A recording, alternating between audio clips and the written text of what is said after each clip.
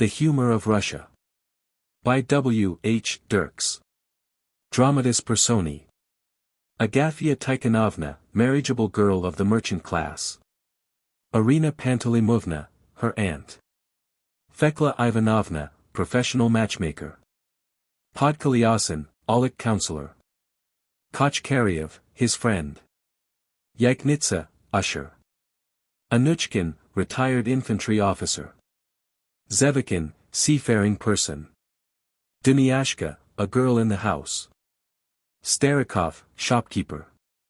Stepan, Podkolyasin's servant. 1. Marriage. An utterly incredible incident. In 2 acts. Act 1, Scene I. A bachelor's apartment. Podkolyasin, alone, lying on the sofa smoking a pipe. Pod.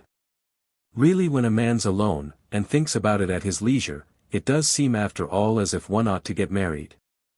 Indeed, if you think of it, here one goes on, living, and one ends by getting quite disgusted too with everything.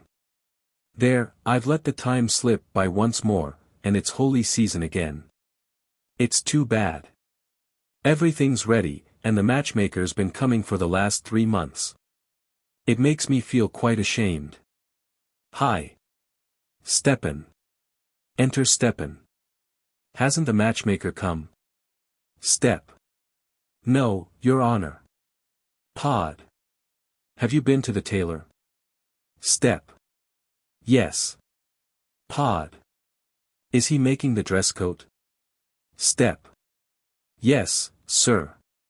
Pod. How far has he got on with it? Step. He is making the buttonholes. Pod. What do you say? Step. I said he's begun to make the buttonholes. Pod. And didn't he ask you what your master wants with a dress coat? Step. No, sir, he didn't. Pod. Perhaps he asked you whether your master wasn't going to get married? Step. No. He didn't say anything about it. Pod. Did you see any other dress coats in the workshop? I suppose he makes for other people too. Step. Yes, there were a lot of coats hanging up. Pod. But I'll be bound the cloth of them isn't as good as mine. Step. No, sir, the stuff of yours looks nicer. Pod. What do you say? Step. I say the stuff of yours is nicer, sir. Pod. That's all right. Well, and didn't the tailor ask why your master wants a dress coat of such fine cloth? Step. No. Pod. Didn't he say anything about whether your master thought of getting married? 3 Step. No, he didn't talk about it at all. Pod. But I suppose you told him what my position is, and where I serve? Step. Yes, sir. Pod. What did he say to that? Step. He said, I'll do my best. Pod. That's all right. Now you may go. Exit Stepan. I am inclined to think that a black dress coat is the most decorous. Colored coats are all very well for secretaries, and clerks, and all that small fry, they look just fit for milksops. People higher up in the service ought to observe what is called there. I've forgotten the word. It's a fine word. And I've forgotten it.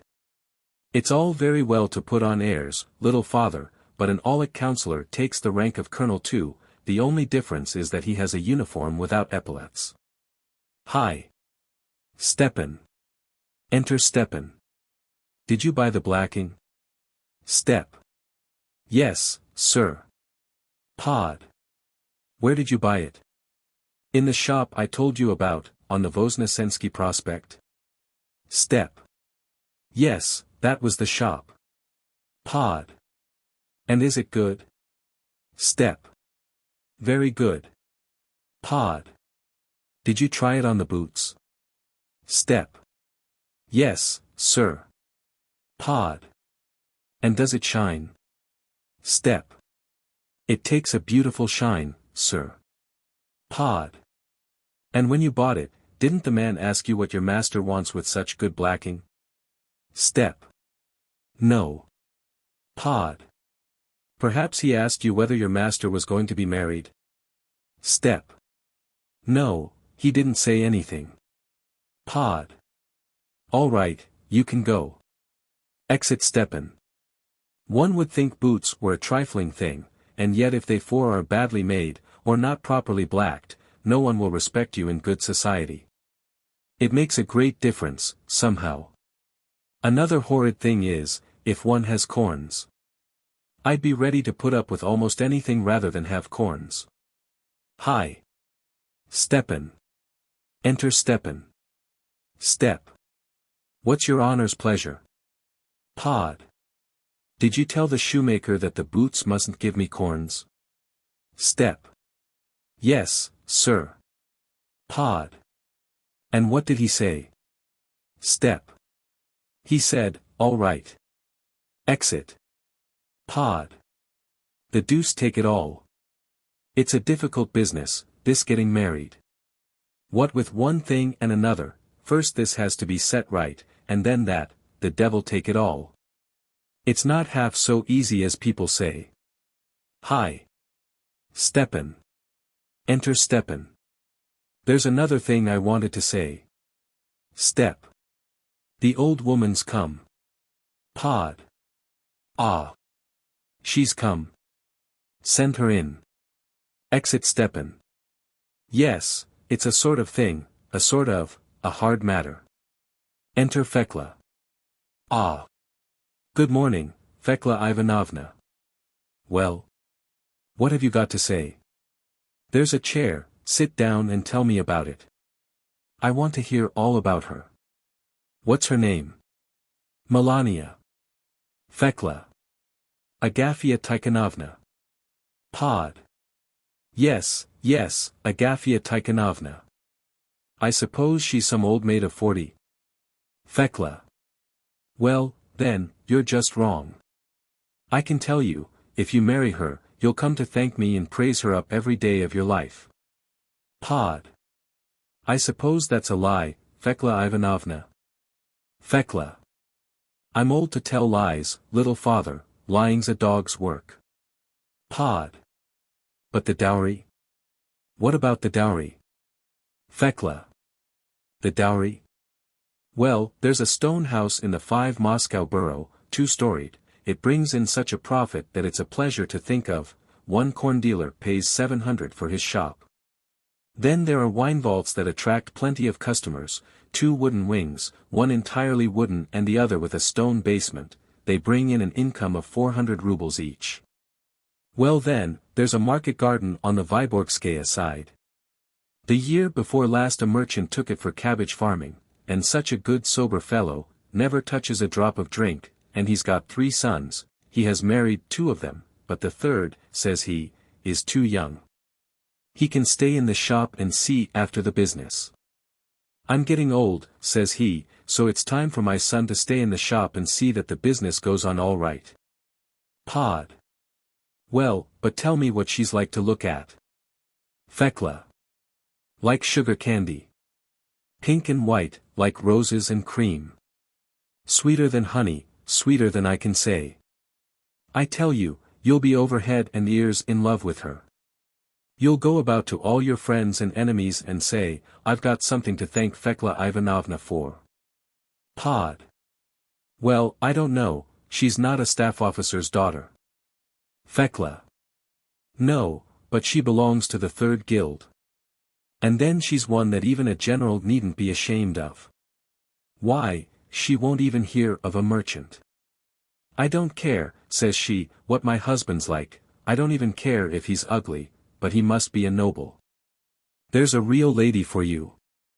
And you should just see her on Sundays, when she puts on a silk dress. Dear Lord!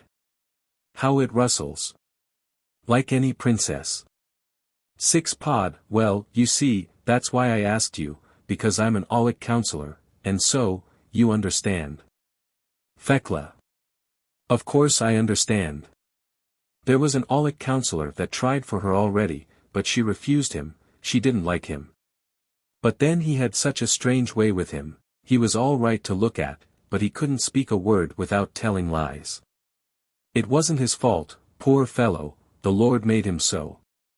He was sorry enough himself about it, but he just couldn't help lying. It was God's will, that's clear.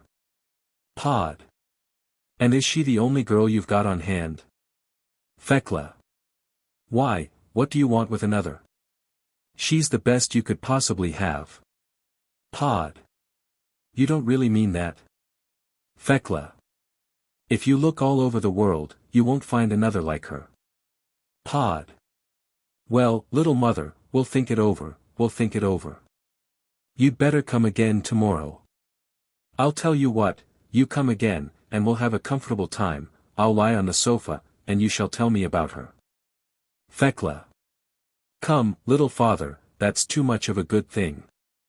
I've been at your beck and call for more than 2 months, and nothing's come of it yet, all you ever do is to sit in your dressing gown and smoke a pipe. Pod. I suppose you think to get married is no more than to say, hi. Stepan, bring my boots, and just put them on, and go out. No, no. One must think it over, and look about one. Thecla. Oh. There's no harm in that. If you want to look, who minds your looking? The goods are in the market to be looked at. Call for your coat, and go off now, without wasting the morning. Pod. Now. Why, just look how dull the weather is. If I go out, I may get caught in the rain. Thecla. Dear me. What a misfortune. Why, little seven father, the gray hairs are coming on your head already. If you wait much longer, you won't be a marriageable man at all. A fine prize. An Aulic counselor. I can tell you, we can get hold of such grand suitors, that we shan't care to look at you. Pod. What rubbish are you talking? What's put it into your head all of a sudden that I've got a gray hair? Where's a gray hair? Feels his hair. Thecla. Why shouldn't you have gray hairs? Most people do, when they live long enough. Take care, though. You won't have this girl, and you don't like that girl, but I can tell you, I've got a captain in my eye that's a head and shoulders taller than you, and he talks just like a brass trumpet. He serves in the Admiralty. Pod. It's not true. I'll look in the glass, you're only pretending there are gray hairs. Hi. Stepan. Bring the looking glass. No. Wait, I'll go myself. What next? Heaven defend us. That's worse than smallpox. Exit into adjoining room. Enter Kochkaryev, running. Coke. Where's Podkolyasin? Seeing Thecla. You here? Ah. You. Look here. What the devil did you marry me for? Thecla. What's the harm? It's right and lawful. Coke. Right and lawful. What do you suppose a man wants with a wife? Did you suppose I couldn't get on without one? Thecla. Why, it was you yourself that wouldn't let me alone. It was always, Granny, find me a wife. Coke. Yah. You old rat. And what are you here for, I should like to know? You don't mean to say Podkolyasin wants to get married? Thecla. And why not? God has blessed him. Coke. No. Really? What a rascal. He never told me a word about it. Now what do you think of that, if you please? Isn't he a sly rogue? Enter Podkolyasin, 8 holding a mirror, and gazing into it intently. Kochkaryev slips up behind, and startles him. Coke. Boo. Pod. Cries out, and drops the mirror. Ah. You crazy fellow. Now what is the use of doing that? Now what a silly thing to do. You just brought my heart into my mouth. Coke. There, I was only joking. Pod. Fine sort of joke. I can't get my breath yet, and there, you've smashed the looking-glass. And it was an expensive one, I got it in the English shop. Coke. There, never mind. I'll buy you another looking-glass. Pod. Yes, I dare say. I know what those other looking-glasses are like. One's face comes out crooked, and they make one look 10 years older. Coke. Look here. It's I that ought to be angry with you, not you with me. You hide everything from me, your friend. You think of marrying. Pod. What nonsense. I never thought of such a thing. Coke. My friend, you're caught in the act. Points to Thecla. There she stands, everybody knows what sort of bird she is. Ah, well. Never mind, there's nothing to be ashamed of.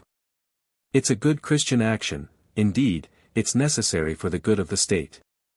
I don't mind, I'll take the whole responsibility of it. To Thecla. Well, tell me who she is, and all about her. What class does she belong to, noble, official, merchant? And what's her name? Thecla. Agafia Tikhonovna. Coke. Agafia Tikhonovna Brandiklistova? Thecla. No, no. Koperdiagina. Coke. Ah. She lives in the Shestelovokna, doesn't she? 9 Thecla. No, she doesn't, then. She lives near Pesky, in the Mylny row. Coke. Oh, yes, in the Mylny row, a wooden house, next door to a shop, isn't it? Thecla. No, it isn't. It's beyond the wine vaults. Coke. Beyond the wine vaults. Then I don't remember. Thecla. Well, when you turn into the row, you see a stall. And you pass the stall and turn to the left, and there, straight in front of you, just right before your eyes, there's a wooden house, where a dressmaker lives. You don't go into the dressmaker's, you go on to the next house but one. It's a stone house, and that's where she lives, Agafia Tikhonovna. Coke. All right, all right. Now I can manage it all. You can go now, we don't want you any more. Thecla. What's that? Do you mean to say that you mean to settle a wedding yourself? Coke. Yes, yes, myself, only don't you interfere. Thecla. Oh, for shame. For shame. That's not a man's business. Little father, keep out of it. Coke. Be off. Be off. You don't understand anything about it, don't interfere. Mind your own business, and get along with you. Thecla. All you care for is to take the bread out of people's mouths, you're no better than an infidel. A man. And to mix up in things like that.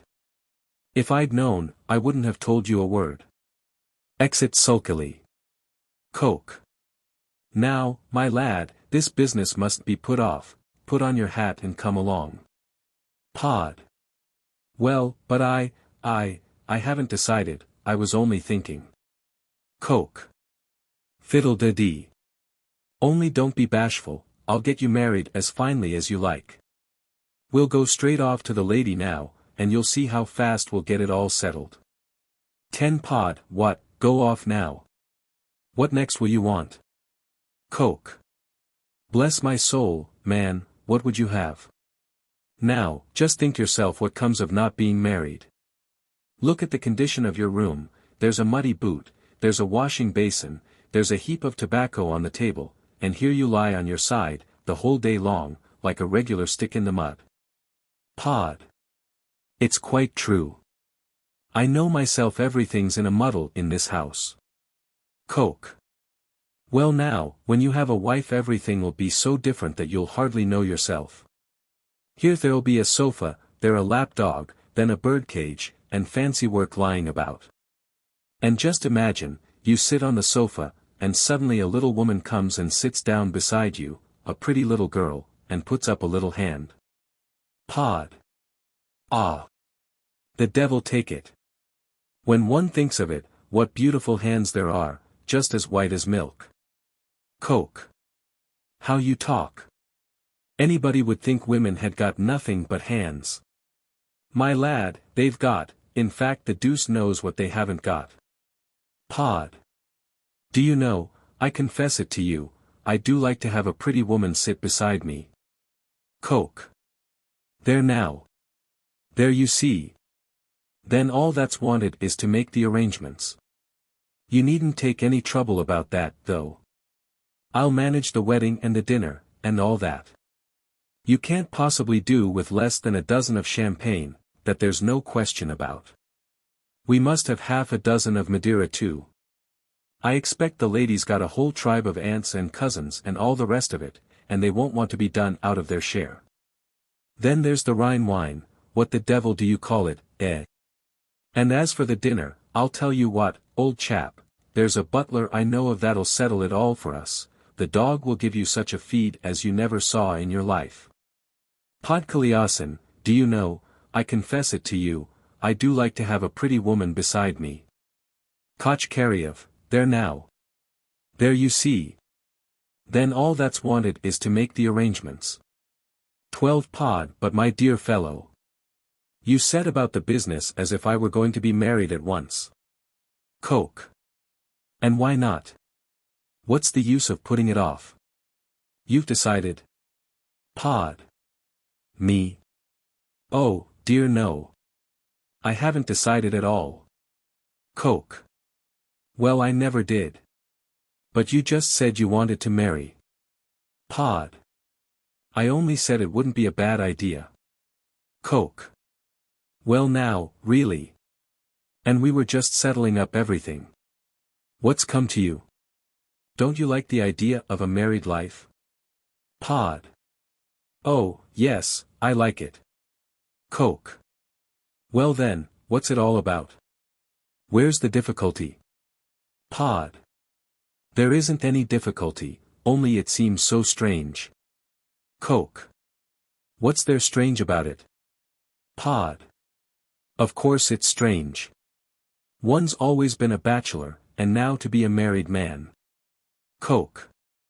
Tut, tut, tut. I wonder you're not ashamed of yourself. No, my friend, I see I must talk to you seriously. I'll be quite frank with you, like a father with a son. Now just look at yourself attentively and seriously, just as you're looking at me now, what do you think of yourself? What are you like? You're no better than a log, you're a mere cipher. Tell me what you live for. Now just look in the glass and tell me what you see, nothing but a very stupid face. Well now, suppose that you've got children round you, not just 2 or 3, you know, but a whole half dozen, and everyone is like you as 2 peas. Here you are alone, an Aulic counselor, or a head of a department, or director of some kind, what do you call yourself? But now just suppose yourself surrounded with little directorkins, and tiny rascals and small fry generally. And there they hold out their chubby little 13 fists and tug at your whiskers, and you'll play doggy with them, bow, wow, wow. Now, can you imagine anything more delightful? Pod. Yes, only you know they are such mischievous little monkeys. They'll spoil everything, and pull all my papers about. Coke. Oh. That doesn't matter. But just think, they'll all be like you, that's the beauty of it. Pod. After all, it really is a deucedly funny notion, a little white puffball of a thing, no bigger than a puppy dog, and yet it's like you. Coke. Of course it's funny, tremendously funny, there, make haste and come along. Pod. All right, I don't mind. Coke. Hi. Stepan. Come and help your master dress. Enter Stepan. Pod. Dressing before the glass. I almost think, though, that I ought to put on a white waistcoat. Coke. Oh, nonsense. What does it matter? Pod. Putting on his collar. Confound that washerwoman. How badly she's starched my collar. It won't stand up a bit, Stepan. You tell the stupid woman that if she's going to do her work that way, I shall find another washerwoman. I expect she spends her time philandering with sweethearts instead of ironing clothes. Coke. There. There. Man, make haste. What a dawdle you are. Pod. All right, all right. Puts on coat, and sits down. Look here, Ilya Fomitch, do you know what? I think you'd better go alone. Coke. What next? The man's gone daft. I go. Why, which of us is going to get married, you or I? Pod. The fact is, I don't feel inclined for it today, let's go tomorrow. 14 Coke. Now, have you got one single grain of sense? Now, are you anything in the world but a mooncalf? You get ready, and then, suddenly, don't want to go. Now be so kind as to tell me, don't you call yourself a pig and a camel after that? Pod. Look here, what's the use of bad language? I haven't done you any harm. Coke. You're a booby, a perfect booby, any fellow will tell you that. I don't care if you are an Aulic counselor, you're nothing in the world but a fool. What do you suppose I'm taking all this trouble for? Only for your good. Don't I see that you'll let the prize slip through your fingers? And there you lie, you confounded old bachelor. Now just have the kindness to tell me, what do you call yourself? You're a dummy, a milksop, a nincompoop. I'd tell you what you are if I could only find a civil word for it. You're worse than any old woman. Pod. Look here, that's too much of a good thing. Softly. Are you gone off your head? There's a serf in the room, and you let him hear you say bad words. Can't you find another place to quarrel in? Coke. I should like to know who could help quarreling with you. Bad language. What else could anybody turn their tongue to? You begin by behaving reasonably, and arrange to get married, as any sensible man would. And then, all of a sudden, without why or wherefore, you must get a bee in your bonnet, and there's no more sense in you than in a wooden post. Pod. There, that'll do. I'll come, why, you needn't fly at me like that. Coke. Come. Of course you will, what else should you do? To Stepan. Give him his hat and cloak. Pod. At the door. What a queer fellow it is. There's no making him out at all. All of a sudden he sets to work 15 and abuses you without rhyme or reason. Doesn't understand how to speak to a fellow. Coke. There. I'm not going to scold you now. Exeunt. Scene 2. A room in Agafia Tikhonovna's house. Agafia Tikhonovna spreading cards for fortune-telling, Irina Panteleimonovna looking over her shoulder. Agafia. Why, auntie. There's a journey again. Some king of diamonds takes an interest in me, then there are tears, and a love letter. On the left-hand side the king of clubs expresses great sympathy, but there's a wicked woman that stands between. Irina. Whom do you think the king of clubs stands for? Agafia. I don't know. Irina. I know who it is. Agafia. Who? Irina. A good, honest cloth merchant, my girl, Alexei Dmitrievich Starikov. Agafia. That I know it isn't, I'm positive it isn't he. Irina. You can't get out of it, Agafia Tikhonovna, I can tell by the fair hair. There's only one king of clubs, you see. Agafia. Then you're just wrong, the king of clubs here means a nobleman, there's a good deal of difference between a tradesman and a king of clubs. Irina. Ah. Agafia Tikhonovna. You wouldn't talk like that, my girl, if your poor papa, Tikhon Panteleimonovitch, were alive. I remember how he used to bang his fist on the table and shout out, I don't care a rap for any man that's ashamed to be a merchant. And I won't give my daughter to an officer. Other people can do that if they're fools enough.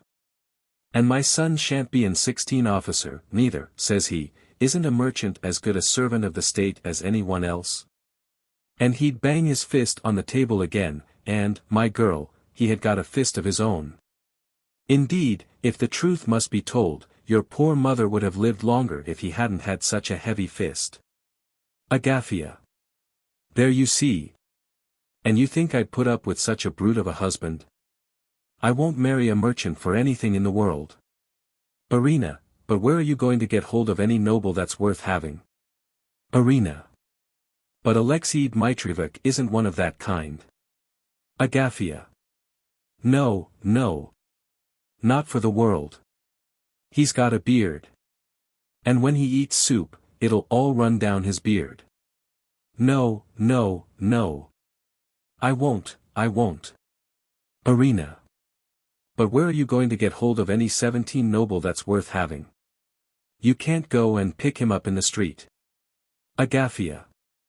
Fekla Ivanovna will find me one, she promised to find me a splendid one. Irina. But, my precious one, she's a liar. Enter Fekla. Fekla. Oh no, Irina Pantelemovna. It's a sin to give people a bad name for nothing. Agafia. Ah. Fekla Ivanovna. Now then, tell me quick, have you found anyone? Fekla. Yes, yes, only don't hurry me. I've been tearing about so, let me get my breath. I've been all over everywhere on your business, at the departments, at the ministries, running all over the place. Why, do you know, little mother, I nearly got beaten on your account, it's true. That old woman that arranged the Afarov's marriage, you know, she just flew at me. What are you after here, says she, taking the bread out of other people's mouths. Keep to your own quarter, says she. And I told her right out, I'll do anything for my young lady, says I, so you needn't put yourself out about it. However, I don't mind the trouble, I've got you a fine set of suitors. I can tell you there never were such fine ones since the world began, and never will be. Some of them will come today, that's why I ran in to tell you. Agafia. Today. Oh, Fekla Ivanovna, I'm afraid. Fekla. There's nothing to be afraid of, little mother. It's a thing that's got to be. They'll only come and take a look at you, nothing more. Then you can take a look at them, and if you don't like them they can go away. Irina. I hope you are bringing good, respectable gentlemen. Agafia. And how many are there? 18 Fekla, let me see, there are 6 of them. Agafia, screams. Oh. Fekla. Dear heart, you needn't jump like that. It's best to have a choice. If you don't like one you can take another. Agafia. Are they of noble birth? Fekla. Every one. The very noblest birth that ever was. Agafia. Well, what are they like? Fekla. Oh, regular good ones, nice and neat, all of them. First there's Baltazar Baltazarovich Zevikin, a splendid gentleman, he used to serve in the fleet, he would just do nicely for you. He wants a wife with a nice plump figure, he hates bony women. Then there's Ivan Pavlovich, he's a court usher, and such a grand gentleman, that one's afraid to go near him. Big and stout, you know, just grand to look at. And you should have heard him shout at me, I don't want to hear any nonsense about what the girl's like, just tell me plainly how much movable and real estate she's got. So much and so much, little father. That's a lie, you old hag. And, he said another word, little mother, that I don't quite like to repeat. I saw in a minute that he must be a real grand gentleman. Agafia. Well, and who else is there? Fekla. Then there's Nikanor Ivanovich Anuchkin, he's a nice, fair, pretty gentleman, and oh. Little mother, such sweet lips, like cherries. All I want, says he, is that my bride should be pretty and refined, and that she should be able to talk French. He's a gentleman with a lot of breeding, and all sorts of fine Frenchified ways. Oh. He's mighty particular. And he's got such slim little legs. Agafia. No, somehow or other these over-particular people. I don't know. I can't see anything much in them. 19 Fekla, well, if you want a more solid husband, you'd better take Ivan Pavlovich, you couldn't make a better choice, he's a gentleman, what you may call a real gentleman. He could hardly get in at that door, he's so big and grand. Agafia. And how old is he? Fekla. Oh. He's a young man still, about 50, or not quite 50 even. Agafia. And what's his name? Fekla. Ivan Pavlovich Yagnitsa. Agafia. Do you mean to say that's a name? Fekla. Of course it's a name. Agafia. Goodness gracious. What a funny name. Why, Feklushka, supposing I were to marry him, I should have to be called Agafia Tikhonovna Yagnitsa, it sounds like I don't know what. Fekla. H. Little mother, there are such names in Russia, that all you can do when you hear them is to spit and cross yourself. But if you don't like the name you may as well take Baltazar Baltazarovich Zevikin, he'd be a fine bridegroom. Agafia. What sort of hair has he got? Fekla. Very nice hair. Agafia.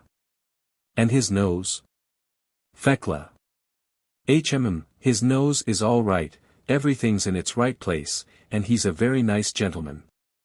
Only you must mind one thing, there's no furniture in his rooms, only a pipe and nothing else at all. Agafia. And who else is there? Fekla. Akim Stepanovich Pantelev, he's an official, a titular counselor. He stutters a little. But then he's such a very modest gentleman. Irina.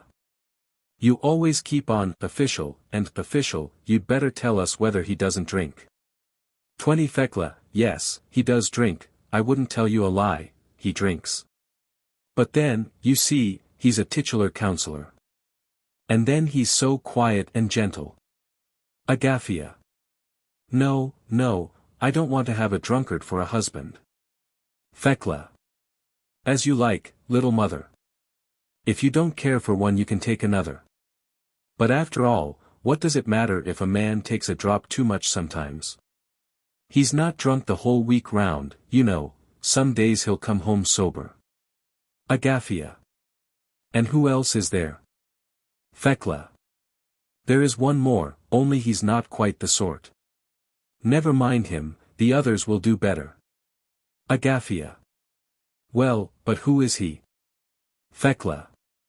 Really, it's not worth while talking about him. He's in a good position, Aulic counselor and all that, but such a slow stick in the mud, there's no getting him out of the house. Agafia. Well, and who else? You have only told us about 5, and you said there were 6. Fekla. Surely you don't want any more. Why, a minute ago you were frightened at so many, and now they're not enough. Irina. What's the use of all your noblemen? Even if you have got half a dozen of them, one shopkeeper's worth the whole lot. Fekla. Oh, no, Irina Pantelemovna, a noble is more distinguished, somehow. Irina.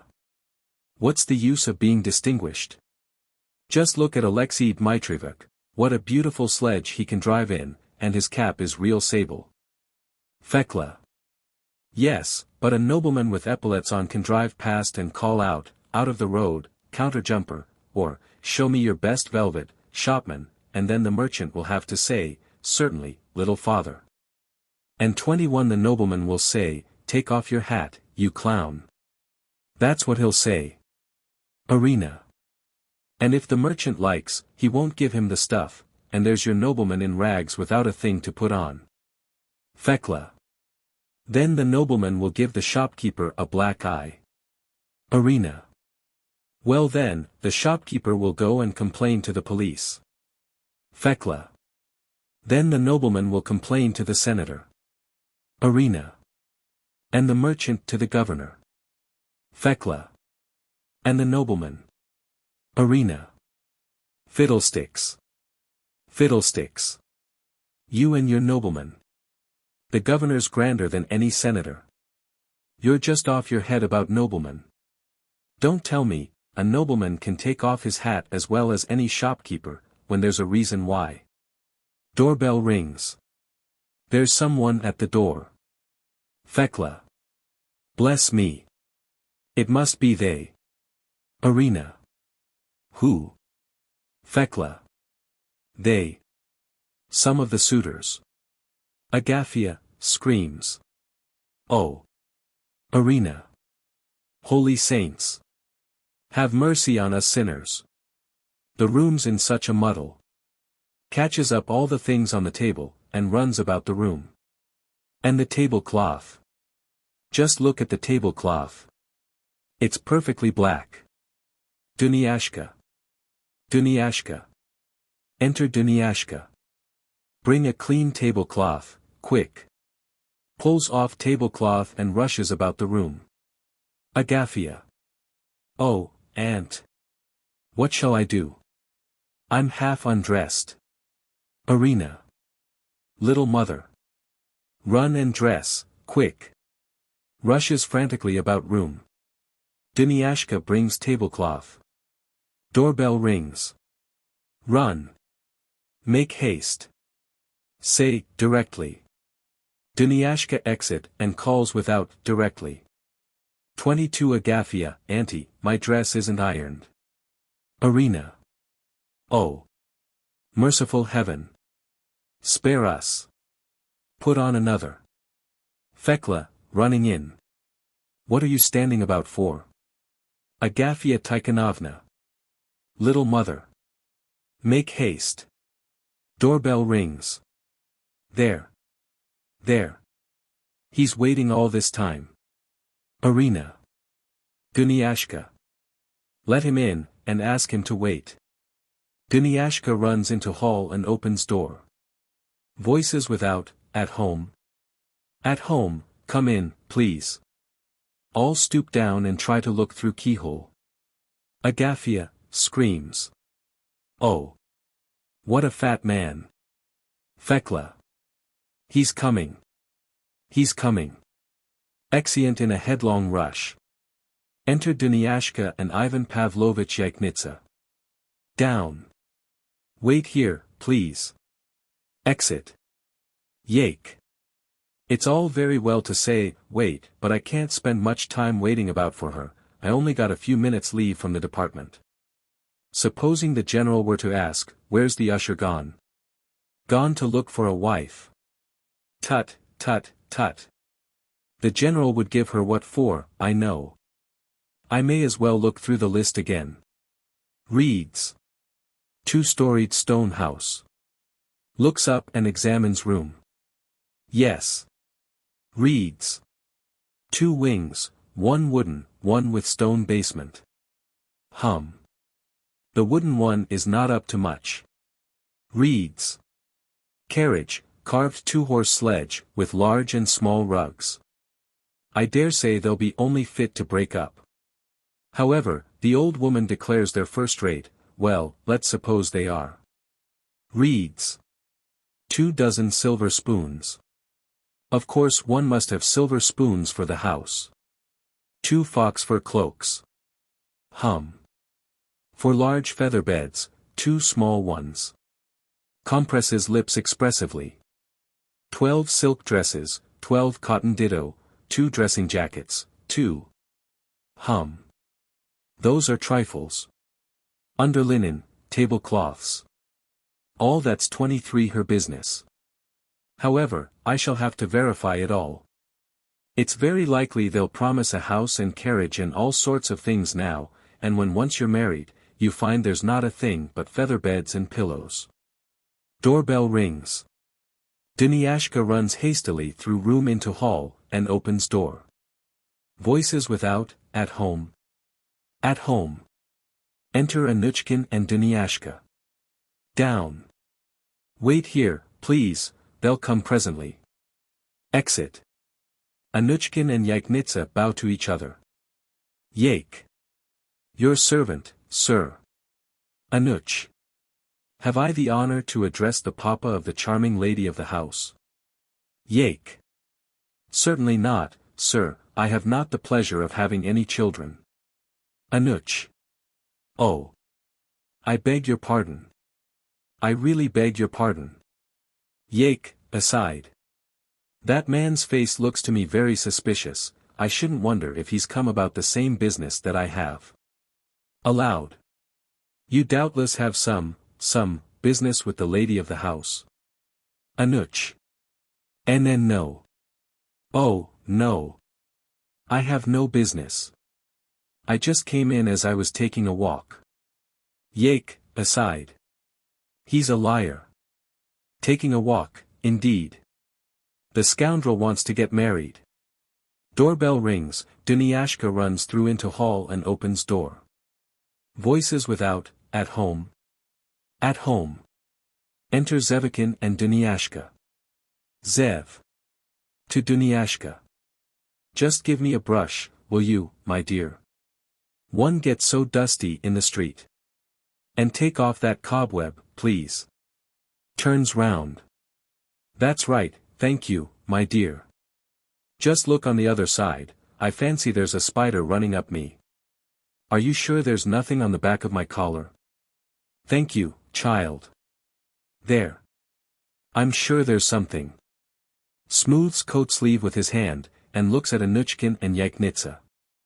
24 It's real English cloth. In 95, when I was only a midshipman, and our squadron was in Sicily, I bought it and had a uniform made. In 1801, under His late Majesty, Paul Petrovich, when I was made lieutenant, the cloth was as good as new. In 1814, I went on an expedition round the world, and it only began to get a little worn at the seams. In 1815, when I retired from the service, I just had it turned, and now I've worn it 10 years, and it looks almost new still. Thank you, my dear. My little beauty. Kisses his hand to her, goes up to mirror, and arranges his hair. Anuch. If I may take the liberty to ask, Sicily. You were just mentioning Sicily, it is a fine country, is it not? Zev. Oh, beautiful. We spent 34 days there. I can assure you it's a most charming place, such mountains. And the most beautiful trees, what they call granite trees. And the loveliest Italian girls, perfect little rosebuds, one can hardly refrain from kissing them. Anuch. And are they well educated? Zev. Magnificently. As highly educated as any countess here. I remember, when I used to go along the street, well, of course you know, a Russian lieutenant, epaulets here, points to his shoulder, gold embroidery, and all that, well, and these little black-eyed beauties, I must tell you. They have verandas to every house, and roofs as flat as this floor, well, you look up as you pass, and there sits a little rosebud. And of course one must keep up one's reputation, makes a salute and waves his hand, and she just answers like that, makes gesture with his hand. Of course she's always beautifully dressed, little silk cords, and taffeta stuff, and earrings, and all sorts of feminine trifles, in a word, the daintiest little sugar plum. Anuch. Allow me to ask you one more question. In what language do people converse in Sicily? Zev. Oh, always in French, of course. 25 Anuch. And do all the young ladies speak French? Zev. All, without exception. You perhaps will hardly believe me. But we lived there 34 days, and in all that time I never heard one of them speak a single word of Russian. Anuch. Not a word. Zev. Not one. And mind, I am not speaking of the nobles, and what they call the seniors, those are their officers, you know, but just pick out any common peasant that brings loads on his head, and try him. Just say, die, Bratitz, Kleba, he won't understand, I assure you he won't understand. But if you say in French, de Tisi del Pain, or Port 8 Vino, he'll understand you, and he'll run and bring it at once. Yake. This same Sicily must be a very interesting country, I think. You were talking about the peasants. What are they like? Do they have broad shoulders, and plow the land like our Russian peasants? Zev. That I can't tell you. I didn't notice whether they plowed or not. But about the question of taking snuff, I can inform you that they not only smell snuff, but even put it in their mouths. The carriage of goods is very cheap there, too. You see there's water everywhere, and gondolas, and in the gondola there'll sit a sweet little rosebud of an Italian girl, beautifully dressed, with the daintiest little kerchief and camisole. There were some English officers with us, sailors like ourselves. It seemed so strange at first, we couldn't understand each other. But after a bit, when we got to know each other well, we began to understand all right. You just point to a bottle or a glass, you know, and the Englishman knows at once that that means, drink, then you put your fist up to your mouth, and just do so with your lips, puff, puff, and he knows you mean, smoke a pipe. Indeed, I 26 assure you, it's rather an easy language, the crews got to understand each other in about 3 days. Yake! Life must be very interesting in foreign parts. It is a great pleasure to me to become acquainted with a traveled gentleman. Allow me to ask whom I have the honor of addressing. Zev. Zevikin, retired lieutenant. Permit me, on my side, to ask with whom I have the pleasure to converse. Yake. Ivan Pavlovich Yaknitsa, government usher. Zev. Not hearing well. Thank you, I have already lunched. It's cold weather, and I knew I had a long walk before me, so I had a marinated herring. Yake. You have not quite understood me, I think, I said my name is Yaknitsa. Zev. Bose. Oh. I beg your pardon. I am a little hard of hearing. I, really, understood you to say, that you had lunched on an omelette. Yake. Yes, it's very unfortunate. I thought of asking the general to allow me to change my name to Yaknitsin. But my friends dissuaded me, they said it would sound like Sabachi Sin. Zev. Yes, there are such cases. All our squadron, both officers and crew, had the most extraordinary names, Pomoykin, Yurizkin, Lieutenant Paraprayev. And there was one midshipman, a very good midshipman too, whose name was just Dirka.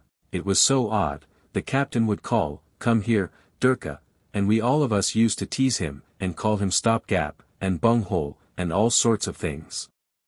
Doorbell rings, Fekla runs across stage. Yake. Ah. Good morning, little mother. Zev. Good morning. How are you, my dear? Anuch. Glad to see you, little mother, Fekla Ivanovna. Fekla, hurriedly. Thank you, same to you. 27, exit into hall, opens door. Voices without, at home. At home. Then several half-inaudible words, Fekla's voice answers angrily, just you take care. Enter Kochkaryev, Podkolyasin, and Fekla. Coke. To Podkolyasin. Now just keep up your courage, that's all that's wanted. Glances round, and salutes the company with a surprised expression. Aside. Oh ho. What a lot of people. What's the meaning of this? They can't all be suitors. Nudges Fekla, and speaks to her softly. Where did all these crows come from, eh? Fekla, softly. There are no crows here, they are all honest people. Coke. To her. There are plenty of them, but they're precious draggle-tailed. Fekla, softly. I doubt they'll fly better than yours, for all he's so grand. 'Tisn't fine feathers make fine birds. Coke. Softly. Yes, every crow thinks her own children the fairest. Aloud. What's she doing now? I suppose that door leads to her bedroom. Approaches door. Fekla. For shame. I tell you she's dressing. Coke. Well, dear me. There's no harm in that. I'll only just look in, nothing more. Peeps through keyhole. Zev. Permit me to satisfy my curiosity too. Yake. Let me have one little peep. Coke. Continuing to look. There's nothing to be seen, gentlemen, there's something white, but I can't make out whether it's a woman or a pillow. They all crowd round door and try to peep through keyhole. Coke. There's someone coming. All start back. Enter Irina Panteleimonovna and Agafia Tikhonovna. All bow. Irina. To what are we indebted for the honor of this visit? Yake. I read in the newspapers that you wish to enter into a contract to supply timber, and therefore, as I 28 hold the post of usher in a government department, I call to inquire what kind of timber you can supply, what quantity, and at what date. Irina. We don't take contracts, but we are very glad to see you. Allow me to ask your name. All bow. Yake. Ivan Pavlovich Yaknitsa, collegiate assessor. Irina. Be so kind as to take a seat. Turns to Zevikin and looks at him. And may I ask? Zev. You know. I saw an advertisement about something. I thought I might as well look in. 29. It's such fine weather today, and the grass is growing so nicely along the road. Irina. And your name, if you please? Zev. Retired Naval Lieutenant Baltazar Baltazarovich Zevikin, number 2. There was another Zevikin in the service, but he retired before I did. He got a wound in the knee, and the ball went through it such an odd way, it didn't touch the knee itself, but it injured a vein, and drew it all up, so that, if you were standing near him, it always seemed as if he were going to kick you. Irina. Be so kind as to sit down. To Anuchkin. May I ask the reason? Anuch. As a neighbor, as I live so very near, you see. Irina. Perhaps you live in Widow Tulubova's house opposite? Anuch. No, no. I live at Pesky just now, but I have the intention of moving to this quarter of the town sooner or later. Irina. Be so kind as to sit down. To Kochkaryev. Allow me to ask. Coke. Why, surely you recognize me. Turns to Agafia. And you, madam? Agafia. I don't remember ever seeing you. Coke. Why, think a minute, I'm sure we've met somewhere. Agafia. I don't know, really. Was it at the Beryashkins? Coke. Of course it was. Agafia. Oh. Do you know what's happened to her? Coke. Of course I do, she's married. Agafia. Oh no. That would be nothing, but she's broken her leg. Irina. And very badly too. She was coming home late at night in a drozhki, and the coachman was tipsy and overturned it. 30 Coke. Ah. Yes. I remember, of course, I knew she'd got married, or broken her leg, or something of that kind. Irina. And your name? Irina, what is the gentleman's name? Kochkaryev, Podkolyasin, Ivan Kuzmik Podkolyasin. Coke. My name? Why Ilya Fomich Kochkaryev? We're almost relations, you know. My wife is always talking about, but allow me. Takes Podkolyasin by the arm and leads him forward. My friend Ivan Kuzmik Podkolyasin, Aulic counselor, subdirector in a department. 31 It's he that does all the business and manages everything in the most admirable way. Irina. What is the gentleman's name? Coke. Podkolyasin, Ivan Kuzmik Podkolyasin. The director is simply put there as a figurehead, all the business is done by Ivan Kuzmik. Irina. Indeed. Be so kind as to sit down. Enter Starikov. Star. Bows to the company in a rapid, off-hand, business manner, with one arm akimbo. Irina Panteleimonovna, how do you do, little mother? The lads on the arcade told me that you had some wool to sell. Agathia, turning her back contemptuously and speaking under her breath, but so that he hears. This isn't a stall in a bazaar. Star. Oh, oh. Seems I've come at the wrong time. I doubt you've settled your business without me. Arena. Sit down, Alexei Dmitrievich, we've no wool to sell, but we're glad to see you, please sit down. All sit down, silence. Yake. It's very strange weather today. Early in the morning it looked quite like rain, but now it seems to have gone over. Agathia. Yes, indeed, this weather is quite extraordinary, sometimes it's bright, and then again it gets wet and rainy, it's very disagreeable. Zev. Ah, little mother. When our squadron was in Sicily it was springtime, with us it would be February, they have the new calendar, you know, when we went out into the street it would be quite sunny, and then it would begin to rain. And it would be just like real ordinary rain. Yake.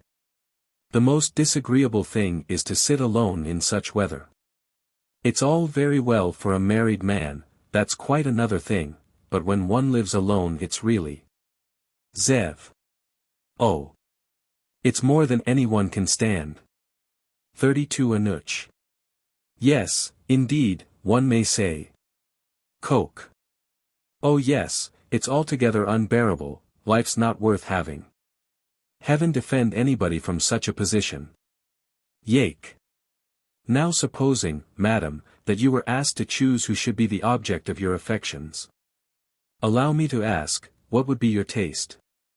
You will excuse my directness. What occupation do you consider most worthy of respect in a husband? Zev. Would you choose, madam, a husband acquainted with the storms of the ocean? Coke. No. No. In my opinion the best sort of husband is a man who has almost the whole management of a department in his hands. Anuch. Why anticipate? Why treat with contumely a man capable of appreciating the social intercourse of high-class society? Yake. Madam, it is for you to decide. Silence. Thekla. Speak up, little mother. Tell them something. Yake. What have you to say? Coke. What is your opinion, Agathia Tikhonovna? Thekla, aside to her. Make haste. Say, thank you, or, with the greatest pleasure, or something. It's not proper to sit like that. Agathia. I'm ashamed, really. I shall go away. Auntie. Stop here instead of me. Thekla. No, no, you mustn't go away. It's improper, it's disgraceful. They'll think. I don't know what. Agathia, aside. No, no, I can't stand it, I can't. Runs away. Arena and Thekla follow her. Yake. Well, that's a good one, everybody's gone away. What's the meaning of that? Coke. I expect something's happened. Zev. Oh, no doubt it's some little matter of feminine toilet. They want to pin something, or to put the camisole straight, or, enter Thekla. 33 all, crowding round her. What is it? What's the matter? Coke. Has anything happened? Thekla. Of course not. What should happen? Coke. Then why did she go away? Thekla. Why, you made the poor girl bashful, all of you, frightened and upset her till she couldn't stand it. She sends you her excuses, and asks you to come in for a cup of tea in the evening. Exit. Yake. Aside. Oh. Now they're going to begin with cups of tea. That's what I hate about all this matchmaking business, it's such a worry. Today won't do. And come again tomorrow, and the day after tomorrow a cup of tea, and then they have to think it over, and can't make up their minds. But dear me. The matter's simple enough, there's nothing to rack one's brains over. Confound it all. I'm a busy man, I've no time for this sort of thing. Coke. To Podkalyasin. She's a nice-looking girl, isn't she? Pod. Yes, she's nice-looking. Zev. I think the young lady is pretty. Coke. Aside. The deuce take it, if that idiot hasn't fallen in love. He'll be getting in the way. Aloud. I don't think she's pretty at all, not at all. Yake. Her nose is too big. Zev. Now, there I don't agree with you, she's a regular rosebud. Anuch. I quite agree with you. The only thing is, she's not quite, I am inclined to doubt whether she is acquainted with the manners of high-class society. Do you think she knows French? Zev. If I may take the liberty of asking, why didn't you speak French to her yourself, and try, very likely she knows it. Anuch. You think I speak French? No, I did not 34 enjoy such educational advantages. My father was an eccentric personage, he never even thought of having me taught French. I was a child in those days, it would have been easy to teach me, a few good whippings were all that was needed, and I should have known it perfectly well. Zev. Well, but as you don't know French, why do you particularly want? Anuch. Ah. No, it's quite another matter with a woman. It's quite necessary that she should know it. Otherwise, one thing and another, helps himself out with gestures, nothing is as it should be. Yake. Aside. Well, those that like can care about that. For my part, I shall go round the house and look at the wings from the courtyard. If everything's all right, I'll settle the matter this very evening. I'm not afraid of all these suitors, they're nothing but milksops, all the lot of them. Girls don't like that sort of men. Zev. I think I'll go and have a smoke. Perhaps our way lies in the same direction. May I ask where you live? Anuch. At Pesky, in the Petrovsky Row. Zev. Yes, it's a bit out of my way, I live on the island, in the 18th line. But all the same I'll walk with you. Star. No. They're getting too proud for me here. Ah. You'll remember your own folk some day, Agafia Tikhonovna. Your servant, gentlemen. Bows and exit. Exeunt all but Podkalyasin and Kochkaryev. Pod. What are we waiting for? Coke. Well, what do you think? She's a charming girl, isn't she? Pod. Do you think so? I'm bound to confess that she doesn't take my fancy. Coke. Come now, that's too much. You agreed with me yourself a minute ago that she was pretty. 35 Pod, yes. But, you see, her nose is too long, and she doesn't know French. Coke. What next? What do you want with French? Pod. After all, a girl ought to know French. Coke. What for? Pod. Why, because, really I don't know why. But it isn't the same if she doesn't know French. Coke. Well, you're a simpleton. Somebody makes a remark, and you get it into your head, and there it sticks. She's a beauty, she's a downright beauty, you won't find another such a girl anywhere. Pod. Well, I thought she was very pretty. But afterwards, when they began to talk so much about her nose being long, I thought it over, and I see she really has a long nose. Coke. Oh, you blind bat. Can't you see through that trick? They talked like that on purpose to get rid of you, and I abused her too, one always does that. My lad, she's a splendid girl. Just you look at her eyes. There's the very devil in eyes like that, they can talk, and breathe, and anything. And as for her nose, it's an exquisite nose, it's as white as alabaster, there's plenty of alabaster that wouldn't come up to it. You should look with your own eyes, my man. Pod. Yes, when I think of it, she really is pretty. Coke. Of course she's pretty. Look here, they've all gone away now, let's go to her and propose, and settle it all up. Pod. That I certainly shan't do. Coke. Why not? Pod. It would be downright effrontery. There are a lot of us, it's for her to choose. Coke.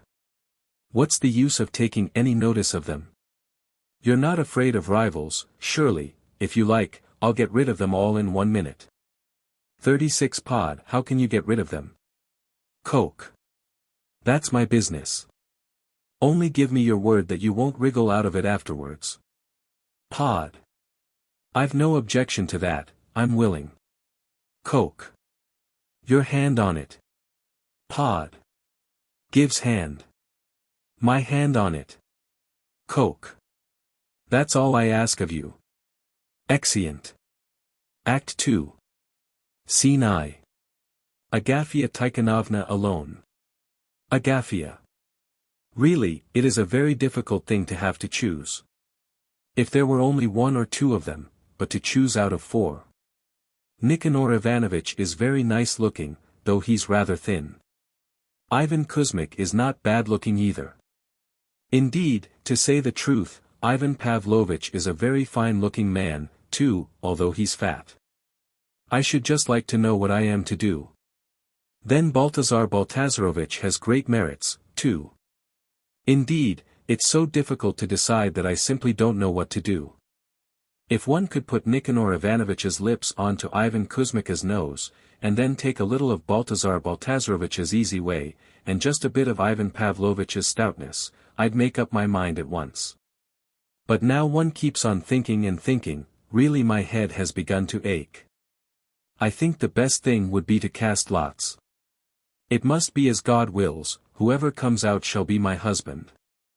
I'll write all their names on bits of paper, and roll them up tight, and then, what must be, will be.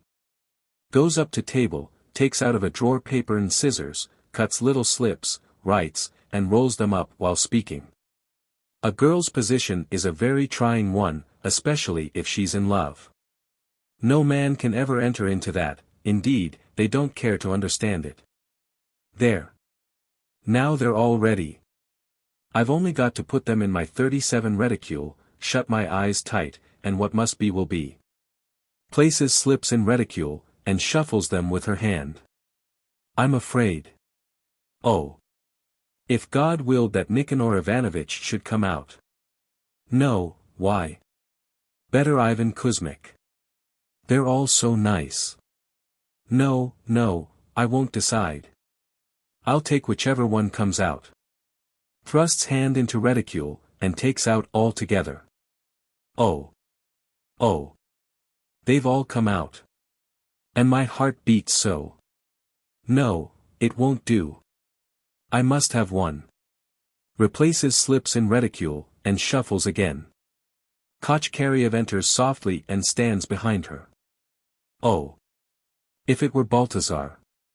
No, I mean Nikanor Ivanovitch. No, no, I won't think, it's as fate decides. Coke. Take Ivan Kuzmich. He's the best. Agafia. Ah. Screams, and hides face with both hands, not daring to look round. Coke. Why do you start so? Don't be afraid, it's I, you'd much better take Ivan Kuzmich. Agafia. Oh. I'm ashamed. You've been listening. Coke. Never mind, I'm like one of your own family, you know, you needn't be bashful with me. Come now, let me see your pretty face. Agafia, half uncovering her face. Indeed I'm ashamed. Coke. There now. Take Ivan Kuzmich. Agafia. Oh. Screams, and hides face again. Coke.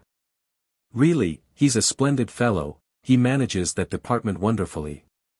In fact he's a marvelous fellow.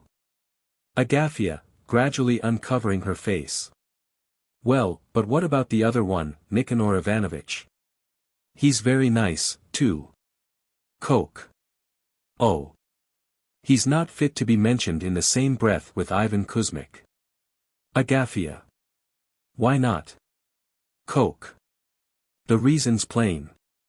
Ivan Kuzmic is a man. Well, what you may call a man, such as you won't find again. 38 Agafia. And Ivan Pavlovich? Coke. Ivan Pavlovich. He's a regular good-for-nothing, they're all good-for-nothings. Agafia. Not all, surely. Coke. Just look yourself, just compare them, there are all sorts of people. But really, such a set, Ivan Pavlovich, Nikanor Ivanovich, they're like, heaven knows what. Agafia. Well, but really, they're very modest. Coke. Modest, indeed. They're regular bullies and roughs. I suppose you don't want to be beaten the next day after the wedding. Agafia. Oh, dear. Oh, dear. That's such a dreadful misfortune that there couldn't be anything worse. Coke. I should think not. One can't imagine anything worse. Agafia. Then your advice is that I should take Ivan Kuzmic. Coke. Of course you should take Ivan Kuzmic. Aside. The business seems to go pretty smoothly. I'd better run to the confectioner's and fetch Podkolyasin. Agafia. Then you think. Ivan Kuzmic. Coke. Certainly, Ivan Kuzmic. Agafia. And must I refuse all the others? Coke. Of course you must. Agafia. But how am I to do it? I'm ashamed to. Coke. What's there to be ashamed of? Just tell them that you're too young to marry yet. Agafia. Well, but they won't believe me, they'll begin asking why, and how, and all that. Coke. Well, if you want to put an end to it at once, you can simply say, get along with you, blockheads. Agafia. But how am I to say that? Coke. Well, just try. I assure you that, after that, they'll all run away. Agafia. But it sounds so rude. 39 Coke. Well, but you'll never see them again, so what does it matter? Agafia. Even so it doesn't seem nice, they'll be offended. Coke. What in the world does it matter if they are? If they could do you any harm that would be another thing, but the worst that can happen is for one of them to spit in your face, that's all. Agafia. There. You see. Coke. Well, what harm? Why, some people are spat at over and over again. There's a man I know, such a handsome, fresh-colored fellow, he was always coaxing and teasing his director to raise his salary, till at last the director lost all patience, and turned round and spat in his face. There's your salary, he said. Let me alone, you demon. But for all that he raised the salary, and the man was none the worse for having been spat at. What's there to mind in that? It would be another matter if you hadn't got a handkerchief near, but you have one in your pocket, you've nothing to do but to take it out and dry your face. Doorbell rings. There's someone at the door, one of them, I expect. I shouldn't care to meet them just now. Isn't there another way out? Agafia. Oh, yes, down the back stairs. But, indeed, I am trembling all over. Coke. Only keep your presence of mind, everything will be all right. Goodbye. Aside. I'll run and fetch Podkolyasin. Exit. Enter Yaknitsa. Yake. I purposely came rather early, madam, in order to find you alone and talk with you at leisure. As regards my position, madam, you are, I presume, acquainted with it. I serve as collegiate assessor, I enjoy the goodwill of the authorities, and my subordinates are obedient, only one thing is wanting, a partner to share my life. Agafia. Why yes. 40 Yake, I have at last found that desired partner. It is, yourself. Answer me plainly, yes or no. Looking at her shoulders, aside. She's not like those scraggy foreign women, there's something of her. Agathia. I am still very young. I do not wish to marry yet. Yake. Don't wish. Why, what do you employ a matchmaker for? Perhaps, though, you mean something else, explain to me. Doorbell rings. Confound the people. They won't let one settle one's business in peace. Enter Zevikin. Zev. Pardon me, madam, if I have come too early. Turns round and sees Yeknitsa. Ah. There's one already. Ivan Pavlovich, my compliments. Yake. Aside. You be hanged with your compliments. Aloud. Well, madam, your answer. Say only one word, yes or no. Doorbell rings, Yeknitsa spits on the floor. Damn that bell. Enter Anuchkin. Anuchkin. Perhaps, madam, I have arrived earlier than is becoming and consistent with good breeding. Sees the others, utters an exclamation, and starts back. My respects, gentlemen. Yake. Aside. Keep your respects and be damned to you. The very deuce brought your spindle shanks here, if you'd only tumble and break them. Aloud. Well, madam, how is it to be? Decide. I am a man in office, my time is valuable, yes or no? Agathia. Confused. Oh, no, please.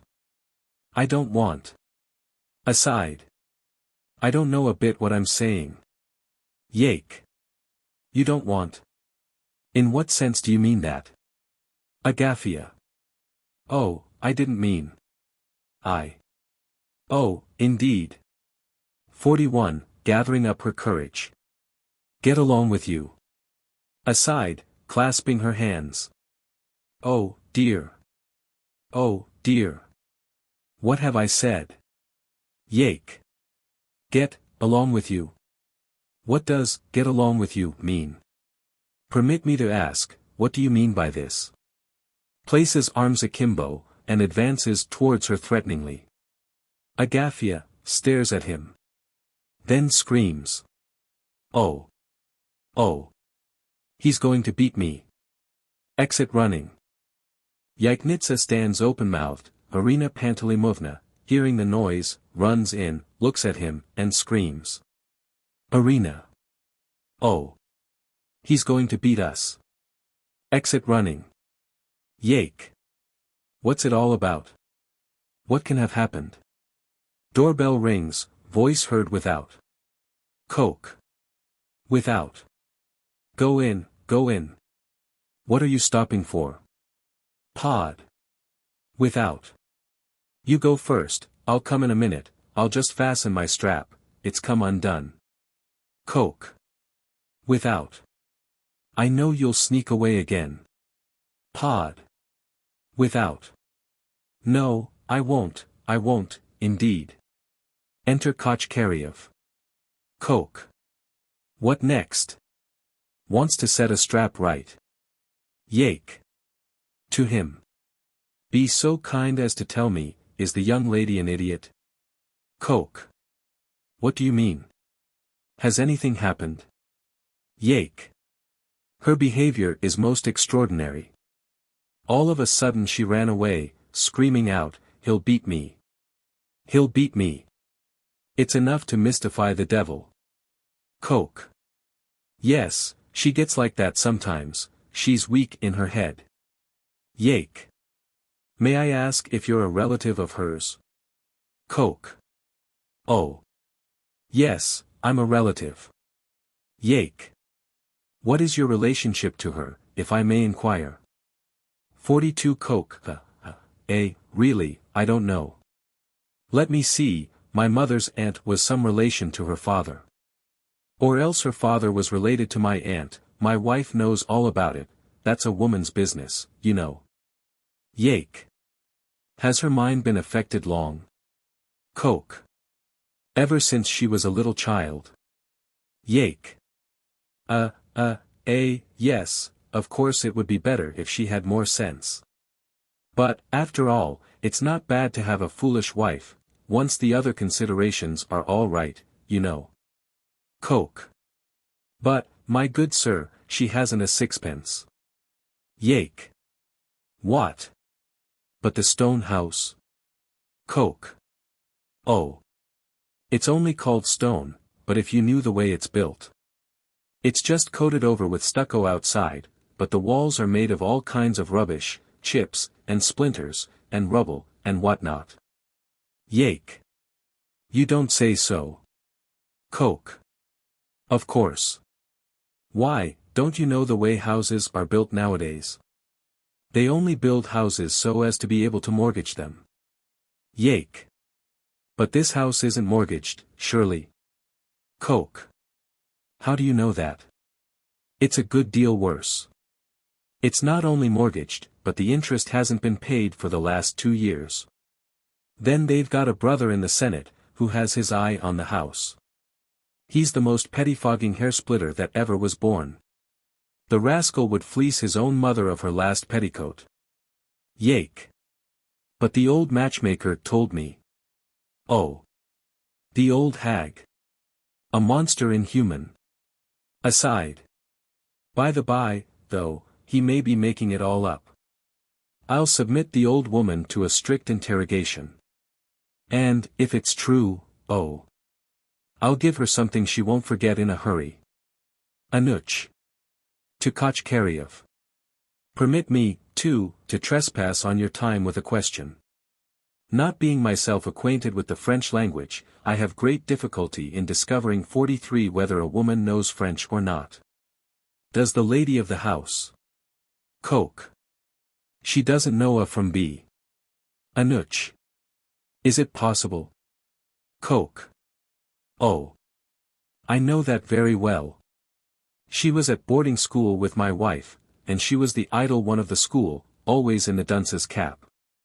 And as for the French master, he used simply to beat her with a stick. Anuch. Just imagine. The first minute that I saw her I had a sort of presentiment that she doesn't know French. Yake. French be hanged. But that confounded matchmaker. Oh.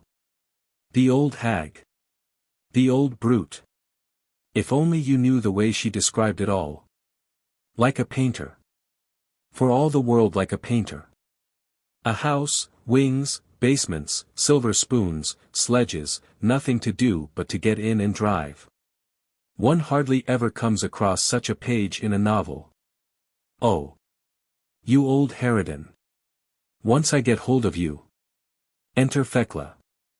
All crowd round her and begin to speak at once. Yake. Ah, H. There she is. Just come here a minute, you old. Just come here a minute. Anuch. How could you deceive me so, Fekla Ivanovna?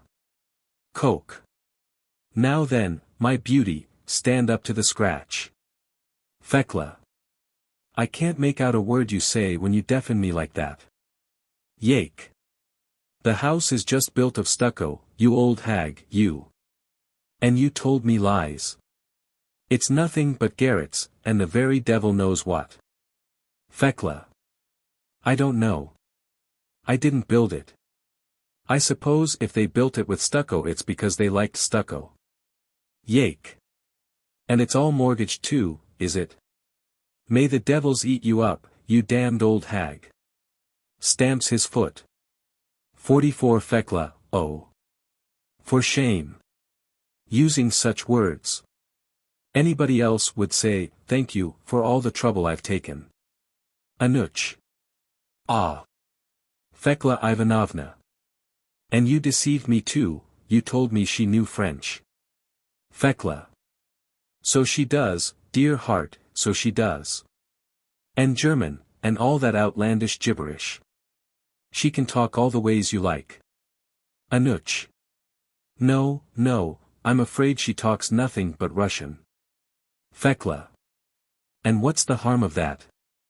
Of course she talks Russian, because Russian's easier to understand. And if she could do all that heathen jabber, it would be the worse for you, because you wouldn't be able to understand a word. What have you got against anybody talking good, plain Russian? It's the proper way to talk, all the saints talked Russian. Yake. Just come here a minute, confound you. Just come here to me.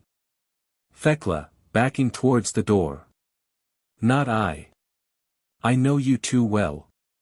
You've got a heavy hand, one never knows when you may strike. Yake. Ah, my dove. I'll pay you out for this. When I take you to the police station you'll get a lesson how to deceive honest people. I'll let you know. And tell the girl from me that she's a beast. Do you hear? Be sure you tell her. Exit. Thekla. Well, I never did. He's in a fine fury. Just because he's fat, he thinks there's no one like him in the world. And supposing I say that you're a beast yourself, what then? Anuch. I am bound to say, my good woman, that I did not expect you to have deceived me so. If I had known that the young lady is so uneducated, I simply would never have set foot inside the place. That's the truth. Exit. 45 Thekla, is the man drunk or daft? These fine folk are over hard to please. All that foolish learning has just turned his head. Kochkaryev points to Thekla with his finger, and bursts into a roar of laughter. Thekla. Angrily. What's all that guffaw about? Kochkaryev goes on laughing. Well, you needn't go into a fit. Coke.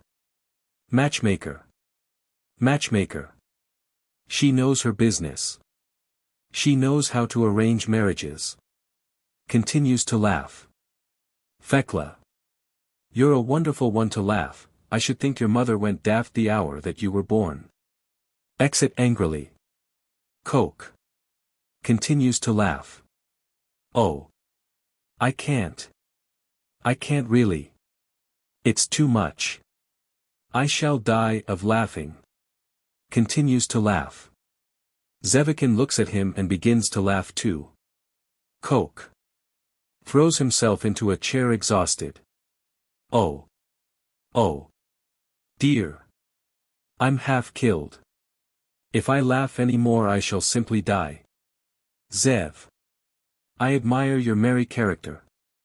When I was in the Navy, there was a midshipman in Captain Valdyrev's squadron, Pyatukov his name was, Anton Ivanovich, he was very merry too. Sometimes, if you just lift up one finger, so, he'd set off laughing, and he'd laugh the whole day long. Really, just to look at him was enough to put one into a laughing mood, and at last you'd begin to laugh yourself. Coke. Recovering his breath. Oh. Lord. Have mercy upon us sinners.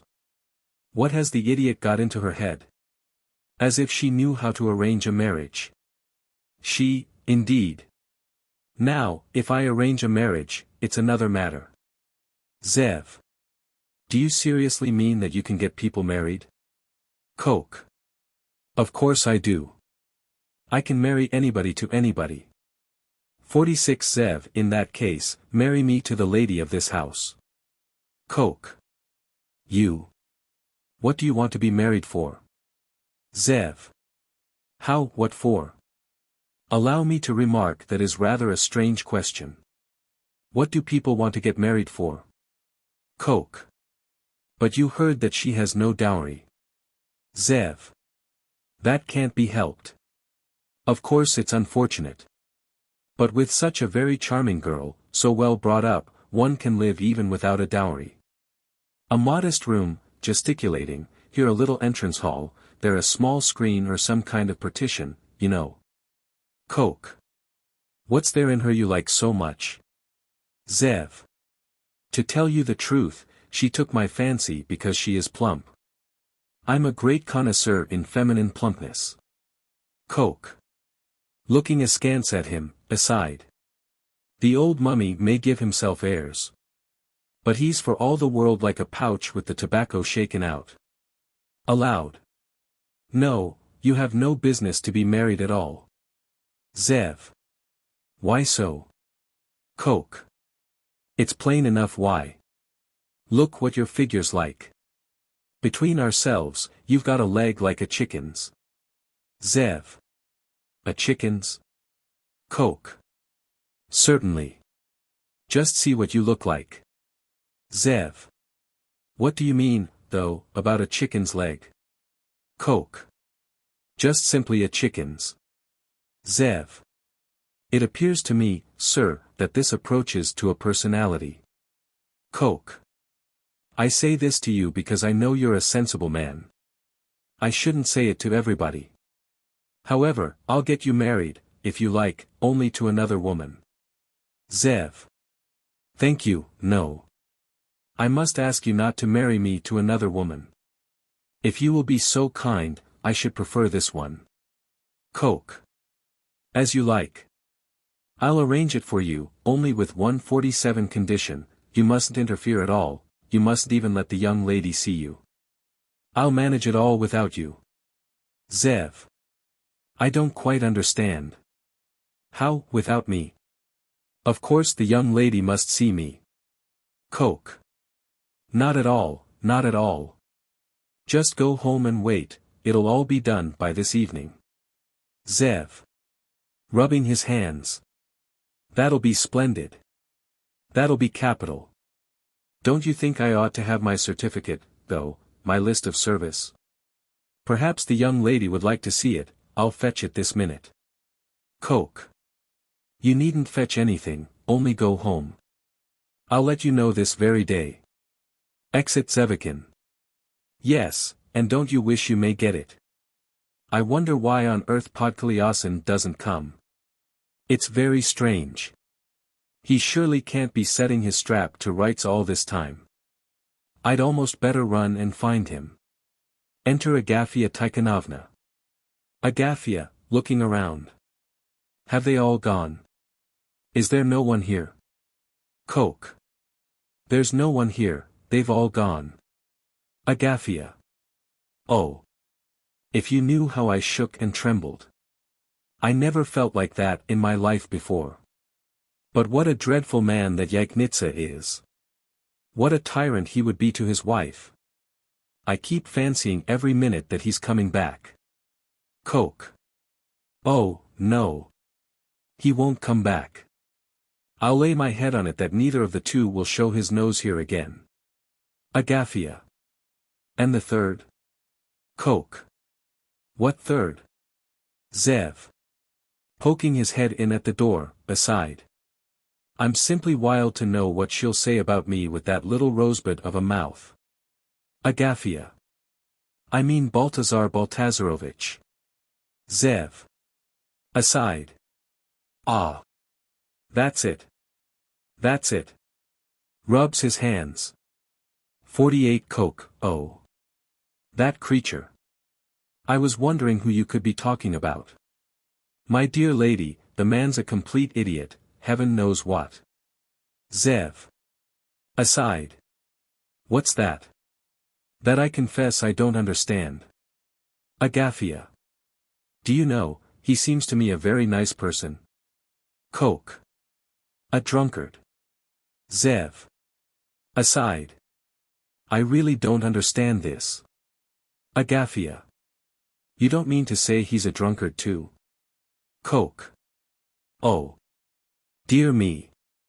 Yes, a thorough-paced scoundrel. Zev. Aloud. Allow me, that I did not ask you to say. If you had said something to my advantage, or in my praise, that would be another matter, but to speak of me in such a manner, to use such words, you may find someone else who will consent, but not your humble servant. Coke. Aside.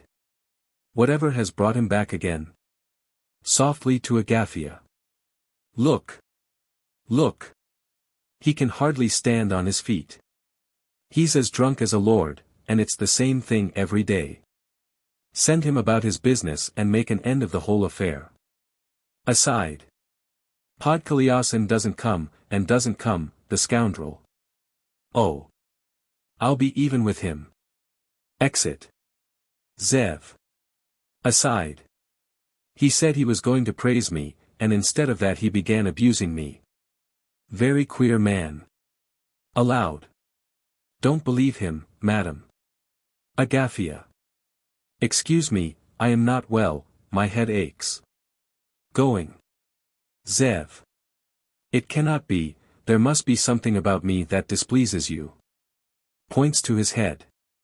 I hope you don't mind my having a little bald place here, it's nothing, really, it's from fever. The hair will soon grow again. Agafia. It is all the same to me whether it grows or not. Zev. Madam. Indeed. If I were to put on a black coat, my complexion would be much lighter. 49 Agafia, so much the better for you. Good afternoon. Exit. Zev. Alone, calls after her. Madam. Tell me the reason. Say why. What is your objection? Is there any defect in me? She's gone. It is a most extraordinary thing. This is the 17th time it has happened to me. And always just in the same way. At first everything goes all right, and then, when the critical moment comes, they always refuse me. Walks up and down the room, meditating. Yes, I believe this is really the 17th girl. And what in the world is it that she wants? I should like to know why, on what grounds. Meditates. It's mysterious, very mysterious. Now, if there were anything to object to in me. Inspecting himself. I think nobody can say that of me, thank heaven. It's very strange. I wonder if I hadn't better go home, and hunt about in my trunk. I used to have some verses there that no woman could stand against. There really is no understanding it. Everything seemed to be going all right. I see I shall have to alter my tack. It's a pity, it really is a pity. Exit. Enter Podkolyasin and Kochkaryev, looking behind them. Coke. He didn't see us. Did you notice what a long face he went out with? Pod. She surely hasn't refused him as well as the others. Coke. Point blank. Pod. It must be dreadfully embarrassing to be refused. Coke. I should think so. Pod. I still can't believe she really said straight out that she prefers me to all the others. Coke. Prefers indeed. She's simply off her head about you. If you'd heard all the sweet names she gave you, why, she's over head and ears in love. Pod. Sniggering contentedly. And you know, really, 50 when a woman likes, she can say such words to you as no man would ever think of, piggikin snout, my own little cockroach, Blackie. Coke. Oh, that's nothing. Once you're married you'll find out before 2 months are over what words a woman knows how to use, enough to melt you all away, my lad. Pod. Laughing. Really? Coke. Word of honor. Look here, though, we must get to business.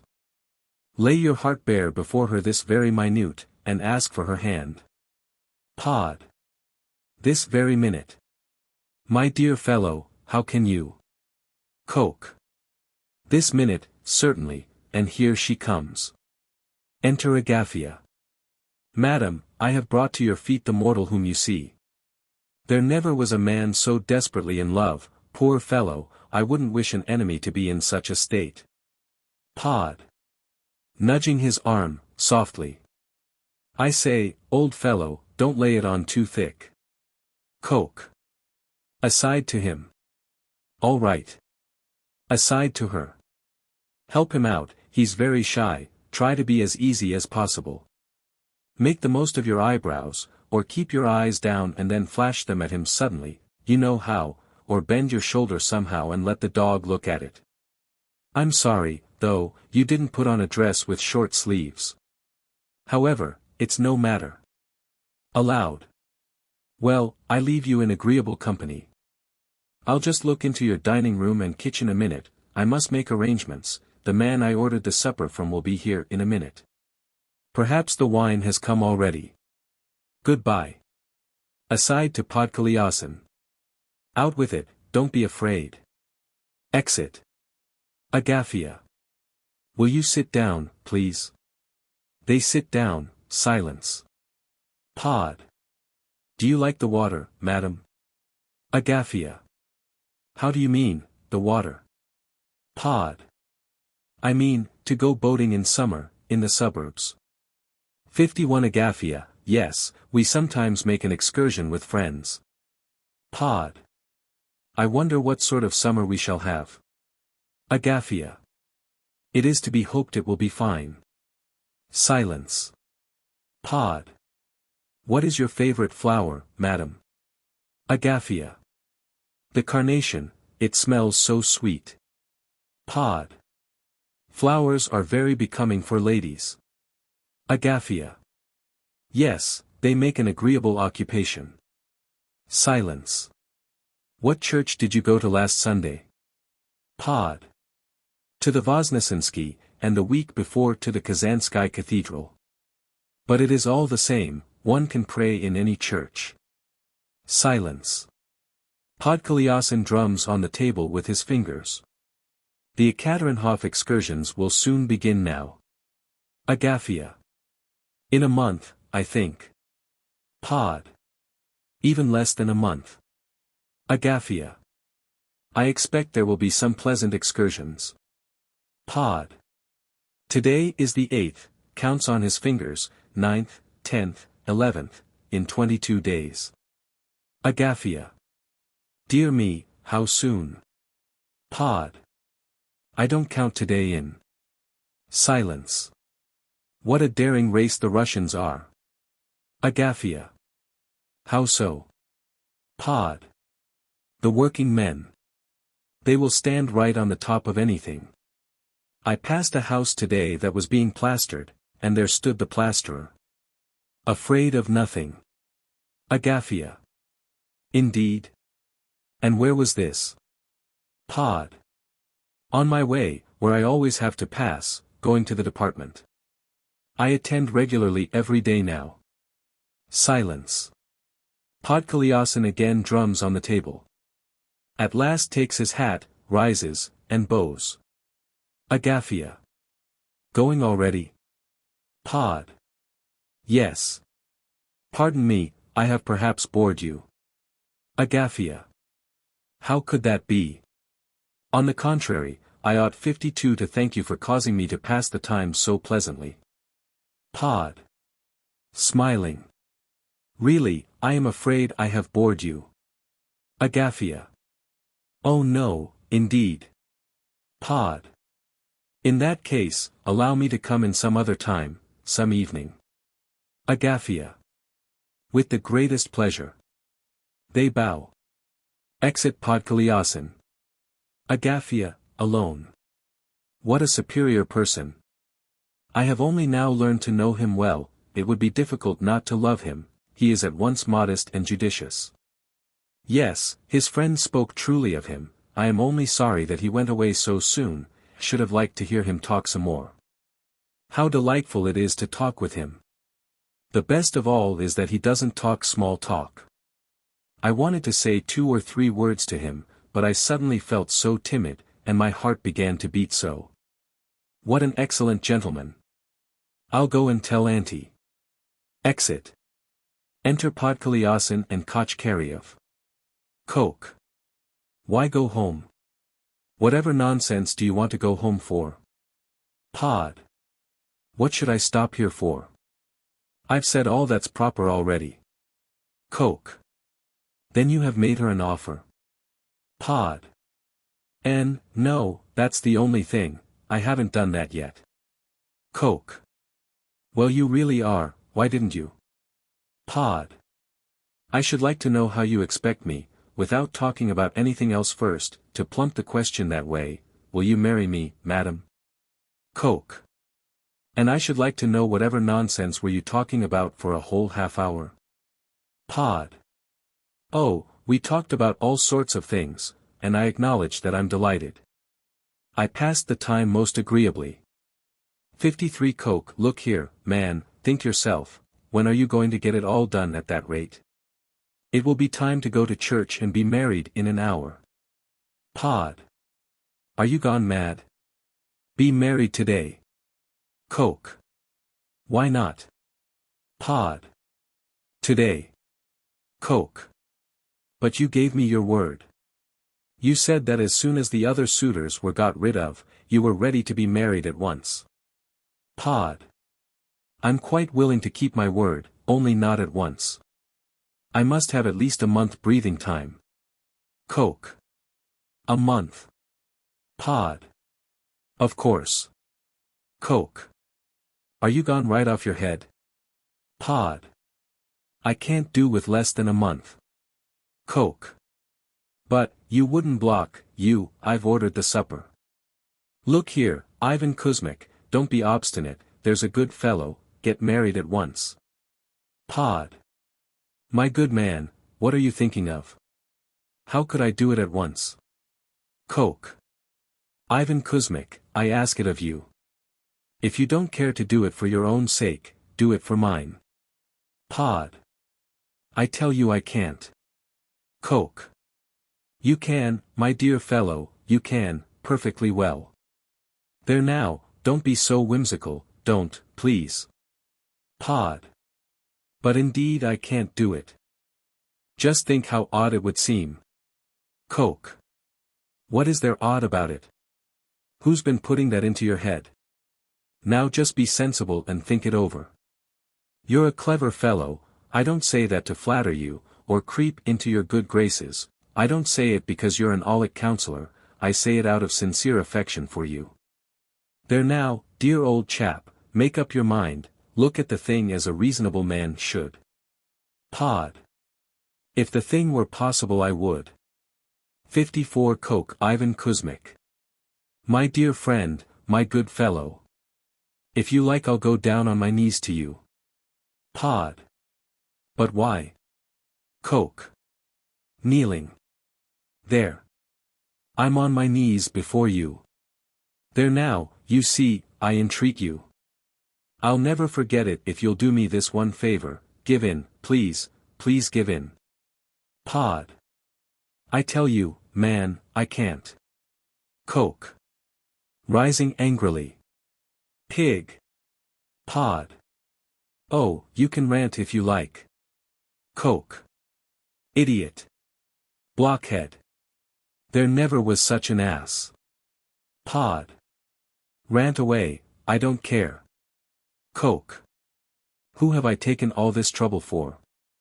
Who have I been working for? All for your good, you nincompoop. I declare I'll just throw it all up and leave you in the lurch, what's it to me? Pod. Certainly, throw it up if you like. Who asked you to give yourself so much trouble? Coke. But you'll come to grief altogether, you can't manage anything without me. If I don't get you safely married, you'll be fooled for the rest of your days. Pod. What's that to you? Coke. Oh, you dunderhead. It's you I'm trying to help. Pod. I don't want your help. Coke. Then go to the devil. Pod. Very well, I will. Coke. That's the right end for you. Pod. All right. Coke. Be off with you. Be off. And I wish you may break your leg. With all my heart I wish a tipsy cabman would drive his shafts down your throat. You're an old rag, not an official. I give you my word that everything's over between us. Don't you dare to show your face in my house again. 55 Pod, I shan't. Exit. Coke. Alone. Go to the devil, your old friend. Opens door and bawls after him. Fool. Walks up and down in great agitation. Now, did anybody in the world ever see such a man? The blockhead. Indeed, to speak the truth, I'm a precious fellow, too. Now just tell me, please, I appeal to you all, am I not an ass and a dolt? Why should I toil and moil for him and argue till my throat aches? What's he to me, please? He's no kin of mine. And what am I to him, nurse, maiden aunt, mother-in-law, sponsor? Why the devil should I take all this trouble and give myself no rest? And all for him, may the foul fiend carry him away. The deuce take it all. Sometimes there's no making out what a man does a thing for. What a scoundrel. What a sneaking, miserable cad. Oh. You pig-headed brute, you. Wouldn't I just like to punch your nose and box your ears, and knock out your teeth and, strikes at the air with his fist. This is the provoking thing about it, he just goes off, and doesn't care a rap, it all runs off him like water off a duck's back, that's what I can't stand. He'll just go home to his lodgings and lie on his back and smoke a pipe. Confounded sneak. There are plenty of ugly brutes to be seen, but such a hideous mug passes any man's power to imagine. You couldn't invent anything worse if you tried, you couldn't, really. And he's just mistaken. I'll go and fetch him back on purpose, the scoundrel. I won't let him give the slip like that, I'll go and bring the sneak back. Rushes away. Enter Agafia. Agafia. Really, my heart beats so, I can't make it out. Whichever way I turn, Ivan Kuzmic seems to stand before me. It seems as if one couldn't escape one's fate. Just now I wanted to think of something altogether different, but it's all the same whatever I take up. I've tried to wind off some silk and make a reticule, but Ivan Kuzmic 56 keeps getting under my hand. Silence. And so now, at last, a change of condition awaits me. They will take me, lead me to the church. Then they will leave me alone with a man, oh. I shudder from head to foot when I think of it. Farewell, my maiden life. Weeps. All these years I have lived in peace. I have just gone on living, and now I must be married. And to think of all the cares of marriage, children, boys, they always quarrel and fight, and then there'll be girls, and they'll grow up, and one must get them married. And one is fortunate if they find good husbands. But supposing they marry drunkards, or people that may any day gamble away anything they have. Gradually begins to sob again. I haven't had time to enjoy my girlhood, I haven't lived even 27 years unmarried. Changing her tone. I wonder why Ivan Kuzmic is so long coming. Enter Podkolyasin, Kochkaryev's hands are seen at the door, shoving him forcibly onto the stage. Pod. I have come, madam, to explain a certain matter, only I should wish to know beforehand whether you will not think it strange. Agafia, dropping her eyes. What is it? Pod. No, madam, tell me first, will you think it strange? Agafia. I can't. What is it? Pod. But confess, I am sure what I am going to say will seem strange to you. Agafia. How is that possible? It is a pleasure to hear anything from you. Pod. But you have never heard this thing from me. Agafia drops her eyes lower. Kochkaryev enters softly, and stands behind Podkolyasin. It is about, but perhaps I had better tell you some other time. Agafia. What is it? Pod. It's true, I wanted to explain to you now, but I still feel a little doubtful. 57 Coke. Folding his arms, aside. Oh. Gracious heavens. What a man. He's an old woman's flannel shoe, not a man. He's a parody of a man, a burlesque of a man. Agafia. Why should you feel doubtful? Pod. A sort of doubt keeps coming over me. Coke. Aloud. Oh. How stupid. Oh. How stupid. This is what it's about, madam, he asks your hand, and wants to tell you that he can't live, can't exist without you, he wants to know, do you consent to make him happy? Pod. Half frightened, excitedly nudging him. I say. Don't. Coke. Can you decide, madam, to render this mortal happy? Agafia. I do not presume to think that I can give happiness, however, I consent. Coke. Of course, of course. Ought to have been settled long ago. Give me your hands. Pod. In a minute. Tries to whisper in his ear. Kochkaryev shakes his fist and frowns at him. Podkolyasin gives his hand. Coke. Joining their hands. Well, may God bless you. I consent, and I approve your union. Marriage is a kind of thing, it's not like just taking a sledge and going for a drive, it's of quite a different character. It's an obligation. I haven't time now, but I'll tell you afterwards what sort of obligation it is. Well, Ivan Kuzmich, kiss your bride, it is your right to do that now, it is your duty to do it. Agafya drops her eyes. Never mind, madam, it is quite right and proper, let him kiss you. Pod. No, madam, you must permit me now. Kisses her, and takes her hand. What a lovely little hand. Why have you such a lovely little hand? Allow me, madam. I wish that the wedding should be at once, without any delay. 58 Agafya, at once. Perhaps that will be too soon. Pod. I won't hear of anything. I should like to have it this very minute. Coke. Bravo. That's good. That's a noble fellow. I always had great hopes of you in the future. Indeed, madam, he's quite right, you'd better go and dress at once. To tell the truth, I've sent for the carriage already, and invited the guests, they're all gone straight to the church. I know your wedding dress is ready. Agafya. Oh. Yes, ready long ago. I'll dress in a minute. Exit. Pod. Well, I thank you, friend. Now I appreciate all your kindness. My own father wouldn't have done for me what you have done. I see now that you acted from pure friendship. Thank you, old chap. I'll remember it all my life. With emotion.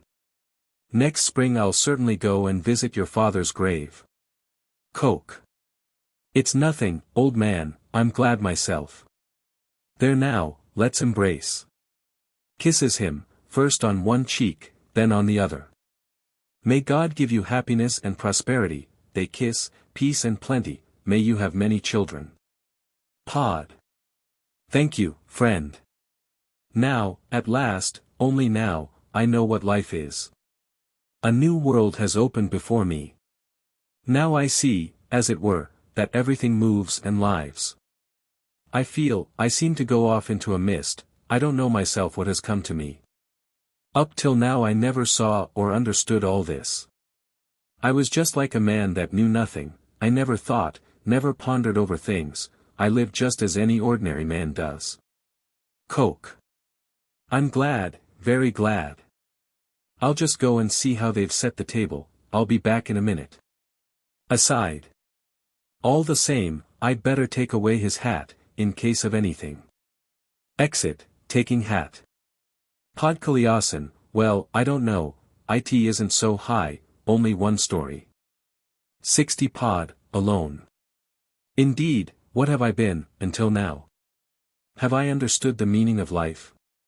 No, I have understood nothing. What has my bachelor life been worth? What have I done? Of what consequence have I been?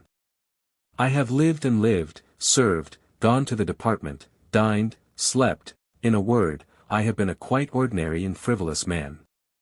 It is only now I see how foolish are all the people who do not marry. And yet, if you think of it, what a number of people are in that state of blindness. If I were a king anywhere, I would command that everybody should marry, every single person, that there shouldn't be one bachelor in all my kingdom. Really, to think of it, in a few minutes I shall be married. Suddenly I shall taste such bliss as one only hears about in fairy tales, bliss that there is no describing, there are no words to describe it. After a short silence. All the same, put it how you like, but there's really something almost dreadful in it when you think it over. For all one's life, forever, you can't get over the fact that you're tying yourself. And once it's done, no excuse will help you, no remorse, nothing, everything's finished, all is over. Why, even now there's no way out of it, we shall be before the altar in a few minutes. I couldn't go away if I wanted to, the carriage is at the door, everything's ready.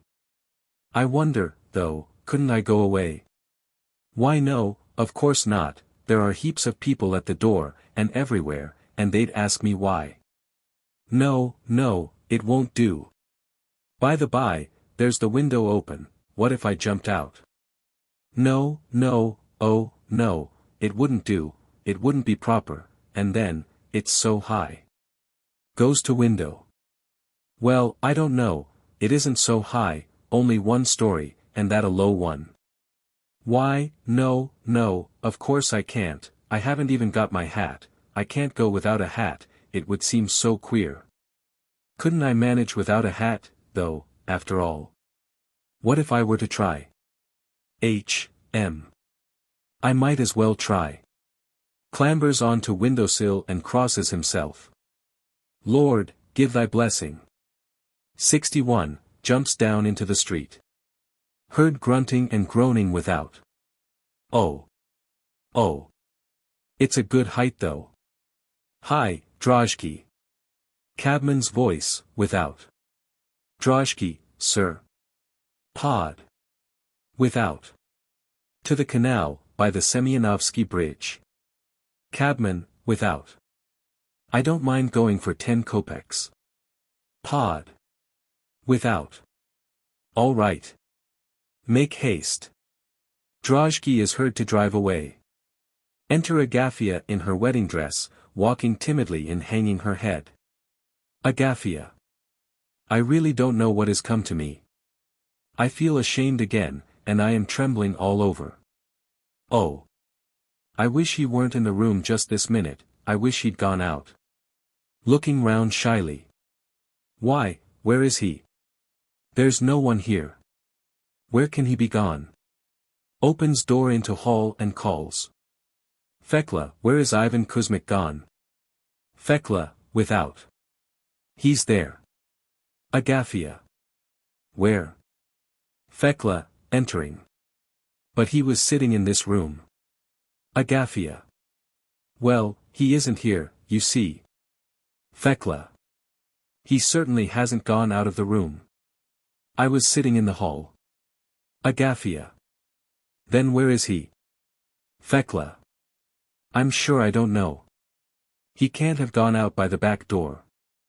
I wonder if he's sitting in Irina Pantelimovna's room. Agafia. Auntie. Auntie. Enter Irina, dressed for wedding. Irina. What's the matter? Agafia. Is Ivan Kuzmik in your room? Irina. No, he must be here, he hasn't come into my room. 62 Fekla, well, I know he didn't go through the hall, for I was sitting there. Agafia. But you see yourself he isn't here. Enter Kochkaryev. Coke. What's the matter? Agafia. We can't find Ivan Kuzmik. Coke.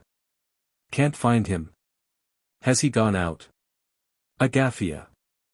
No, he hasn't gone out either. Coke. What do you mean? Not here and not gone out. Fekla. I can't think where he can have got to. I was in the hall the whole time, never left it for a minute. Irina. Well, he certainly didn't go out by the back stairs. Coke. Well, but, the devil take it, he couldn't vanish without going out of the room. I expect he's hidden himself. Ivan Kuzmik. Where are you? Leave off fooling. Come out, quick. There's no time for jokes, we ought to be at church by now. Looks into cupboard, and peeps askance under chairs. No making it out. But he can't have gone away, he can't possibly have gone away. He's here, there's his hat in the next room, I put it there on purpose. Irina.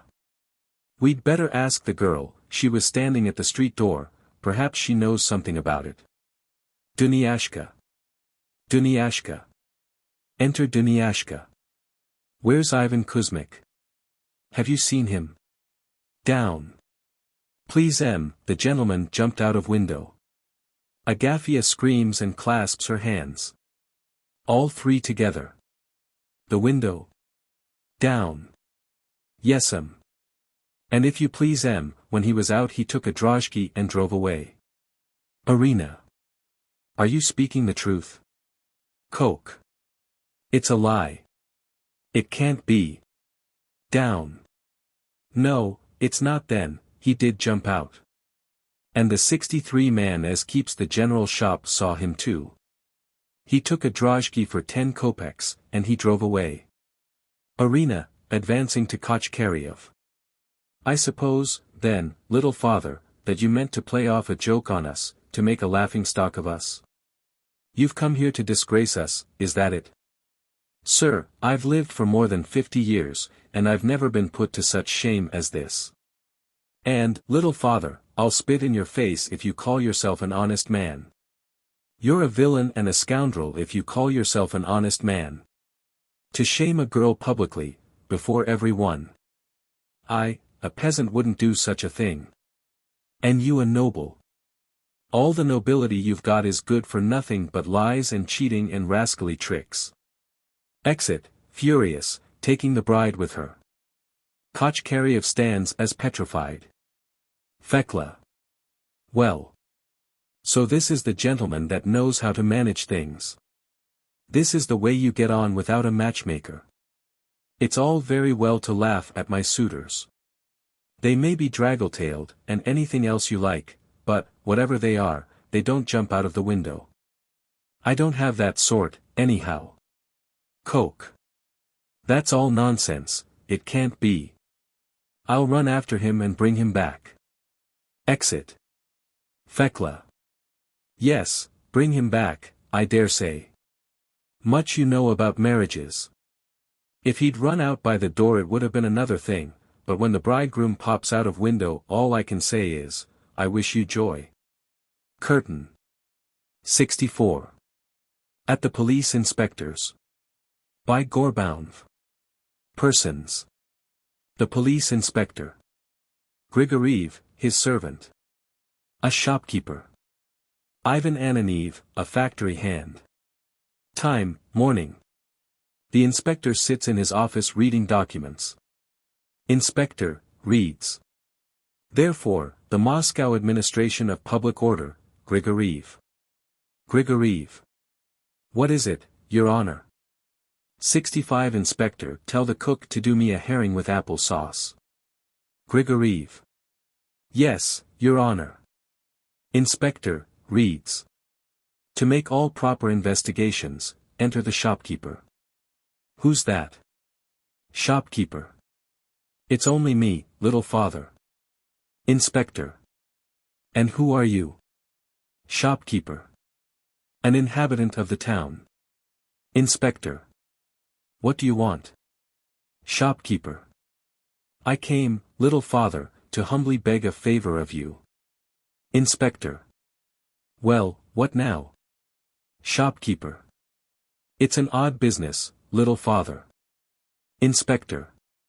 Odd? What sort of business? Shopkeeper. Well, you see, it's this way, don't be angry, Your Honor, just take 3 silver rubles for your household expenses. Inspector. Sit down, please. Shopkeeper. Oh, I can stand, Your Honor. I don't mind standing. Inspector. What's your business? Shopkeeper. Your Honor is aware that I have a goose in your district, with a wooden fence. Inspector. Yes. Shopkeeper. Well, in that goose I've got a factory, a weaving factory. Inspector. Well. Shopkeeper. Well, you see, sir. Inspector. Sit down, sit down. Shopkeeper. Don't trouble.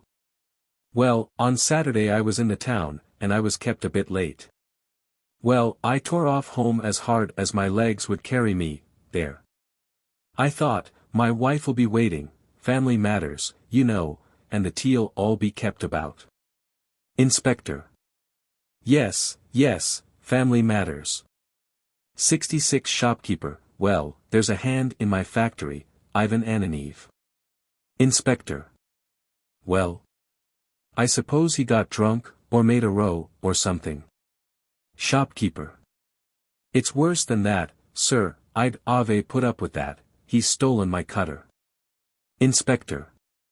What's a cutter? Shopkeeper. Why, you see, sir, it's a sort of thing. For the stuff like that we weave, you know, in our line of business. Inspector. Ah. I understand. Shopkeeper. So I said to him, Ivan Ananeev, you come with me to the police inspector. And what do you think he said? I don't care for your inspector, says he. Inspector. What's that, Grigoriev? Shopkeeper. So I said to him, what do you mean? I says. Why, any gentleman can hit you over the head if he likes, and you can't do anything, let alone, His Honor the Inspector, says I. Inspector. Grigoriev. Shopkeeper. You see, Your Honor, people like us can't pass over things of that sort, 'cause why, we should just lose all our capital. Inspector. Grigoriev. Shopkeeper.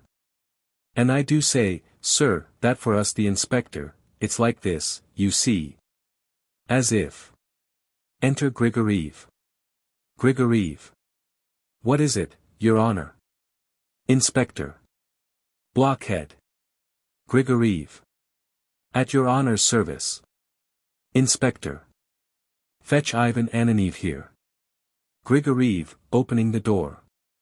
Kondrativ. Where's Ivan Ananeev? Dost thou know who it is? Fetch him to the master. Ivan Ananeev. 67, enter Ivan Ananeev. Inspector. What is your name? Ivan Ananeev. Hain't got none, time to die soon. Inspector. What do you say? Ivan Ananeev. Don't know nothin'. Inspector. Take him to the lockup. Ivan Ananeev. Kuzma Petrovich has just made it all up agin me, 'cause I wouldn't mix up in any his fine tricks. Inspector. Take him away. Grigoriev. Kondrativ. Shopkeeper. Thank you very much, sir. Nothing more to be done, I suppose. Inspector. Just step into the other office and write out a formal statement. Shopkeeper. Certainly, sir. Exit. Inspector. Grigoriev. Grigoriev. What is it, Your Honor? Inspector. Give me my uniform. Grigoriev. Why, Your Honor, 'tis all mucky and spotty. Inspector. What? Grigoriev. I don't know nothing about it. Inspector. Can the spots be taken out? Grigoriev. Oh, Your Honor. Inspector. How? Grigoriev. I don't know. Inspector.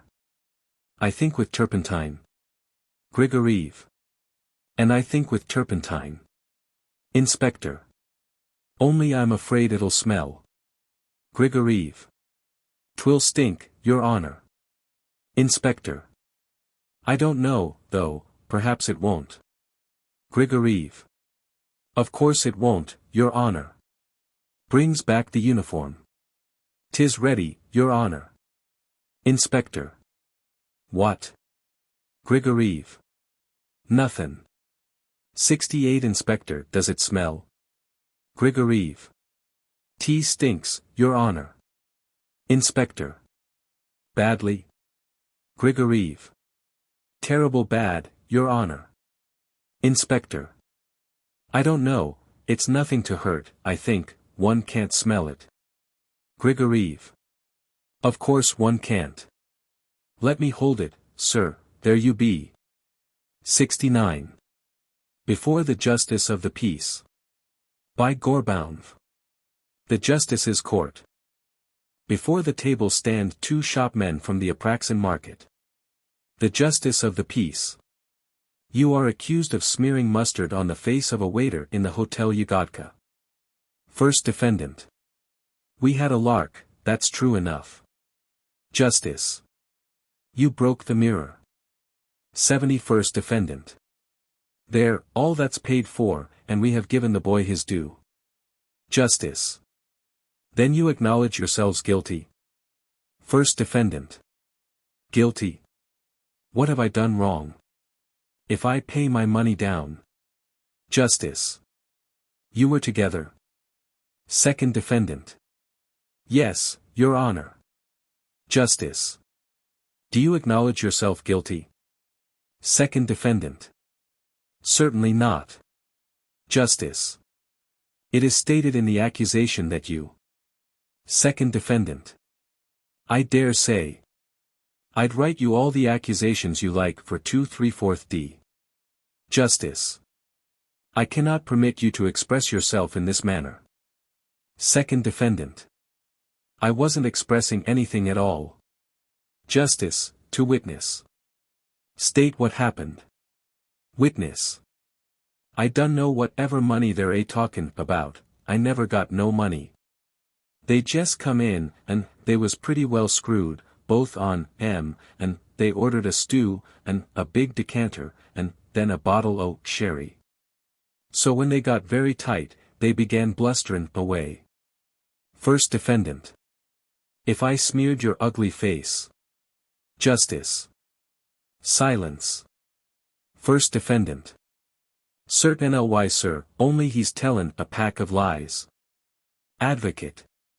I beg permission to put a question to the witness. Justice. Who are you? Advocate. Retained for the defense. Justice. Afterwards. Witness. Well, they was blusterin' away, and then they set to and began a cruelly ill-usin' o' me. Justice. How ill-using? Witness. By the air o' the ed, yr worship. Justice. Which of them? 71 Witness, why, them there, both on M. First defendant. That's all rot. Advocate. I beg permission to put a question to the witness. Justice. I told you, afterwards. Witness. Well, then they begin smearin' mustard all over me. One gent as was in the coffee room, he up and says, this is graceful, says he, and they told him, we've paid our money down. Justice. Is this a true account? First defendant. Maybe, I was screwed pretty tight, I don't quite recollect. But, even if we did smear him a bit, what's there to make such a fuss about? It wasn't turpentine we smeared him with, and then, besides, we paid our money down for it. Well, it's all one to me, I'll say, guilty, if you like. Justice, to second defendant. And you? Second defendant. We keep to our former statement. Advocate. May I speak now? Justice. You may. Advocate. May it please yr worship. The heartfelt repentance brought into court, in accordance with the new statute, diminutive she's. The law permits of moral conviction, and I therefore beg you to judge my client by moral conviction. I deny any guilt in this case. I have long served in the administration of Benevo. Justice. Excuse me. In what condition are you? Advocate. I beg YRP, Leopard N. Justice. In what condition have you come here? Advocate. In WW what condition? Justice. I must fine you 3 rubles. Please to leave the court. Advocate. Prompt, just, and merciful. 72. Incompatibility of temper. Pictures from Moscow Life. By A. N. Ostrvsky. Picture I. Dramatis Personae. Brezhnev, an old man, completely in his dotage, official of high rank, has lost the use of his limbs, is wheeled about in a chair. Sofia Ivanovna Presneva, his wife, aged 45. Paul, a young man, her son. Ustinya Filomenovna Pereshivkina, an elderly woman, formerly Paul's nurse, now a kind of toady and hanger-on in several families. A large drawing room. Very rich paper hangings, grown old and shabby, peeling off the walls. Polished parquet, sunk and uneven. Windows, left, looking into garden. Door opening on wooden 73 balcony, with pillars. At back of stage, a door leading to hall. Door, right, to inner rooms. In narrow niches, little marble tables with bronze legs, over them hang long narrow pier glasses with gilded frames. Furniture old, heavy, with gilding rubbed off. Old bronze work on tables. Glass chandelier with lozenge-shaped drops. 2 or 3 ivy screens. A general appearance of former luxury now become shabby. Scene I. Brezhnev asleep in wheelchair beside window. Fur dressing gown, white woolen rug over feet. Madame Presneva, in elegant morning negligee, lies on sofa with a book. Madame P. lays down book. That is cruel. That is dreadful. I would never have acted so. Nous autres femmes, we, oh. We believe, we trust blindly, we never analyze. No, I cannot finish this novel. A young man of good birth, handsome, clever, an officer in the army, declares his love to her in such exquisite language, and she has the heart to refuse him. No, she is no woman. Woman is a weak creature of impulse. We live only through the heart. And how easy it is to deceive us. We are willing to make all sacrifices for the man we love. If men deceive us, which, alas, happens very often, the blame lies not upon us, but upon them. They, for the most part, are cunning and deceitful. We women are so loving, so trustful, so ready to believe everything, that only after bitter, meditates, yes, bitter, experience we realize the immorality of the beings we adore. Silence. But, no. Even after a betrayal, even after several betrayals, we are ready again to yield to impulse, to believe once more in the possibility of pure and honorable love. Yes. It is our fate. All the more so, when the whole thing takes place amid such poetical surroundings as in this novel, springtime, flowers, a beautiful park, gurgling streams. He came 74 to her attired for the hunt, the gun upon his shoulder, the hound at his feet, ah! But men, how often do they abuse the exquisite tenderness of our loving hearts, they care not to know how much we suffer through them, we poor women. Silence. Of course there are women whose whole interest in life consists in vulgar, material considerations and household affairs. But that is prose, prose. Nothing shall make me regard it as anything but prose. There are even women who discuss various learned topics as if they were men, but I cannot recognize their womanhood. They may be clever, they may be learned, but instead of a heart they have a lump of ice. Silence. When such ideas come into my mind, I always think of my Paul. Oh! How successful he will be with women! It is a joy to me in anticipation. How sweet is that thought for a mother! Oh! Children! Children!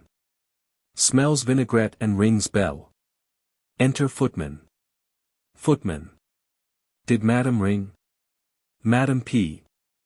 Has your master come in yet? Footman. No, madam. Madam P. When he comes, say I wish to see him. Footman. Yes, madam. Exit. Madam P.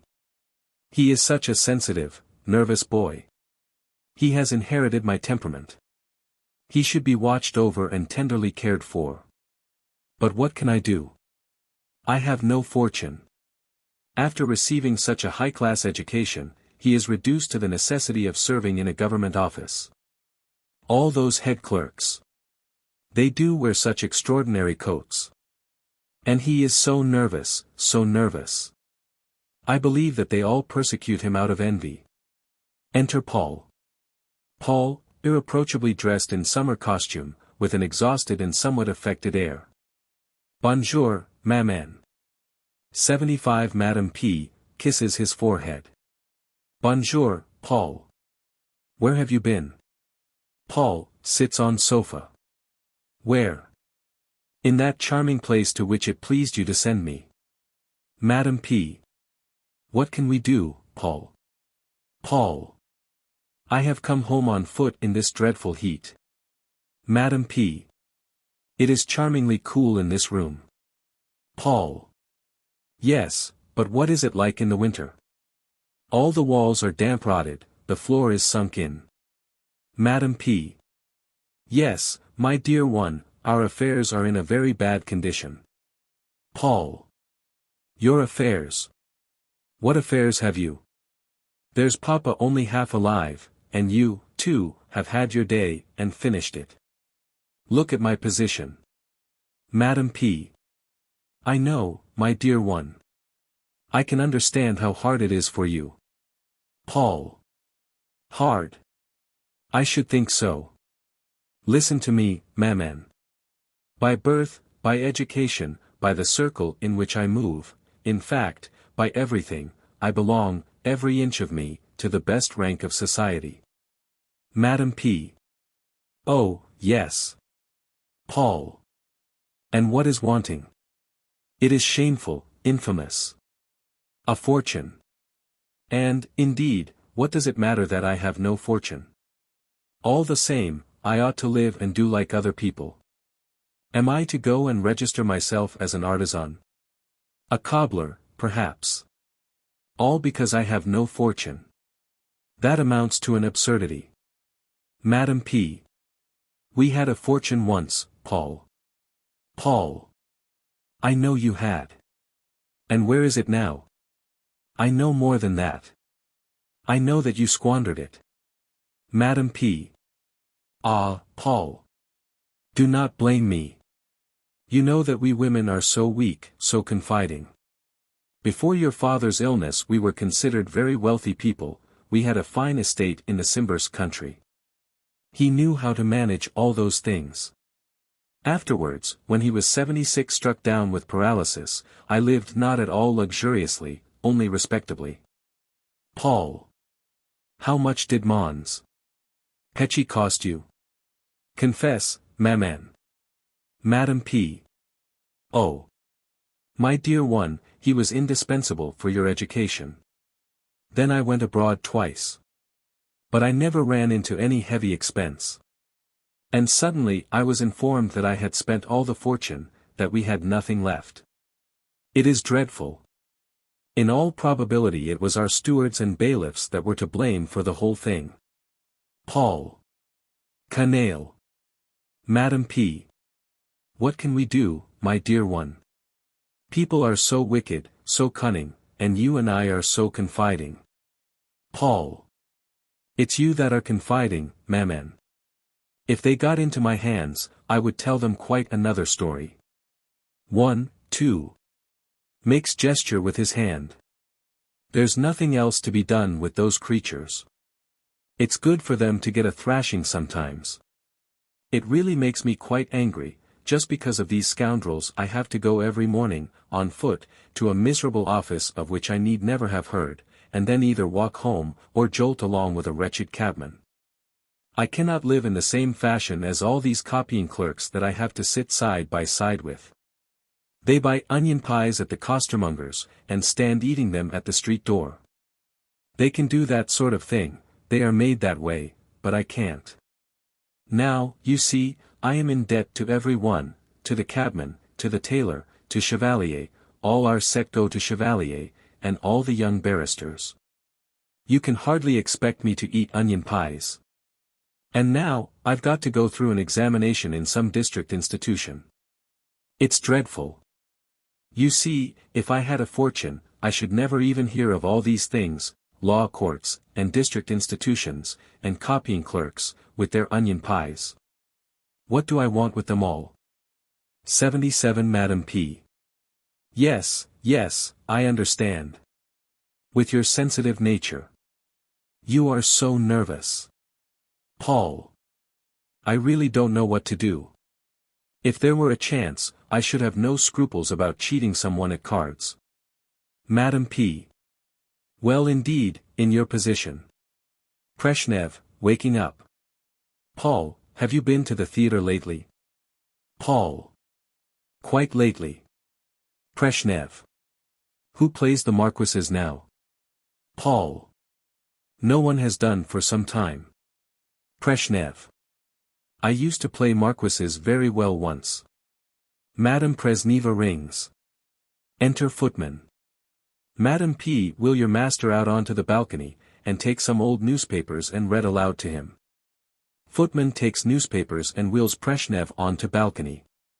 Paul. Then there's my amiable uncle. Just because he's been a judge somewhere, he puts on superior airs. You want too much, he says. What do I want? Have I ever asked for luxury and extravagance? I only want what is necessary, what a man in my set cannot do without. Surely that is plain enough. But no, my kind uncle tells me, you have no right to want all these things, because you have no fortune. Why? Is it my fault that I have no fortune? What sort of logic is that? Madam P. No logic at all, it's absurd. Paul. He says, you ought to work. Many thanks. Your humble servant. I'm not a horse, I suppose. Madam P.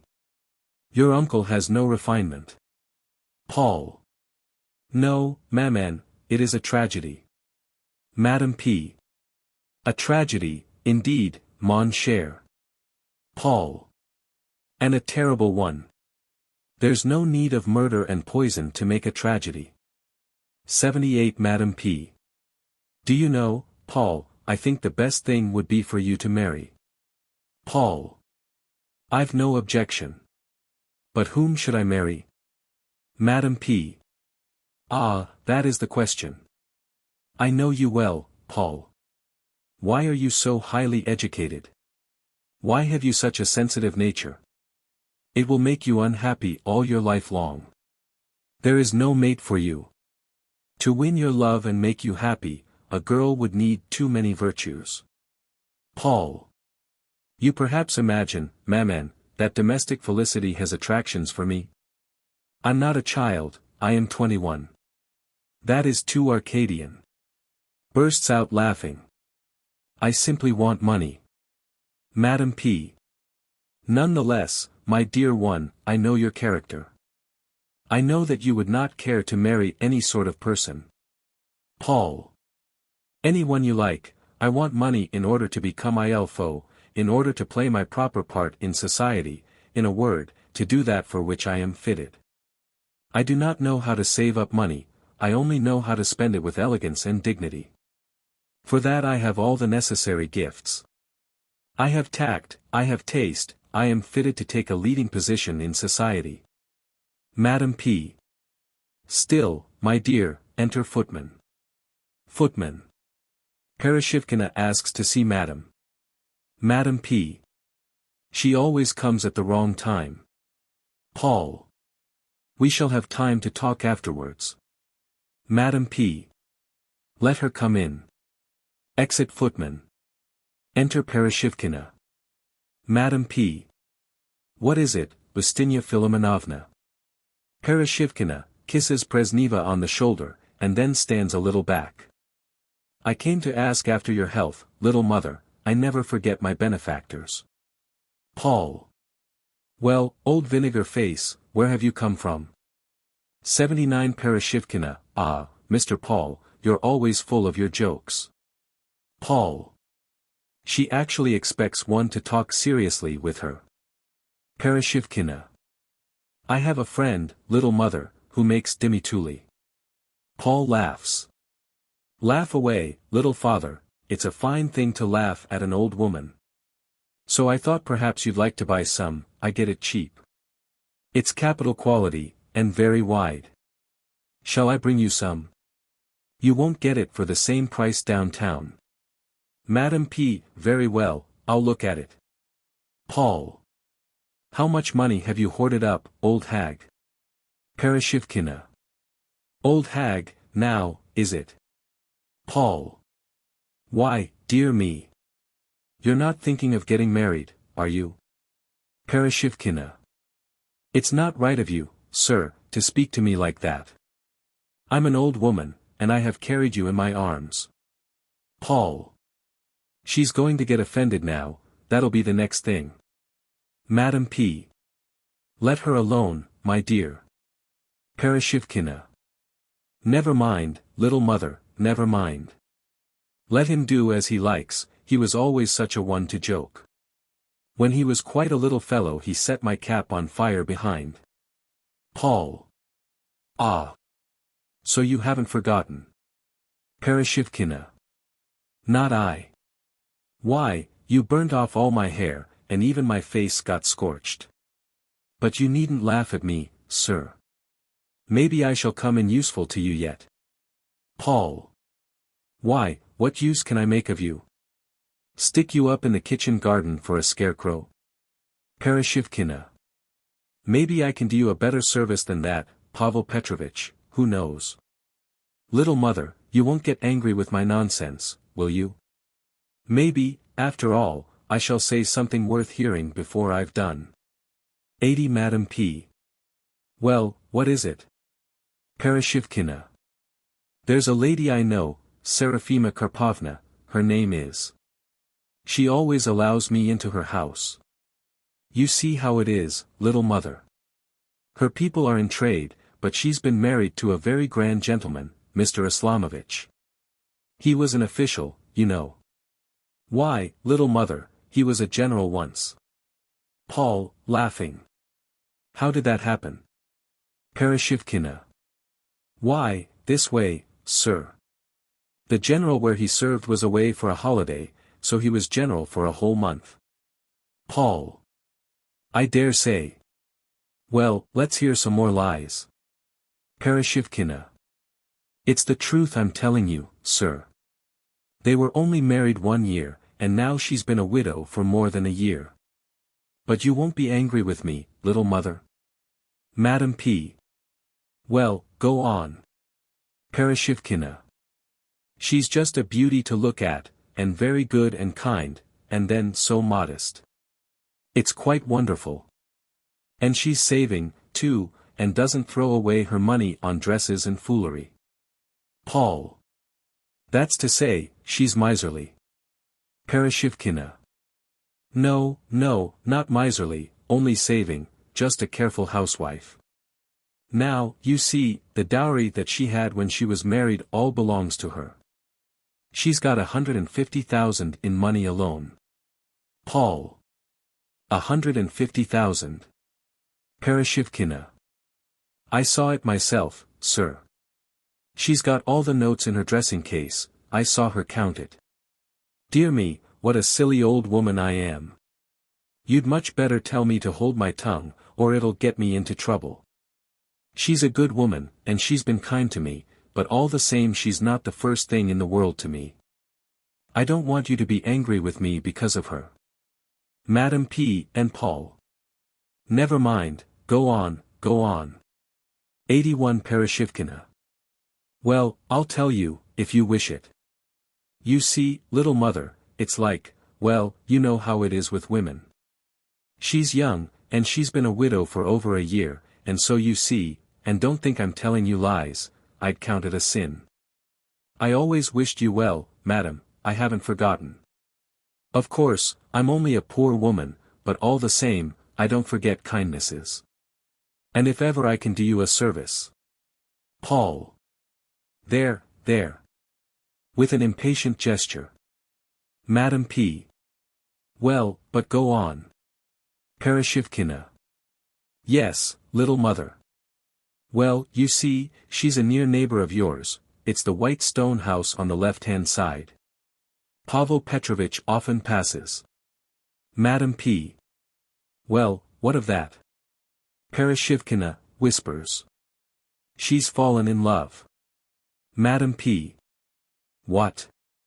Pereshivkina, louder. She's fallen in love. Yes, it's quite true. Madam P. Well, what is there wonderful in that? You're very simple, my good woman. How could she help falling in love with him? She's not the only one. Pereshivkina. Oh. Of course, ma'am. Only, you see, she's rich. Paul sings. La Donna e mobile. Pereshivkina. Ustinya Filomenovna, says she, I'm in love. So I asked her, with who, little mother? You look, says she, he'll pass in a minute. So I looked out of the window, and there was Pavel Petrovitch going past, and she says to me, that's he, says she. You could have knocked me down with a feather. Paul sings. La Donna e mobile. Pereshivkina. Of course Pavel Petrovitch must look at her himself, and see whether he likes her. And if you feel any doubt you might go to the Warden Council and see that the money's all right, there's no harm in making sure. 82 love's all very well, but money's money. You see, it's for all your life. Paul goes up to his mother. Maman, I'm going for a walk. Madam P. Goodbye, my dear. Kisses his forehead. Paul whispers. Try your hardest. Exit. Madam P. You see, my dear Ustinya Filomenovna, it's not a very great stroke of fortune for my Paul that some Madam Islamovich has fallen in love with him. However, if he sees her she may possibly take his fancy. Of course, for my part, I shall make no difficulties, although she's only from the merchant class. All I care for is his happiness. Rises. Come with me, I'll tell the servants to give you some tea. Only I beg you to behave with discretion. Pereshivkina. Little mother, I'd as soon, exeunt. Picture 2. Dramatis Personae. Karpik Tolstogorazdov, merchant, short, fat, grey-haired. Olita Nikitishna, his wife, an elderly woman, without any noteworthy characteristics. Serafima Karpovna, Tolstogorazdov's daughter, widow, tall, slender, remarkably handsome, walk and gestures of boarding school girl, often meditates, sighs and lifts her eyes to heaven when she speaks of love. Also when she counts her money. And sometimes without any reason. Matryona, maid-servant, distant connection of the Tolstogorazdovs, a young girl, plump, exquisitely white skin, red cheeks, black eyes and brows.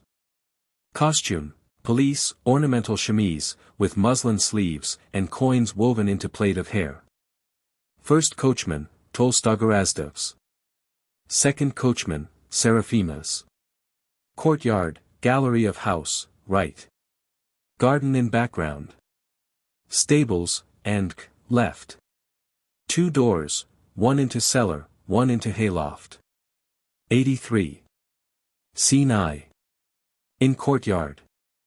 First coachman sits on cellar steps. Enter Matryona. First coachman sings, falsetto. In my youth I knew of naught but pleasure. Gold had I to spare and give. Now my joys are vanished with my treasure. As a wretched slave I live. Matryona. The master and mistress have waked up. You might carry in the samovar, Ivanik. First C. Oh. You're a fine lady, I suppose. Why, you've got so fat that one can't pinch you anywhere, just as if you'd been hammered on an anvil. Sings. Who has known a captive sorrow? Who shall tell its bitterness? Matryona. Talk about me being fat. Why, your own cheeks are blown out like windbags. Can't you take in the samovar when I ask you? First C. Come again tomorrow. Sings. In my youth I knew of naught but pleasure. Gold had I to spare and give. Matryona. Wait a bit. I'll tell Olita Nikitishna that you're an idle fellow, and one never can get you to do anything. First C. I'm the coachman. Do you understand that? I have my own work to do. And what are you? A beggarly fine lady. If you go so fine, you'll freeze your stockings. So you can just carry the samovar yourself. Matryona. Why, the thing weighs 12 stone, man. How can a girl carry it? First C. All I have to say is, it's not my business. Matryona. Then you're a brazen, shameless fellow. A girl may break her back, for all you care. Lifts samovar with great difficulty, and carries it to gallery, turning her head away from the steam. 84 First C, calls after her. Don't romp in your earrings, the gilding will come off. Matryona, then you're a brazen, shameless fellow. A girl may break her back, for all you care. Matryona, going up steps, looks back. Impertinence. Put samovar on table. 85 First C, sings. Who has known a captive sorrow? Who shall tell its bitterness? Enter on gallery Karp Karpik and Alita Nikitishna. Coachman stops singing, and exit. Scene 2. On gallery. Karp Karpik and Alita Nikitishna sit down at table. Alita, makes tea. More antique is all the fashion now. Karp. What do you mean by more antique? Alita. It's a kind of material. Karp. Well, it's all one to me. Alita. Yes, I was only thinking. Supposing Serafimaka were to marry, I really think I'd have a dress made of it. All the ladies are wearing it. Karp. And you call yourself a lady? Alita. Well, what else am I? Karp. You might have found out by now that I can't bear to hear you call yourself a lady. I hate the word. Alita. What's the matter with the word? There's nothing, hesitates, nothing to be ashamed of. Karp. If I don't like it, that's enough, I suppose. Alita. Well, Serafimaka's a lady, anyway. Karp. Of course she is. She's had learning, and she was married to a gentleman. But what are you? You were always a good wife like any other. And now, just because your husband's got rich, you must be a lady. Climb on your own feet if you want to be so high. Alita. No, no. But all the same, you know. Karp. If I tell you to hold your tongue, that's enough.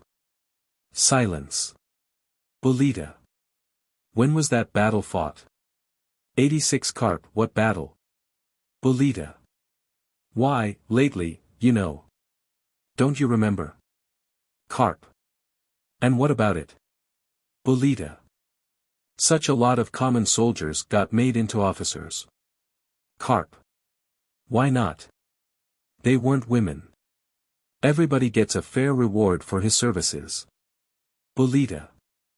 But, do you know, there's a peddler woman that comes here, and she says that, when her nephew passes his examination, she'll be made a noble too.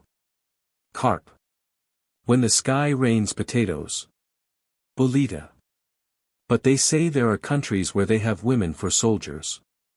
Karp, laughs. Lifeguards, no doubt. Silence. Alita.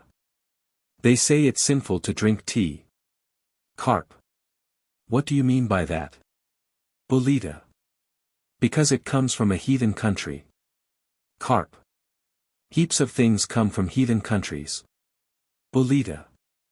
No, it's quite true. Now, bread grows on Christian soil, and we eat it at the proper time, but when do we drink tea?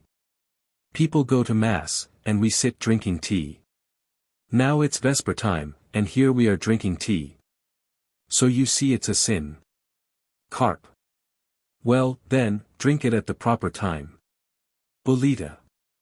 Yes, but still. Karp. Yes, but still, hold your tongue. You haven't much of a headpiece, but you're very fond of talking. Just hold your tongue. Silence. Alita. How lucky our Serafimaka is. She married a gentleman, and that made her a lady, and now that she's a widow, she's still a lady. Supposing she should marry a prince now, perhaps she'll be a princess. Carp. Only through her husband. Bolita. Well, now, if she were to marry a prince, what should I be? Surely, something, she's my child. 87 Carp. It's enough to addle one's head to talk half an hour with you. I wanted to think about business, and here you keep worrying me with your chattering and nonsense. Life isn't long enough to hear all you women have got to say. I think the quickest way will be for you to hold your tongue. Meditates. Silence. Enter Matryona, hurriedly. Matryona. Bolita Nikitishna. Little mother. Serafima Karpovna has come. Bolita. Goodness gracious. Rises hastily, and exit with Matryona. Carp. If one didn't manage one's women by fear, there'd be no doing anything with them at all. They've got their own business, and yet nothing will satisfy them but to interfere in other people's. And to see the way a woman will get round her husband, to make him tell her all his affairs and secrets, and work on him with her beauty and her cunning ways, and make eyes at him, and it's all nothing but ruin and destruction. And if you tell them your affairs, they interfere, and lead you astray, and make you do everything their way instead of your own. Many men have gone to ruin through women. Of course, a young, inexperienced man can be led away by their beauty. But when a man has reached years of discretion, and grown serious and wise, a woman's beauty is nothing to him at all, it only disgusts him. Scene 3. In the courtyard. Enter first and second coachman. Second C. Why, there's no comparing it, you're 1,000 times better off. If you knew what my mistress is like. She's more of a Jew than a lady, she measures the very oats out herself. Exeunt into stable. Enter on gallery Ulita, Serafima, and Matryona. 88. Scene 4. On gallery. Carp Karpik. Ulita sits down at her place and pours out tea. Serafima, in hat and cloak, with parasol and green gloves. Matryona places on table a figured china cup which she has brought from the room, and stands a little way off. Serafima, good evening, Papa. Serafima. Good evening, Papa. Goes up to him. They kiss. Carp. Good evening. Sit down, my girl. Serafima, sits down. And where's my brother, Onesim? Carp. Where's Onesim? Off on the spree. He's been playing the devil for 5 days. 89 Serafima and Anna Vlasievna. Carp. Well, you see, whatever we do, we can't make Onesim leave off drinking. So your mother has sent your sister round to the prisons to give out white bread, so perhaps God will forgive us. Bolita. Yes, yes. I sent her to take round white rolls to the prisoners. You know they've most of them got into trouble for nothing. Carp. Oh ho. For nothing. They're to rob and murder to their heart's content, and not get locked up for it. Bolita. Well, but the robbers and murderers are in the great prison, what do people get put into the jail for? Carp. For debt. Bolita. It's all very well to talk about debt, they say Kon Konik is in jail for interest. Carp. For what, interest? Bolita. Yes, indeed, for interest. And it's not right. What a man borrows, he should give back, but interest is a sin. Carp. Going to begin your chattering again, now. Bolita pours out tea, Matryona carries cup on tray to Serafima. She takes it with her gloves on. Bolita. Serafimushka, you'd better take off your hat and cloak, and you might as well unlace your dress at the back, there are no strangers here. Matryona will do it for you. Serafima. Oh. Mama, how can you? I don't feel the heat. I just came to you for a minute to ask your advice. Carp, blowing on his saucer. What about? Seraphima. I want to marry. Ulita, clasping her hands. Good gracious.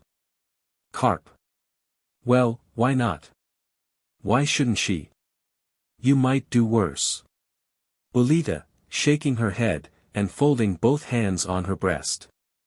My beauty. 90 Carp, who is the man? I should like to hear that. Seraphima. He's quite a young man, Papa, he serves in the law court. And, I ought to tell you, he's not well off. I wouldn't marry a poor man, only that I am so very much in love with him. Raises eyes to heaven, sighs, and meditates. Ulita, clasping her hands. Dear heart. Carp. And who is he? Seraphima. His name is Brezhnev. He's a noble, of good family, and may get a good situation. I've thought it over, you see, I have my own fortune. If I am careful with the money, there will be enough for me and a husband. I am willing to deny myself many things rather than live without him. Raises eyes to heaven, and sighs. Carp. Perhaps there's something remarkable about him. Seraphima. I haven't heard of anything at all. Carp. Well, Seraphima, my girl, remember one thing, you're a cut-off twig, I shan't give you any more money, so mind you don't run through what you've got. Ulita. The other one was old, but you say this one's young, so very likely you may have children. You must keep the money for them. Seraphima. With my character, I can't squander my money. Gives cup to Matryona. Carp. You say he's young, and you're a widow, not a girl, I doubt you'll feel a bit ashamed before your husband. He'll just make a fool of you and get hold of your money. Seraphima, takes cup from Matryona. Do you think that men love only for money?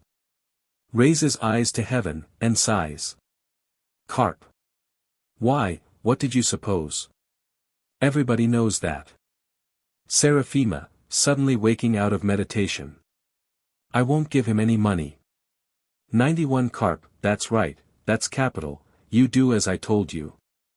Seraphima. Of course I will, Papa. You needn't think I'm going to be silly. Carp.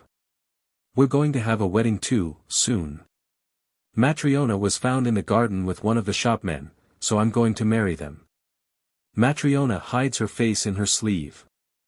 I shall give him 1,000 rubles, and have the wedding at my cost. Ulita. It's all very well for you to get up weddings, you just want a chance to have a drunken spree. Carp. Well, what now? Ulita. Nothing. Carp, sternly. No, you say what you mean. Ulita. Nothing, really nothing. Carp, very sternly. No. I will have you speak out, I want to hear. Ulita. There's no use speaking when you never listen. Carp. What should I listen for? It's not worthwhile when you talk. Ulita Nikitishna. Threatens with his finger. You were told to hold your tongue. I want the lass to feel what I'm doing for her, and here you come in with your chattering. Matryona hides her face with the other sleeve. She's only my second cousin twice removed, and yet I give her a dowry. I'm the benefactor of all my kindred. There's another little one, I shall take her in Matryona's place, and bring her up, and settle her in life. Silence. Ulita. Are you quite sure he will love you, my dear? Seraphima. Why not, Mama? There's nothing objectionable in my character. The only thing is, when I was at boarding school they used to say that I had no comprehension of music whatsoever, and that I was dreamy, and given to meditating about nothing. And then, I'm very fond of sweets, perhaps he won't notice that though. 92 There is one thing more, I'm very bad at counting silver money. Carp. Oh, that's nothing. You'll soon get into it. Seraphima. Perhaps he won't like my being economical. But then, how could I manage otherwise? I only try to live within my income, and not run into my capital. What should I be without capital? I should have no value at all. Carp. Of course not. Seraphima. And I know how to add up interest, on paper. I was taught that at boarding school. I can't do it without paper, though. Meditates. Bolita. What are you thinking about, child? Why, what a silly I am. It's not much wonder that you think, poor girl. Such a change in your life. And there's no telling beforehand how it'll turn out. Seraphima. No, Mama, it's not that. I've just been buying some ribbon, 7 Ls at 80 kopecks, paper money. And I was just thinking how much that would be in silver money, and how much change I ought to have from 3 rubles. Takes out purse and looks into it. Carp. Ruble 60 kopecks, 1 ruble 40 change. Seraphima. Are you sure, Papa? Carp. Why, bless the girl, what else could it be? Seraphima, puts back purse. All right. Bolita. Are you sure he doesn't drink? Carp. There you are again. Everybody drinks nowadays. Bolita. I mean, you'd better ask what he's like when he's drunk. Carp. Ah. That's another matter. Bolita. Because, you know, some people are so quiet in drink that it really doesn't matter. It's just as if they weren't drunk. Seraphima. All right, Mama, I'll ask. I must go now. 93 Yolita, oh, no. You mustn't, indeed, stop a bit. You're so fond of sweet things. We've got some splendid fruit. Run and fetch it, Matryona, it's on my bedroom windowsill. Matryona goes out, comes back with fruit, offers it to Seraphima, and then places it on table. Take some, dear child, take some. Won't you have some liqueur? Seraphima. Really, Mama. Bolita. Have a glass of beer, darling. Seraphima. You know I never drink it. Bolita. Well then, mead? Seraphima. I can't, really. Bolita. Jam, then. Seraphima. I'll have some jam. Bolita, taking keys out of pocket. Go to the storeroom, Matryona, and bring me 2 kinds. Seraphima. And tell my coachman to bring the carriage round. Matryona crosses stage, and exit. Bolita. Have some more fruit, Seraphimushka. Seraphima takes some. Won't you have any, Karpik? Carp. What next? As if I were going to eat all sorts of rubbish now. Put some aside for me, and have the rest cleared away. I'll eat an orange with my brandy. Bolita eats fruit. Silence. Scene V. In the courtyard. Matryona, crosses stage with 2 plates, goes up to stable door, and pushes it with her foot. Here, you ragamuffins. Enter coachman from stable. Bring the horses round, madam wants to go. Second C. You see, at that time, my master was angry with me about something, and wanted to sell me for a soldier. First C. Bless my soul. 94 Second C. So you see, my dear fellow, I'd got my head just full of the war, and never talked about anything but war with every man I met. And I got so worked up in my feelings like, that I was ready to go at the Circassians themselves. First C. I've got a neighbor here, a friend of mine, he's an officer's servant, and he was with his master in the Hungarian campaign, and you should just hear what he can tell about the Austrians. Second C. What about them? First C. Why, my good fellow, they told him beforehand, with the Frenchmen standing by, there were Frenchmen, you know, do you think you can stand against me? If I choose, I'll tear you in pieces. Second C. And they can do it too. First C. Ah. That they can. Second C.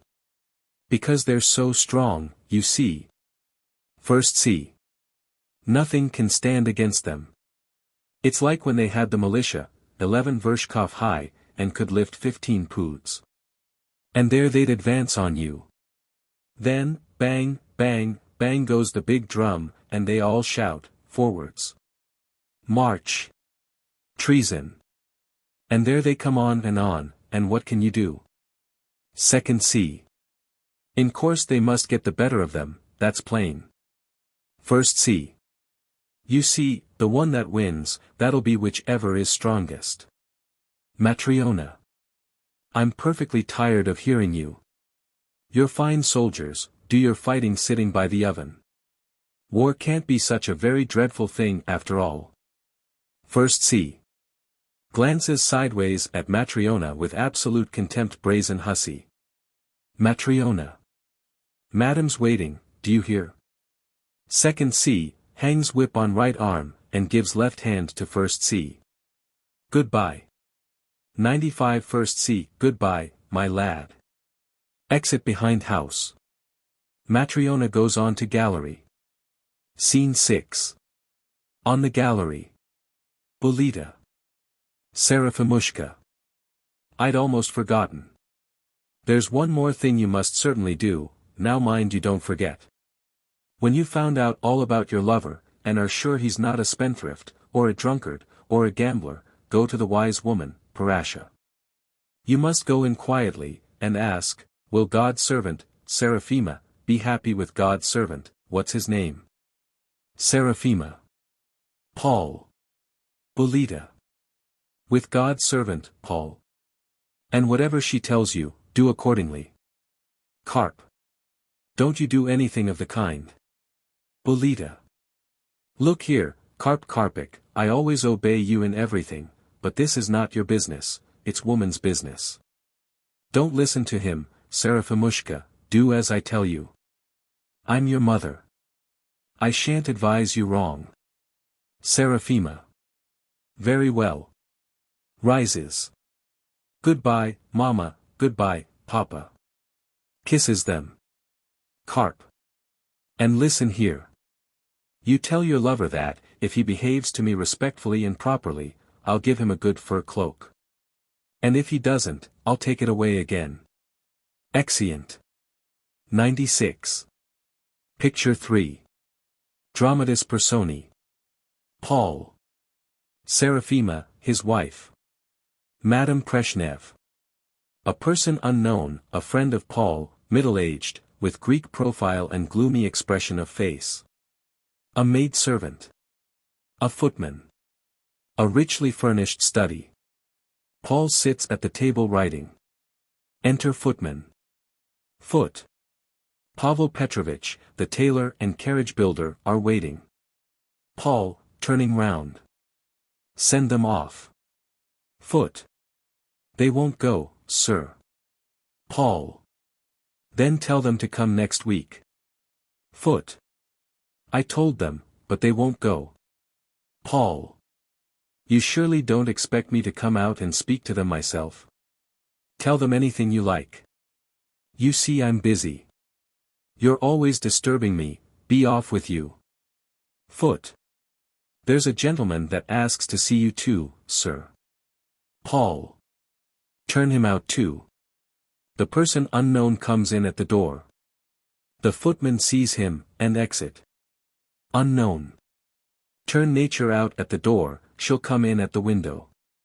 Paul, rises. Oh. My dear fellow. I didn't know it was you, I really beg your pardon. Unknown. No, you didn't know. Inspects Paul from head to foot, then begins examining the room. 97 Paul, indeed I didn't know. You don't suppose I should have refused to see you? Unknown, sits down. There, that'll do, that'll do. Paul. Won't you have a cigar? Unknown, smiling ironically. A cigar. And when am I to have the money? Paul. Very soon now. Unknown. Which do you mean by that, now? Or very soon? Paul. Soon, quite soon. Unknown. You'll pay it soon. Looks intently at Paul. And supposing I don't believe you? Paul. How can you help believing, when the document is in your hands? Unknown. That's just it. The date in the document is up, and all this is not yours, but your wife's. Paul. That's all the same. Unknown. No, not all the same. Paul. Well, then, what do you want? Unknown. I'll tell you. Either you give me all the money tomorrow, or else we'll rewrite the document. Paul. Certainly. We'll rewrite it now if you like. Unknown. No, we'll rewrite it tomorrow. Only then your wife must sign her name as security. Paul. What for? Unknown. Oh. Well, the broker will know what for, otherwise I shall simply go to law. Rises. Paul. All right, all right. Unknown. Mind, then, tomorrow. Goes to door. You're not thinking of getting out of it anyway, are you? You can't do that with me. Exit. Paul. This sort of thing is really quite annoying. Here I am, as rich as you please, and yet I can't get any money. I shall have to ask my wife for it. It's all the same now whether the money is hers or mine, we have everything in 98 common. It's even better that it should be in my hands. And what is the use of my putting it off so long? I only get more and more entangled. Enter Seraphima. Paul writes. Seraphima. Leave off, Paul. Don't write. Embraces him. He leaves off writing. I am so happy. So happy. What have I done to deserve such happiness? Meditates. I have abundance of everything, I have such a dear husband. Kisses him. So handsome. So clever. Only one thing distresses me, you are out so much. Now that we are married, you ought to be always with me. I believe I should love you still more then. Paul. It's impossible, my love, I have the office. Seraphima. Are you going today? Paul. Yes, it's time for me to start now. Seraphima. Take me with you. Paul. Where? To the Senate House. Seraphima. Yes, why not? Paul. What things you say. How could I? Seraphima. It's always, I can't, with you. You simply don't love me, that's why you don't want to take me.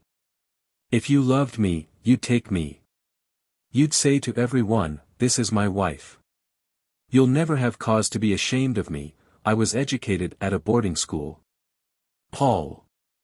If you don't believe me, ask anyone you like whether men take their wives to government offices. Seraphima. They don't take us because they don't love us. They would take us if they did. If you men loved us as we love you, you'd fulfill every whim we have. We're ready to do everything in the world for you, and you don't care to do the merest trifle for us. Paul. I, too, am willing to do anything you ask, only this is impossible. 99 Seraphima, well then, at least do me one kindness, don't go today, stop with me. Paul, shrugs his shoulders. All right, if you like. Seraphima. No. Do you really mean you won't go? Paul. I won't go, if you wish me not to. Seraphima. Dear Paul. How good you are. How you spoil me. What is there in the world I wouldn't do for you? Now tell me what you would like. You must tell me. Caresses him. Ask me for anything you like, anything in the world. Come now, tell me what you would like, I'll drive straight into town and buy it for you. Enter maid servant. Maid. If you please, ma'am, the dressmaker has come. Seraphima. Paul, dear Paul. I will come back in a minute. Exit. Paul. What extraordinary fancies she has sometimes. I really can't make out whether it's from stupidity or from love for me. For that matter, it's a very good thing that she's so much in love with me. The idea of her asking me what I want. What I want.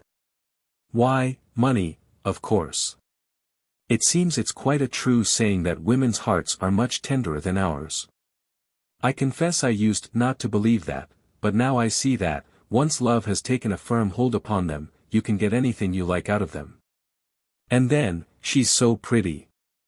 Even if you look at it from quite another point of view, it's delightful, there certainly is nothing else to be said about it.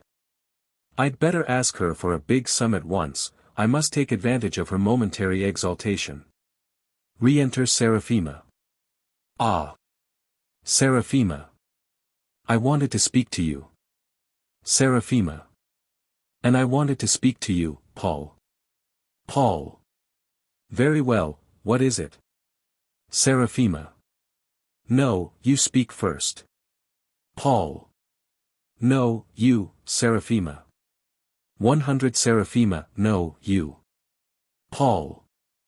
I give the precedence to you, as a lady, Seraphima. Seraphima. This is what I wanted to say, my Paul, you change your shirt every day, that is rather extravagant. Paul. Are you gone off your head? You can't call that an extravagance, in our position. No, I wanted to talk to you about something altogether different. Seraphima. All the same, my dear, kisses him, we must think about economy, there's nothing unreasonable in that. Paul. Forgive me, Seraphima. I understand you, my love, indeed it is a good thing that you are economical in trifles. Trifles are an important matter in life. I am glad that I have found in you such a housewife. But I want to speak to you about more serious business. Seraphima. About what, Paul? No, no, stop. Why should we talk about business? We haven't done talking about love, yet. We have nothing to do, now, as you didn't go to the office. Why should we talk about business? Let us talk about love. Sighs, and raises eyes to heaven. Paul. We can talk about love afterwards, whenever you like, but I must speak about business now. Seraphima. Ah. Paul. You have stayed at home with me. Indeed, I don't want to think of anything else now. Paul. No, Seraphima, I really must have a serious talk with you. Seraphima, a little offended. Well, what is it you want? Paul. How do you wish to employ your capital? Seraphima. What a question. I don't want to employ it anyhow. It can stop in the council, and will live on the interest. Paul. But the interest is very little, my love, we had better put the capital into circulation. Seraphima. Into what circulation? Paul. We might buy an estate, for instance. 101 Seraphima, no, no, no. Not for the world. What estate? Paul. Why, a village in some good fertile province, Oral, or somewhere there.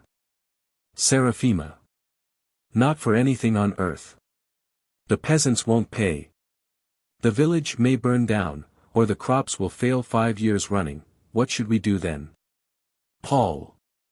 Crops don't fail 5 years running. Seraphima. But they may do, you're not a prophet, you know. Paul. Well then, let's buy a house and put in tenants. Seraphima. But the tenants won't pay. Paul. How do you mean, they won't pay? One can prosecute if they don't. Seraphima. And if the house burns down? Paul. We must insure it. Seraphima. Then invaders will come and destroy everything. No, no, not for the world. Paul. Well, well, we won't talk any more about it. Seraphima. Think of it yourself, you're a young man still, we may have children. Paul. Of course we shall have children. But what of that? The more money we get, the more there will be for the children. Seraphima.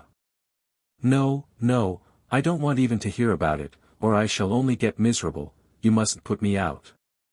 What's the use of circulation? We can live as we are. We have enough of everything. Meditates. You are free today, you haven't gone to the office.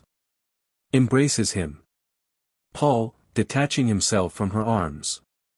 No, Seraphima, as you like, but I must have a talk with you. Seraphima, seriously. What now? Paul. This, my dear, if you really love me, give me 5,000 silver rubles. I need the money pressingly for a certain business. It is a very profitable business, Seraphima, 102. I won't tell you what it is now. But we may get the amount doubled, or perhaps even more. Indeed, I am almost sure that it will be more. Seraphima, 5,000 silver rubles. How much will that be in paper money? Paul, how should I know? Seraphima. 5,000 silver rubles. How much will that be in paper money? Paul. How should I know? 103. Seraphima, stop, I'll calculate it. Takes paper and pencil out of pocket and calculates. Ah. Ah. Rushes away. Paul. What can be the matter now? What's frightened her? I can't make it out. Does she suppose I'm going to spend all my life in making love? That's a good idea. Is she miserly? Or what is it? I must find out which she loves best, me or money. If she loves me best, the matter can be set right. But if she loves the money best, I've run my neck into a halter. Enter Madame Brezhnev. Madame P. Bonjour, Paul. Paul. Bonjour, Maman. Madame P. sits down. I've just been into your wife's room. What is the matter with her? She's crying, and getting ready to go out. Paul. We've had a little scene. Madame P. Oh, Paul. Already? So soon after the wedding. Did you do anything to hurt her feelings? Woman is such a frail and tender creature. Paul. Why the devil should I hurt her feelings? I only asked her for money. Madame P. Were you gentle enough with her? Paul. Why, dear me, I've been spooning with her a whole month, like a turtle dove. Bursts out laughing. I never once asked her for money till just now. First of all, she got as sentimental as you please. Ask anything you like, I'll do anything in the world for you, I'll go straight to town and buy whatever you want. What should she buy me, a China poodle? Or a hussar in sugar? Well, directly I asked her for 5,000, she just screamed and ran away, and now she's in tears.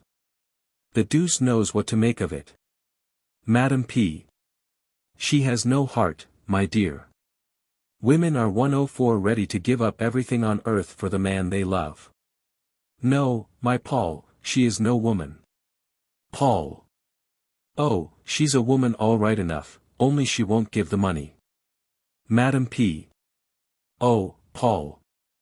I am convinced that she will appreciate you in time, and will come to love you so much, with enthusiasm, that she will entirely give into your keeping both herself and all her possessions.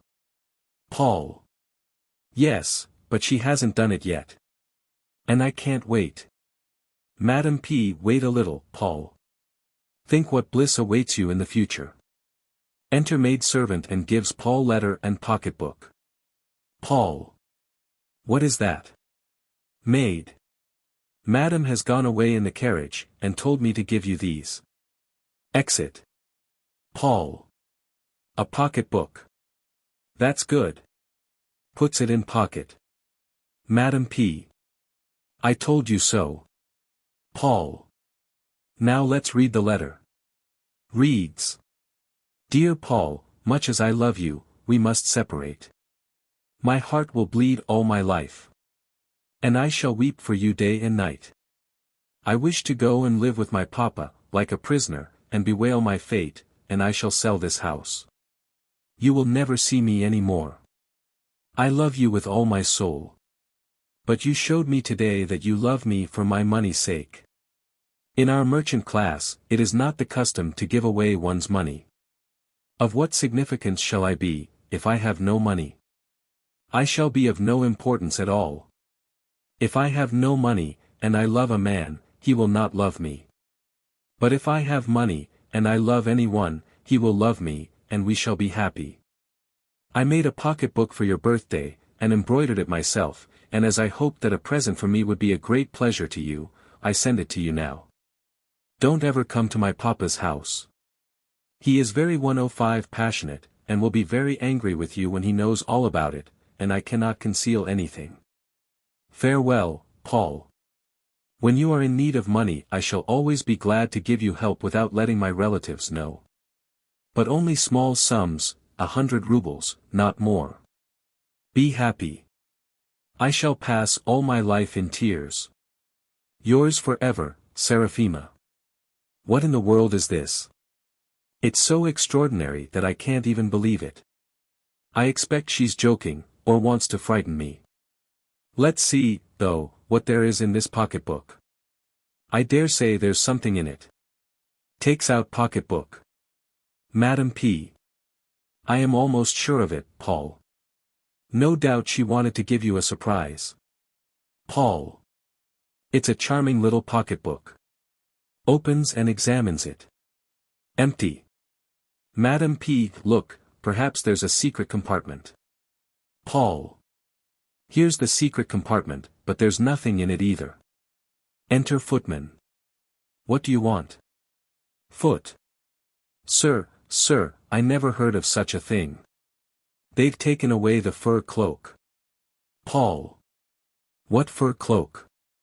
Foot. Yours, sir. Madam told us to put it in the carriage with her, and took it away. Enyika and I held out as long as we could, but what could we do? I really don't know what to think of it. Paul. Mama, that's more than a joke. Foot. It's a disgrace, sir. I've been in service for many years, clasps his hands, but I never saw such a thing, never. Paul Petrovich. Think of it. Paul. There, get along with you. Foot. And to have to say such a thing to people. It's enough to make one die for shame. I never heard of such a thing, never. Exit. 106 Paul sits down and looks fixedly at his mother. Maman. Madam P. Women have no hearts nowadays, no hearts at all. Paul. Permit me, Maman, to thank you, now, for two things, firstly, for squandering my fortune, and, secondly, for bringing me up in such a way that I am fit for nothing. I only know how to spend money. And where is the money to spend? Where? Passionately. Where is the money? Give it to me. You like to see me, at 8 years old, in a velvet tunic, dancing better than all the other children in Moscow, and knowing how to make love to the little girls. You like to see me at 16, looking so well on horseback. You looked on proudly when I used to gallop about our ancestral fields with my tutor, your favorite. You enjoyed all that. After such an education, one must have money, if one would play a leading part in our society. Why did you squander everything? Where are our estates gone? Where are our peasants gone? What is to become of us now?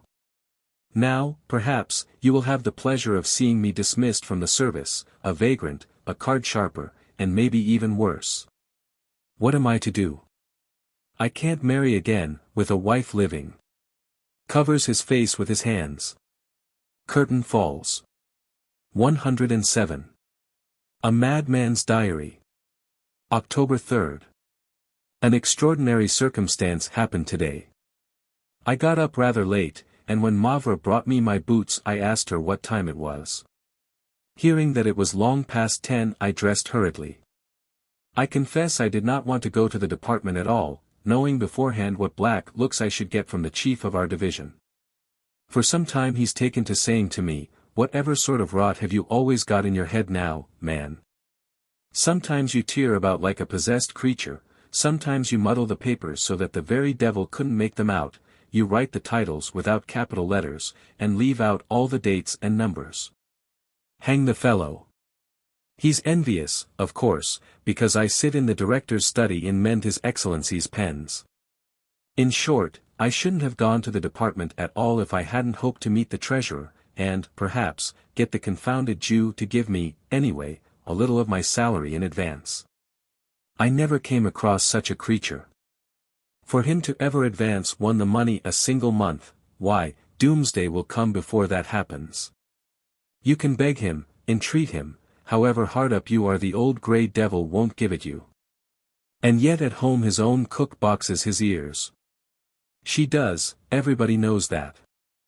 I can't understand what advantage it is to serve in the department. There are no 108 resources whatsoever.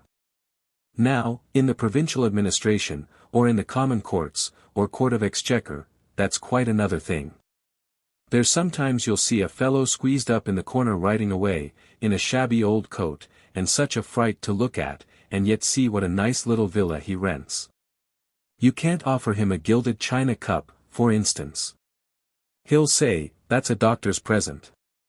No, you must give him a pair of carriage horses, or a fine sledge, or beaver fur worth 300 rubles.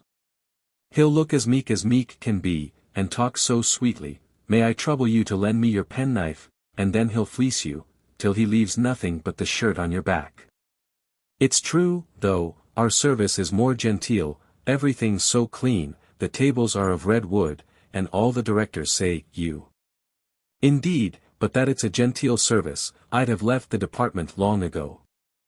I looked round and saw two ladies under an umbrella, an old lady and a young one. I put on my old cloak and took my umbrella because it was pouring with rain. There was no one in the streets. I saw nothing but a few women with shawls over their heads and some Russian shopkeepers with umbrellas. There was no one of the upper classes about except an official like myself. I saw him at a crossing, and said to myself, "Aha! No, my friend, you're not going to the department, you're running after the woman in front of you and looking at her ankles. What a set of brutes our officials are! They're just as bad as any officer. Can't see a woman's hat at all without going for it." Just as I was thinking that, I saw a carriage driving up to a shop I was passing. I knew it at once, it was our director's carriage. But he wouldn't be going shopping, I thought. It must be his daughter. I stopped, and leaned against the wall. A footman opened the carriage door, and she sprang out like a bird. How she glanced round with those eyes and brows of hers! Heaven defend me! I am done for. And why ever should she drive out in this pouring rain? And then people say that women are not devoted to chiffons. She did not recognize me, and indeed I purposely muffled myself up, because my cloak was very muddy and old-fashioned too. Now they are worn with deep capes, and mine had little capes one above the other, and the cloth wasn't good either. Her lapdog didn't get in before the shop door was shut, and was left out in the street. I know that dog, it is called Meggie. The next minute I suddenly heard a little voice, "Good morning, Meggie." Why? What the deuce? Who said that? I looked round and saw two ladies under an umbrella, an old lady and a young one, but they went past. And suddenly 1:10 I heard again, "Oh, for shame, Meggie." What the devil? There were Meggie and the lady's lapdog smelling each other. I say, thought I to myself, I must be drunk. And yet it is a rare thing with me to be drunk. No, Fiddly, you are quite mistaken, I actually saw Meggie saying that. I have been, bow wow wow, I have been, bow wow wow, very ill. Well, there now. I really was very much surprised to hear the lapdog talking in human speech. But afterwards, when I thought it over, it didn't astonish me. Indeed, there have been many such cases in the world. It is said that there appeared in England a fish that said 2 words in such a strange language that the learned men have been 3 years trying to make out what it said, and can't understand it yet. And I remember reading in the newspapers about 2 cows that went into a shop and asked for a pound of tea. But I was very much more astonished when Meggie said, "I wrote to you, Fiddly, Polkin can't have brought the letter." Well, may I lose my salary if ever I heard in my life that dogs could write. It quite amazed me. Lately, indeed, I have begun to see and hear sometimes things that nobody ever saw or heard before. I'll follow that lap dog, thought I, and find out what it is and what it thinks. So I shut up my umbrella and followed the 2 ladies. They went along Gorokovaya Street, turned into Myashchanskia, then into a carpenter's shop, and at last up to the Kokoshkin Bridge, and there they stopped before a big house. "I know that house," said I to myself, "that's Tvyerkov's house. What a monster! Just to think of the numbers of people that live there, such a lot of strangers, servant maids, and as for my fellow officials, they are packed together like dogs. I have a friend living there who plays the trumpet very well." The ladies went up to the 5th story.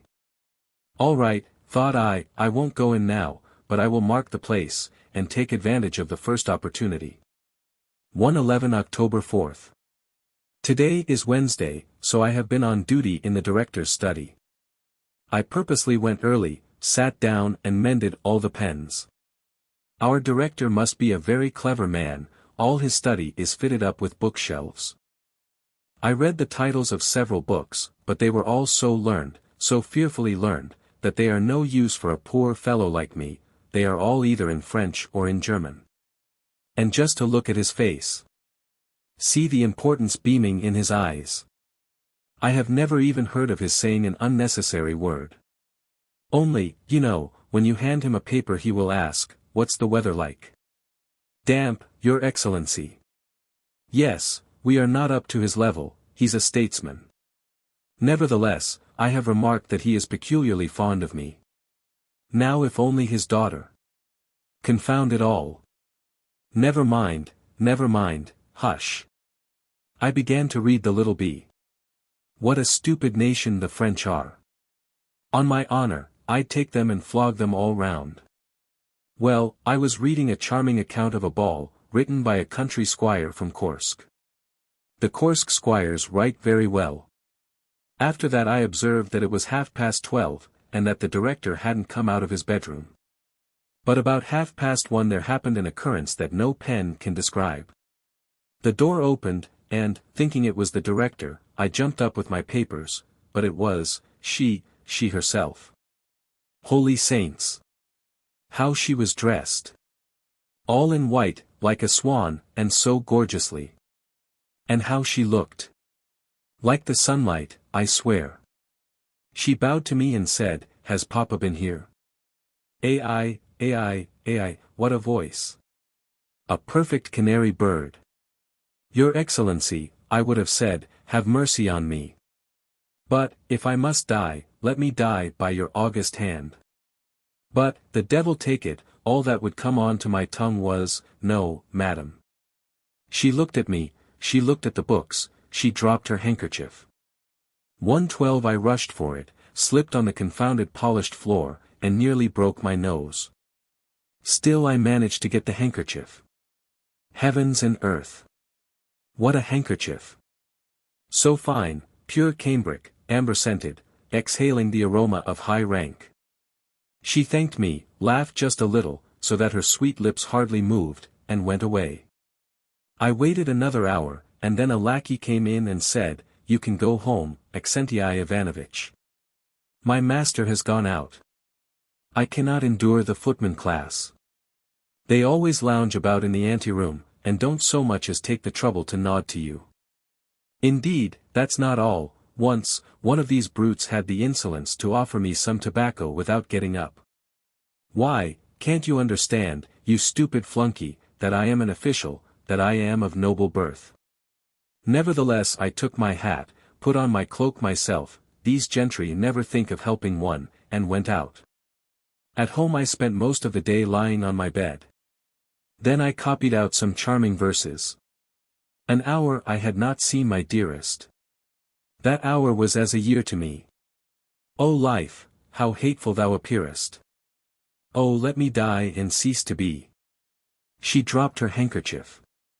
I rushed for it, and slipped on the confounded floor. 113 They must have been written by Paushkin. In the evening I muffled myself in my cloak, went to Her Excellency's doorstep, and waited long on the chance of seeing her for a moment coming out and getting into her carriage, but she did not come. November 6. I have infuriated the chief of the section. When I came to the department he called me into his room, and began talking after this fashion. Now just tell me, my man, what you're after. How? What? I'm not after anything, said I. Now, think it over and be reasonable. Why, you're past 40, you ought to have come to years of discretion. What have you got into your head? Do you imagine I don't know all you're up to? Why, you are dangling about after the director's daughter. Now just look at yourself, and think a minute what you are like. 114 You know you're a complete nonentity. You know you haven't got a farthing in the world. Look at your face in the looking-glass, how can you think of such a thing? The devil take it. Just because he has a face something like an apothecary's drug bottle and one little wisp of hair on his head twisted up into a barber's coxcomb, and holds up his head and smears it with a bandoline stick, he thinks he must be over everybody. But I understand perfectly well why he's so angry. He's envious, very likely he has noticed the signs of special favor shown to me. But what do I care for him? How very important, a DCL. He's got a gold watch chain and pays 30 rubles for his boots, and the devil take him. Does he imagine that I am one of the common people, that I'm the son of a tailor or a corporal? I am a noble. I, too, may rise in the service. I am only 42, just the proper age to begin one's career. Wait a bit, my friend. Perhaps we shall be a colonel some day, or higher up than that even, by God's grace, and will have a better reputation than yours is. I should like to know what put it into your head that no one can be a decent fellow except yourself.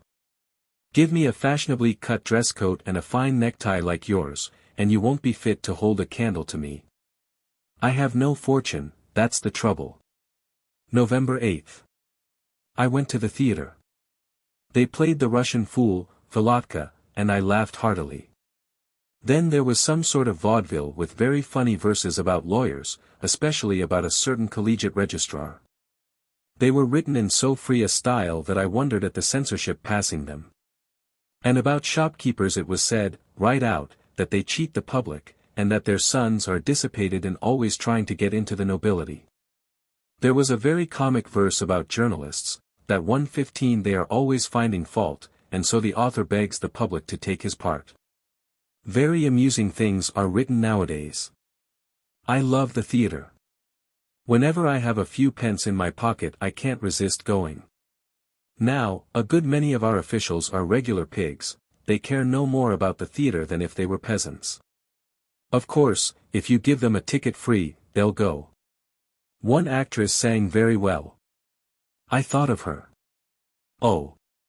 Hang it all. Never mind. Hush. November 9th. At 8 o'clock I went to the department. The chief of the section pretended not to notice my entrance at all. For my part, I behaved as if nothing had happened between us. I looked over a lot of papers, examined them, and went away at 4 o'clock. I passed the director's house, but there was no one to be seen.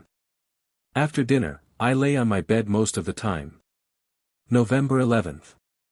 Today I sat in our director's study and mended 23 pens for him, and 4 pens for her, AI, for Her Excellency. He likes there to be plenty of pens. What a head he must have. He never speaks, but I suppose he is always thinking over things. I should like to know what he thinks about most, what is going on in that head. I should like to see more closely the life of these grand people. All their little conventionalisms and court tricks, how they live and what they do in their sphere, that is what I should like to know. I have often thought of getting into conversation with His Excellency. But my confounded tongue won't do as I want. All I can say is that the weather's cold or warm, not another thing. I should like to have a look at that drawing room that one sometimes sees the door of open, and at the room beyond 116 the drawing room. How richly it is all furnished. What mirrors, what porcelain. I should like to see the part of the house where Her Excellency lives. Oh! I know where I should like to go.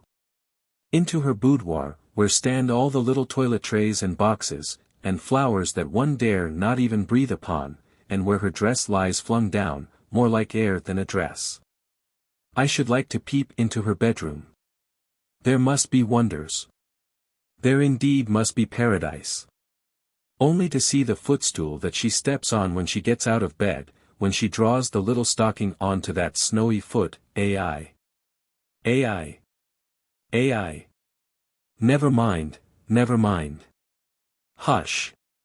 Today, however, a kind of light broke in upon me. I remembered the conversation between the two lapdogs that I heard on the Nevsky Prospect. All right, thought I to myself, now I'll know everything. I must intercept the letters of those horrid little dogs. Then, of course, I shall find out something. Indeed, I once called Medji to me, and said, now look here, Medji, we're quite alone. And, if you like, I'll lock the door, so that no one shall see. Tell me everything you know about your mistress, what she is like, and all about her. I swear to you that I will not repeat it to any one. But the cunning little dog put its tail between its legs, screwed itself all up, and went quietly out of the room as if it hadn't heard anything. I have suspected for a long time that dogs are far cleverer than people. Indeed, I felt sure that they can speak, but for some sort of obstinacy. They are wonderfully politic, they notice everything a man does. No.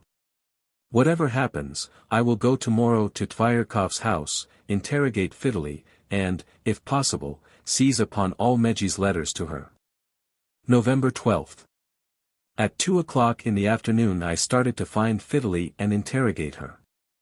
I can't endure cabbage, and all the 117 little provision shops in Myashchanskia Street simply reek of it, and then there's such a stench from the yard of every house, that I simply held my nose and ran along as fast as ever I could. And then those confounded artisans send out such a lot of soot and smoke from their workshops, that really there's no walking in the street. When I got up to the 6th floor and rang the bell, there came out a girl, not bad looking, with little freckles. I recognized her, it was the same girl who had walked with the old lady. She grew a bit red, and it flashed upon me at once, you want a lover, my dear. What can I do for you? I must have an interview with your lapdog. The girl was stupid, I saw at once she was stupid. At that moment the dog ran out, barking. I wanted to catch her, but the nasty little thing nearly snapped my nose off.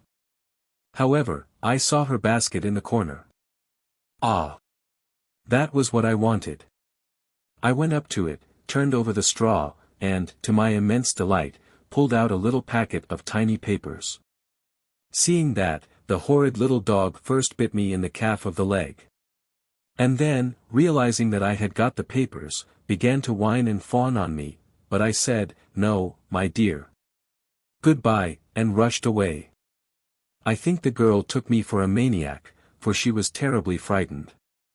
When I got home I wanted to set to work at once and read the letters, because my sight is not very good by candlelight.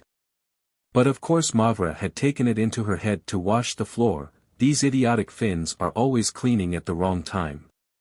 So I went for a walk to think over the occurrence. Now at last I shall find out all their affairs, all their thoughts, all the wires they are pulled by, these letters will disclose everything to me. Dogs are a clever race, they understand all the political relations, and so, no doubt, everything will be here, this man's portrait and all his affairs. And no doubt there will be something about her, who? Never mind, 118 silence. In the evening, I came home. I spent the time lying on my bed. November 13th. Now let us see. The letter is fairly legible, but, somehow or other, there is something a little bit doggish about the handwriting. Let's see. My dear Fiddly, I still have not been able to accustom myself to your vulgar name. Why couldn't they find a better name for you? Fiddly, Rosa, what bad taste. However, this is off the point. I am very glad that we have agreed to correspond. The letter is quite correctly written, there are no mistakes in the stopping, or even in the use of the letter yat.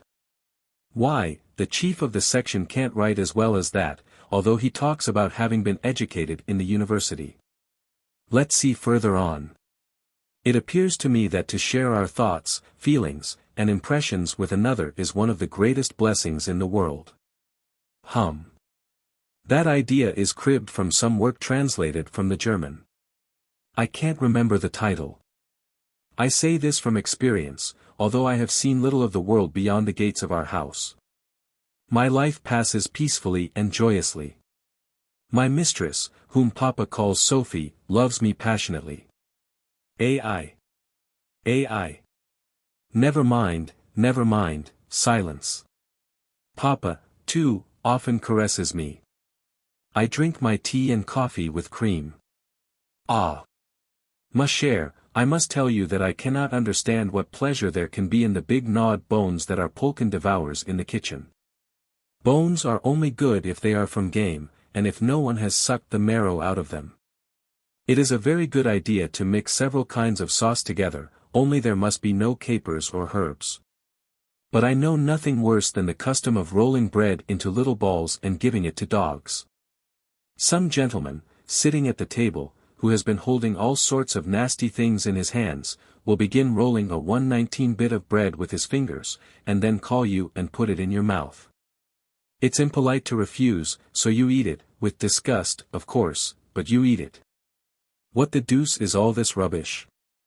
As if they couldn't find anything better to write about. Let's look at the next page, perhaps it will be more sensible. I shall have the greatest pleasure in informing you of all that happens in our house. I have already spoken to you about the principal gentleman whom Sophie calls Papa. He is a very strange man. Ah, now, at last. Yes, I knew it. They look at all things from a politic point of view. Let us see what there is about Papa. Strange man. He hardly ever speaks. But a week ago he kept on constantly saying to himself, shall I get it or not? Once he asked me, what do you think, Meji? Shall I get it or not? I didn't understand anything about it, so I smelled at his boot and went away. Then, ma chère, a week afterwards Papa was in the greatest state of delight. The whole morning long gentleman in uniform came to him and congratulated him on something or other.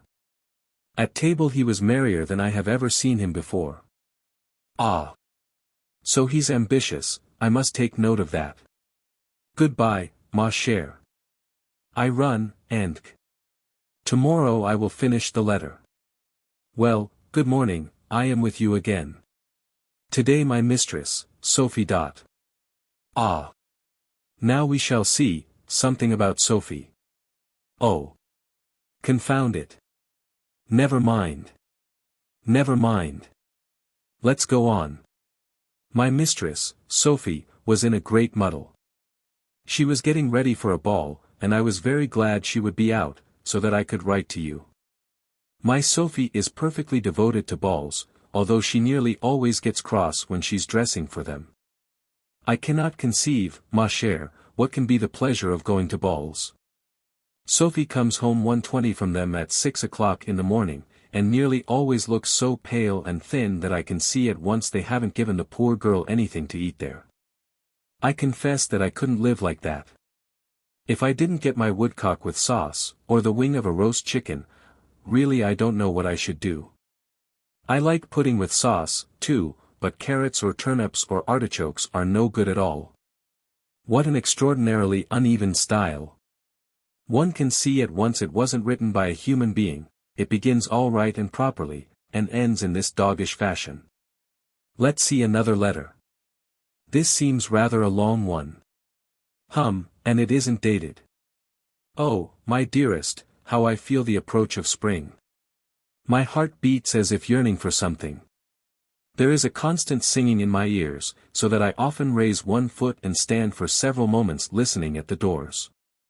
I will confide to you that I have many suitors. Oh! If you knew how hideous some of them are.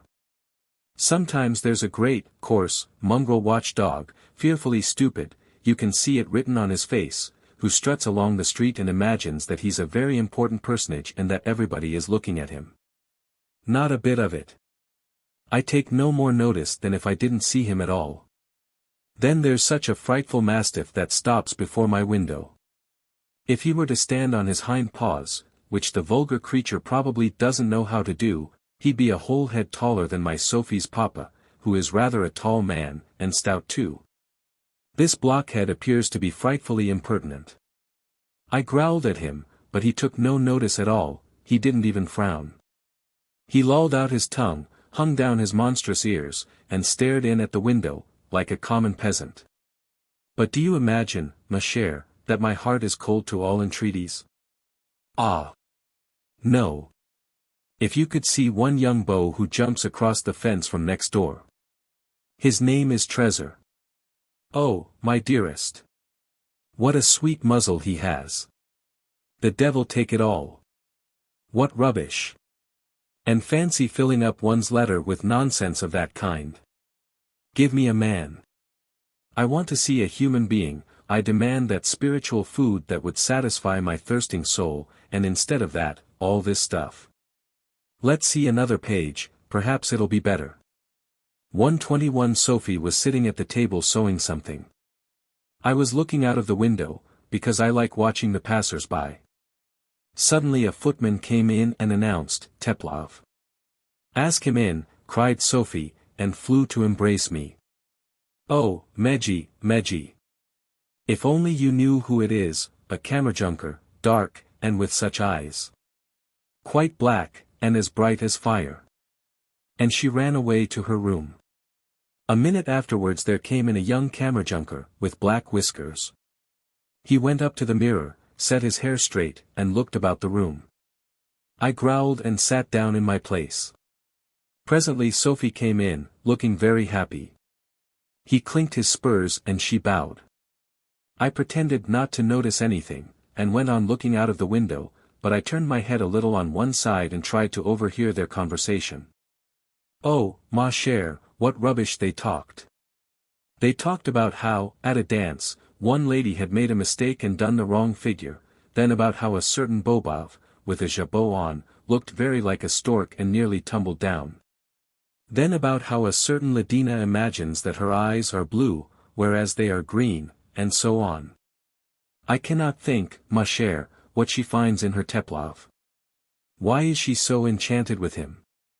It seems to me, too, that there's something wrong here. It's quite impossible that Teplov could bewitch her so. What comes next? Really, if she can like this kammerjunker, it seems to me she might as well like the official who sits in Papa's study. Oh, ma chère, if you knew what a fright he is. Exactly like a tortoise in a bag. What official can that be? He has a most peculiar name. He always sits and mends pens. The hair on his head is very much like hay. Papa always sends him on errands instead of the servant. I believe that beastly little dog is alluding to me. Now, is my hair like hay? Sophie simply cannot keep from laughing when she looks at him. You lie, you confounded dog. What an abominable 122 style. As if I didn't know that this is simply a case of envy, as if I didn't know it's an intrigue. It's an intrigue of the chief of the section. The man has sworn implacable hate against me, and now he does everything he can to injure me at every step. Well, I'll look at just one more letter, perhaps the affair will explain itself. Ma chère Fiddly, forgive me for having been so long without writing, I have been in a state of absolute intoxication. It is perfectly true what some writer has said, that love is second life. And then there are great changes going on in our house. The kammerjunker comes every day now. Sophie is madly in love with him. Papa is very happy. I even heard from our Grigory, who sweeps the floors and almost always talks to himself, that there will soon be a wedding, because Papa is very anxious to see Sophie married either to a general, or to a kammerjunker, or an army colonel. Deuce take it all. I can read no more. A kammerjunker, or a general. I should like to become a general myself, not in order to obtain her hand or anything like that, no, I should like to be a general, only to see them put on all their airs and graces and show off all their court ways. And then tell them that I don't care a brass farthing for either of them. It really is annoying, confound it all. I tore the silly little dog's letters into bits. December 3rd. It cannot be, it's impossible, there shan't be a wedding. What if he is a kammerjunker? That's nothing more than a title, it's not a tangible thing that you can pick up in your hand. Why, his being a kammerjunker doesn't give him a third eye in the middle of his forehead. After all, his nose is not made of gold, it's just like mine or anybody else's, after all, he has it to smell with, not to eat with, to sneeze with, not to cough with. I have often wished to understand what is the cause of all these 123 differences. Why am I a government clerk? And for what purpose am I a government clerk? Perhaps I am really a count or a general, and only appear to be a government clerk. Perhaps I myself don't know what I am. There have been so many cases in history, some ordinary man, not a noble at all, but some common artisan or even peasant, will all of a sudden turn out to be a great lord or baron, or what do you call it? Well, if a peasant can turn out like that, what should a noble turn out? Now, suppose I suddenly come in with a general's uniform on, an epaulet on the right shoulder and an epaulet on the left shoulder, and a blue ribbon across, what will my beauty say, then, ah? What will Papa himself say, our director? Oh! He's a very ambitious man. He's a Freemason, I'm convinced he's a Freemason, he makes all sorts of pretenses, but I noticed at once that he's a Freemason, if he shakes hands with you, he only puts out 2 fingers. And does anybody suppose that I can't be appointed Governor-General this very moment, or a commissary, or something else of the kind? I should like to know why I am a clerk. Why particularly a clerk? December 5th. I spent the whole of this morning reading the newspapers. Most extraordinary things are going on in Spain. I can't even quite make them out. It is said that the throne is vacant. That the statesmen in office are in a great dilemma, having to choose an heir apparent, and that this has resulted in disturbances. All this seems to me exceedingly strange. How can the throne be vacant? They say that some Donna will succeed to the throne, but a Donna cannot be sovereign, it is quite impossible. There must be a king on the throne. They say there is no king, but it cannot happen that there is no king. A state cannot exist without a king. Undoubtedly there is a king, only he is 124 living incognito somewhere or other. It is very likely that he is living there, only he is obliged to hide himself for some family reasons, or on account of some dangers threatened by neighboring states, France and the other countries. Anyway, there must be some reason. December 8th.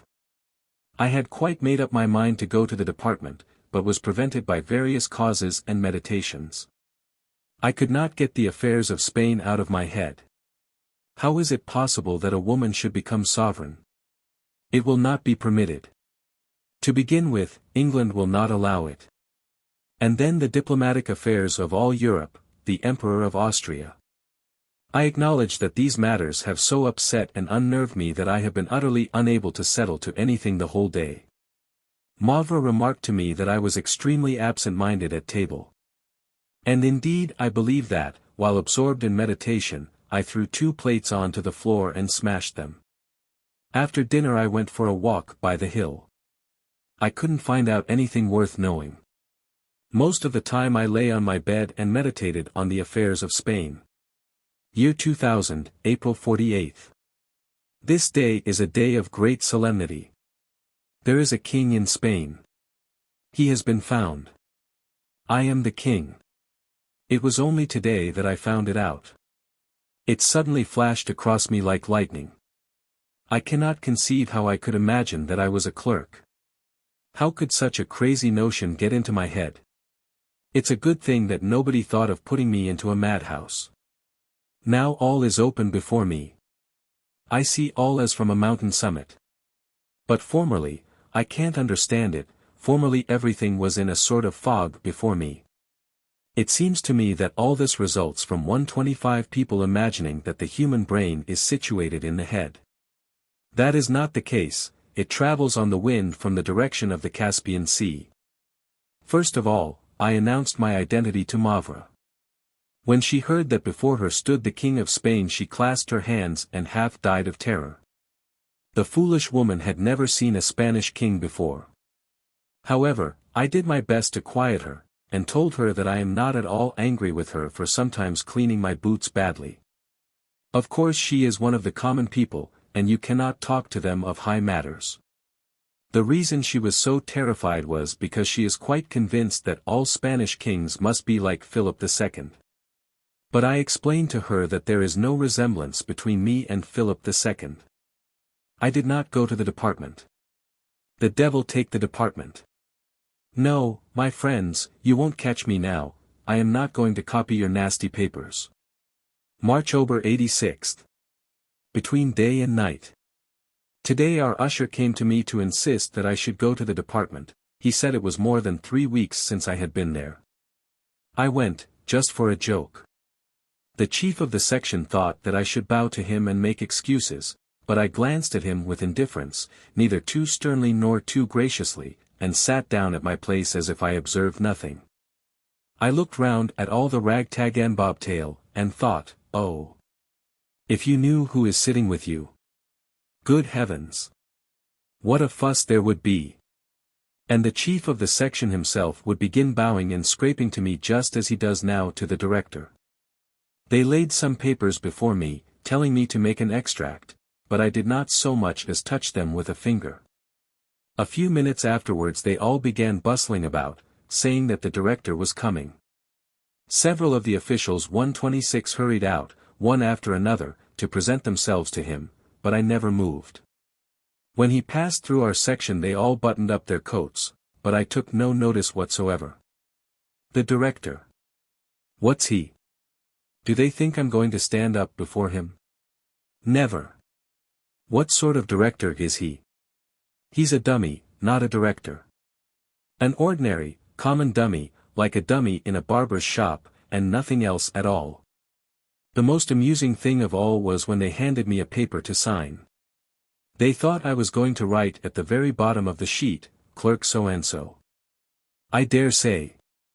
I signed, in the most conspicuous place, just where the director of the department signs, Ferdinand VIII. It was worthwhile to see what a reverential silence there was. However, I just waved my hand to them and said, "You needn't trouble about tokens of allegiance," and went away. I went straight to the director's house. He was not at home, and the footman did not want to let me in, but I said something to him that made him just collapse. I went straight into her dressing room. She was sitting before the looking-glass, but started up and shrank away from me. I did not tell her, however, that I am the King of Spain. I only told her that there lies before her such happiness as she cannot even imagine, and that, in spite of the snares of our foes, we shall be together. I did not want to say any more than that, and therefore went away. Oh! What a wily being is woman! It is only now I have fully understood what woman really is. Up till now no one has ever known with whom she is in love. I am the first to discover it. Woman is in love with the devil. Yes, it is a fact. Physiologists write all sorts of nonsense, but really she loves no one and nothing but the devil. There, you see, she sits in the dress circle with her opera glass. Do you think she's looking at that fat man with the star on his breast? Not a bit of it. She's looking at the devil behind his back. The devil is 127 hidden in the fat man's coat. There. He is beckoning to her with his finger. And she'll marry him, she'll certainly marry him. All that comes from ambition, and the cause of ambition is a little blister under the tongue with a tiny worm inside it no bigger than a pin's head. And all that is the doing of a certain hairdresser who lives in the Gorokovaya. I can't remember his name, but I know positively that he and a certain midwife are trying to spread Mohammedanism throughout the whole world. And it is said that in France the greater part of the population has already accepted the Mahometan faith. I said, "You needn't trouble about tokens of allegiance," and went away. 128 No date at all, the day was without any date. I walked incognito along the Nevsky Prospect, giving no sign at all that I am the King of Spain. I thought it would be a breach of etiquette to disclose my identity to everyone now, because, first of all, I must present myself at court. The only thing that hinders me is the want of a Spanish national costume. I must get hold of some sort of mantle. I thought of ordering one, but the tailors are such absolute donkeys. And then, besides, they have quite neglected their work and taken to speculating. And now they have gone in for paving the streets. I finally decided to make a mantle out of my new uniform, which I have only put on twice. But, for fear these scoundrels should spoil my work, I decided to sit with the door locked, so that no one should see me make it.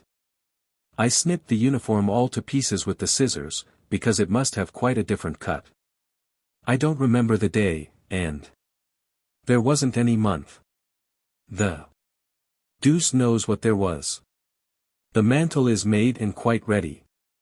Mavra shrieked out when I put it on. I cannot make up my mind, though, to present myself at court yet.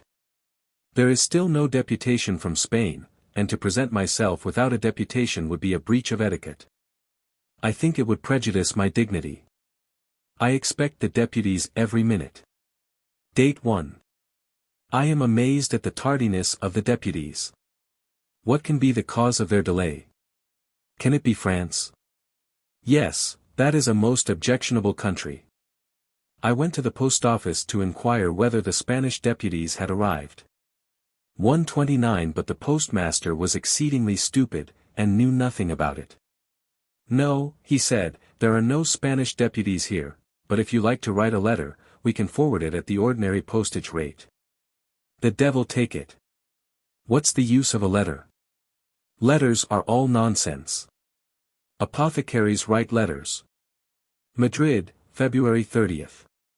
So I am really in Spain, and it all happened so quickly that I can hardly realize it. This morning the Spanish deputies presented themselves to me, and I got into the carriage with them. I was surprised at the great speed with which we traveled. We went so fast that in half an hour we reached the Spanish frontier. For that matter, of course there are railways all over Europe now, and the steamers go tremendously fast. Spain is an extraordinary country. When we went into the first room, I saw a lot of people with shaven heads. I guessed at once that they must be either grandees or soldiers, because they always shave their heads. I was very much struck with the behavior of the Lord Chancellor, who led me by the hand. He pushed me into a little room, and said, "You sit here, and if you begin calling yourself King Ferdinand, I'll knock that rubbish out of you." But I, knowing that this was nothing more than a trial of my constancy, answered firmly. Whereupon the Chancellor struck me on the back twice with a stick so hard that I nearly cried out, but restrained myself, remembering that in chivalry this was a custom on a man's entering any high office. And that the customs of chivalry are still in force in Spain. Remaining alone, I decided to occupy myself with affairs of state. I discovered that China and Spain are all the same country, it is only from ignorance that people suppose them to be different. I advise every one, as an experiment, to write Spain on a 130 piece of paper, and it will come out China. I was profoundly grieved, though, at an event which is to happen tomorrow. At 7 o'clock tomorrow morning there will occur a strange phenomenon, the earth will sit down on the moon. The famous English chemist, Wellington, has written about that. I confess that my heart throbbed with anxiety when I pictured to myself the extreme delicacy and fragility of the moon. The thing is that the moon is generally made in Hamburg, and is very badly made. I cannot understand why England takes no notice of the fact. It is made by a Lane Cooper, who is quite evidently a fool, and understands nothing about the moon at all. He puts in tarred rope and cheap oil. And it makes such an awful stink all over the earth that everybody has to hold their nose. And this makes the moon itself so fragile that people can't live on it at all, and nothing lives on it but noses. That is the reason why we cannot see our own noses, because they are all in the moon. And when I thought what a heavy substance the earth is, and how, by sitting down, it may crush all our noses to powder, I was so overpowered by anxiety that I put on my shoes and socks, and ran into the State Council chamber. To give orders to the police not to let the earth sit down on the moon. The shaven grandees, whom I found in the council hall in great numbers, proved to be a very sensible people, and when I said, "Gentlemen, we must save the moon, for the earth is going to sit down on it," they all instantly rushed to fulfill my royal wish, and many tried to climb up the walls to get at the moon. But at that moment the Lord Chancellor came in, and when they saw him they all ran away. I, as king, alone remained. But the Chancellor, to my great amazement, struck me with his stick, and sent me into my room.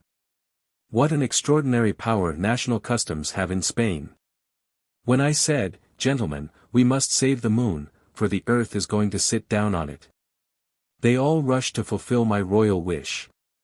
132 January in the same year, following.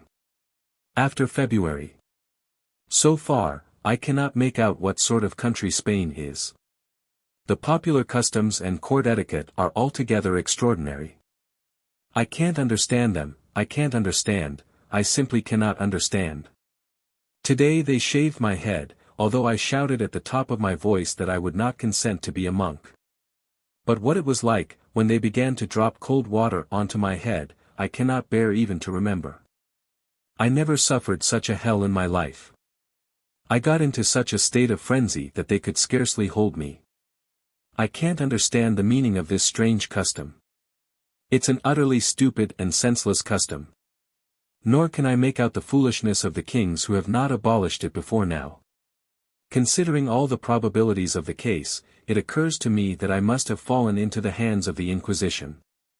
And the person whom I took for the Chancellor is, no doubt, the Grand Inquisitor himself. Only it is quite incomprehensible how a king can be subject to the Inquisition.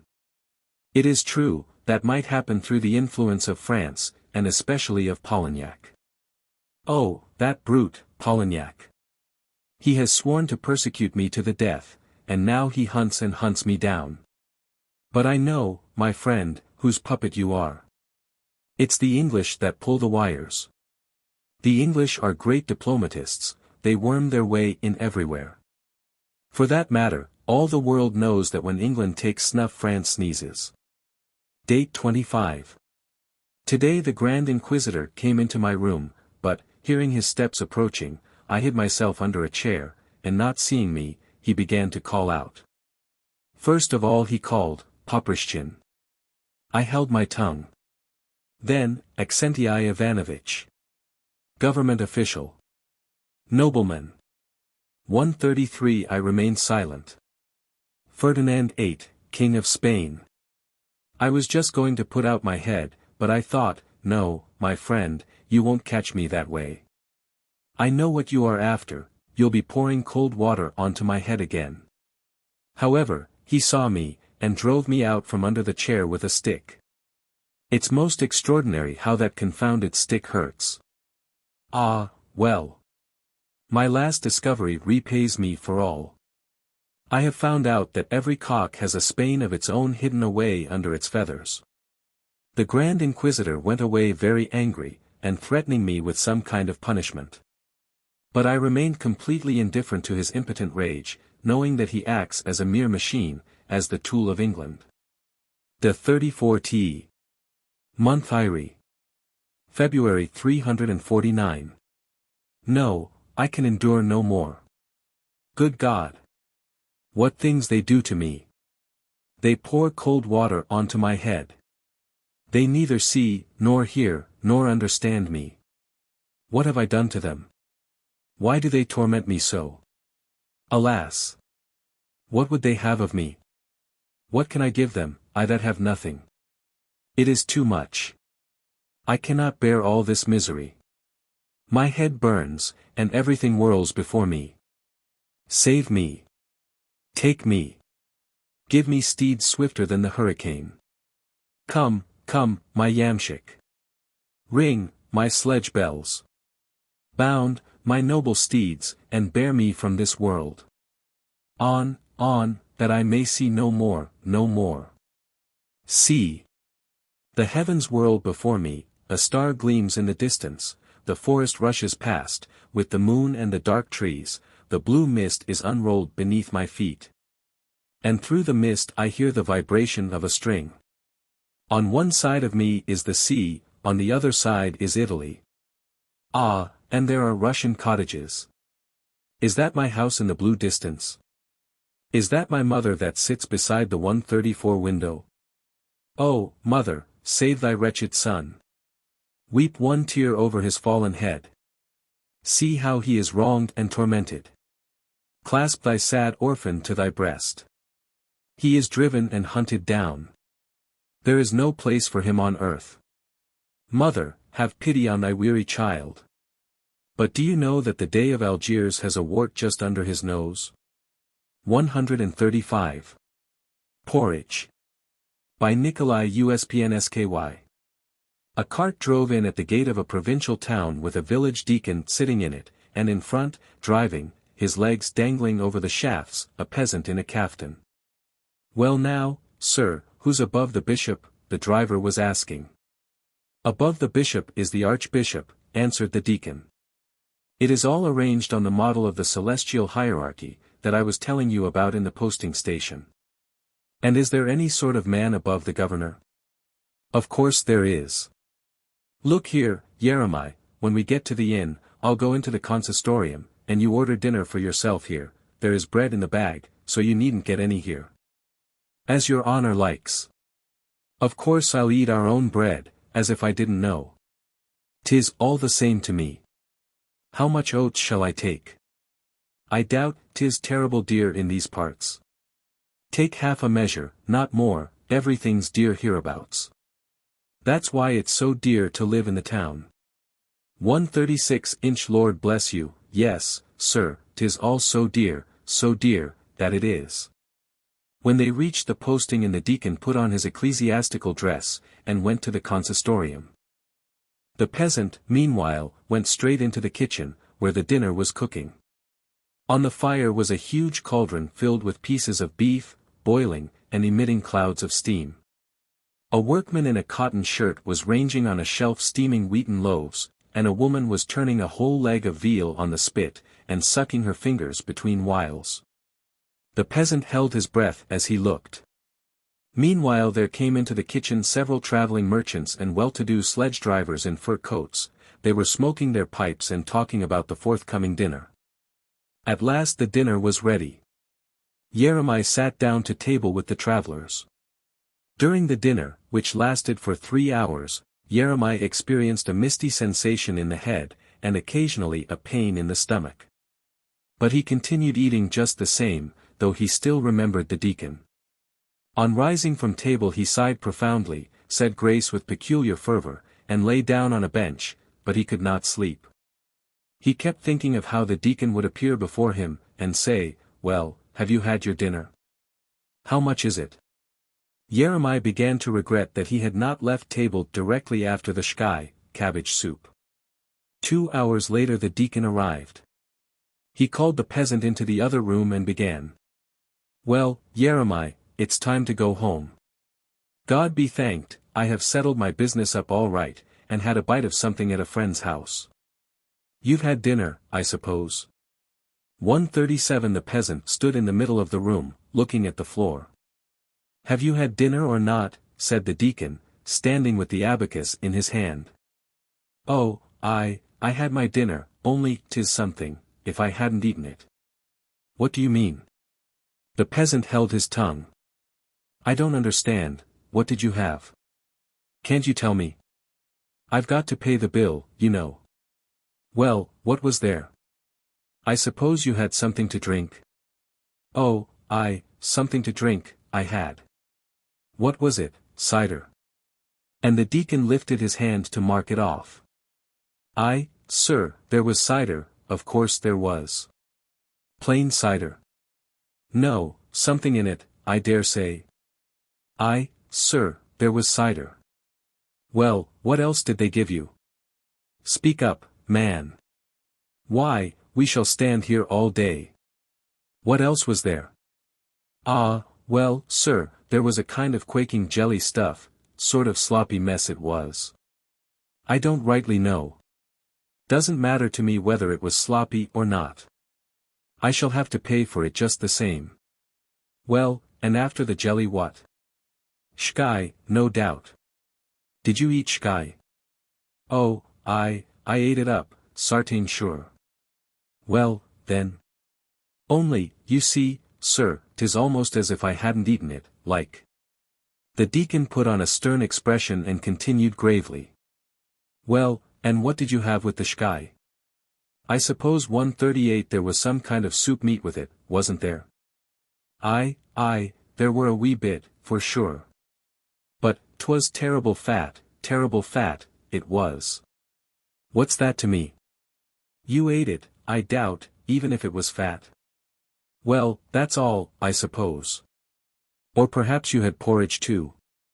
No, there was something else, the porridge come arter that. What then? Some kind of soup. Yes. Aye, sir.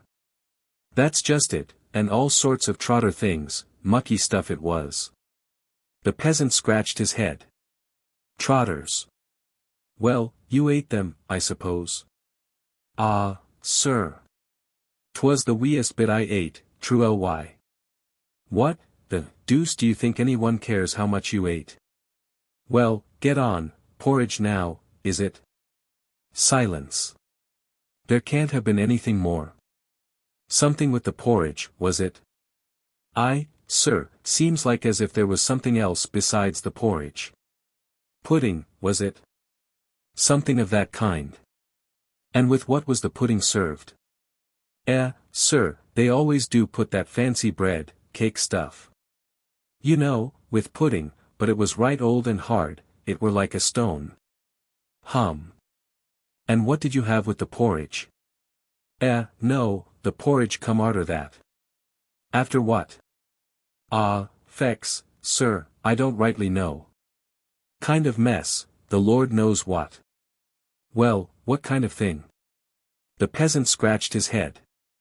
140 The peasant began to help himself out by gesticulating with his hands. You know, sir, kind of, veal, isn't? Veal. Something of that like.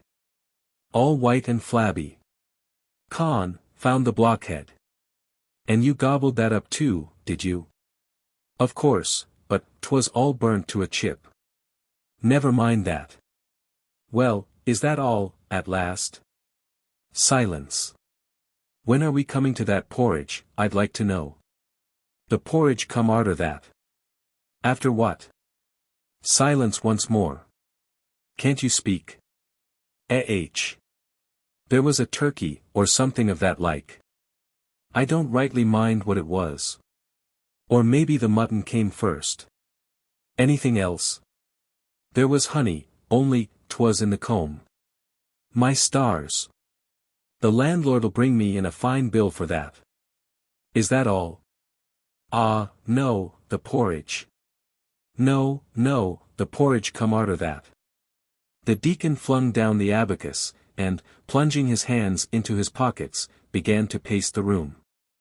The peasant moved away to the corner, so as not to disturb him. Presently the innkeeper came in. Landlord, said the deacon, what do I owe you for my man's dinner? He had everything on the bill of fare, didn't he? Well. I suppose he did. Then it comes to a silver ruble. Can't you make it a bit less? No, little father, we never bargain, we make all our 141 little profit off the oats, the dinners cost us what we get for them.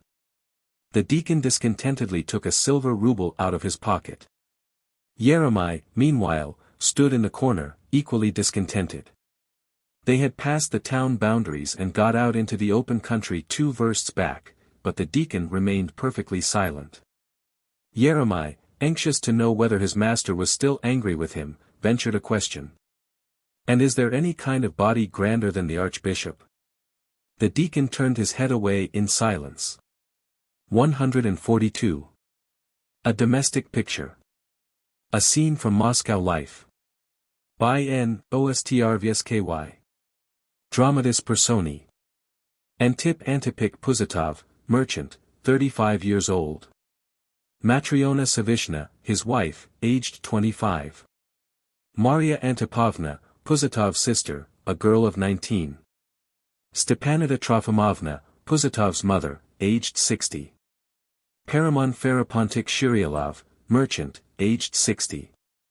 Daria, servant maid. A room in Puzatov's house, furnished in glaringly bad taste. Portraits hanging above the sofa. Birds of paradise painted on the ceiling, bright-colored window curtains, bottles on the windowsills. Maria Antipovna sits by the window with an embroidery frame. Maria, singing softly as she works. Black color, sad color. Yet forever dear to me. Breaks off, stops working, and meditates. Maria, there. Look. Oh. He bowed to us. Oh. The wicked man. 144 there. The summer's nearly over. Here we have September already, and you just sit cooped up within four walls, for all the world like a nun, and don't dare to look out of window. That's an interesting life for a young lady. A pause. I dare say. It's all very well to shut us up and turn the key on us, but I know what we'll do.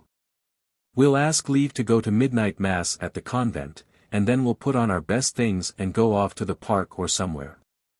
There's nothing for it, one has to do things on the sly. Goes on embroidering, a pause. I wonder how it is that Vasily Gavrilik hasn't passed by once today. Looks out of window. Sister. Sister. There's an officer riding past. Sister. Quick. With a white plume. Matryona, runs into the room. Where, sister, where? Maria. There. Look. They look out. Oh. He bowed to us. Oh. The wicked man. They hide behind the window curtains. Matryona. How handsome he is. Maria. Sister, let's sit here, perhaps he will pass again. Matryona. Oh. Masha. How can you? You'll just encourage him, and he'll take to passing half a dozen times a day, and then we shall never be able to get rid of him. I know what these military men are. Why, there was that hussar that Anna Markovna encouraged so, he used to ride past, and she'd look out of window and smile at him, and do you know what he did, my dear? He rode his horse right into the hall. Maria. Oh. How disgraceful. Matryona. I should think so. Nothing happened, you know, but she was just the talk of Moscow. Looks out of window. Masha. There comes Daria. Oh. What message will she bring? Maria. Oh. If Mama were to see her. Enter Daria, hurriedly. Daria. Matryona Savishna, little mother. I as near as anything got caught. I was just running upstairs, and who must come running slap against me but Stepanida 145 Trofimovna. Of course I said I'd been to shop for a skein of silk. You know, she's up to anything. Why, only yesterday, our Petrusha. Maria. Yes, yes. But what about them? Daria. Yes, miss, they sent their respects. I went in, ma'am, and there was Ivan Petrovitch lying on the sofa, and Vasily Gavrilik on the bed. Leastways, it was Vasily Gavrilik as was on the sofa, and they'd been a-smoking, ma'am, till you fair couldn't breathe. Matryona. Yes. But what did they say? Daria. Well, they said, ma'am, if you please, that you was both of you to come this evening to Ostankino at vesper time. And he said, Daria, says he, tell them to be sure and come, even if it rains. Maria. Of course we'll go, sister. Matryona. All right. Run back again, Daria, and say we'll come. Daria. Yes'm. Anything else, please, Em? Maria. Yes, Dasha. Tell them to bring some books to read.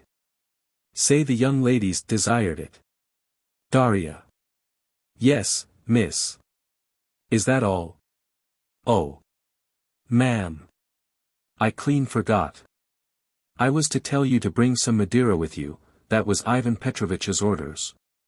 It's so nice, says he, in the open air. Matryona. All right. Daria comes up to Matryona and speaks softly. Matryona Savishna, Vasily Gavrilik was saying to Ivan Petrovitch, of course, says he, it's quite a different thing for you, says he. Matryona Savishna's a married woman, and, of course. But Maria Antipovna, says he, she's a young girl, and it isn't, like as if, you know, and somehow or other, says he, 'tis a bad business. Why, says he, for all I know, they may go and marry her to some shopkeeper with a beard. And then what's the use of my putting myself out, says he. 146" of course that don't mean as I'm not, there, you understand me, ma'am. But I'm a poor man, says he. I'd be glad enough to marry her, says he, but, says he, what's the use of my going poking my nose in? It was Vasily Gavrilik as said this to Ivan Petrovitch, you know, ma'am. It's quite a different thing for you, says he. Matryona Savishna's a married woman, any sort of thing can happen with an official, you know. Wintertime, says he. Well, and a fine cloak of raccoon fur. Anyways. Matryona. Oh. You silly girl. Why, you should have said. Daria, listening. Little mother. It's the master hisself come in. Goes to the window. Yes, it is, he's going in at the door. Matryona. Well, then, you take the message while we're at tea. Daria. Yes'm. Voice in the anteroom. Wife. I say. Wife. Matryona Savishna. Matryona. What's the matter? Antip enters. Good evening, wife. Why, how you jump. Who did you think it was? Kisses her. Give us another kiss. Caressing her playfully. Matryona, shrinking away. That'll do, Antipik. Let me alone. Oh. What a nuisance you are. Antip. But I want a kiss. Matryona. Oh. Leave off, for goodness sake. Antip. I dare say. Kisses her. What a jolly little wife it is. That's the sort of wife to have. Sits on the sofa. Do you know what, Matryona Savishna? Matryona. What now? Antip. It would be jolly to have some tea now. Stares at the ceiling, and puffs. Matryona. Daria. 147, enter Daria. Matryona. Bring the samovar, and ask Stepanida Trofimovna for the keys. Exit Daria. Silence. Maria sits at her embroidery, Matryona beside her, Antip looks about the room, sighing. Antip, sternly. Wife. Come here. Matryona. What now? Antip, striking the table with his fist. Come here, I tell you. Matryona. Why, are you gone crazy? Antip, drumming on the table. What do you expect me to do with you? Matryona. Whatever can it be? Timidly. Antipik. Antip. Frightened you? Bursts out laughing. No, my lass. It was only my little joke.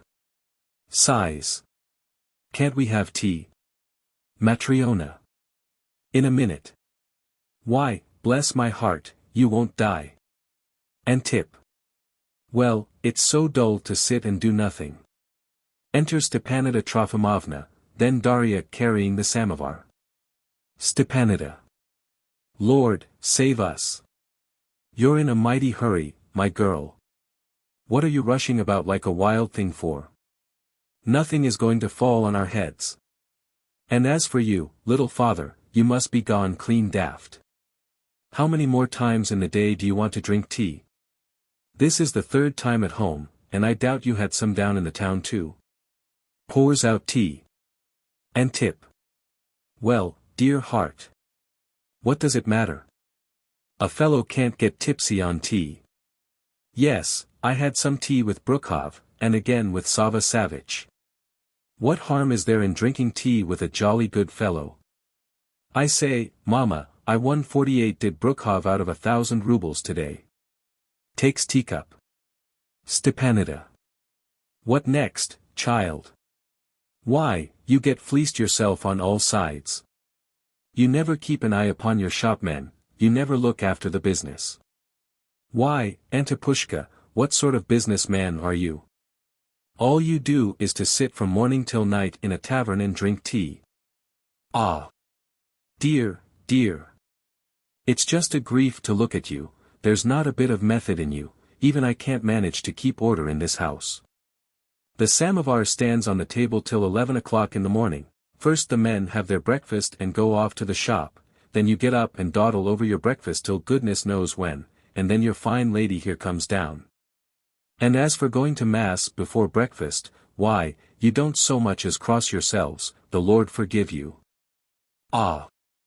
Antipushka. If you'd give up your newfangled ways and live as all respectable people should. You ought to get up at 4 in the morning and see that everything's in order, and go out into the yard and look after everything there, and go to mass. Yes, my dear, and rout your good lady here out of bed too, and tell her it's time to get up and look after the house, that's what you ought to do. Yes, you needn't look at me like that, Matriona Savishna, I've said nothing but what's right and true. Matriona. I suppose you are going to begin and preach now. Stepanida. Ah! Little mother. And what would become of the house if it wasn't for me? You're not much of a housekeeper, you're too young yet, little mother. You've a good deal to learn yet. Why, just look at you, you don't get up till after 10 o'clock, it's a shame to say it, my girl, but it's the Lord's own truth, and here I have to sit by the samovar and wait till you please to come down. And I'm older than you are, madam. You're too much of a fine 149 lady, Matriona Savishna, too much by a long way. It's no use for you to give yourself airs, my lass. You're not but a shopkeeper's wife, and you can't be a real lady, however hard you try. Why, my good man, what's the use of her dressing herself up, and hanging herself all over with gewgaws and furbelows like a heathen savage, and making a sight of herself, the Lord forgive us our sins. And rustling about with a long tail like a peacock, why, it's a sin and a shame, so it is. You can flaunt about in your furbelows as much as you like, Matriona Savishna, but you're none the more of a lady for that. You can't make a silk purse out of a sow's ear. Matriona. Yes, you'd like me to go about with an old shawl over my head. Stepanida. You've no call to be ashamed of your own class, my girl. And tip. Why, heart alive. Why shouldn't she dress herself up fine if the money's there? There's no harm in it. And as for being a lady, hang me if she isn't handsomer than any lady when she's dressed in her best things. By your leave, mother, I don't think all these fine ladies are worth the trouble of looking at. But just see what my little wife is like. That's to say, I mean, what a figure she's got. And all that, you know. Matriona. Really, Antipik, what things you do say. Maria. I wonder you're not ashamed of yourself, brother. You always make one blush. Antip. What's the matter now? I haven't said anything so dreadful. Another day a man may say worse things than that, and nobody cares. Why, the other day, before His Excellency the General, such a word slipped off my tongue, I was quite frightened myself, but what can a fellow do? A word isn't a sparrow, that you can put salt on its tail. And as for what you were saying, mother, 150 I stick to my point. My wife shall dress as fine as she likes, I don't care if she isn't a lady, all the same. Stepanida. Yes. I know, my boy, I know. When she goes out with you dressed up like that, with a train 2 yards long, what do you suppose she's thinking about? Well, I'll tell you my son, she thinks, here have I got to put up with a great clumsy husband with a beard, instead of having a proper sort of beau that pomades his hair and puts scent on his handkerchief. And Tip. Do you think she'd change me for anyone else? A handsome fellow like me. Strokes his mustache. I say, wife, give us a kiss. Matryona kisses him with feigned tenderness. Stepanida. Ah! My child. The enemy of man is cunning. Look at the way my poor dear husband and I lived. We were a happier couple than you are, and all the same he kept me in fear and submission, as a man should, the Lord rest his soul. However much he loved and cherished me, he always kept a little whip hanging on a nail in the bedroom, just in case of anything. Matryona. You're always making mischief between me and my husband. Why can't you let me alone? Stepanida. You'd best hold your tongue, my good girl. Matryona. I'm to hold my tongue. What next? Anybody would think I was the dirt under your feet. I'm a merchant's wife of the first guild. Stepanida. You and your guild. You needn't talk like that to me, my girl. I've had to do with your betters in my time. Matryona. Even so, you've no right to shut me up. I'm not going to hold my tongue for anybody. Stepanida. And what do you suppose I care? There. Go your own way, it's all one to me, but when you drive me to it I must speak out, it's my way. I'm not going to make myself over again for your pleasure. Silence. They 151 all sit and sulk. You've just spoiled my Masha between you. And Tip. I say, Masha, shall I find you a husband? Stepanida. 'Twas time to think of that long ago. Seems to me you've clean forgotten that you have a sister, and she getting on, too. Maria. Really, Mama. Always, getting on, and getting on. I'm not so old as all that comes to. Stepanida. Don't try your fine airs on me, miss. I was married at 13, and you, I'm downright ashamed to tell people of it, you're 20.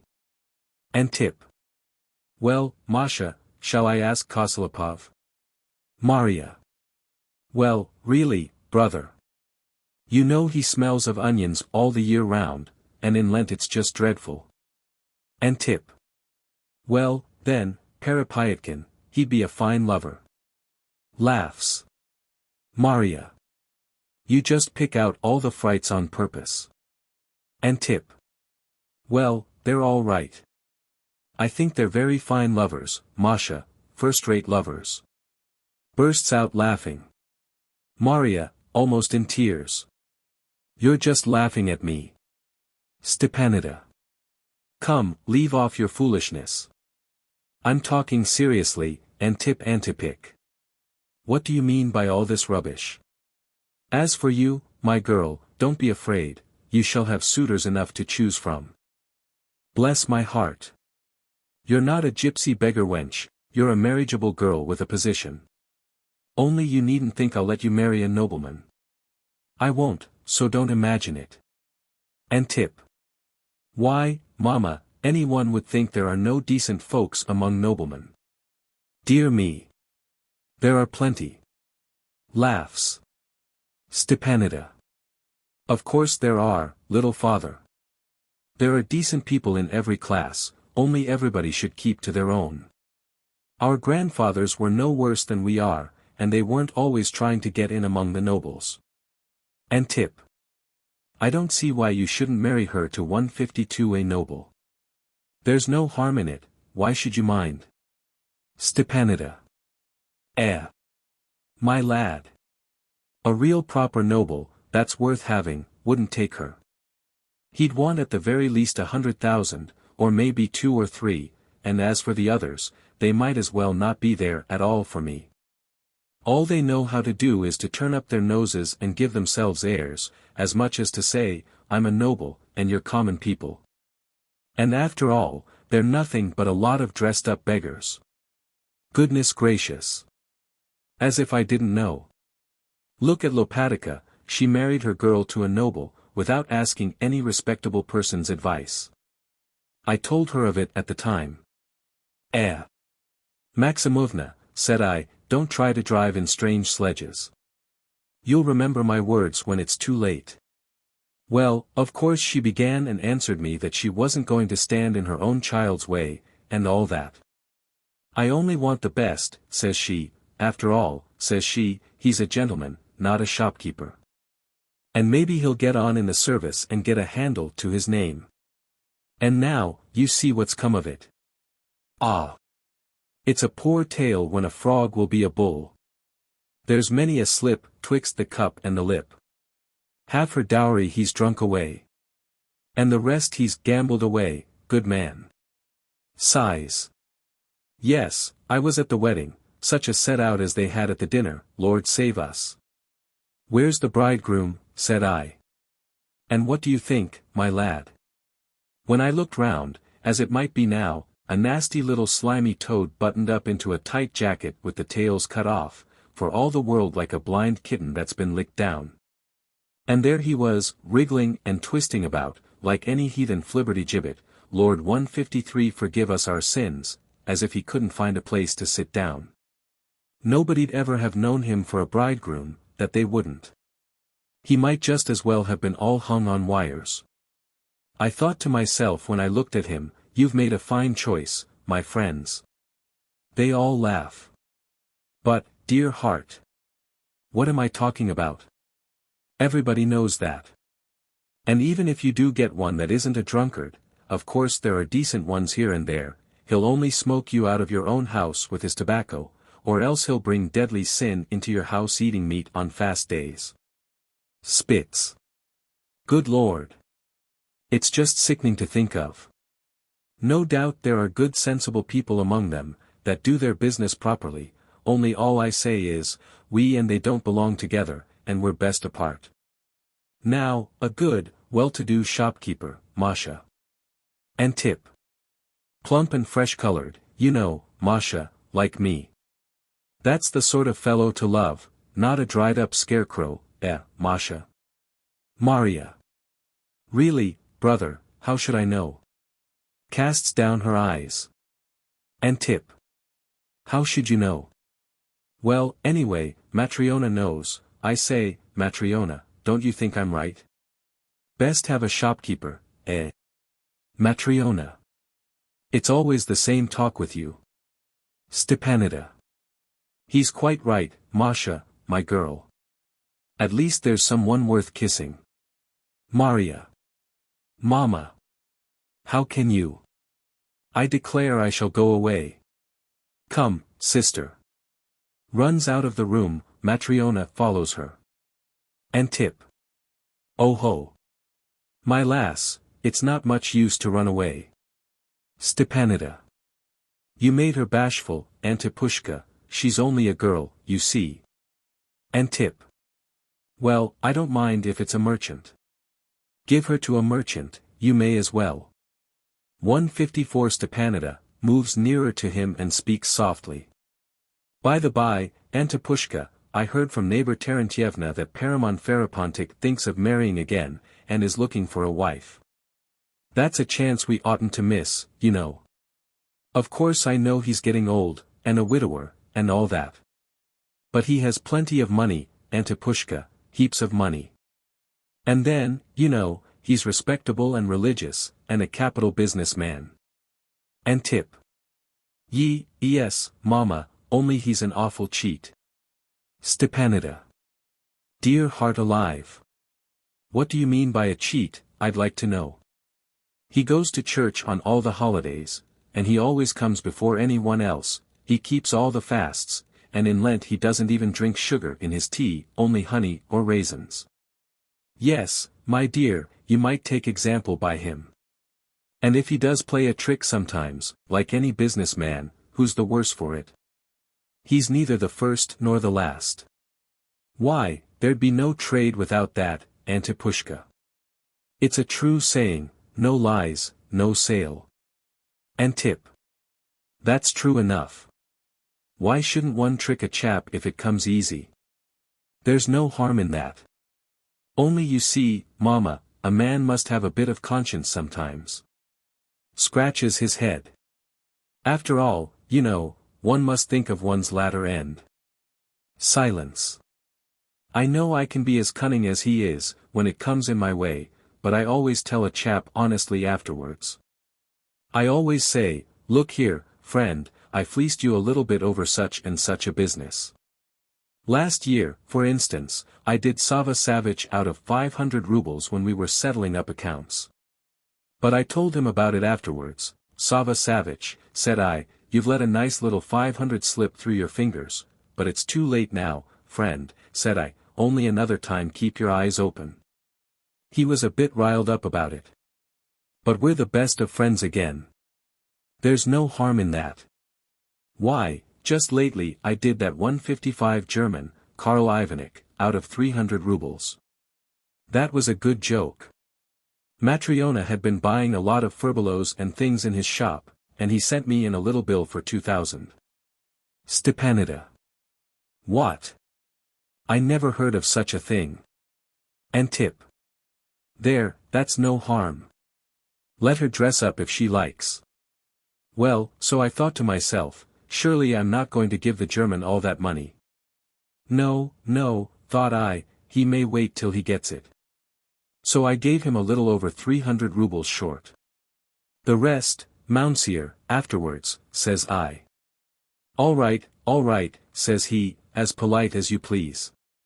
So after that, of course he began nagging at me, every time I met him it was the same thing, what about the money? I got just sick of it. And one day, when I'd got my back up, that German must needs come along. What about the money, says he. What money, says I paid you long ago, man, let me alone, for the Lord's sake. There was my German in a rage. That's dishonest, says he, that's underhand dealing, says he, it's written down in my books, says he. And I said to him, the deuce knows what you've got written down in your books, you'd have one always paying you. Ah! Says he, that's the Russian way of doing business, no German would do that. I'll go to law, says he. Well, what can you do with a man like that? It's for all the world like a sick man and his nurse. Both laugh. All right, says I. Much you'll get from lawyering. Well, he went to law, and of course I simply denied it. I stuck to my point, that I'd paid and knew nothing more about it. Oh! What a laugh we had over that German. He was just wild. It's dishonest, says he. So after it was all over, I said to him, Karl Ivanek, I'd have given you that money, only I couldn't spare it. You should have seen how our shopkeepers shook their fat paunches with laughing. Both laugh. For that matter, why should I 156 pay up all his bill? That's too much of a good thing. They stick on any price they like, and people are silly enough to believe them. I'd do the same thing again if a man won't give credit. That's my way, Mama, and I see no harm in it. But Shiryalov, he's no better than a Jew, he'd cheat his own father. It's true, Mama, and he'll look you right in the face and tell you lies, and then pretends to be a saint. Enter Shiryalov. Ah! Paramon Ferapontic, glad to see you, how do you do? Shiryalov. How do you do, neighbors? Bows. Antipik. Good evening, friend. They kiss. Little mother, Stepanida Trofimovna, good evening. They kiss. Antip. Sit down, Paramon Ferapontic. Stepanida. Sit down, little father. Shiryalov, sits down. Well, little mother, and how are you getting on? Stepanida. Badly enough, little father, I'm getting old. And how goes the world with you? Shirialov. Ah. Little mother. Last week I was taken bad all on a sudden. Good Lord, how sharply it did catch me. I was downright frightened, I can tell you. First of all, ma'am, I got a pain in my bones. I assure you, every little bone and joint ached of itself. Just ached as if it would all go to pieces, ma'am. The Lord sends us these trials, little mother, as a chastisement for our sins. And then, ma'am, it went into the middle of my back. Stepanida. You and I are getting old, little father. Shirialov. I turned this way and that, on one side and the other, no use, ma'am, it would just leave off a minute and then catch me again. It seemed to go right to my heart. Stepanida. Dear. Dear. Antip. I say, Paramon Ferapontic, haven't you been going it rather too much with your chums? Shirialov. No indeed, sir, I haven't had a drop of 157 liquor in my mouth, not for over a month, Stepanida Trofimovna. That is, I don't say that I've given it up for altogether, only for a little while. I won't say I'll never touch it again, the flesh is weak, as the Holy Scripture says. Stepanida. Very true, little father. Shirialov. I'll tell you what I think, neighbors, I must have caught cold, somehow, maybe going out in the street without buttoning my coat, or standing out in the garden in my shirt after dark. Stepanida. Yes, yes, it's so easy to go wrong, little father. Let me give you some tea, Paramon Ferapontic. Shirialov, Bose. Thank you, ma'am, thank you, I've just had tea. Stepanida. Never mind, little father, have some more. Antip. With us, for company's sake. Shirialov. Just 1 cup, then. Stepanida pours out tea. He takes his cup and drinks. So this is what I did, ma'am. I thought to myself, all this doctor's stuff is just rubbish. It's nothing but stealing people's money. And I never have taken doctor's stuff, little mother. It's a sin that I've never taken on my soul. So I thought to myself, I'll go to the bath, that's what I'll do. Well, I went to the bath, neighbor, and then I sent out for a bottle of wine, and 2 or 3 red peppers, ma'am. And I had them mixed in properly, then I drank 1/2 and made the bathman rub me down with the other half, and when I got home I had some punch, and at night, ma'am, I came out all in a sweat, and that threw it off. Stepanida. Yes, yes, little father. My Antipushka always takes punch if he's not well. Antip. That's good stuff for every sort of illness, friend, you remember my words. Shirialov puts down cup. Stepanida. Take another cup. Shirialov, Bose. Thank you, no more. Very grateful, Stepanida Trofimovna. 158 Stepanida, without ceremony, little father. Pours out tea. How's your business getting on? Shirialov, takes cup. Thanks be to God, Stepanida Trofimovna, fairly well. I've only one trouble, my Senka's gone to the bad altogether. I can't think what I'm to do about it, it's a real trial and affliction. Antip. Wild oats, I suppose. Shirialov. Worse than that, Antipik, worse than that. I wouldn't mind if he'd take to drinking, he couldn't throw away so much on that, but he runs over head and ears into debt. Ah! Little mother. What are young people coming to nowadays? Stepanida. You've no one to blame but yourself, Paramon Ferapontic, you've regularly spoiled the boy, you should have broken him in when he was a child, it's too late now. He should have gone into town with your shopman, and learned to keep his eyes open and bring in money. Shirialov. Ah! Little mother. You see, he's my only one. In these days a young man has to get into society. It was very different when we were young, we whipped our tops until we were 18, and then our elders took and married us and started us in business. Nowadays, a young man that's had no schooling gets called a fool, the world's grown so wise. And then you see, neighbor, God has blessed us, we've a tidy little fortune. What would people say if I couldn't manage to give an only son learning, with all my capital? I don't want to be worse than my neighbors.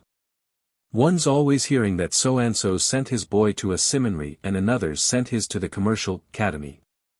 So I sent my Senka to a seminary, and paid my money down for a year in advance. And if you'll believe it, ma'am, before 3 months was up, he cut and run, so I thought I'd educate him at home, and I got a tutor, cheap. But I'd nothing but ill luck, 159 ma.m. The tutor turned out wild, and Senka took to wheedling money out of his mother and going off on the spree with his tutor, now to the drink shops, now to the gypsy wenches. Well, of course I turned the tutor out doors. And now I'm left to get on with my Senka how I can. Dear Lord! Dear Lord! How wicked the people are grown nowadays. Shirialov, last winter he spent 300 rubles on gloves alone, 300 rubles. And tip. He seems to have taken after his father. Shirialov. And indeed you wouldn't believe what he costs me, 100 here, 200 there, just lately 160 I paid his tailor 1,000 rubles, it's dreadful to think of. I don't wear out 1,000 rubles worth in 10 years. I don't know how it is, he can't be content with a waistcoat that's just a waistcoat and a coat that's just a coat. Ah! It must be a judgment on me for my sins. Almost in a whisper. Last winter he spent 300 rubles on gloves alone, 300 rubles. Stepanida. Dear. Dear. Dear. And tip. Wh. Shirialov. The worst of it is that they give him credit everywhere, they know that I can pay. He owes 4,000 now in some restaurant or other. No fortune in the world would stand that sort of thing. Drinks tea, silence. By the by, Antip Antipik, did I tell you the joke? Antip. What joke? Shirialov. About the Armenian.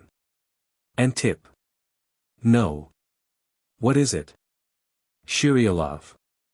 It's as good as a play.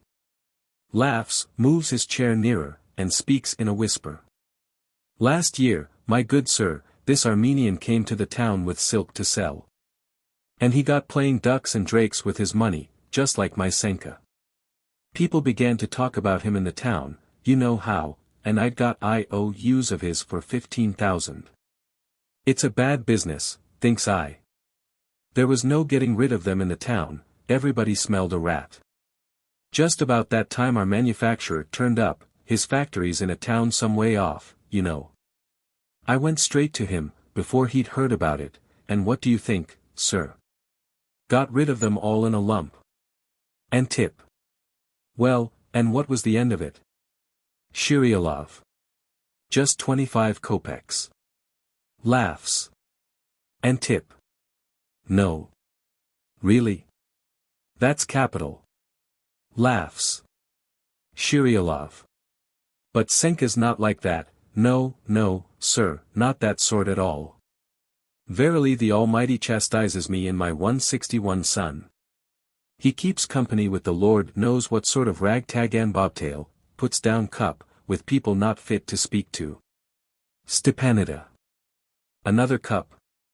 Shirialov. No more, little mother, no more. Stepanida. Without ceremony. Shirialov. Can't, little mother, can't, indeed. Bows. Stepanida. As you like, but there's plenty more. Shirialov. Can't, really. Rises and bows. Stepanida. Darya, clear away the tea. Darya enters, clears away tea, and goes out. Goodbye, little father. Shirialov. Goodbye, little mother. They kiss. Stepanida. Don't forget to look in on us. Shirialov. Always a pleasure, ma'am, always a pleasure. And tip. I say, Mama, let's have some brandy in, and a bite of something, and a bottle of Madeira, or something of that kind. Let's have a drink, neighbor, eh? Shirialov. Eh. And tip Antipik, that would be too much trouble. And tip. Not a bit of it. There's no trouble. Stepanida goes out. Shirialov. Yes, neighbor, he keeps away from home, he never goes near the shop. What does he care how his father has to get the money? It's time I should have a little rest in my old age. But I've no one to depend on. The other day I went and served in the shop myself, I hadn't done it for 15 years. I'll just go and show my lazy louts how to do business, said I to myself. And would you believe it, sir, draws his chair nearer. Wine is brought in. And tip. Have a drink, neighbor. They drink. Shirialov. There was a piece of stuff that was left on hand. 2 years ago the price of it was 2 rubles 40 the arshin, but this year they'd marked it 80 kopecks. Well, sir, as I sat in the shop there came in 2 ladies, and 162 asked for some stuff for blouses to wear in the house. Certainly, ma'am, says I, Mitya, bring that last new material. Here's a fine stuff, said I, and what's the price? Said the lady. 2.5 rubles it cost me, says I, and profit, what you please, ma'am. I'll give 1 ruble 80, says she. What do you think of that, Antipik? 1 ruble 80. Oh. No, ma'am, says I. I couldn't possibly let it go for that. Well, they haggled a bit, and said they'd give 2 rubles. Hear that? 2 rubles. Laughs. How much do you want, says I. 25 arshin, can't do it, ma'am, says I. If you'll take the whole piece, I don't mind letting it go at 2 rubles. You see, the thing was that I didn't dare touch the stuff. Laughs. I was afraid to lay a finger on it. For anything I knew, it might be all rotten inside. Well, my ladies talked it over, and took the whole piece. You should just have seen how the shopmen stared. Laughs. And tip. Why, that's capital. That's first rate. Have a drink, neighbor. They drink. Shirialov. But Senka's not that sort. Oh, no. Senka's not that sort at all. Sighs. My good sir, he goes to the theater every blessed day. He knows everybody there, he's made friends with them all, every sort of rabble comes dangling after him. What do you think? The other day I called in at Ostolipov's. Just give me that money, says he. What money, says I, for the shawl? What shawl? Why, that your son bought. I thought to myself, what in the world can he want with a shawl? Of course, I knew I shouldn't get the truth out of him, so I began making inquiries, and would you believe it, sir, he's got one of these actress girls. And tip. Well, I never did. Shirialov. What would you have me do with him? That's more than I can stand, I'm ashamed to acknowledge him. 163 and tip, the fact is, that it's time to marry him. You must find the boy a wife. Shirialov. Wait a bit, Antipik, that's not the worst of it, the worst is that there's no end. It's just like pouring water into a sieve. It's a shawl today, it'll be a sable cloak tomorrow, and for all I know a furnished house next day, and then a carriage and pair, and then heaven knows what, it's worse than the horseleech. And tip.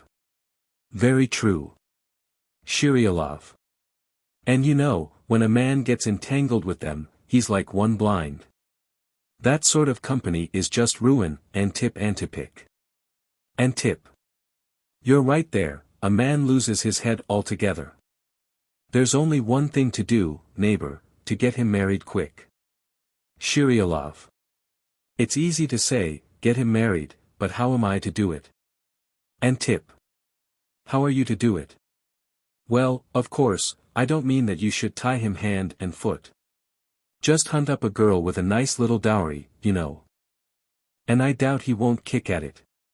Why should anyone mind marrying? It's nothing but a pleasure. Shiryalov, why, who do you think would have him? No one but a mad woman would marry such a rake. And tip. You think the girls care for that? Bless my soul, that's nothing. Why man, young bachelors are always like that. Do you remember what I was like as a bachelor?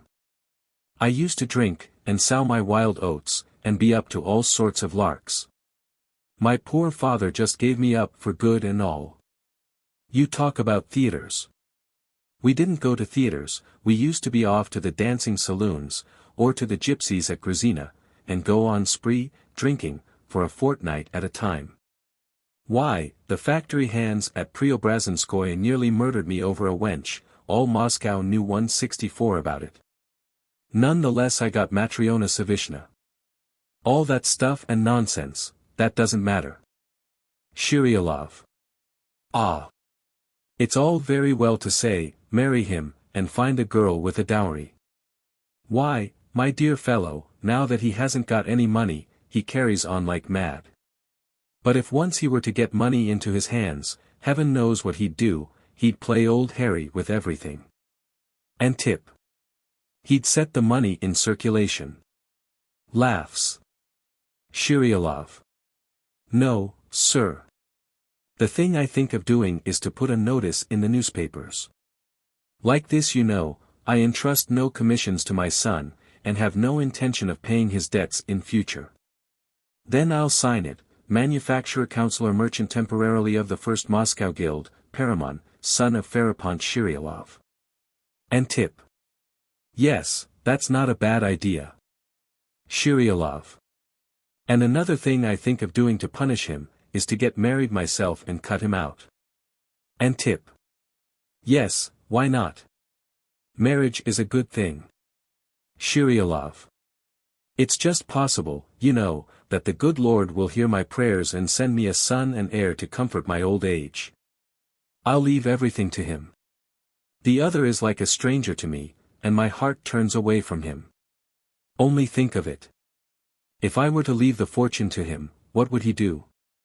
He'd just squander my money, the sweat of my brow, among his tailors and his actress wenches. And tip. Well then, Mary, there's no harm in that. Have you got any girl in particular in your eye? Shiryalov. No, friend, that's just my trouble. And tip. Would you like me to find you one? Let's have a drink first of all.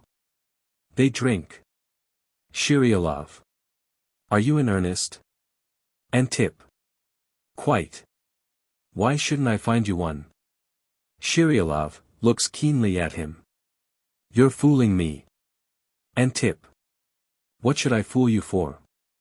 I haven't got far to look, man, I've got a marriageable sister. 165 Shiryalov, what did you say? HH. And tip. Didn't that occur to you? Well, you are a simple-minded fellow. Shiryalov. My dear lad, of course I thought of it. Lowers his eyes. But I doubt she wouldn't care to have me. And tip. What next? Why shouldn't she? Never fear, she'll have you. Shiryalov drops his eyes lower. She'll say, he's old. And tip. Old? What does that matter? There's no harm in that. Never fear, she'll have you. And then, my mother's fond of you. Why, what more can the girl want? A good respectable man, why shouldn't she have you, quiet and peaceable in his cups? By the by, you are quiet in drink, aren't you? You don't get fighting. Shiryalov. As quiet as any innocent babe, Antipic. Whenever I get a drop too much, it just sends me off to sleep, I never get rowdy and wild. And tip. You didn't used to come to blows with your first wife, did you? Shiryalov. Never, so help me, God. And tip. Very well then, why should she object to a decent fellow?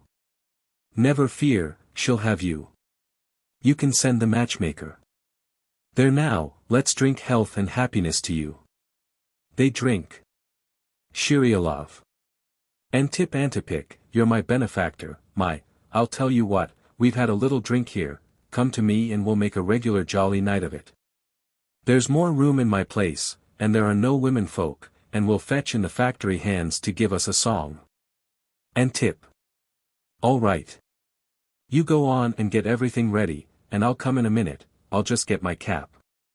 Shirialov goes out. Antip, alone, winks. What a beast it is. And such a sly fox.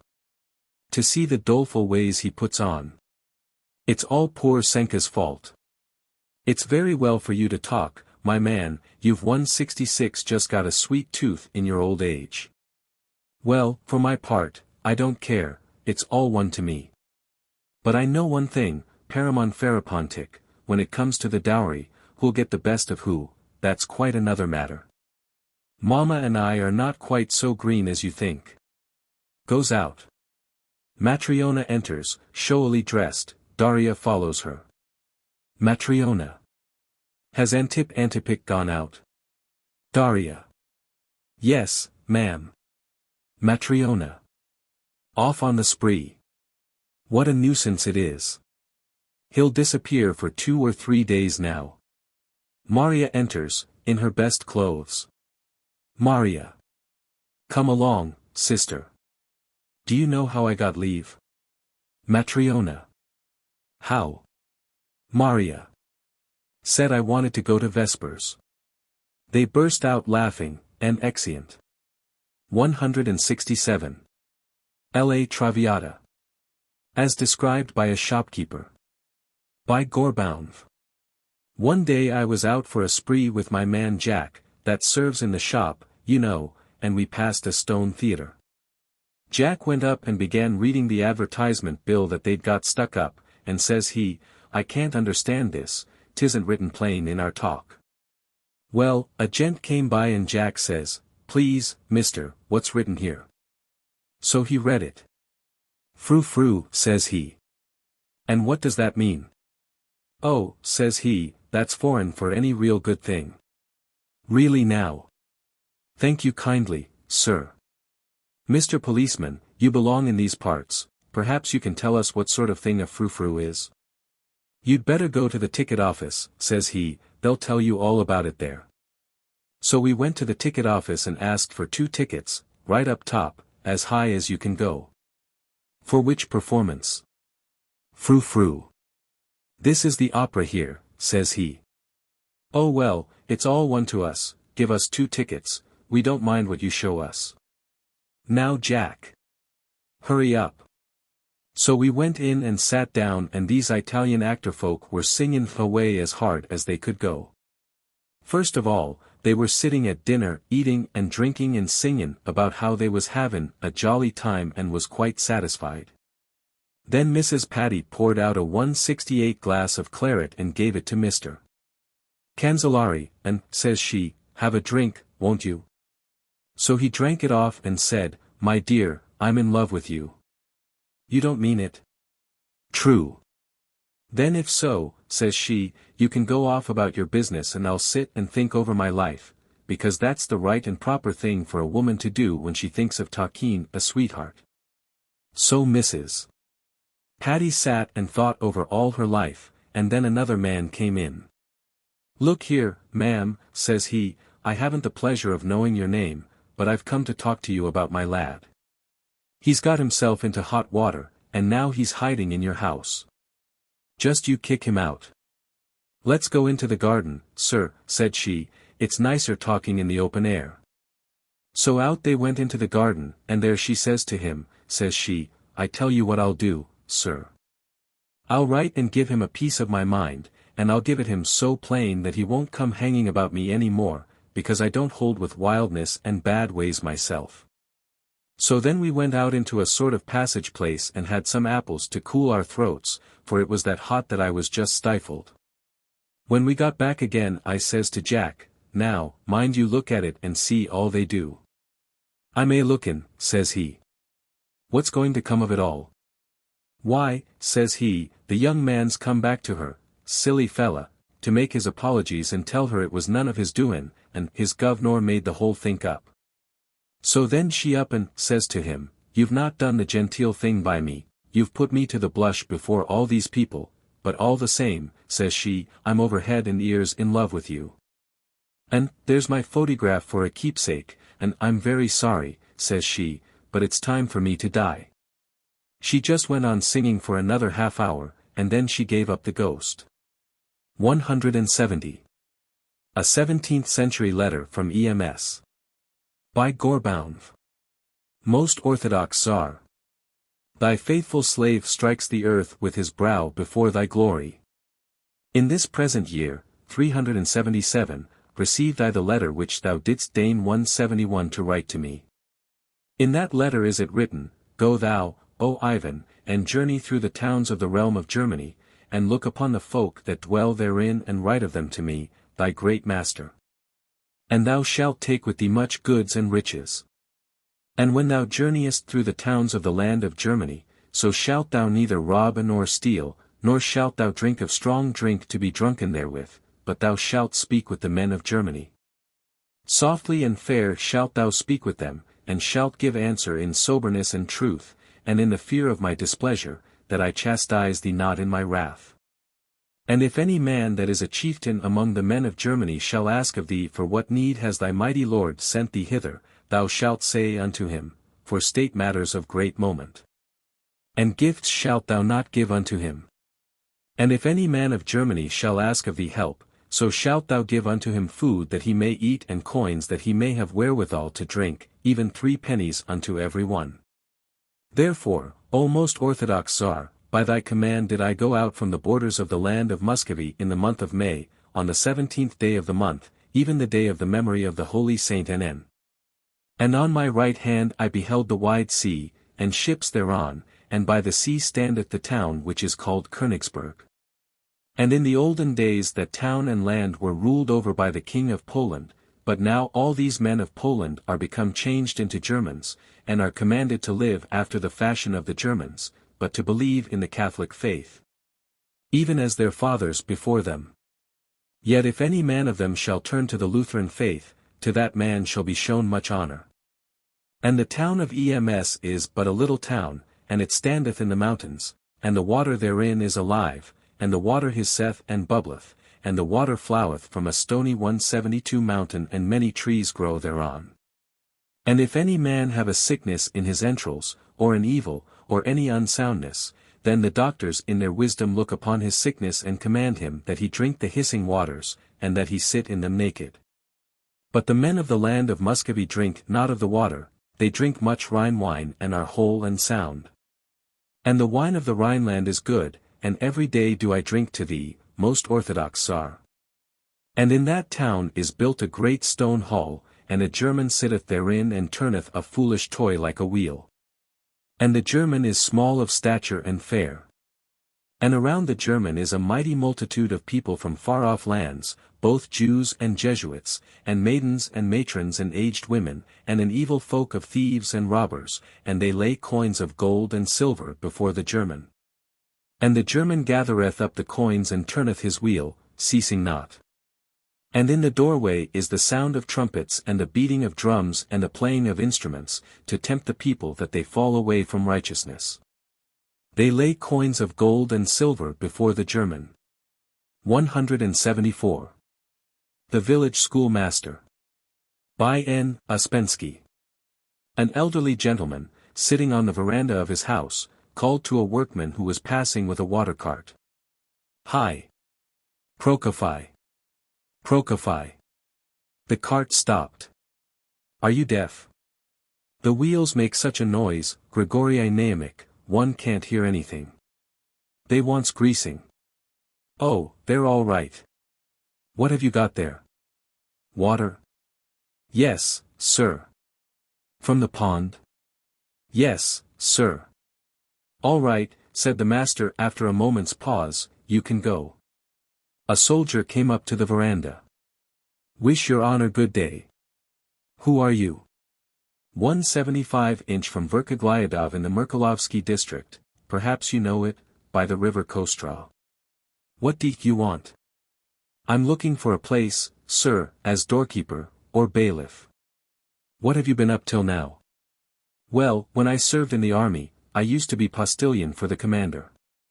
Then, in Muravki, I was cook for the examining magistrate.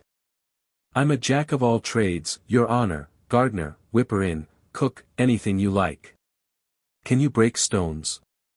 Why, no, your honor, I can't do that kind of work. Why? Well, you see, the army life breaks a chap down so. I was in a line regiment, not in the guards, and a man never gets over that. Oh, you're healthy enough, I can see that, and yet you want to do such little fiddling work. What sort of career is it to be a bailiff or a whipper-in? Surely, your honor, it's better than stone breaking. I think stone breaking a very fine occupation. Have you recommendations from your former employers? No, your honor. I can't take you without a character, my good man. Yes, sir, you're quite right, sir. Perhaps you're some good-for-nothing fellow, a thief or drunkard for all I know.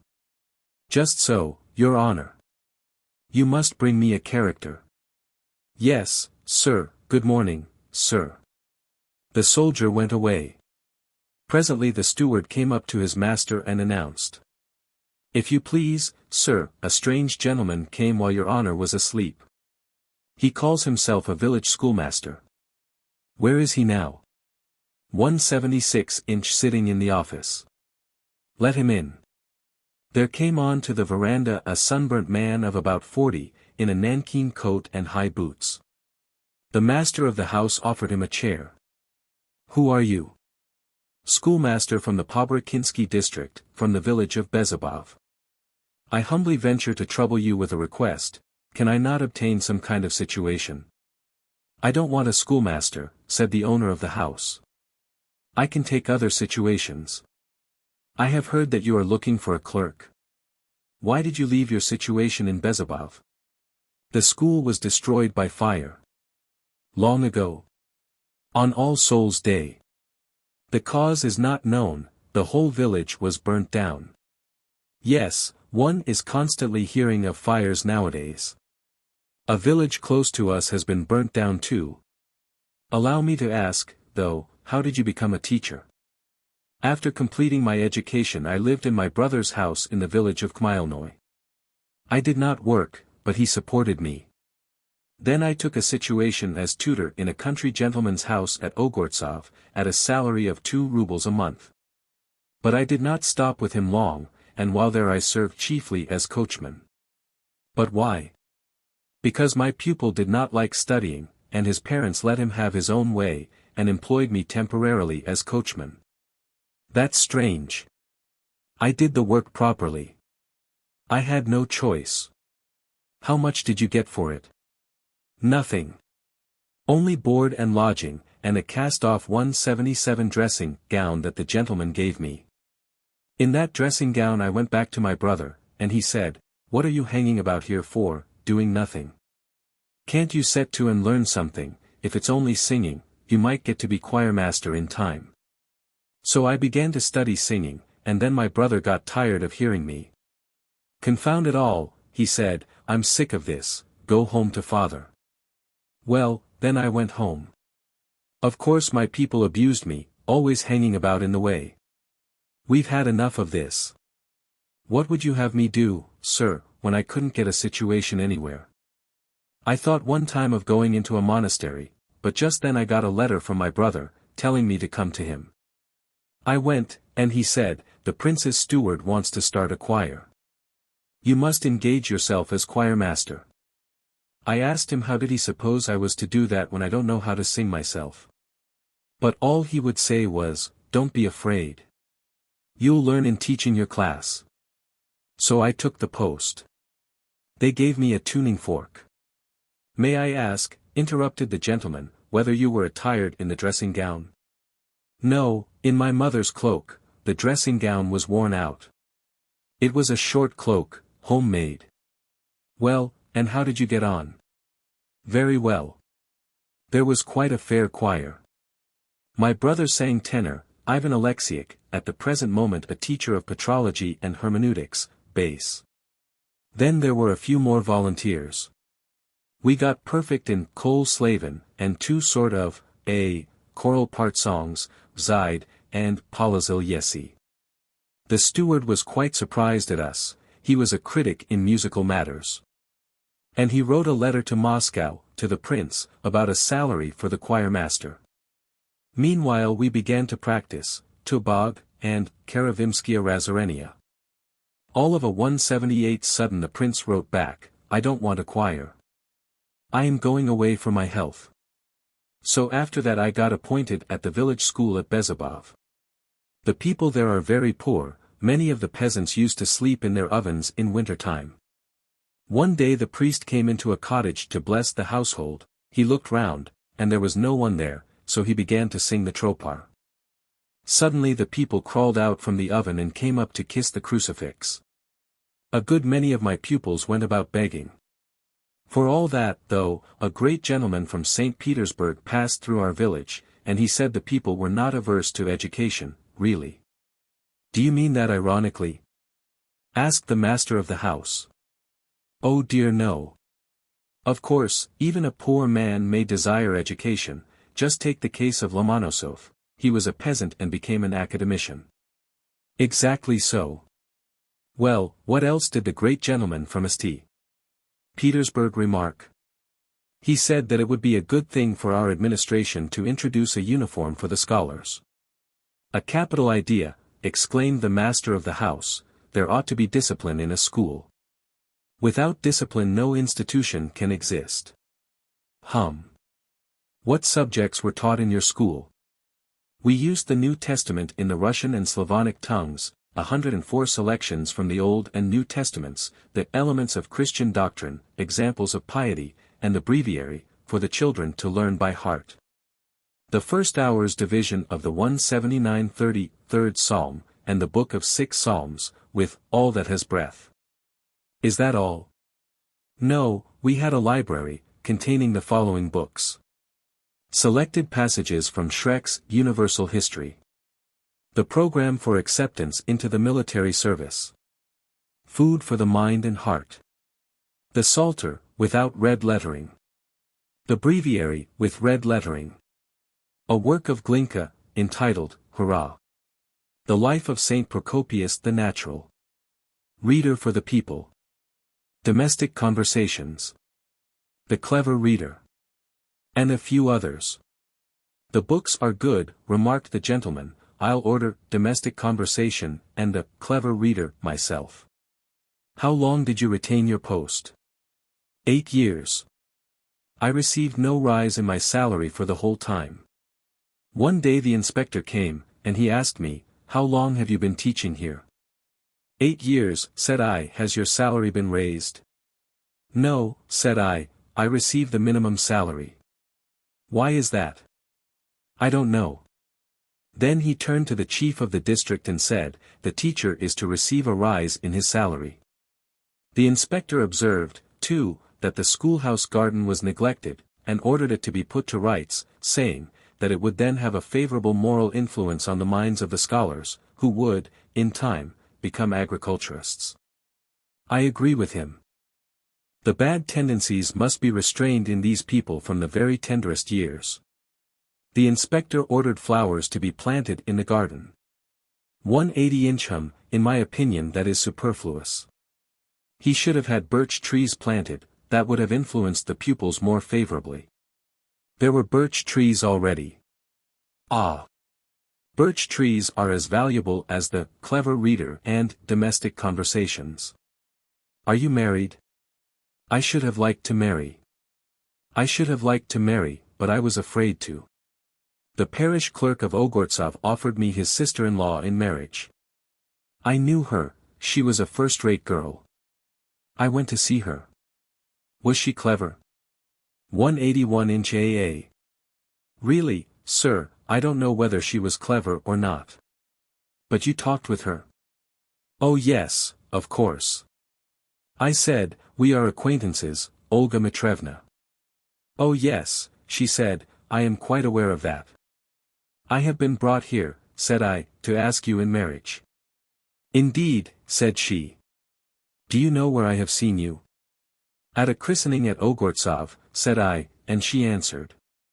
Yes, I remember. And you are from Khmelnoy? Yes, said I. Ah. The scenery is pretty round there. And that was about all her cleverness. Her father kept on begging me to marry quickly, because a man can't live properly without someone to keep his house. We shall get on much better together, she used to say. So we stayed up till dawn, singing and dancing. Sacred songs? No, sir, various, sacred and secular. Well, and did your betrothed sing? No. Afterwards, when I left her, she sang that romance, you know. 'Twas my fault for thus betraying all too soon my love to thee. Now thou hast beheld my weakness. Ah! Thou hast forsaken me. That's to say, you jilted her. I don't know, anyway, I hadn't anything to keep her on. So you say the school burned down? To the ground. And are all the books and things burnt too? 182-inch no, they were saved. The fire was in the daytime, and our people had time to get the books out. That's good. So I suppose it will soon be built again, and you can go on being teacher. I don't wish to take that work. Why not? I'm sick of it. You wouldn't believe me, I've often thought of putting an end to myself. So you prefer to be a clerk? Yes, sir. I am sorry that I can't help you. It's true that I've just dismissed my clerk, but I don't want another. You see, in these times one must look after everything oneself. I do all my accounts myself. Now, I have a vacancy for a bailiff, but you wouldn't care for that, the salary is so small, 3 rubles a month. That is very little, said the teacher. There you see. And I don't want a clerk. Besides, I can't understand why you don't wish to be a teacher. I can't stand it, indeed I can't. It's true that the root of learning is bitter, but, you see, the fruits are sweet. No, I would advise you to disseminate instruction among the people. At the present time, when education has become a positive necessity, we ought all of us to assist in the work, to the limit of our powers. For my part, I am quite willing to do what I can. I will make a donation of books to your school. Here. Alyosha. Fetch the hamper that stands under the anteroom sofa. The footman brought in a hamper of books, gnawed all over by rats. The former teacher, it is said, had hanged himself. 184-inch now, said the gentleman, here's a book for you. Nature's Vengeance, a capital book, I've forgotten what it's about. Ah! And here. The Oath, taken at the Holy Sepulchre. In fact, you can have the whole lot. When your new school is built, kindly range all these works in your library with an inscription, presented by Mr. Yakov Antonovich Svinukov, the squire of Prokhorovka. Posterity will remember me. I am very glad that fortune brought you here, otherwise my books would have lain by uselessly, but now they will do good, and not to one generation only, but to future ages. Hi. Alyosha. Tell the man to harness a horse and conduct these books and the schoolmaster with them to the village of Bezabov. 2 months later the new school was built. The educational library had been enriched by the following works, the gift of Mr. Svinukov. The correspondence of the nobility of hell. Hunting with the hounds. The Russian theater. Nature's Vengeance. The works of Bulgarin. Political and moral fables. The Moscow Gazette. A new Latin alphabet. Words to scholars, concerning the attributes of true wisdom. A guide to didactics. A short dissertation upon the rules of true wisdom. And. Nothing was wanting, except a teacher. The former teacher, it is said, had hanged himself. 185. The Recollections of one Sime Chenapan. Un triste histoire. Souvenirs d'un voyage dans les steppes du Nord, par Wonsime Chenepan, ancien agent provocateur, ayant servi sous les ordres de Monseigneur Maupas, Préfet de Police, 1853. Paris, Librairie Nouvelle, 1 volume. From Opinions of Distinguished Foreigners Concerning Pompadours, Appendix to Pompadours and Pompadouresses. By Shedrin, Saltikv. I take up my pen to show how one rash step may ruin a man's whole life, destroy all the fruits gained at the cost of long-continued humiliation, and turn to dust all hopes of further advancement in his special career, nay. It may even rob from a man his dearest earthly right, the right to be called a faithful son of the Holy Roman Church. All this was brought upon me by a worthless being who called himself a pompadour. He did it simply, calmly, without an instant's hesitation, leaving me without even the faintest hope of obtaining any recompense whatsoever for all the losses he caused me. Oh, young man! Thou who readest these tear-stained pages, consider them and ponder deeply. And if ever, in the Classerie de Lillis, or any other such place, thou meetest 186 with a man called a pompadour, flee from him. For the name of that man is frivolity and hardness of heart. In the year 1852, not long after the famous coup d'état of December, chance brought me together with the Prince de la Cleoque, a man still young although a little tare, a man whom I, seeing only his personal appearance and cheerful manners, should never have guessed to be a high official. It appeared, however, that such he was. We met in one of the Parisian cafés chantants which I frequented in the exercise of my professional duties. As these agreeable places were the favorite resorts of those mistaken young people who failed to show due unconditional confidence in the changes of December 2nd. Here also were to be found many foreigners, acquainting themselves with Paris from the point of view of the dolce far niente. Our conversation began à propos of the song, Ah! J'ai un pied qu'armu, which at that time had just come into fashion, and was charmingly sung by Mdli Rivière. It appeared that my neighbor, we were sitting at the same table, in leisurely enjoyment of our petit verres, was not only a fine connoisseur of genre, but himself performed admirably the principal pieces of the Cascade repertoire.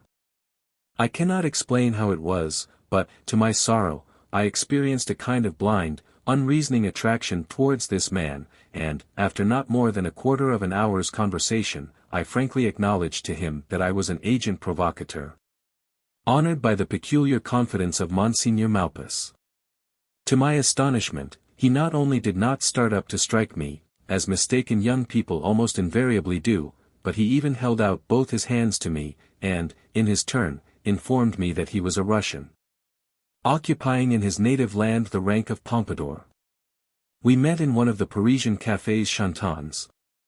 188" I will explain to you afterwards, said he, observing the perplexity expressed in my face, what constitute the attributes and jurisdiction of a pompadour's office.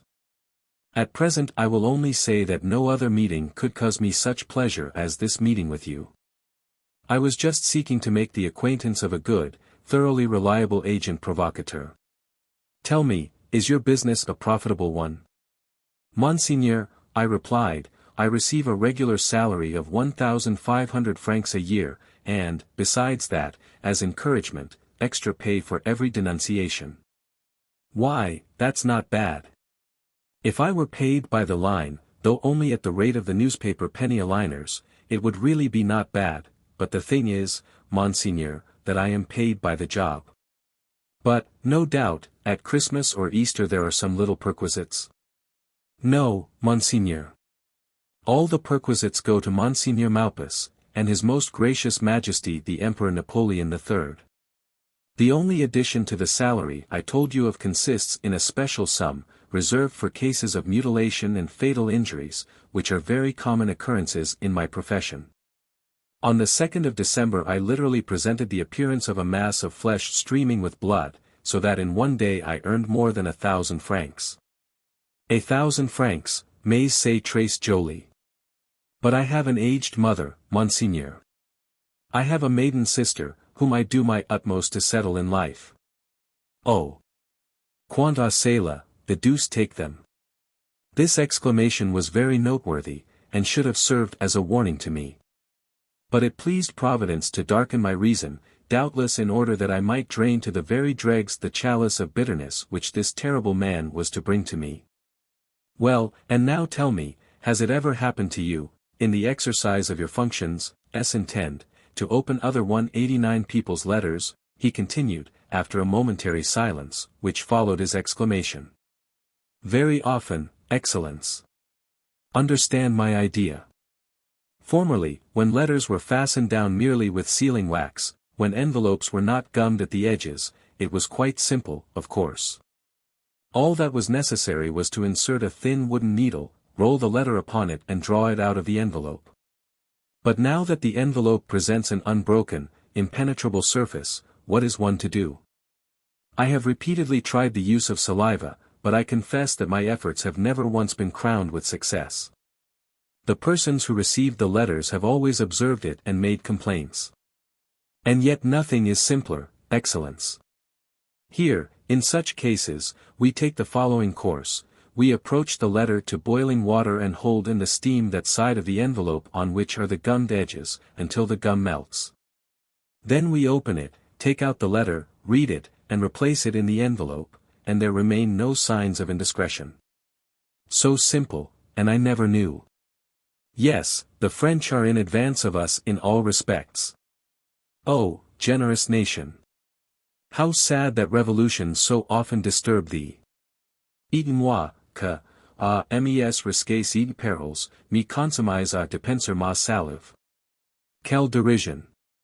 But does the opening of other people's letters appertain to your attributes, Monseigneur?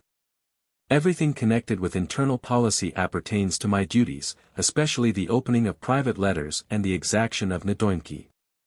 190-inch. Do you know, my new friend, that you have helped me out of a very great difficulty? He pressed my hand warmly, and was so generous as to invite me to supper with him at the Café Anglais, where we passed the time in the most agreeable manner till almost morning. Finally, he very amiably proposed that I should accompany him to his native steppes, where, according to him, a highly advantageous career was open to me. You will travel with me, and at my expense, said he. Your salary will amount to 400 francs a month, besides that, you will live with me and receive free board, light and fuel. Your duties will be as follows: to teach me all the secrets of your profession and to find out all that is said about me in the town.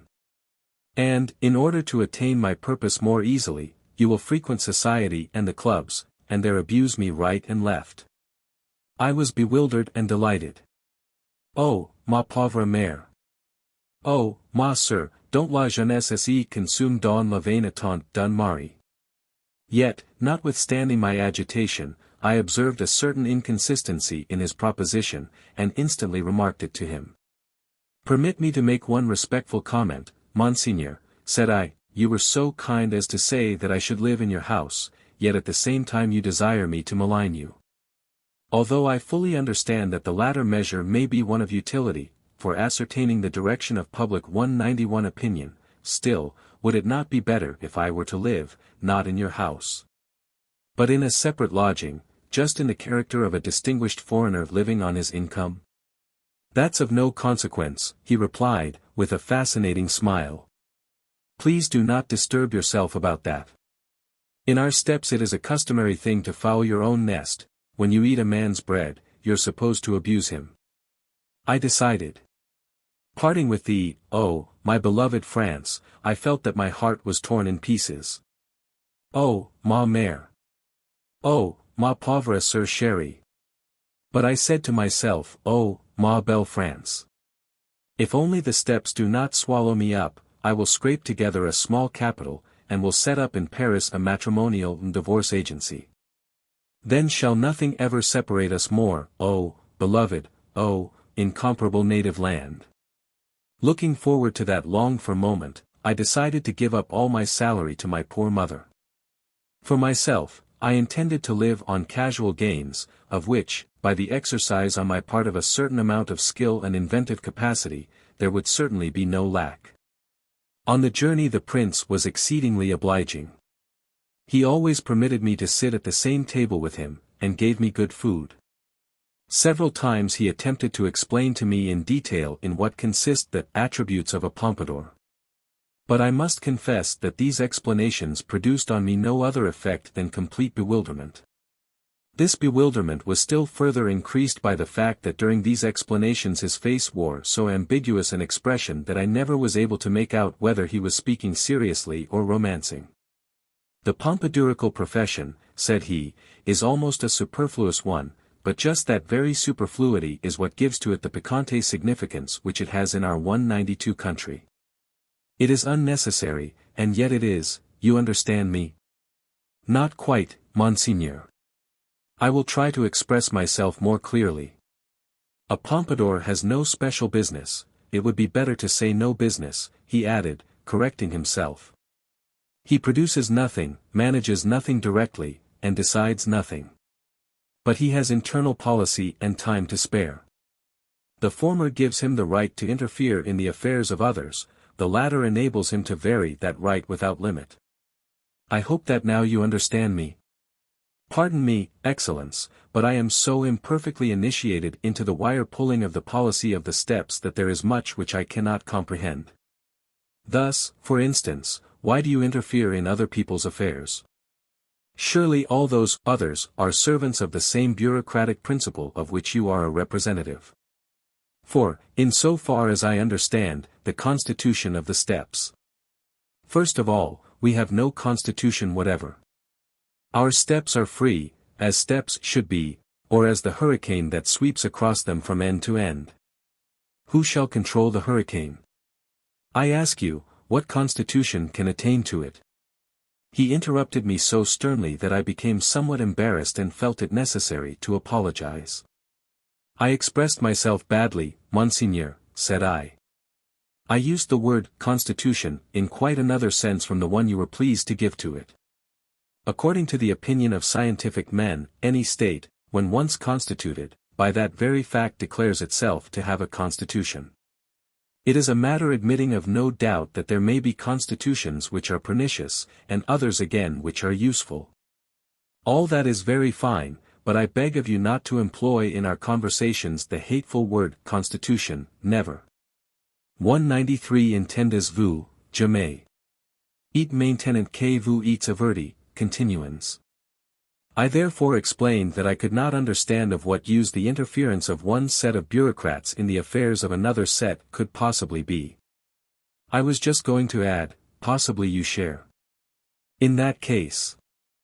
I understand. Oh, comme je comprends cela, Monseigneur. But, not being, as yet, quite intimate with my illustrious friend, I refrained from that remark. Apparently, however, he guessed my secret thought, for he grew as red as a boiled lobster, and exclaimed, in an agitated voice. I protest with all my soul. Do you hear, I protest. But, in that case, I really do not understand what is the purpose of this constant interference. You are stupid, Chenapan. Yes, he said that to me, although at that time he was still very polite to me. You don't understand that the more interference there is on my part, the more right I attain to the notice of the higher authorities. If I put down 1 revolution a year, that is well, but if I put down 2 in a year, that is excellent. And you, who are in the service of the greatest of suppressors of revolutions, you cannot understand that. I understand that very well, Monseigneur. But I confess I had supposed that the condition of your country. All countries are in the same condition for a man who desires to attract to himself the attention of the authorities, vous m'entendez. But that is not all. I have my personal amour propre. Sacrebleu. I have my internal policy, I have my prerogatives. I wish to introduce my view, sapristi. I wish that people should act in harmony with my views, not in contradiction to them. It is my right. If you like to put it so, it is my caprice. You lay a responsibility on me, you demand of me this and that, allow me, too, to have my caprice.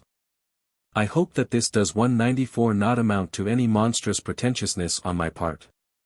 But the law, Monseigneur? How can you reconcile caprices with the law? La loi. Parlez-moi de ca. Nous en avons 15 volumes, mon cher. Here our conversation broke off.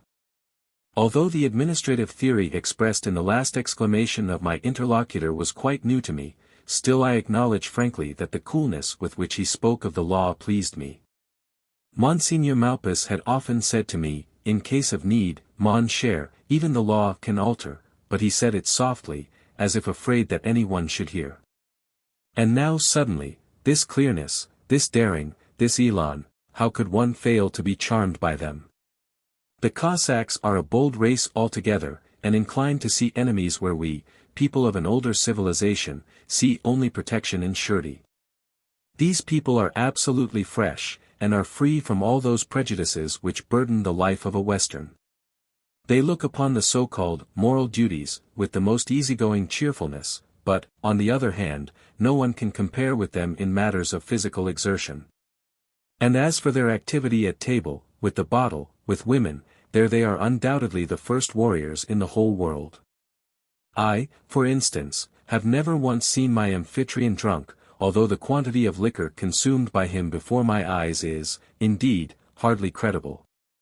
Never once did he lay down his arms before the enemy, and all the effect that wine ever produced on him consisted in a change of color and a certain extra animation in romancing. I cannot remember how the ceremony was performed. I am none the less bound to acknowledge that the significance of pompadours in Russian society continued to appear to me wanting in clearness.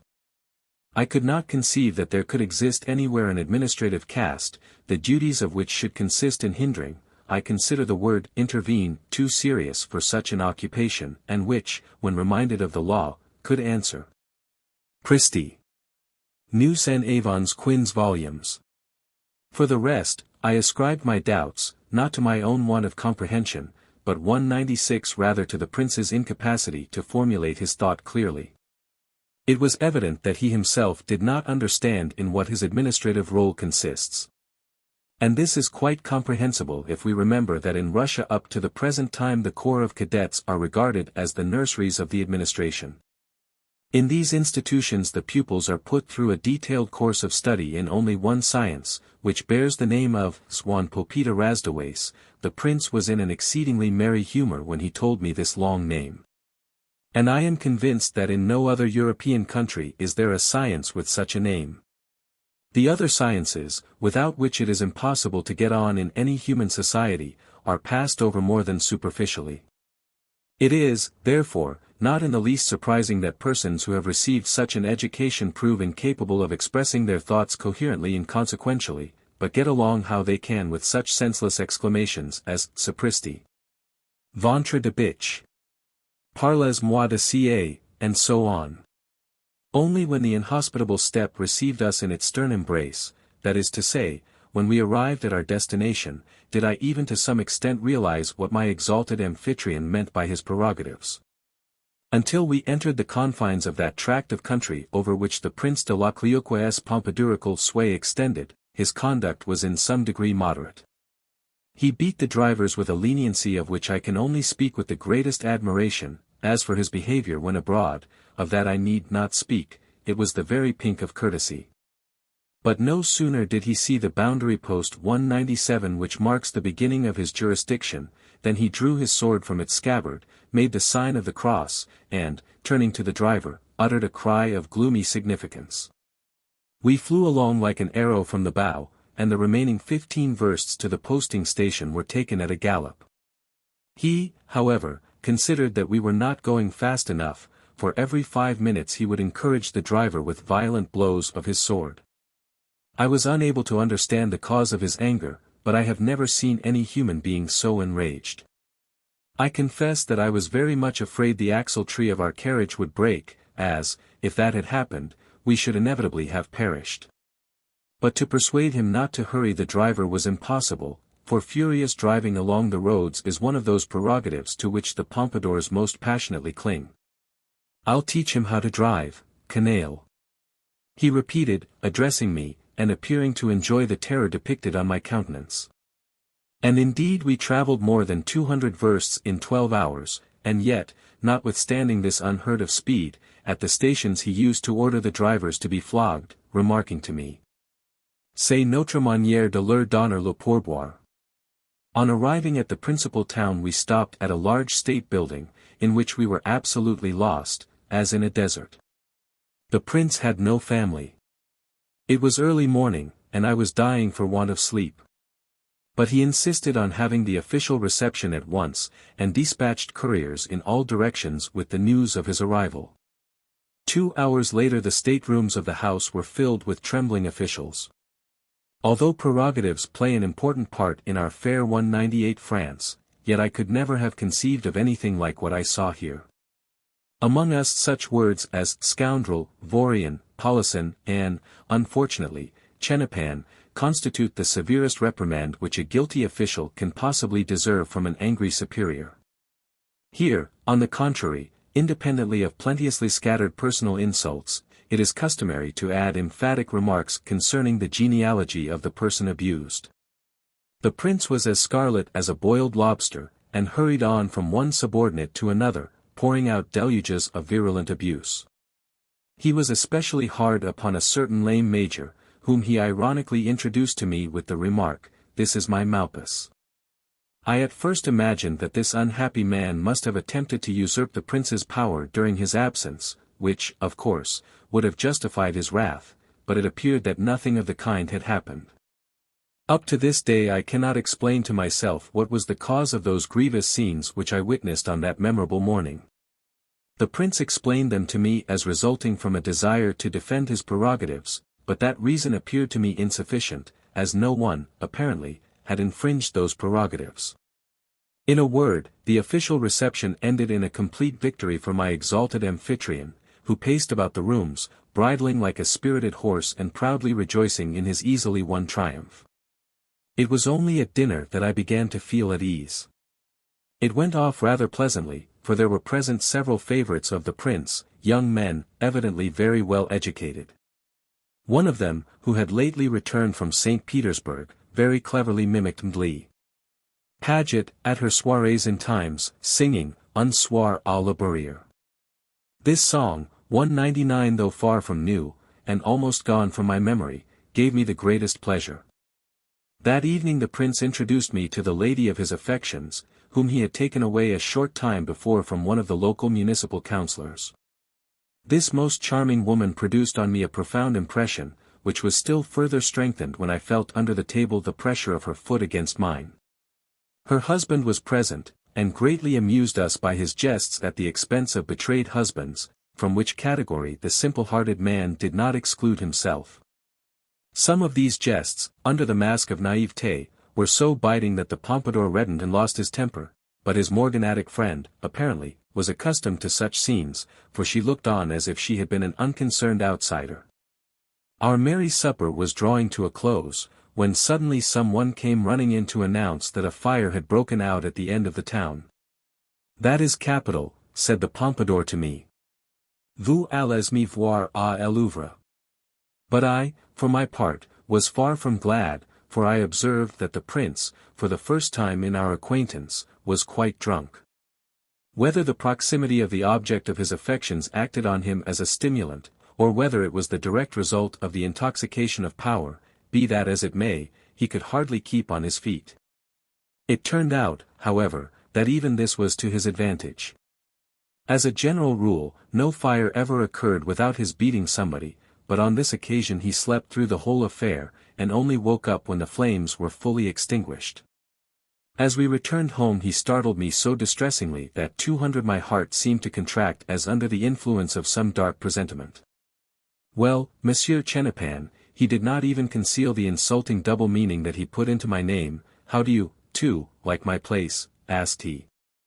However deeply I was wounded by this deliberate jest, and by his unceremonious "thou," addressed to a man who was no subordinate of his, I nevertheless felt it wise to submit.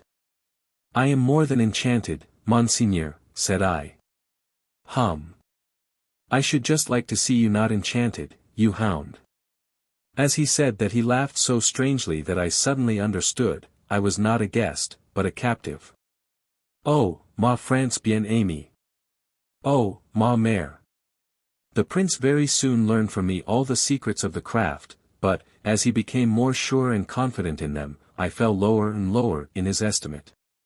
The first 2 months he paid my salary punctually, but the third month he told me right out that the whole of me was not worth 2 sous. When I tried to move him with entreaties, referring to my aged mother and my maiden sister, whose only treasure on earth is her virtue, he not only refused to hear the voice of generosity, but even permitted himself certain ambiguities concerning the virtue of my poor dear sister. Strolling about the boulevards. 202 While waiting till God should soften his heart, I was forced to be content with receiving my board and lodging. Yet even this much cost me bitter insults. They took away my former bed and replaced it by a thing for which in our sweet language there is no name. At table they constantly mocked and jeered at me, and took to habitually calling me rascal. Unhappily, I was so imprudent as to let out on one occasion that I had sometimes been beaten in Paris when fulfilling my duties, and by this needless frankness I, as it were, laid myself open to the most monstrous and outrageous jests, in which these people, who have no inventive capacity of their own, indulged at my expense. Moreover, at every meal they would purposely leave me without some particular dish. As a general rule, with a refinement of cruelty, they would choose whichever dish I liked best. And when I complained of hunger they would unceremoniously send me into the servants' hall. But what hurt me most of all was the fact that they insulted in my presence my most gracious sovereign and emperor, Napoleon III. And in his person my dear, beautiful France. Thus, for instance, they would ask me was it true that Napoleon, they purposely pronounced his name Napoliaska, a contemptuous diminutive, sold geese in London? Or was it true that he and Morny together had kept a house of tolerance in New York? Etc. And all this frivolous jesting at the moment when the terrible Eastern question stood before us. So it went on until autumn. The cold weather began, but they neither put double windows into my room nor heated it. I was never of a rebellious temperament, but at the first cruel grasp of cold, even my self-abnegation broke down. Only then did I become fully convinced that the hope that God would touch the heart of my exalted amphitryon was a hope in the last degree illusory and vain. Gathering up my courage, I decided to brave the inhospitable steppes and appealed to the prince to grant me the necessary sum to reach the banks of the Seine. I no longer demand the payment of what is due to me, Monseigneur, said I. The payment of what I have earned, far away from my beloved country, while subsisting on the bitter bread of exile. You're wise not to demand it, Chenapan, he remarked, coldly. 203 I beg for only one favor. Give me a sufficient sum to enable me to return to my country and embrace my beloved mother. All right, I'll think it over. Chenapan. Day after day passed, still they did not heat my room, and still he thought. During that time I reached the last degree of prostration, and no longer complained to any one, but my eyes shed tears of themselves. If any dog had been in my position it might have aroused compassion, but he was silent. Afterwards I learned that such things are called in the Russian language, jokes. But if these are their jokes, what must their cruelties be? At last he sent for me. All right, he said. I will give you 400 francs, but only on condition that you become a convert to the Greek faith. I looked into his eyes with amazement, but those eyes expressed nothing, save an inflexibility that admits of no reply. I cannot remember how the ceremony was performed. I am even not quite certain whether it was a real ceremony, and whether the priest's part was not played by the Pompadour's adjutant disguised. Justice compels me to add, however, that, after the ceremony was over, he behaved to me like a grand seigneur, that is, he gave me not only the whole of the sum agreed upon, but also 2 beautiful, hardly worn suits. And ordered that I should be driven free of expense to the boundary of the next Pompadourdom. My hope did not deceive me. God had touched his heart at last. 12 days later I had reached the banks of the Seine, and, graciously received back into the service by Monseigneur Malpas, was strolling about the boulevards, humming merrily. 204 Les Lois de la France. Votre Excellence. Mourir, mourir. Toujours mourir. Oh, ma France. Oh, ma mère. 205. The Crocodile. An extraordinary event, or, a passage in the passage. The true narrative of how a gentleman of a certain age and a certain appearance was swallowed alive and whole by the crocodile of the passage, and of what were the consequences. By Fyodor Dostoevsky. O. Hey Lambert. O. Est Lambert. As tu vu Lambert. On the 13th of this present month of January, 1865, at 12:30 in the day, Eleona Ivanovna, the spouse of my learned friend, fellow in office, and distant connection, Ivan Matveitch, desired to visit the crocodile which is now to be seen for a certain price in the passage. Ivan Matveitch, having already in his pocket his ticket for a foreign tour, it was more for interest than for his health that he was going abroad, and therefore considering himself as off duty, and perfectly free for the whole morning. Not only did not oppose his wife's uncontrollable desire, but even became fired with curiosity himself. A splendid idea, he said contentedly, we'll go and see the crocodile. Before starting for Europe it is well to make oneself acquainted with its native population.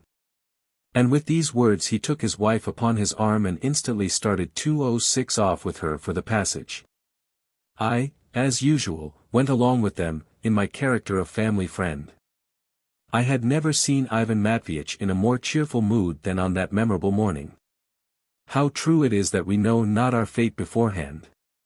The moment we entered the passage he went into raptures over the magnificence of the building, and when we reached the shop in which the newly arrived monster was on view, he even wished to pay the crocodile keeper the 25 kopecks for my entrance out of his own pocket, a thing which had never happened with him before.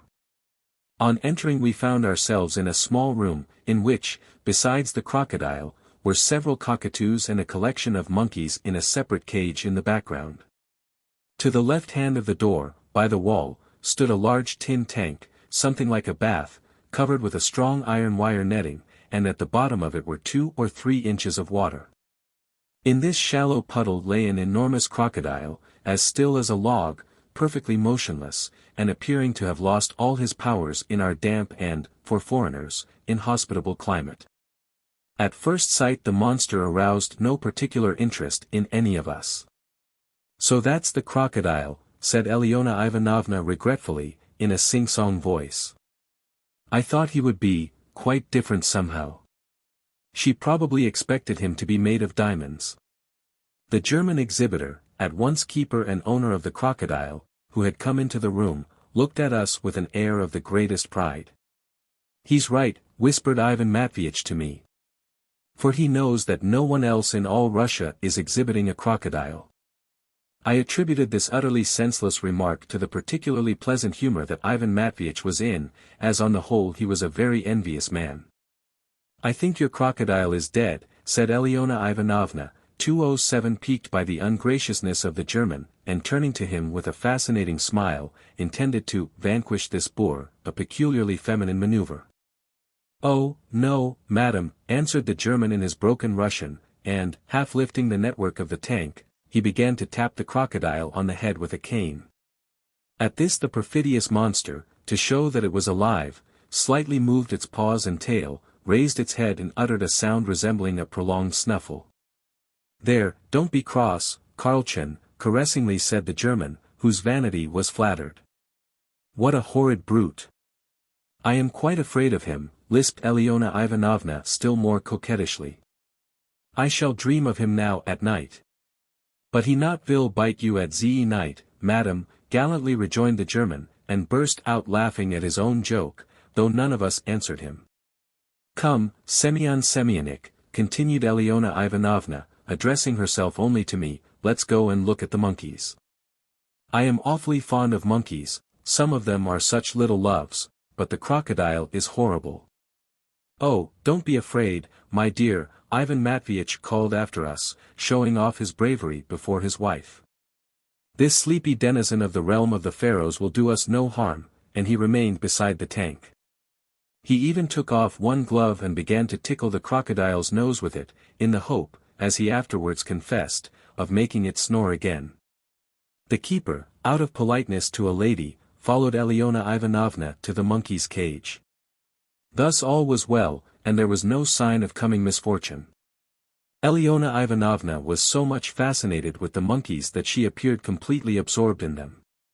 She uttered screams of delight, talked incessantly to me, as if wishing to ignore the keeper altogether, and went into fits of laughing over resemblances which she found in the 208 monkeys to her most intimate friends and acquaintances. I, too, was greatly amused, for there could be no doubt as to the likeness. The German did not know whether to laugh or not, and therefore ended by scowling. At this moment an appalling, I may even say supernatural, shriek suddenly shook the room. Not knowing what to think, I stood for a moment rooted to the spot, then, hearing Elena Ivanovna shrieking too, I turned hastily round, and what did I see? I saw, oh, heavens! I saw the unhappy Ivan Matveitch in the fearful jaws of the crocodile, seized across the middle, lifted horizontally in the air, and kicking despairingly. Then, one moment, and he was gone. But I will describe all in detail, for I was standing motionless the whole time, and observed the entire process with an attention and curiosity such as I do not remember experiencing on any other occasion. For, thought I in that fatal moment, what if this had happened to me, instead of to Ivan Matveitch, how very unpleasant it would be for me. But to the point. The crocodile began by turning poor Ivan Matveitch round in its horrible jaws feet foremost, swallowed first of all his legs. Then let Ivan Matveitch, who all this while was clutching at the tank and trying to jump out, protrude again a little, and sucked him back into its throat to the waist. Again it let him protrude, and gulped him down once more. In this manner Ivan Matveitch was visibly disappearing before our eyes. At last, with a final gulp, the crocodile drew into itself the whole of my learned friend, leaving nothing behind. On the surface of the crocodile one could see how Ivan Matveitch, in his uniform, completely passed down its inside. I was just going to cry out again, when suddenly cruel fate played another jest upon us.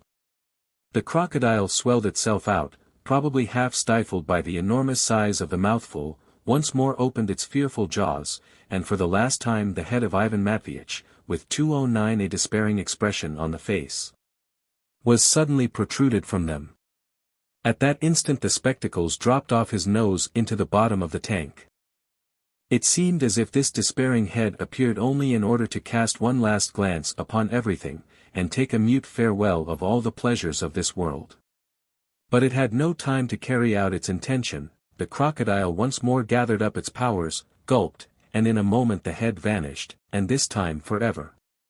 This appearance and disappearance of a living human head was so dreadful, but at the same time, whether from the rapidity and unexpectedness of the event, or whether from the dropping of the spectacles from the nose, so funny, that I suddenly burst into a quite unexpected fit of laughter.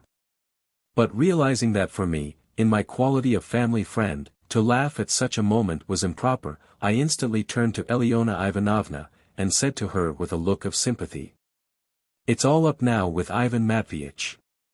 I cannot even attempt to describe the agitation of Elena Ivanovna during the whole process.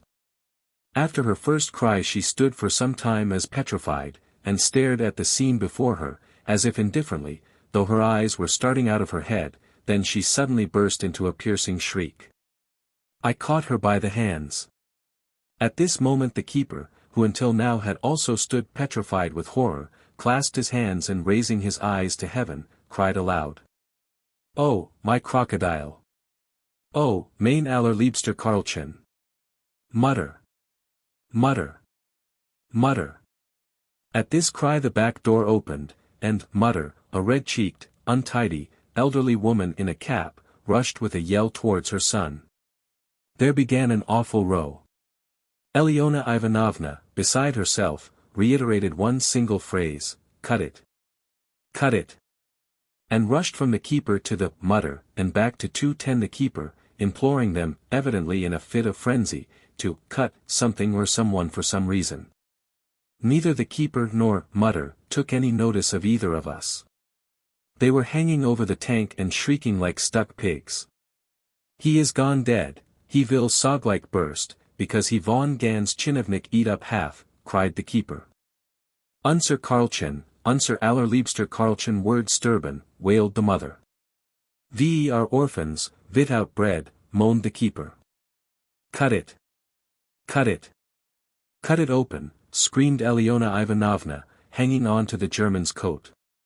"He did tzee crocodile, why your man tzee crocodile," yelled the German, wriggling away.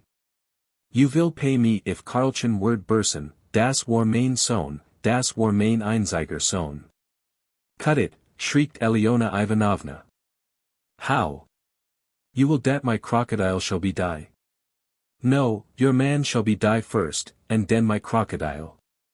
Mein Vater show von crocodile, mein Großvater show von crocodile, mein Sohn shall show von crocodile, and I shall show von crocodile. All ve shall show crocodile. I am ganz Europa famous, and you are not ganz Europa famous, and do be me straf pay shall." Ja, agreed the woman, savagely, "Be you not let out, straf ven Karlchen will burst." "For that matter," I put in calmly, in the hope of getting Elena Ivanovna home without further ado, "there's no use in cutting it open, for in all probability our dear Ivan Matveitch is now soaring in the Empyrean."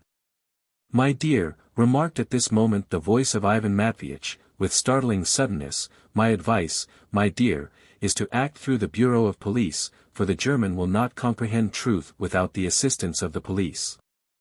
These words, uttered with firmness and gravity, and expressing 211 astonishing presence of mind, at first so much amazed us that we could not believe our ears. Of course, however, we instantly ran to the crocodile's tank and listened to the speech of the unfortunate captive with a mixture of reverence and distrust. His voice sounded muffled, thin, and even squeaky, as though coming from a long distance. "Ivan Matveitch, my dearest, and are you then alive?" lisped Elena Ivanovna.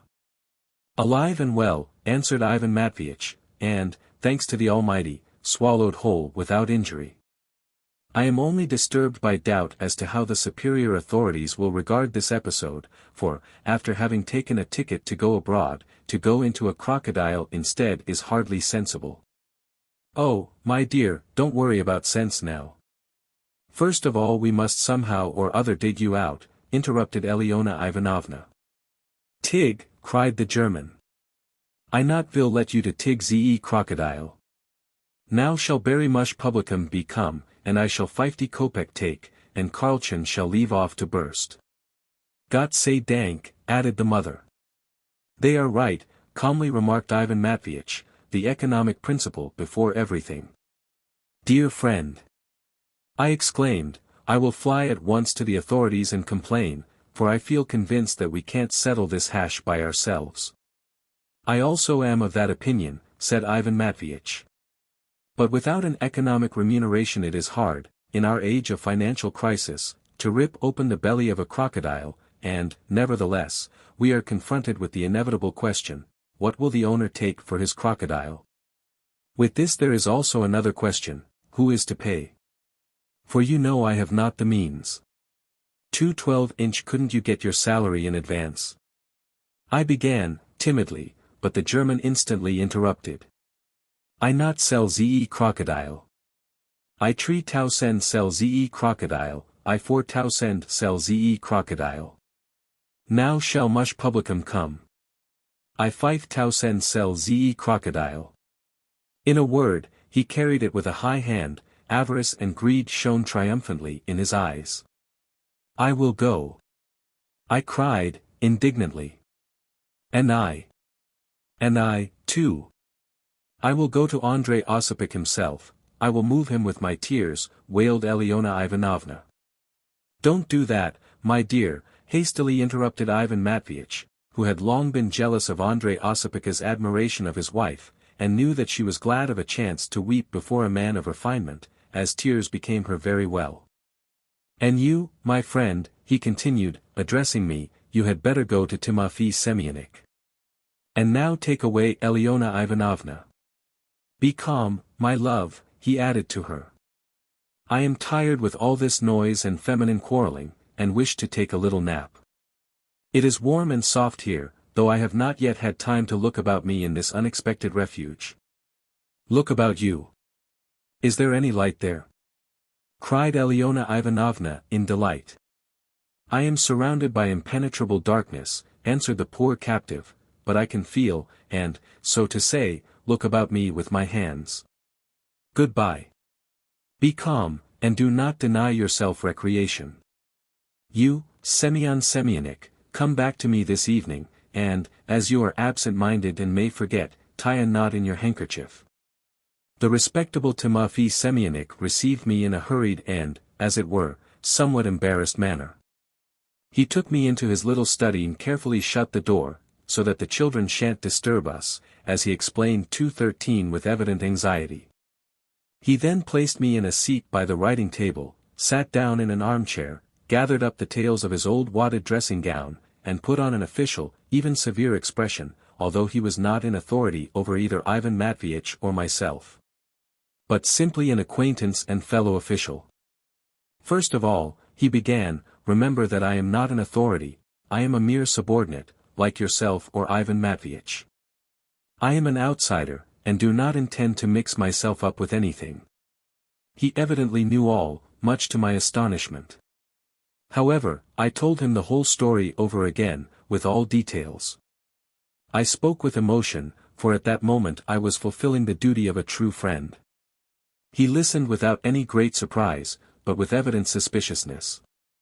Just imagine, he said, when I had done, I always expected that this very thing would happen to him.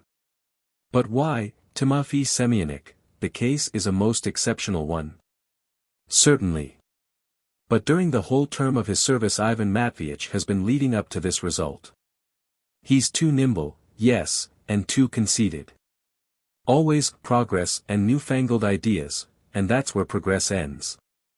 Well, but this is an altogether extraordinary occurrence, one can't put it forward as a general rule for all progressists. Yes, but that's just how it is. You see, all this comes of too much learning, it does, believe me, sir. People that have too much learning always will poke their noses everywhere, and particularly where they're not wanted. However, of course you know best, he added, in a half-offended tone, I'm an old man, and not so well educated as you. I entered the service from a school for soldiers' children, and my 50 years jubilee was this year. Oh no, indeed, Timofey Semyonich, how can you? On 2:14 the contrary, Ivan Matveitch longs for your advice, for your guidance. Even, so to say, with tears. Even, so to say, with tears. Indeed. Well, those are crocodile tears, and mustn't be too much believed in. Now, just tell me, what put it into his head to go abroad? And on what money? He has nothing, has he? Only savings, Timofey Semyonich, I answered, sadly, from the last perquisites. He only wanted to travel for 3 months, to Switzerland, to the fatherland of William Tell. William Tell. And to Naples, to see the spring there. He wished to see the museums, the life, the animals. Animals. In my opinion all that is nothing but pride. What animals? Animals? Haven't we animals enough at home? We have zoological gardens, museums, camels. There are wild bears quite near to Petersburg. And now, you see, he went and tumbled into a crocodile. Timofey Semyonich, for mercy's sake, a man in trouble, a man comes as to his friend, as to an elder relative, imploring advice, and you, reproach him. Have pity, at least, upon the unhappy Alyona Ivanovna. You are speaking of his wife. A charming lady, remarked Timofey Semyonich, evidently softening, and taking a pinch of snuff with much gusto. A person of subtle refinement. So nice and plump, and the head just on one side, just a little on one side. Very agreeable, yes. Andrei Osipich mentioned her again the day before yesterday. Mentioned her? Mentioned her, and in the most flattering terms. Such a bust, he said, such a glance, such hair. A sugar plum, he said, not a lady, and he began to laugh. They are both young people still. Here Timofey Semyonich blew 2:15 his nose loudly. And yet, you see, a young man, and what a career he's made for himself. Yes, but this is quite another case, Timofey Semyonich. Oh, of course, of course. Well then, Timofey Semyonich, how is it to be? Why, what can I do? Advise us, guide us, as a man of experience, as a parent. What shall we do? Go to the authorities, or? To the authorities? On no account. Hastily exclaimed Timofey Semyonich. If you want my advice, I say the first thing is to hush up the matter, and act in the character of a private person. It is a suspicious case, an unheard of case. The worst is that it's unheard of, there's no precedent, indeed, it looks very bad. So that the first of all things is caution. Let him stop where he is a bit. He must have patience, patience. But how can he stop there, Timofey Semyonich? Supposing he chokes to death. Why should he? Didn't you tell me that he had made rather a comfortable arrangement for himself there? I repeated all over again. Timofey Semyonich meditated. He pronounced, holding his snuff-box in his hands, in my opinion it will be even a very good thing for him to stop there a bit, instead of going abroad. He can think at his leisure. Of course it wouldn't do to choke, and he must take measures for the preservation of his health. I mean, he must take care not to get a cough or anything. And as for the German, my personal opinion is that he is right, more so than the other side, indeed, because, you see, Ivan Matveitch got into his crocodile without leave, and not he into Ivan Matveitch's crocodile. Indeed, so far as I remember, Ivan Matveitch had no crocodile of his own. Very well, then, a crocodile 216 constitutes private property, therefore without remuneration it cannot be cut open, as I take it. To save a human life, Timofey Semyonich. Oh well, that's the business of the police. You should apply to them. But then, again, Ivan Matveitch may be needed. He may be sent for. Ivan Matveitch needed. Ha, ha, ha. Besides, he is supposed to be on furlough, therefore we can ignore the whole matter and suppose him to be looking at European lands. It will be another case if he doesn't turn up at the end of his furlough, then, of course, we must make inquiries.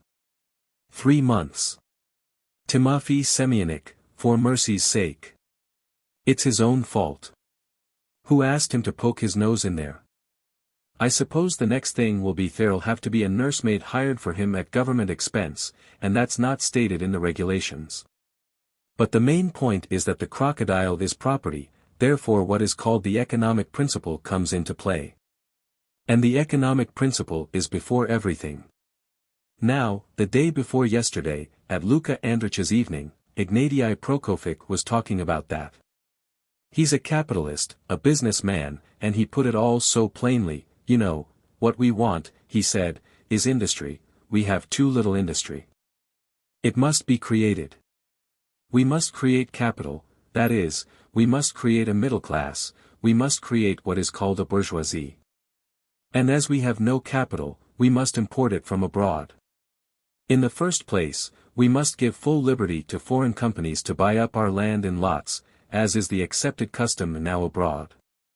Communal property, said he, is poison, it is ruin. And you know he talked so hotly, of course, such men as he have a right to, men of capital, and then, he doesn't serve. With communal property, said he, neither industry nor agriculture will improve. What 217 we need, said he, is that the foreign companies should buy up as much as possible of our land in lots, and then divide it up into as many little pieces as they can, and you should have heard how positively he said it, DVV'd, said he, and then sell it for private property. That is, not exactly sell it, but let it. Then, said he, when all the land will be in the hands of the foreign companies that will have been invited over, then, of course, the rent can be put up to any figure you like. The result of that will be that the peasant will work 3 times as much as now, for bare bread, and we shall be able to do anything we like with him. Undoubtedly he will be humble and submissive, and will do 3 times the work for the same price. But now, with common property, what can you do with him? He knows he won't starve, and so he gets lazy, and drinks. And then, besides all that, money will come in, and capital will be created, and a bourgeoisie will grow up. Now, the English political paper, The Times, speaking of our finances, expressed the opinion that the reason our finances do not grow is, that we have no middle class, no long purses, no submissive proletariat. Ah! Ignatii Prokofiev speaks well. He's an orator. He is going to send in a report to the authorities, and then have it printed in the news. That's a very different thing from Ivan Matveitch and his verses. And what about Ivan Matveitch? I asked, when I had let the old man talk to his heart's content. Timofey Semyonich liked to talk this way sometimes, to show that he knew everything and was not behind the age. Ivan Matveitch. Well, that is just what I was leading up to. As you see, we are making efforts to attract foreign capital into the country, and now judge for yourself, the capital of the crocodile keeper, a foreigner attracted here, has barely had time to become doubled by means of Ivan Matveitch, and we, instead of protecting the foreign possessor 218 of property, are aiming, on the contrary, to rip open the belly of the fundamental capital itself. Now, really, is that consistent? In my opinion, Ivan Matveitch, as a true son of the fatherland, should even be glad and proud that, by the addition of himself, he has doubled, and maybe trebled, the value of the foreign crocodile. That, sir, is an essential feature in the attracting of capital. If one succeeds, perhaps another will come with a crocodile, and a third will bring 2 or 3 at once, and capital will collect round them. And so you get your bourgeoisie. People must be encouraged, my good sir. But, Timofey Semyonich, I exclaimed, you demand almost supernatural self-abnegation of poor Ivan Matveitch. And who told him to get into the crocodile? A respectable man, a man holding a certain position, living in lawful wedlock, and suddenly, such a step.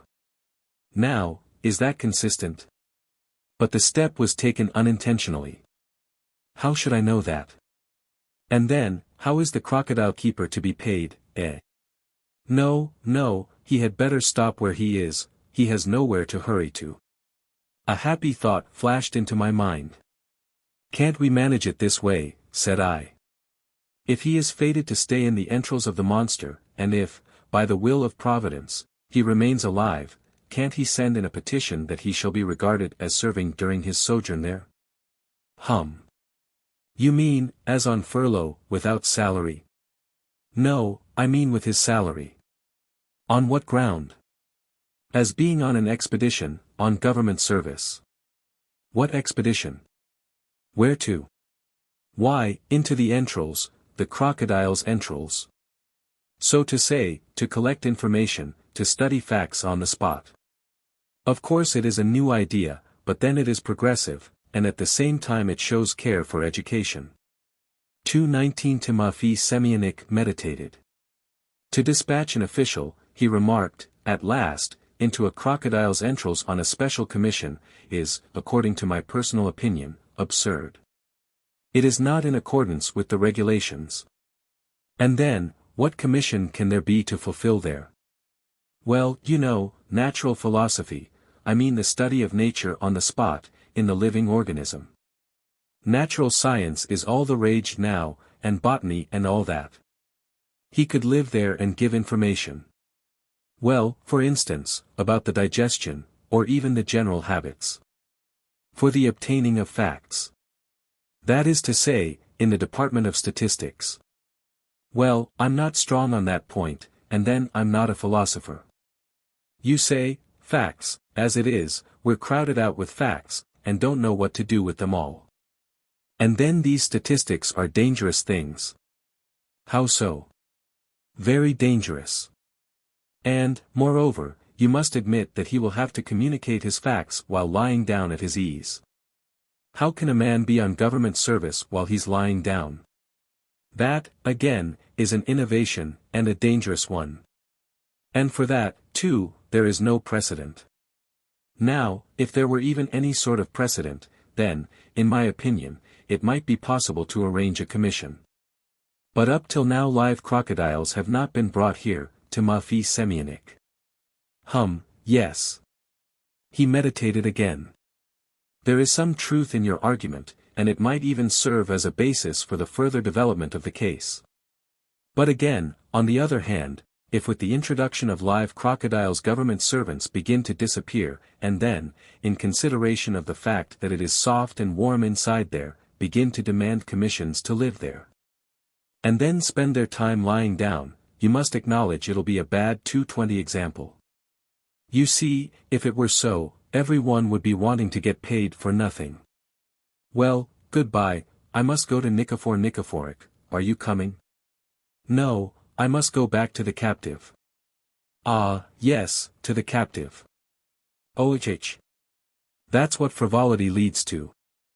When I reached the passage it was about 9 o'clock, and I had to enter the crocodile room by the back door, for the German had shut up his place earlier than usual.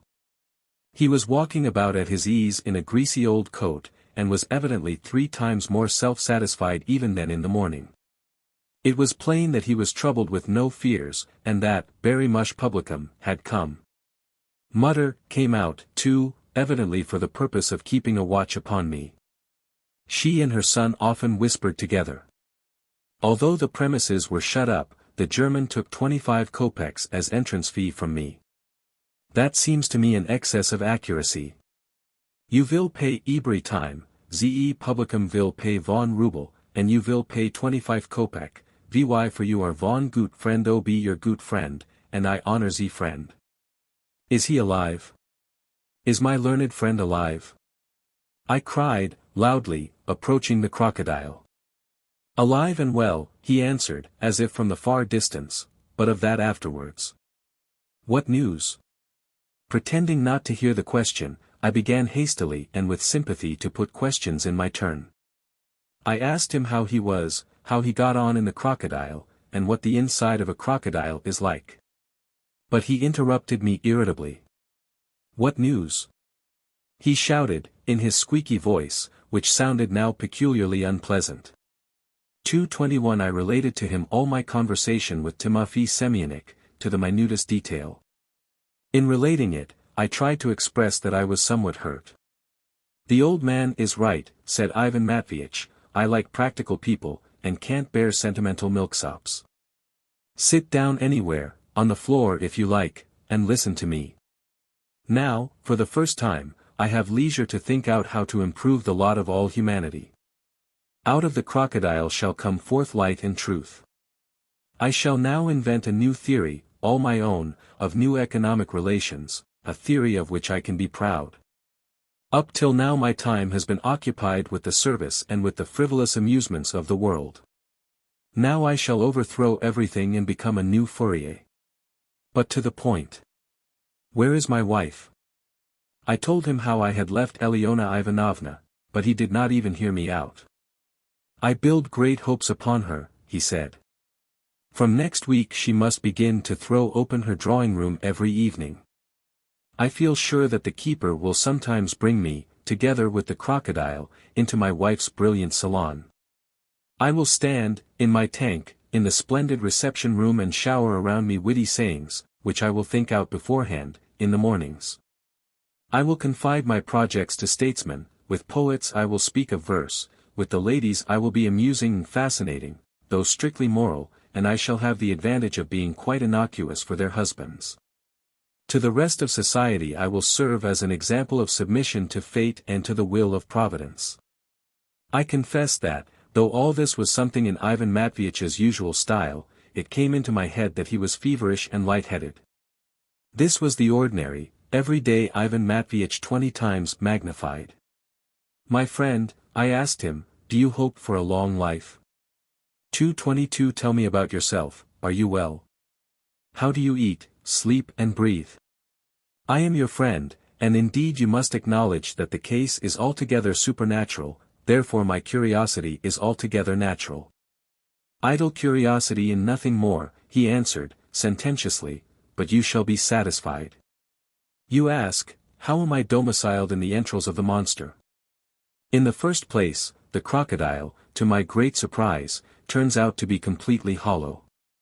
Its interior consists of what appears to be an enormous empty sack, made of gutta percha. If it were not so, think yourself, how could I find room in it? Is it possible? I exclaimed in utter stupefaction. Can the crocodile really be quite empty? Quite, severely and dogmatically affirmed Ivan Matveitch. In all probability it is so constructed in accordance with the laws of nature herself. The crocodile has only jaws, furnished with sharp teeth, and, in addition to the jaws, a rather long tail, and in reality that is all. In the middle, between these two extremities, is an empty space, enclosed in something which resembles india rubber, and which, in all probability, is india rubber. But the ribs, the stomach, the intestines, the liver, the heart. I interrupted almost crossly. There is nothing, absolutely no thing of the kind, and probably there never was anything of the kind. All those things are the idle fancies of frivolous travelers. Just as you swell out an air cushion with air, so I now swell out the crocodile with my person. It is elastic to an incredible degree. For that matter, this hollow formation of the crocodile is fully in accordance with natural science. For supposing, for instance, you were commissioned to construct a new crocodile, the question would naturally present itself to you: what is the fundamental characteristic of the crocodile? The answer is plain: to swallow people. How should this aim, the swallowing of people, be attained in the 223 construction of the crocodile? The answer is still plainer: make him hollow. The science of physics has long proved that nature abhors a vacuum. According to this law, the interior of the crocodile must necessarily be empty, in order that the crocodile may abhor a vacuum and may therefore swallow everything that comes to hand, so as to fill itself up.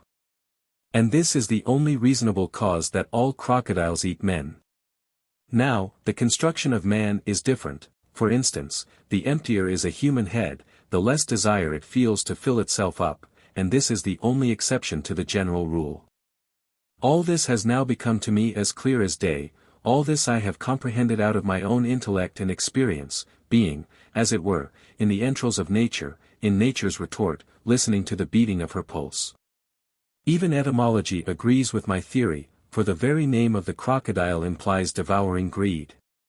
Crocodile, crocodillo, is an Italian word, a word contemporary, it may be, with the ancient Egyptian pharaohs, and evidently derived from the French root, croquer, which means, to eat, to devour, or in any way to use, any object, for food. All this I intend to explain in my first lecture to the audience which will assemble in Eliona Ivanovna's salon, when I am carried there in my tank. My dear friend, don't you think you had better take a cooling medicine? I involuntarily exclaimed. He's delirious, delirious. I repeated to myself in horror. Fiddlesticks, he replied, contemptuously, moreover, in my present position that would be not altogether convenient. For that matter, I knew you would begin to talk about cooling medicines. Ivan Matveitch, said I, it is hard to believe all the wonders you speak of. And do you mean to tell me that you really intend never to dine any more? What silly things you think about, you frivolous rattle-pate. I tell you of great ideas and you. Know then, 224 that I am sufficiently nourished with the great ideas that illumine the night which surrounds me. For the rest, the good-natured keeper of the monster has talked the matter over with his kind-hearted mother, and they have decided together that every morning they will introduce into the jaws of the crocodile a curved metallic tube. Something like a shepherd's pipe, through which I am to suck coffee or broth with white bread soaked in it. The tube has already been ordered from a neighboring shop, but I consider that this is superfluous luxury. I hope to live, at the least, 1,000 years, if it be true that crocodiles live so long. By the by, you had better look that up tomorrow in some book on natural history and let me know. For I may have made a mistake and confused the crocodile with some other fossil. One consideration alone somewhat disturbs me. As I am dressed in cloth and have boots on my feet, the crocodile is, evidently, unable to digest me. Moreover, I am alive and resist the digesting of myself with all my force of will. For, naturally, I do not wish to turn into what all food turns into, as that would be too humiliating. But I fear one thing: in the course of 1,000 years the cloth of my coat, which, unfortunately, is of Russian manufacture, may decay, and I, remaining without clothes, may then, notwithstanding all my indignation, begin to be digested. And, although by day I shall not permit, shall not under any circumstances allow this, by night, in sleep, when man is deprived of his free will, I may be overtaken by the most humiliating doom of a mere potato, pancake, or slice of veal. The thought of this drives me to frenzy. If only on this ground the revenue law must be changed in order to encourage the importation of English cloth, which is stronger, and therefore will resist nature longer in cases of persons tumbling into crocodiles. I shall take the earliest opportunity of communicating this idea to some statesmen, and also to the political critics of our St. Petersburg daily 225 papers. They can cry it up. I hope that this will not be the only idea they will take from me. I foresee that every morning a whole assembly of them, armed with editorial 25-kopeck pieces, will crowd around me, to catch my thoughts upon the telegrams of the day before. In short, the future appears to me in quite a rose-colored light. High fever, high fever. I whispered to myself. But, my friend, what about liberty? I asked, wishing to hear all he had to say upon that point.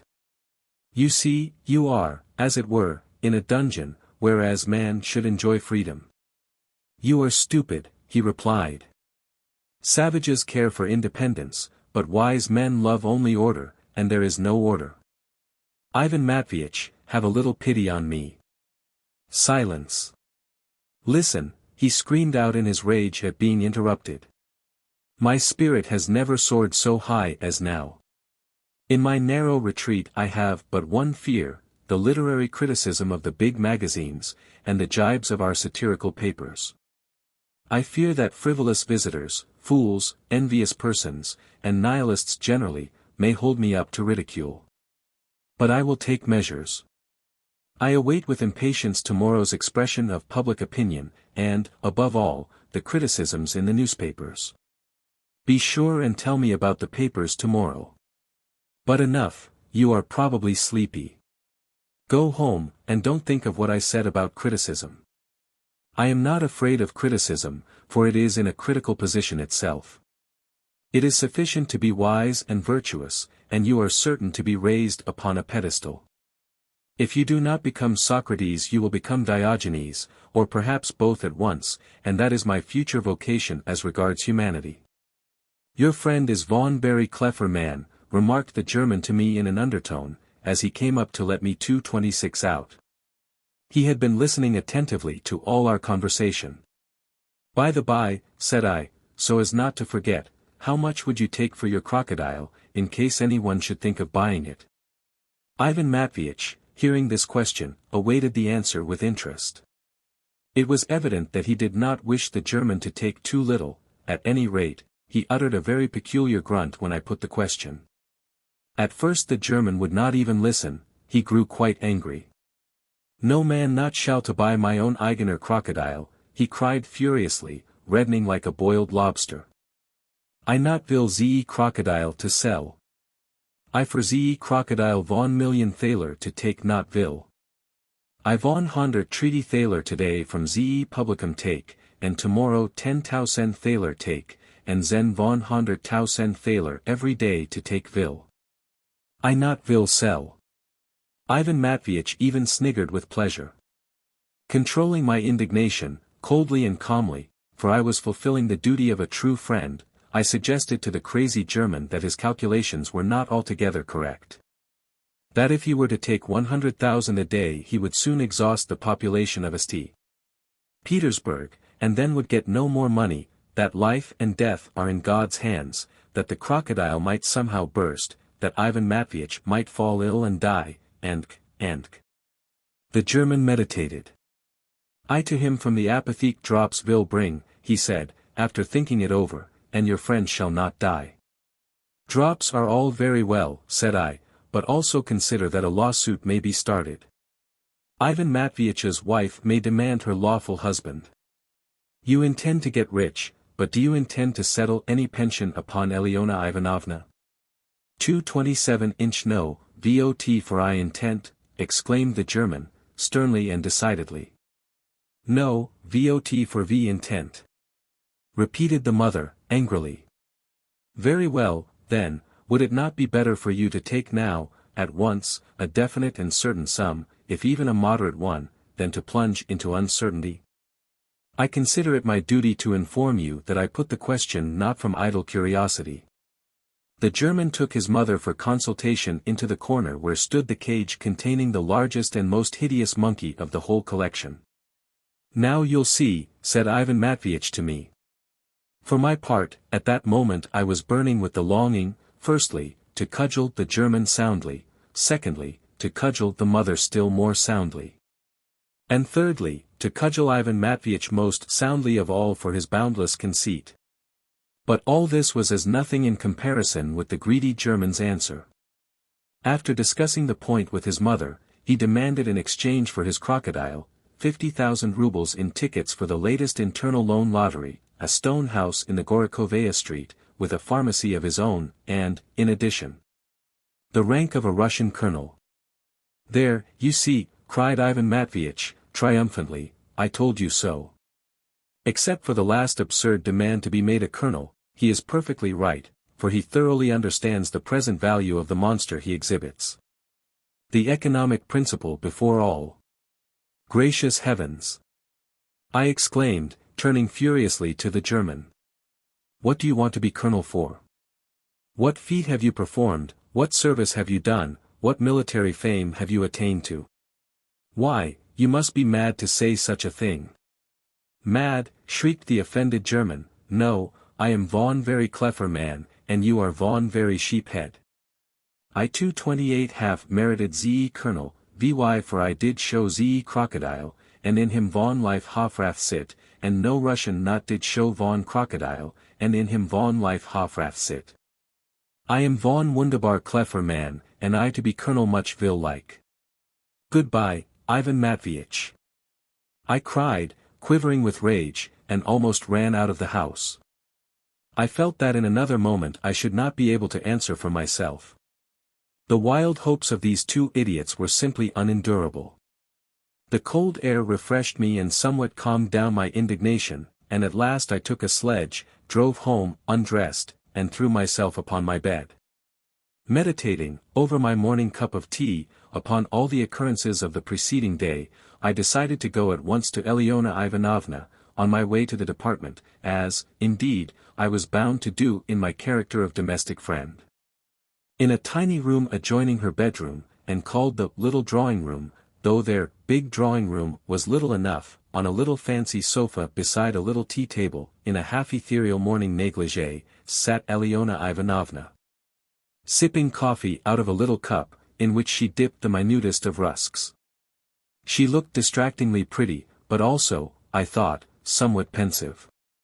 Ah, it is you, bad boy, she said, greeting me with an absent smile, sit down, you frivolous person, and drink some coffee. Well, what did you do yesterday? Were you at the masked ball? Were you? I never go, and then I spent the evening visiting our captive. Who? What captive? Ah, yes, of course. Poor fellow. Well, how is he? Very blue. By the by, I wanted to ask you. I suppose I can claim a divorce now. Divorce. I ejaculated indignantly, and nearly upset 229 my coffee. It's that black-whiskered fellow, I said to myself, inwardly fuming. There existed a certain person with black whiskers, he served in the building department, who had taken to visiting at the house rather too often, and who greatly amused Elena Ivanovna. I acknowledged that I detested him, and there could be no question that he had already contrived to see her either here or at the masked ball, and had been talking all sorts of nonsense to her. Well, you know, Elena Ivanovna began hastily, as if she had learned her speech by heart, very likely he'll stop in the crocodile all his life, and never come back at all, and what's the use of my sitting here and waiting for him? One's husband ought to live at home, not in a crocodile. But then this is an unforeseen case, I began, in very natural agitation. No, no, no. I won't hear anything. I don't want to, she cried out, suddenly firing up. You always oppose me, you horrid wretch. There's no doing anything with you, you never will advise one. Why, even strangers have told me that I can get a divorce now, because Ivan Matveitch won't get his salary. I began to relate to her all the plans expressed by Ivan Matveitch the day before. The idea of the evenings at home pleased her greatly. Only I shall want heaps of new dresses, she remarked. And so Ivan Matveitch must manage to send me a lot of money, and as soon as possible. Only, you know, she added, meditatively, how about his being brought to me in a tank? That is absurd. I don't want my husband to be carried in a tank. I shall feel ashamed before my visitors. I don't want that, no, no. By the by, did Timofey Semyonich call on you yesterday evening? 2:30. Oh, yes. He came to console me, and do you know, we played at trumps all the time. When he lost, he had to give me sweets, and when I lost I had to let him kiss my hands. What a rogue he is. And do you know, he very nearly went to the masked ball with me. Really? He's bewitched, I replied, and whom can't you bewitch, you sorceress? Oh, there, if you're going to begin with your compliments. Look here, I want to pinch you before you go. I've learned to pinch most frightfully. There. What do you think of that? Oh, by the by, did Ivan Matveitch often speak of me yesterday evening? No, not very often, in fact, he thinks more just now of the destinies of humanity, and wishes to. There. Let him think. You needn't finish, I'm sure it's something awfully dull. I shall run in and visit him some time. I'll be sure and go tomorrow. Only not today, my head aches, and there will be such a lot of people there. They will say, that's his wife, and I shall feel confused. Goodbye. In the evening shall you be there? With him, of course. He asked me to bring him the newspapers. Oh, that's capital. Go to him, and read aloud to him, and don't come to me today. I am not well, and perhaps I shall go out to some friends. Well, goodbye, you bad boy. That black-whiskered fellow is going to be there this evening, I thought to myself. At the department I of course made no sign that I was devoured with such cares and responsibilities. I soon observed, though, that several of the most progressive daily papers were on that morning passing unusually quickly from hand to hand among my fellow officials, who read them with exceedingly grave faces. The first which fell into my 231 hands was the Listic, a paper without any special tendency, but on the whole very humanitarian, for which it was generally despised in our set, although much read.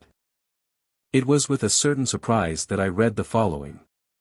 Yesterday our vast capital, enriched with its magnificent buildings, was filled with extraordinary rumors. A certain a well-known gourmand of the highest spheres of society, wearied, no doubt, of the cuisine of our first-class restaurants, entered the building of the passage at that part where an immense crocodile, just brought to the capital, was on view, and demanded that the latter should be prepared for his dinner. After bargaining with the keeper, he instantly set to work to devour him, that is, not the keeper, an exceedingly peaceable German with a taste for accuracy, but the crocodile, alive. Cutting off juicy morsels with a penknife and gulping them down with extraordinary speed. Gradually the whole of the crocodile disappeared into his fat paunch, and he even set to work upon the ichneumon, the constant companion of the crocodile, probably supposing that it would be equally delicious. We have no objection at all to this new product, already long familiar to foreign gastronomists. We have even prophesied this beforehand. In Egypt the English lords and travelers go out in regular parties to catch crocodiles, and eat the monsters back in the form of steaks with mustard, onion, and potatoes. The French followers of Lesseps prefer the paws, baked in hot ashes, though, indeed, they do this merely to spite the English, who make fun of them. Here both dishes will probably be appreciated. We, for our part, gladly welcome this new branch of industry, of which our great and varied fatherland is so much in want. After the disappearance of this first crocodile into the interior of the St.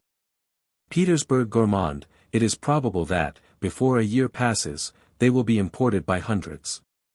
And why should crocodiles not 232 be acclimatized here in Russia? If the water of the Neva is too cold for these interesting foreigners, we have reservoirs within the capital and streams and lakes without. Why, for instance, should crocodiles not be reared at Pargolov or Pavlovsk, or in Moscow, in the Presnensky pools or the Samodyak? While providing a delicate and wholesome food for our refined gastronomists, they would also afford amusement to the ladies strolling past these pools, and would serve for our children as a lesson in natural history. The skin of the crocodiles could be made into étuis, traveling trunks, cigarette cases, and pocketbooks. And perhaps many 1,000 rubles, in the greasy notes for which our commercial classes have so strong a predilection, would find its way into crocodile skins. We hope to often return to this interesting subject. Though I had felt a presentiment of something of this kind, the blunders in this article quite upset me.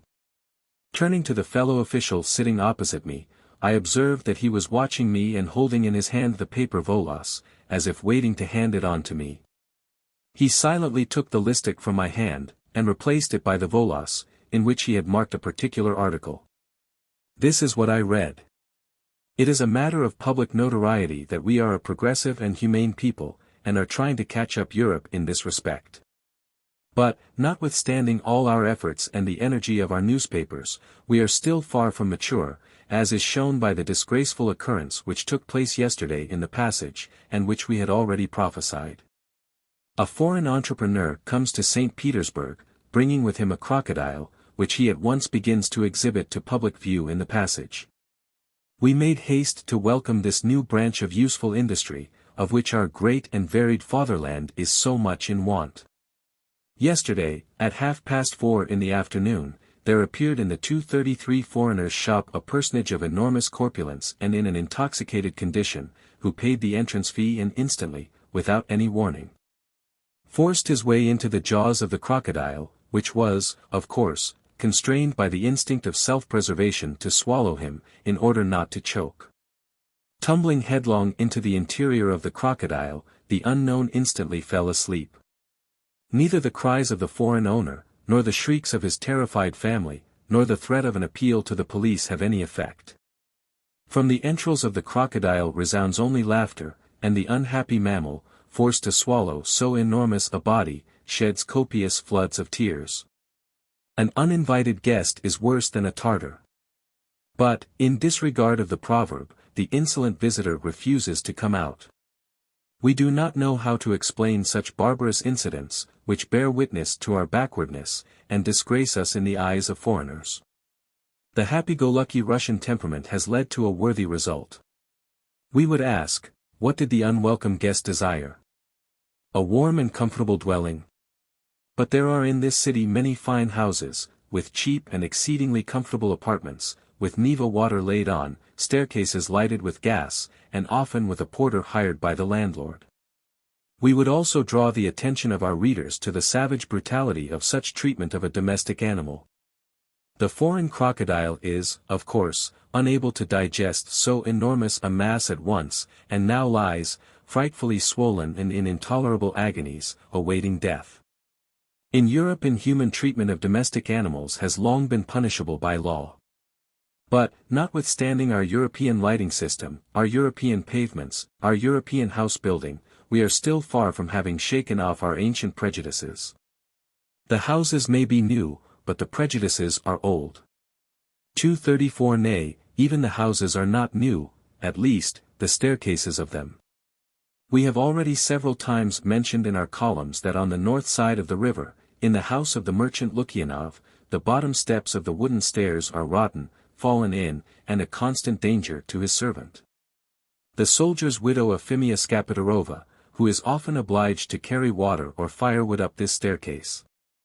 At last our warnings have proved true. Yesterday evening, at 8:30, Euphemia Skapitarova fell through the staircase with a soup tureen and broke her leg. We do not know whether Lukyanov will mend his staircase now. Russians are always wise when it is too late, but the victim of this Russian has perhaps already been carried to the hospital.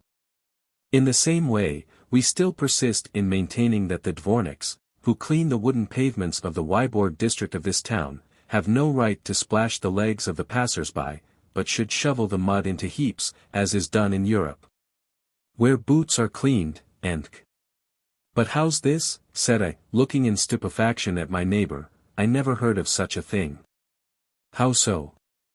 Why, my dear sir, instead of pitying Ivan Matveitch, they pity the crocodile. And why not? A mere animal, a mammal, and we have pity even for it. Which way are we behind Europe after that, eh? They're very tender to crocodiles in Europe too, you know. Ha, ha, ha. And my neighbor buried himself in his papers and spoke not another word.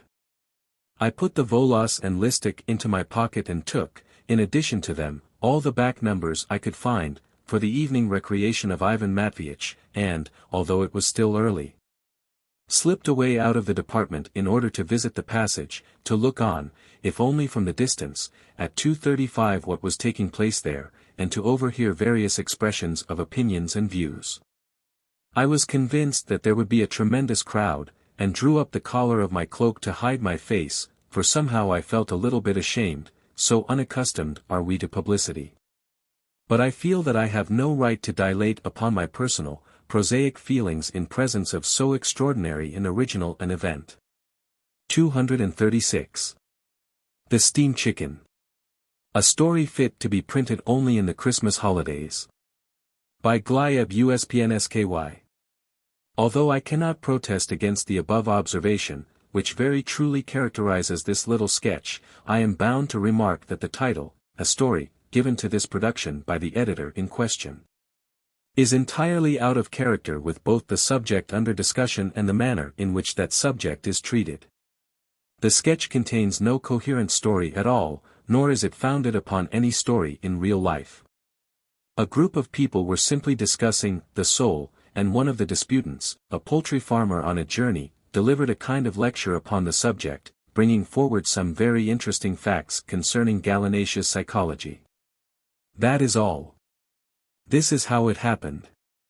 I got tired of waiting for my train in the stuffy little general waiting hole of the most microscopic station on the whole N railway, so I went out to sit and smoke on the platform. It was getting on for 11 o'clock on a warm, dark autumn night. The only light on the platform 237 came from 3 small paraffin lamps, placed at long distances from one another, and giving so little light that I was quite unable to see clearly the group of dark human silhouettes collected on the platform close to me, and, like myself, waiting for the train. I could see several black shadows, but it was impossible to form an idea what sort of people they were.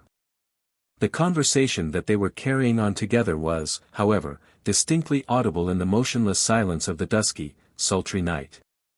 Unfortunately, this conversation was of a most gloomy character. It referred to an unusual misfortune which had happened early that morning at a neighboring station, and had been a subject of general conversation along the whole line. A certain public-house keeper, well known to every one connected with the railway, had thrown himself in front of the train. He had been a confirmed drunkard for some years, and had arrived at absolute beggary. You see, mates, towards the last he went off his head altogether, said one of the black silhouettes, whom, from the glittering of his badge when he moved, one could guess to be the railway watchman. He tried to do it 5 times before. But he always got frightened. He'd run up to the train and then begin to yell. The train would come thundering along, and he'd just scream with terror, and yet he'd run on, throwing up his hands. Ah, ah, ah, ah, and yet he'd run at it. He was mortally scared, and yet he couldn't let it alone. God always saved him. The good Christian people didn't want to let him die, they'd catch him and take him home by force, they put him in the hospital. Well, it seems this time he was too sharp for them. Did he call out? Did anyone hear? They said afterwards that somebody yelled like a wild thing. They say they heard something crying and screaming. But, you see, it was night time. It was quite dark. 2:38. That's plain. The devil's will, you mean? In such business as that, it's the devil that's Lord and Master, not God, said a voice from the group of silhouettes. True. True, muttered several voices. And a short silence followed. The conversation was an unpleasant one, the subject under discussion was gloomy and fearful, and the people seemed ill at ease in talking of it. But maybe for that very reason they were unable to free themselves from the haunting idea, and enter into the ordinary small talk of chance-met passengers. Unpleasant as it was to think and talk of a suicide, the conversation about it started afresh. They do say it was all his wife's doing that he got like that, he took to drinking because of her. Did the silly fellow care more for his wife than his soul? Ah! But then, you know, she ran away from him, and he got lonely without her, and so ran away. Why, the devil take her, let her run away as far as she likes. There are plenty of women to be got. Plenty of women, but only one soul. He'll have to answer for his soul to God in the next world. Ah! The soul. The soul, said the watchman, with a sigh. And the conversation would probably have broken off if the young assistant stationmaster had not suddenly appeared beside the group. No one had heard him come up on account of his india-rubber galoshes. He was a very cheerful young man. He had just got his situation, just got married, just put on his new uniform, and naturally felt that now he was decently set up. He stopped, as he was sauntering past, to smoke a cigarette. 2:39 with the group, and, for want of anything to do, cheerfully threw in a word. What's the talk about? What soul? He had accidentally caught, in passing, the word soul. His thoughts were altogether at the other end of the earth from any stray conversations. He was going merrily home to his young wife and his boiling samovar, and was altogether thoroughly contented with himself. Why, we were just talking about the misfortune that happened today, about the publican. Well, what about him? He struck a match on his coat sleeve, hardly listening to what was said. We were just talking, sir, that's all. You see, the poor fellow's lost his immortal soul. What soul? The cigarette lighted suddenly, and scattered little sparks all round. What soul? What nonsense are you talking? Why? Your honor. His soul. The man was simply a drunkard. It's all nonsense. But what about the next world? What's the use of talking rubbish? Don't get drunk, and you won't be run over. The deuce knows what they'll say next, a soul. His young wife and his boiling new samovar occupied his thoughts so completely that they made his whole conversation merry, and gave it a tone of all fiddlesticks. Having uttered his few remarks in a cheerful manner, he walked away, also in a cheerful manner, along the platform, and flung back at the group of silhouettes one last word. Twaddle. He then disappeared in the darkness, humming Stryalaka. 240 No, it isn't twaddle, rather decidedly remarked one of the silhouettes, and his dark figure moved forwards, hiding all the other silhouettes. It's anything but twaddle, a soul is. The appearance of the cheerful stationmaster had somehow driven away the gloomy thoughts of the group, and, not finding at the moment any pleasant theme for conversation, they did not support the unknown orator by any positive announcement at all. But their silence in no way put him out of countenance, and he continued, in an impressive tone of voice. Twaddle. It's easy for him to talk. The man simply doesn't believe in God, he's a nihilist, that's what he is. If he believed in God he wouldn't dare to talk like that. I used to be no better than a dead log myself until I got conviction. What can any of us understand? We know how to say our prayers, we know how to put candles before the altar. But what do we know about the wisdom of the Lord? And yet, if the Lord God should call me now to the lot, first of a fish and then of a hen, and should give me a talent and allow me to enter into it, I tell you, mates, I understand all about it now. Yes. There is a soul, mates. There is indeed. That's what I say, it's true, it's not twaddle. The audience had at first some difficulty in understanding what this poultry farmer was talking about. The most incompatible images and ideas had got so mixed up together in his speech: God, the soul, a fish's lot, a hen's lot. All this was too hard for the silhouettes to digest at once. Somebody tried how it would do to make one of the stock remarks of the Russian citizen in difficulties: of course it is. One of those phrases which will serve for an answer at a pinch, but have no meaning in particular, though they are constantly used in commerce. But he said it in a timid whisper, and relapsed into silence. 241. The silence was, however, of short duration. A pleasanter topic had been started, and the conversation grew lively. I don't quite understand, allow me to ask, do hens have souls? Slowly and deliberately inquired one of the silhouettes, with the evident intention of starting a long discussion. Kindly explain to me on what you base that opinion. A soul is bound to be Christian. And there is surely nothing said in the Holy Scriptures about hens and fishes' souls. I grant you there is really nothing about it in the Scriptures, but you see me, Seliverstov, poultry farmer, I tell you, yes. You can believe me or not, as you like, but I assure you that when I get to really understand the affairs of fishes, and especially of poultry, then I began to believe in the Almighty Creator. Up till then I was just a dead log. You can think what you like. Yes. There was great animation in the tone of the poultry farmer's voice, but it was evident that the immensity of the theme which so deeply interested him rendered his position embarrassing and perplexed him in speaking. Yes, he continued, repeating the words he had already said, it was through the poultry that I grew to recognize the wisdom of God. You must make what you can of that. There was a short silence. And do poultry have souls? Inquired one of the silhouettes, in a tone of evident irony. The poultry farmer hesitated a moment, then, as it were, gave himself a little shake, plucked up his courage, and growled, in a deep bass. They do. What? Hens have souls? Yes, sir. This answer was evidently given in blind recklessness. 242. And the poultry farmer, seeing that he could no longer draw back, continued loudly and rapidly. I tell you, positively, I would swear it before the Lord himself, fowls do have souls. May I die tonight if they don't. There. Silence. They do, cried the poultry farmer again. Once more there was silence. Yes. They do, indeed they do. There. There. Friend. It strikes me, my man, that you know. Not, at all.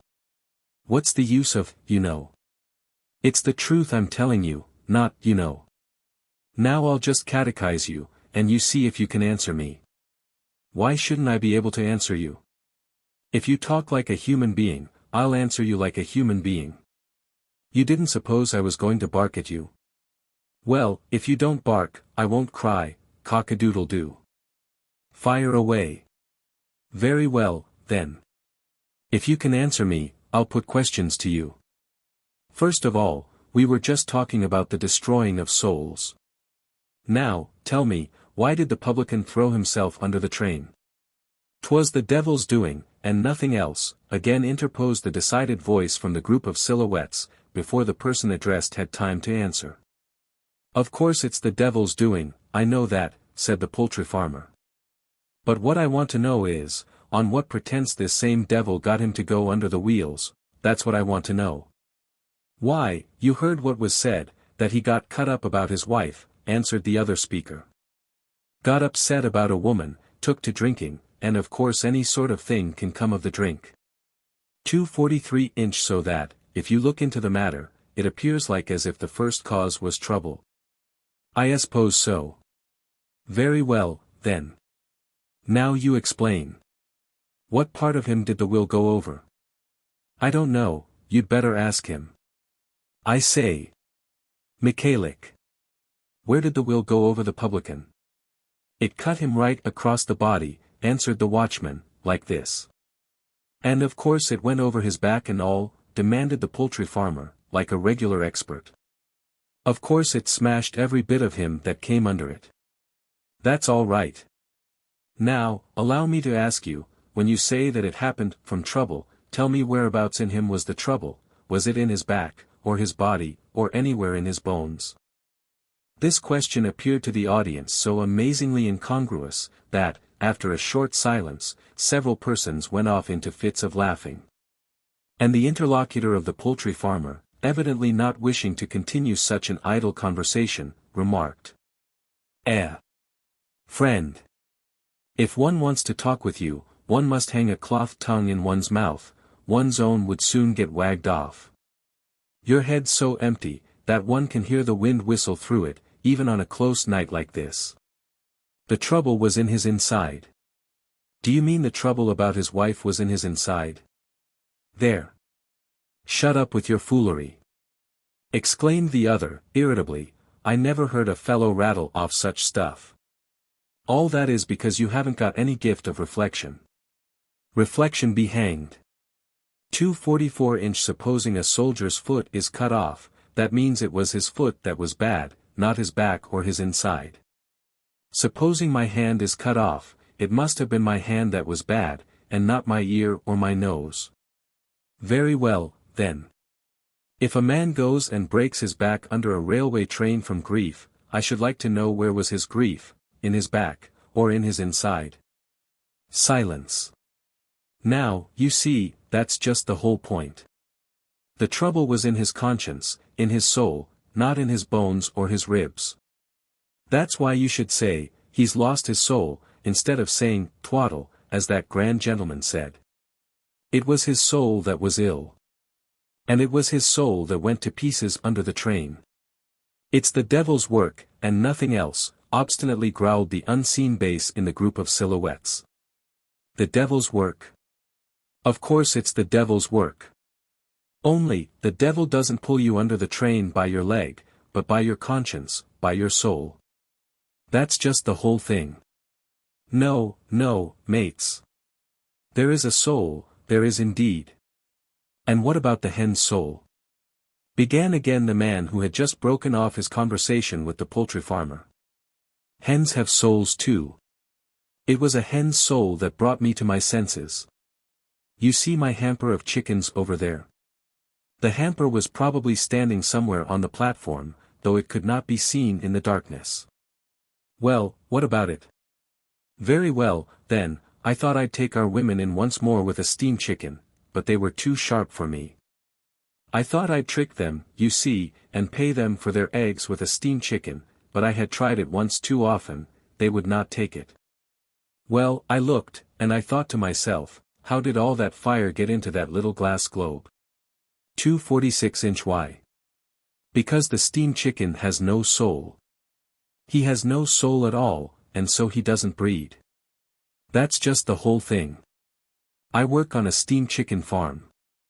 Well, you see, at one time we used to exchange steam chickens for eggs. We'd give a woman a cock and hen, for that matter, it was quite worth our while to give a cock and 2 hens for a dozen or a dozen and a half eggs. We could always raise 10 or 15 out of 2 or 3 dozen, so we made our profit. At first the women took them and it was all right, and of course it was better for us than paying in money. But after a bit we couldn't get anybody to take them, all the women came and made a row about it, your machine hens won't lay. And there you are. It's no use, whatever you do, they won't lay. And it's just the same with fish. All those machine-raised fish, you know, you can rear them artificially now, but they won't breed. Now, just you think of that, the wisdom of it. The temperature's there, 'cause, you know, it's done with hot water and steam, but there's no soul. But it can run about, your machine chicken, can't it? And eat? It runs about and it eats, but it hasn't any reason. It doesn't know how to think about life. Strikes me, my man, you're gone off the hooks. Off the hooks or not, there's not much sense in your talk either. Runs about. What's running to do with it? There's your steam engine runs, better than any horse, but just you go and tell it, turn to the left, stop at the public house, d'ye think it'll turn? Runs. 'Tis all the same thing as the electric light. I've got a neighbor that's lamplighter in a theater, and he said to me, just look, this is the new fire they've invented. Well, I looked, and I thought to myself, how did all that fire get in that little glass globe? 'Twas 247 made just like a flower, and not break it. So I said to him, why doesn't the glass crack with all that fire? And my neighbor just burst out laughing. It's a very dreadful sort of fire, that is, said he, just you spit at it and see how it will hiss. Well, I spat at that tulip flower, and it never hissed at all. How's that, says I. Why, says he, that fire's just a made-up fire, it's a heathen fire, it's as cold as ice. Just take hold of the tulip. I took it, and it really was like ice. But it's fire all the same.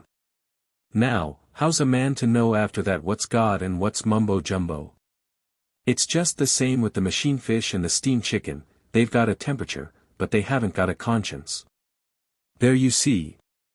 It was the same with the publican, it was his conscience that ached, and if he went and broke his back, it wasn't his back that felt bad because his wife ran away, it was his soul.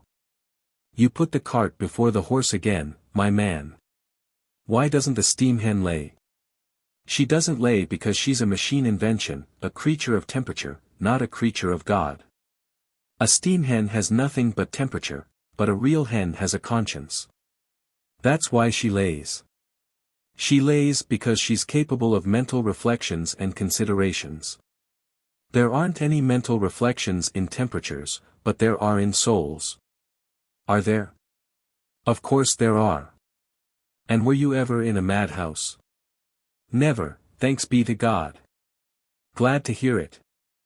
I was just thinking, perhaps they hadn't looked after you properly and kept the door locked. No one can talk sense to a fellow like you, without being taken for a madman. What do you know about souls? 248 as much as you know about hens' consciences, I dare say. I know all about them. Do you? I tell you, yes. I understand the whole soul of a hen. What's the use of your cackling? Just you answer me one thing, do you know how to make a hen sit? No, I don't, and it's not my business, I'm a wood merchant. To the Arcadia and masked balls. 250 then, if it's not your business, hold your tongue and listen. The hen, my man, is none too fond of sitting. All she cares for is just to lay her egg, and then go off again to the café restaurant to lark about with the cocks, and sing songs, and make love. Why, you may have a hen so frivolous that if you keep her 3 days on the eggs with a coop over her, you can't make her sit on them, she just wriggles away to one side. She thinks to herself, like any fine lady, if I take care of the children myself, I may spoil the shape of my bust, and no one will love me. And she wriggles away into a corner, and there the poor eggs lie, out in the cold. Well, then, when you take off the coop, up she jumps and off she runs, and clucks and cackles for all the farmyard to hear, and complains of how she was shut up and ill-treated, and the cock comes running up at her bidding to take her part. He's sorry for her, you see. And off they go into the bushes, to the islands, to the Arcadia, and masked balls. Why, some hens are so larky that one doesn't know how to manage them. So this is what the women do with a gay hen of that kind, they make little balls of bread, and dip them in spirits and give them to her. The gay young hen eats them and gets tipsy, then they stick her on the eggs and put a coop over her. Of course while she's asleep she doesn't think about dancing and masked balls, and by the time she wakes up, she's got familiar like with the eggs. Then, you know, the eggs get warm from her, and she feels the warmth of the eggs. And when you take the coop off she can't get up. She knows as well as anyone that it would be fun to go off on the spree, she hears the cock calling her, and singing romances, she knows he's going off to the islands. And yet she can't get up, her conscience won't let her. She's learned to pity her little ones, her soul has waked up. And there she'll sit, till she sits all the feathers off her body, and the flesh gets raw, she'll sit till she aches all over. And why? Because of her conscience. Her conscience puts all kind of thoughts into her head. She thinks about how she lived before she was married, she has so long to sit, you know, she has plenty of time to think, and how she went off on the spree, and what she saw. And how the cock came up to her, she'll remember every feather on his body 100 times over, and how it all happened, and then how she fell ill, and then how her baby was born. And how she cried when it was born, she'll think over all that while she's sitting. Now, you see, all these thoughts go out of her soul into the chicken's soul, like, and the chicken begins to think and feel as she does. He gets all his soul from the hen, while he's the least bit of a thing, and ideas, and everything. They're just like little seeds, no bigger than a pin's head, just stuck about here and there in him, and then of course they grow with him, and by the time he's a grown-up fowl, they're grown-up thoughts. No, no, mates. It isn't a temperature of 50 degrees, or whatever it is, that does it, it's a soul speaking to a soul. It's all the same with people. If a woman with child gets frightened at a fire, and beats her head with her 2 hands, her child is born with marks on its head, it's just the same thing here. The hen thinks it 251 over, and sighs, and remembers all her youth, and everything that happened afterwards, and all that enters into the chicken's soul. Why are so many cocks hatched? Because the hen thinks so much about the cock, of course. She remembers all his feathers. Everybody knows that if a peasant goes to the priest, or the starshina, or the village clerk, he always take a cock for a present. The hens think a great deal about cocks. So, you see, all these thoughts and cares pass from the hen's soul into the chicken's, and the chicken gets to understand that it will have to be young and unmarried, and then that cocks will come, and it will have to lay eggs. All that passes into its soul while it's in the egg. But there is nothing of all that in hot water, there's nothing but temperature in it. Do you suppose temperature thinks about a hen's life? Do you suppose temperature thinks about cocks? About how tired it is of sitting, but how it must keep on for the baby's sake. It doesn't think about anything at all. And that's why the chicken comes out without any soul, or mind, or conscience, and doesn't care for anything. It's just like with the electric light, it can't make the grass grow. That's what God is. It isn't twaddle, mates, don't you believe it? A soul's one thing, and a makeup's another. No, no, it isn't twaddle. It's a thing that takes a lot of understanding. I don't know, remarked the other man, indifferently, it's a bit too learned for me. Seems to me like as if there aren't any other souls except Christian souls. And as for a hen's conscience, I don't know about that, don't see it at all. That's just what I say, you don't know. The discussion was evidently finished. But as the train had not yet come, and no one had anything to do, the company 252 would have found it a little awkward to let the conversation drop at the conclusion of the poultry farmer's speech. Every one felt, as is the case at the meetings of learned societies, the need of some kind of answer or continuation. After a moment's silence, therefore, one of the silhouettes, I think, from his voice, it was the one who had laid the suicide of the publican to the devil's account, suddenly remarked. You talk about inventions, you're right there. There's no end to what they've invented nowadays. One day, when I was in Petersburg, I was going along the Isakivskia Square, and there was a grand sledge driving past, with a beautiful horse. It must have cost thousands, for harness and everything was splendid, and the driver was just like a figure in a picture. And what do you think, mates? They'd got stuck onto that driver, just here like, it's as true as I live. Just in this place. Where? Here, I tell you. It's the truth. What do you think he'd got stuck on? A watch. Stuck onto him there. A great watch, half as big as my hand. That's so the gentleman in the sledge can always see it. I should have felt ashamed, if I'd been the driver. I suppose the gentleman was so grand he couldn't take the trouble to unbutton his coat. I suppose he wanted to know, to a second, how long he was driving, his time must have been precious. I dare say he had a lot of business. Well, interposed the poultry farmer, contemptuously, if that's what you call an invention. There are inventions of quite another sort nowadays, my friend. People are getting too clever to live with their inventions. The tone in which these words were uttered plainly 253 showed that the poultry farmer was an ordinary hard-up peasant who found a difficulty in paying taxes. When I lived, as a merchant's driver, in Moscow, my master used to pay me 2 rubles to go from Nikolsk to Nizhegorod.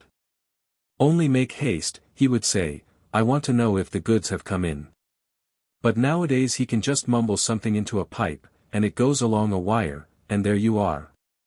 You can talk on a wire to people in Nizhegorod, or Smolensk, or anywhere you like, and as for us poor drivers. That's what they call a telephone, remarked the poultry farmer. Agaphon, or philalei, or anything you like, all their inventions only make it worse for us poor peasants. Wherever we go, there are always inventions in the way, taking the bread out of our mouths. But it's all one to the tax-gatherer. All the gloomy images called up by the tragedy of the morning, and all the fantastic ideas suggested by the lecture on souls, were put out of everybody's head by this peasant's comment. His remark had brought back the thoughts of all the group to the realities of life. And thus put an end to this conversation of chance-met strangers, in the right and proper manner, the manner in which, in our days, all kinds of discussions end, no matter how they begin. 254. The Story of a Kopeck. By S. Stepniak. Published by The Secret Press. Ah, my lads! It was a fine, free life in Russia when there were neither landlords nor priests nor fat shopkeepers. 255 But that didn't last long, the old men say, for the devil saw that the peasant was getting the better of him, there was no stealing or lying on earth, because every one lived happily. And the devil began to think, how could he spoil the race of men? 7 years long he thought, never eating, drinking, or sleeping, then he invented the priest. Then he thought 7 years more, and invented the barine. Then he thought 7 years more, and invented the merchant. Then the devil was pleased, and chuckled till all the leaves fell off the trees. So the devil sent priest, barine, and merchant to the peasant. But the silly peasant, instead of shaking them off, clothed and fed them and let them ride on his neck. So from that time on there were no more good days for the peasant, priests and barons and shopkeepers tore him in pieces. Not with knives or swords they wounded him, but with a copper kopeck. When the sun rose he thought, where shall I get a kopeck? When the sun set he thought, where shall I get a kopeck? Then the peasant prayed to his Mother Earth, oh, Mother Earth, tell me where to get a kopeck. And the earth answered, muttering, in me is thy wealth. The peasant took a spade and began to dig. He dug all the day long, and a second and a third day. He dug a deep, deep pit, but still there was no kopeck. He dug through the soil and came to sand, through the sand and came to mud. He dug and bailed out the water. At last he came to clay. His spade was all spoiled, and yet there was no kopeck. Then he began to dig with his hands, and dug, then he came to stone and could dig no further. 256 The peasant fell down on the breast of his Mother Earth, and asked her why she had jested with him so bitterly. Suddenly he saw, under a clod lay a copper kopeck. It was all green and spotted with damp, and as rough as the earth itself. The peasant seized it, kissed it, wrapped it up and put it in his breast. Then he crawled out to God's daylight and went home with his kopeck. As he went the birch tree with her thick tresses greeted him and asked, Peasant, peasant, why is thy clothing like a fishing net? I have gained a kopeck, he answered. Thy kopeck costs thee dear, said the birch tree, shaking her locks. He went on further and the forest bird asked him, Peasant, peasant, why art thou all roughened and blistered like oak bark? I have gained a kopeck. The bird whistled and flew away, saying to herself, I'm glad I'm not a peasant.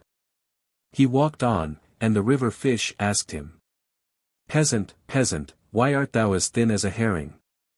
I have gained a kopeck.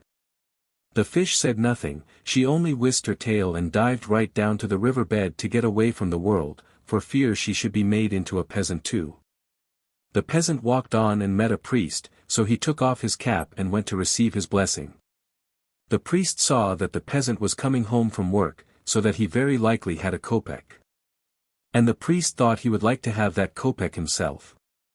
So he came up to the peasant and said, "Open your mouth." The peasant opened it. 257 Put out your tongue. He put it out. The priest put his hand in his pocket, took out some bread crumbs and sprinkled a little on the peasant's tongue. What was left he put by for another time. "Now give me your kopeck," he said. The peasant gave it him and went home. "Well," said his wife, "did you get a kopeck?" "Yes." "Where is it?" "I gave it for the kingdom of heaven," he answered. "Thanks be to God," said his wife, "and now come to dinner." They said grace and sat down to dinner, fir bark and rain water. When they had finished, the peasant gave thanks to God for these earthly blessings, and lay down to rest. Meantime the priest went home, thinking what he should do with the peasant's kopeck. He thought and thought, at last he said, "I know," and called the Ponemar. The Ponemar not only sang in the choir, he was not too proud to drive bargains too. So the Ponemar came, and the priest said to him, "Look here, Long Mane. It's a fast today, so I've had no meat. Here's a kopeck for you, roast me your sucking pig, and see you don't blab to any one, or I'll tear your hair out. But if you manage it properly I'll give you the tail to pick." The Ponemar went away. What next, fat paunch, he thought. No, no. You can pick the tail yourself, and I'll fatten up the sucking pig and sell it to the archery himself. And he took the kopeck to the village shopkeeper, and said, "Look here, gossip, here's a kopeck for you, give the 258 priest a sucking pig for it and me a hive of honey for my trouble." The shopkeeper laughed, but he took the kopeck. "I'll go to the peasant," he thought. So he went to the peasant and showed him the kopeck. "Do you see this kopeck?" he said. "Well, you give me for it your sucking pig and a hive of honey and a wolfskin for a coat." "All right," said the peasant, "I'm well rested now." First of all he gave the shopkeeper his sucking pig, that he had kept for a holiday, the greatest holiday in the year. Well, never mind, he thought. When my little son that lies in his cradle now grows up will have a proper holiday. Then he took a slice of bark bread, put a knife into his boot, and went to the forest. He walked on, sniffing, "Does it smell of honey anywhere?" No, not a bit. He went on, he had eaten his bread, and had to live on roots and acorns, and still no honey. At last he smelt it faintly in the distance, and went on till he came to a great lime tree, with the bees swarming round it. But see! A huge bear was standing by the hollow trunk, and just going to put his paw in. "Oh, Lord," cried the peasant, "surely he is not going to take the honey from me." He drew out his knife and rushed at the bear. The bear turned round, drew himself up grandly, and came to meet him. The peasant hastily tore off a lot of fine birch twigs, twisted them round his left hand, and took the knife in his right. They met. The bear put out his paw, but the peasant warded him off with the left hand, and with the right plunged the knife up to its handle right into his heart. Then he sprang back sharply, but unluckily he got tangled 259 inches a branch, so that the bear was able to catch him, and they met in a hand-to-hand fight. First the bear hugged him and nearly broke his bones, then he hugged the bear. The blood rushed from the wound, and Mishka fell down dead. The peasant rubbed himself a little after the bear's embrace, and thought, "God is merciful even to peasants. If he had not sent me the bear I should have had to go hunting for a wolf heaven knows how long, but now, perhaps, the shopkeeper won't mind taking a bear's skin instead of a wolf's." He skinned the bear, took the honey, and went home with his prize. But when the shopkeeper saw the bear skin he shook his head and said, "A bear skin instead of a wolf skin? What will you give into the bargain?" "Why, what can I give?" said the peasant, "My breeches." "All right." The peasant took off his breeches and gave them to the shopkeeper, then he received his kopeck and took it to the barin to pay off his debt for last year's cattle drinking tax.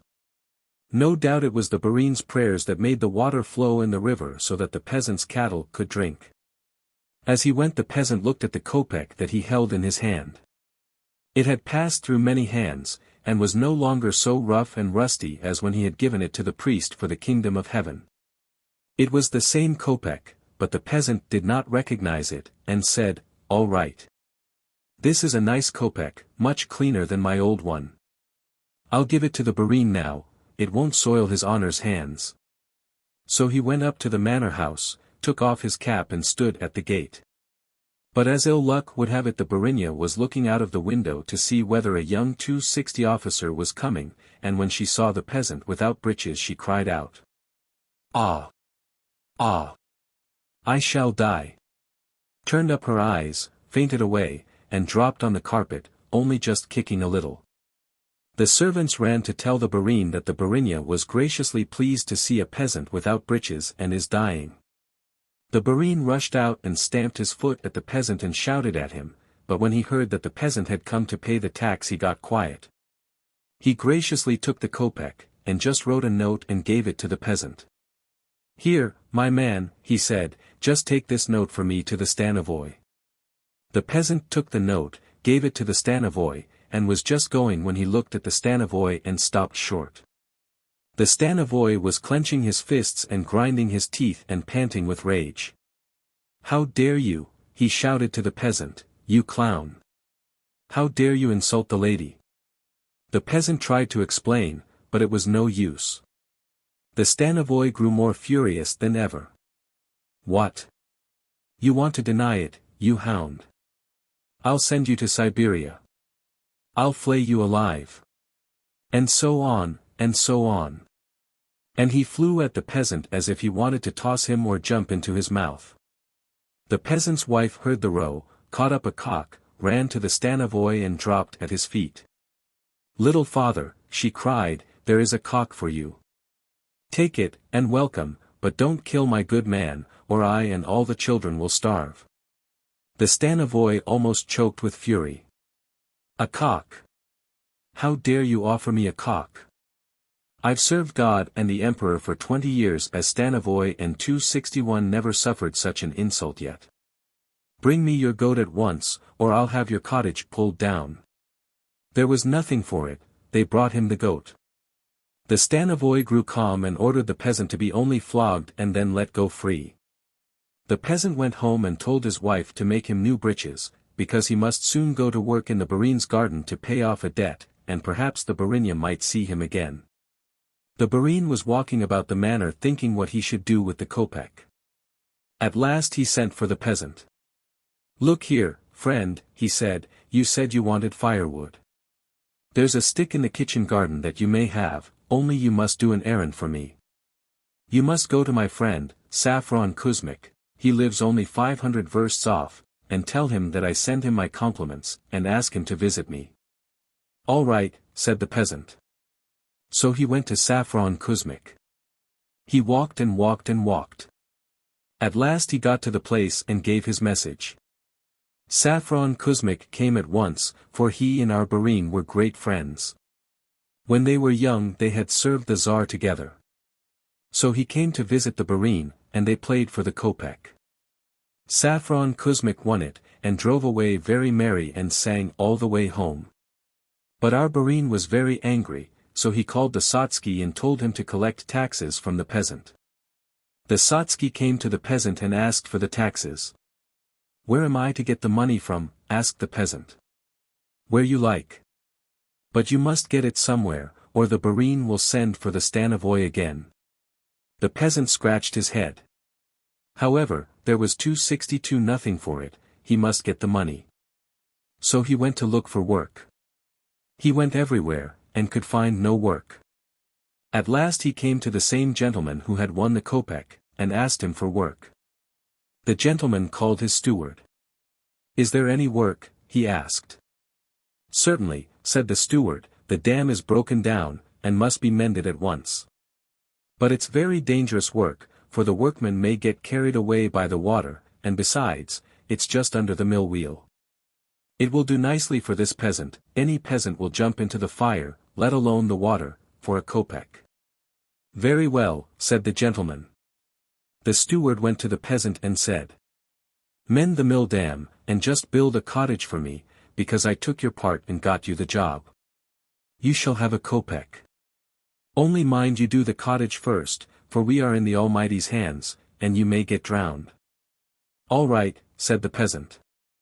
He took an axe, cut down some trees, dragged them to the steward's yard and built a cottage.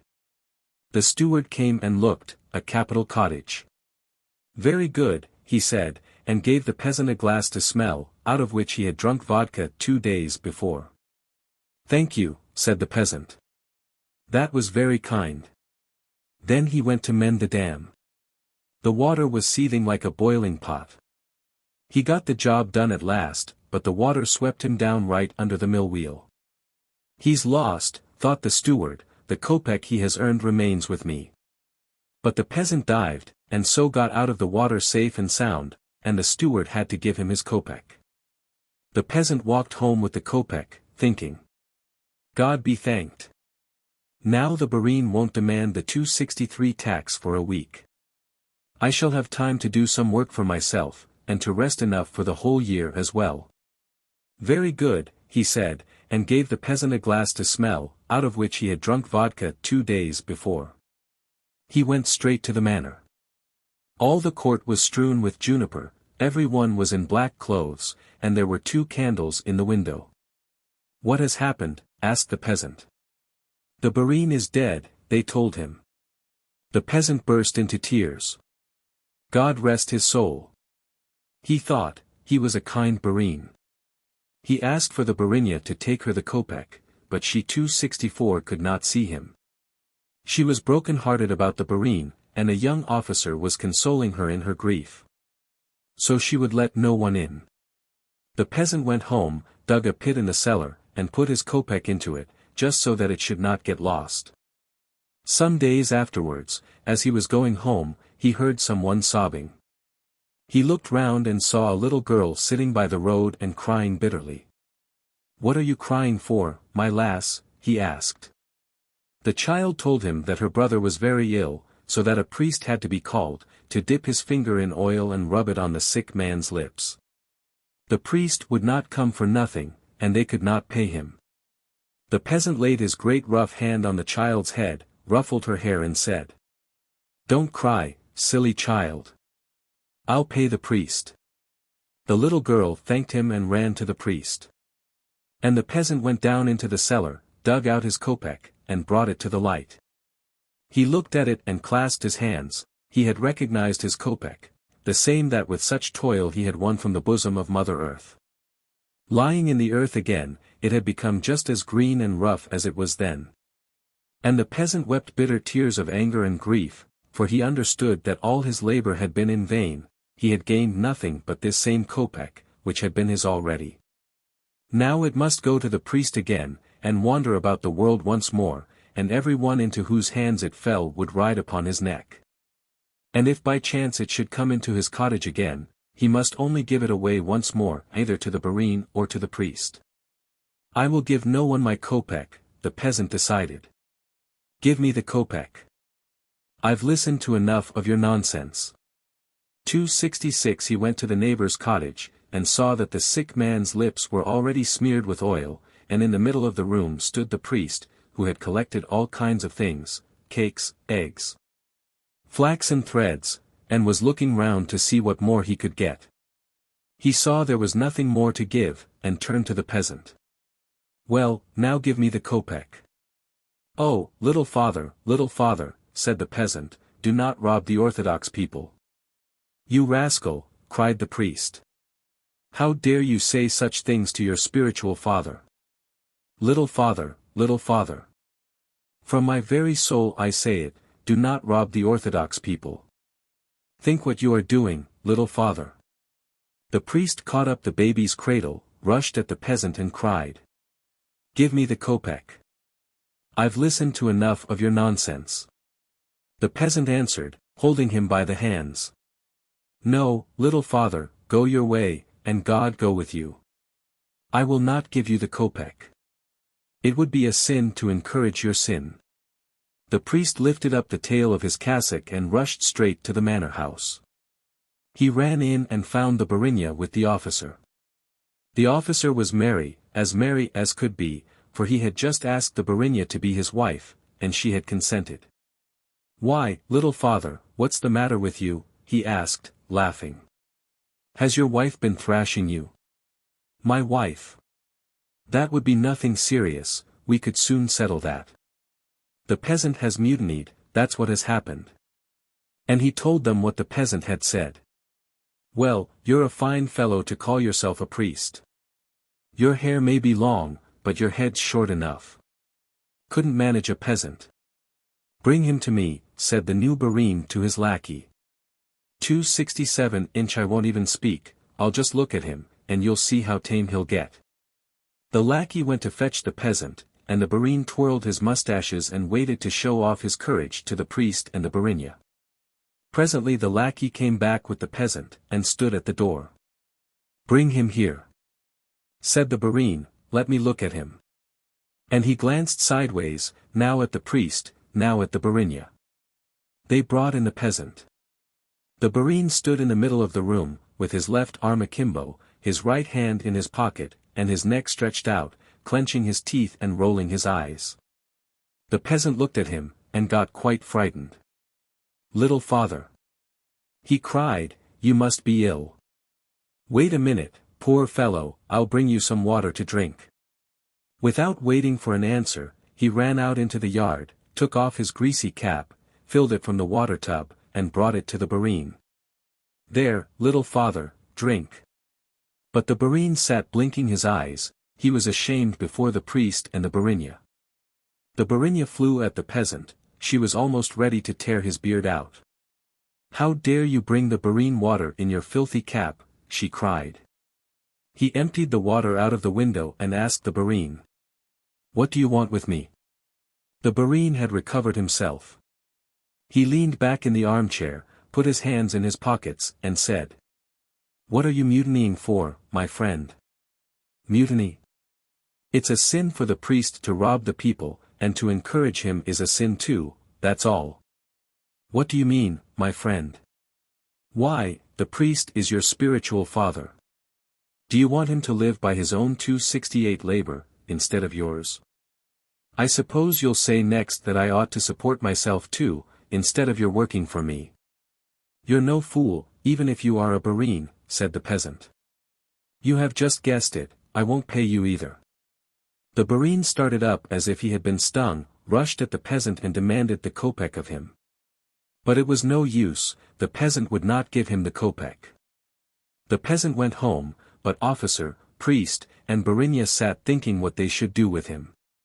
They thought, and at last agreed to send a message to the stanovoy, that the peasant had mutinied, and would not give up his kopeck, and that the stanovoy must come and manage him.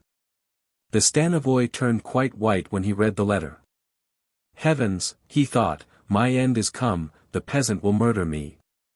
However, he was an official, and must go. He put 4 pistols into his belt, mounted his fleetest horse and rode off. He rode slowly till he came to 100 paces from the peasant's cottage, then started his horse at a furious gallop, and rushed past the cottage like a whirlwind, crying out, "Give up the kopeck! Give up the kopeck, you villain! I will tear you in pieces if you don't, I will sweep you off the face of the earth."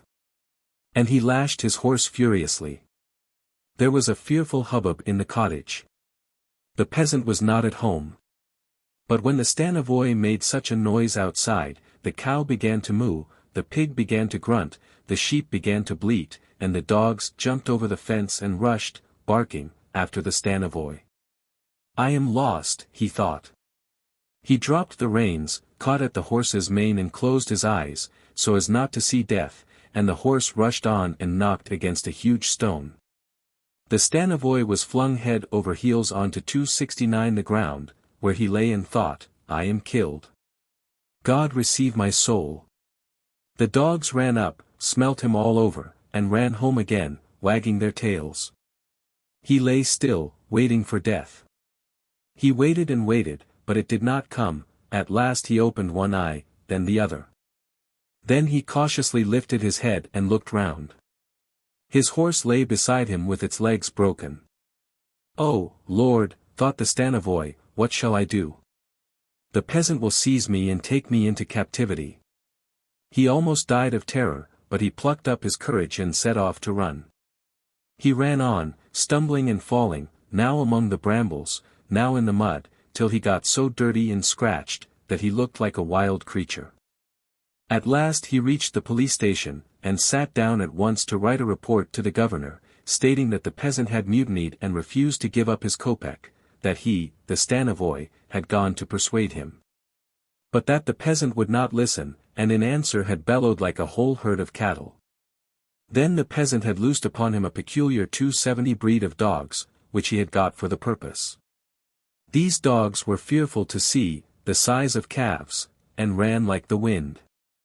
Then the peasant had flung a great stone at him, as big as a bull, and broken the forelegs of his horse. The governor read this report and said, "The Stanovoy must be rewarded for his bravery with St. George's Cross." Then he ordered off a squadron of soldiers to fight the peasant.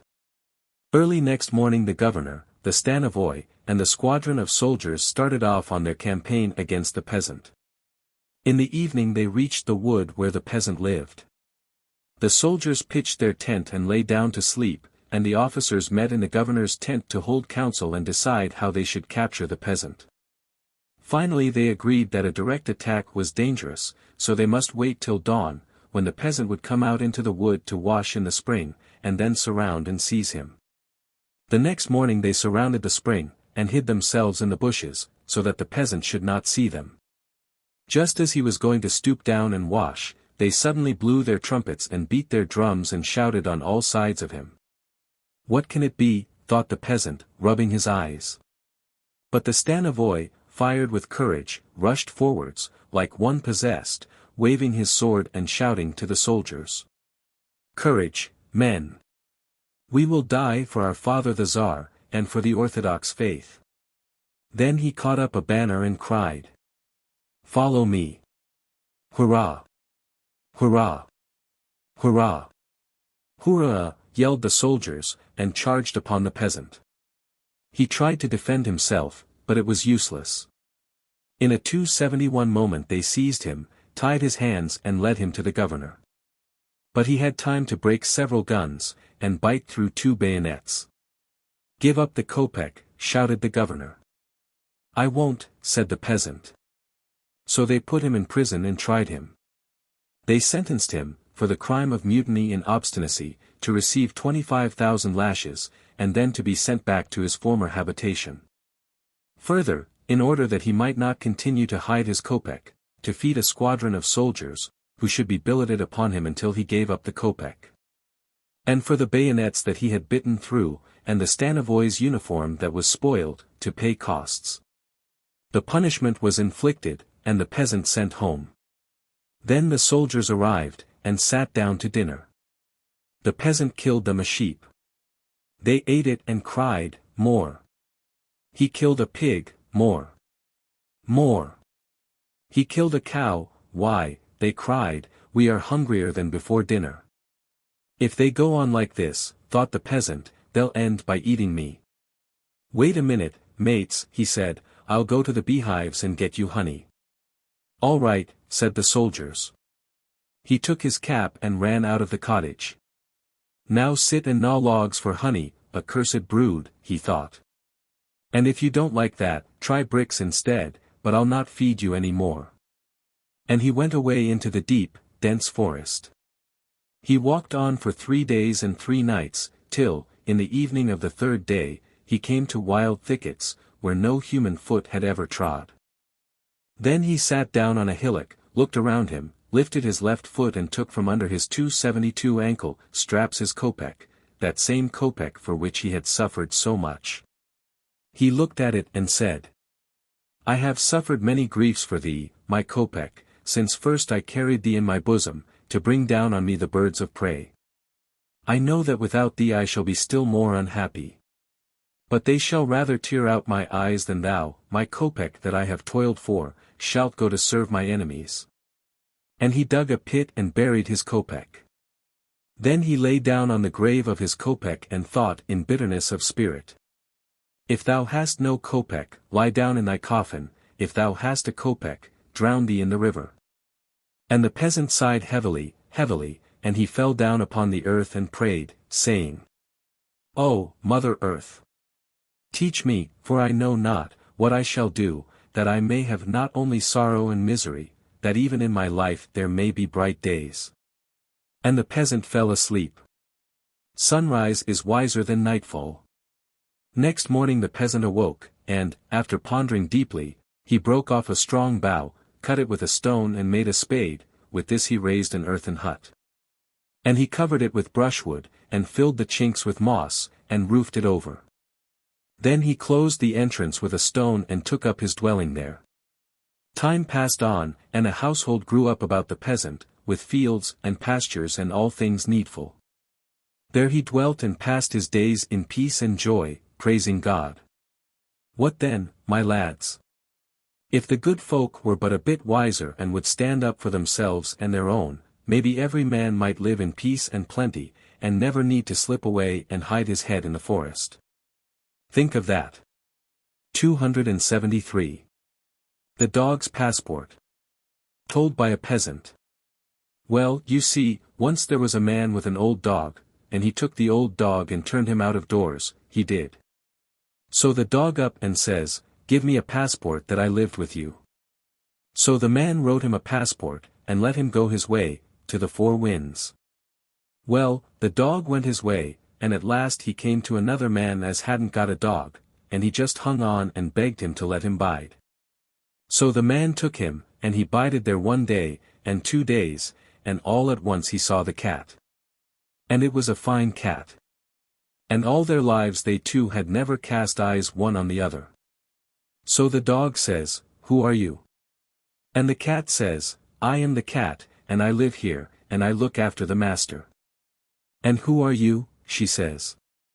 I am the dog, says he, and I've got a passport, I live in the backyard, and look after the master.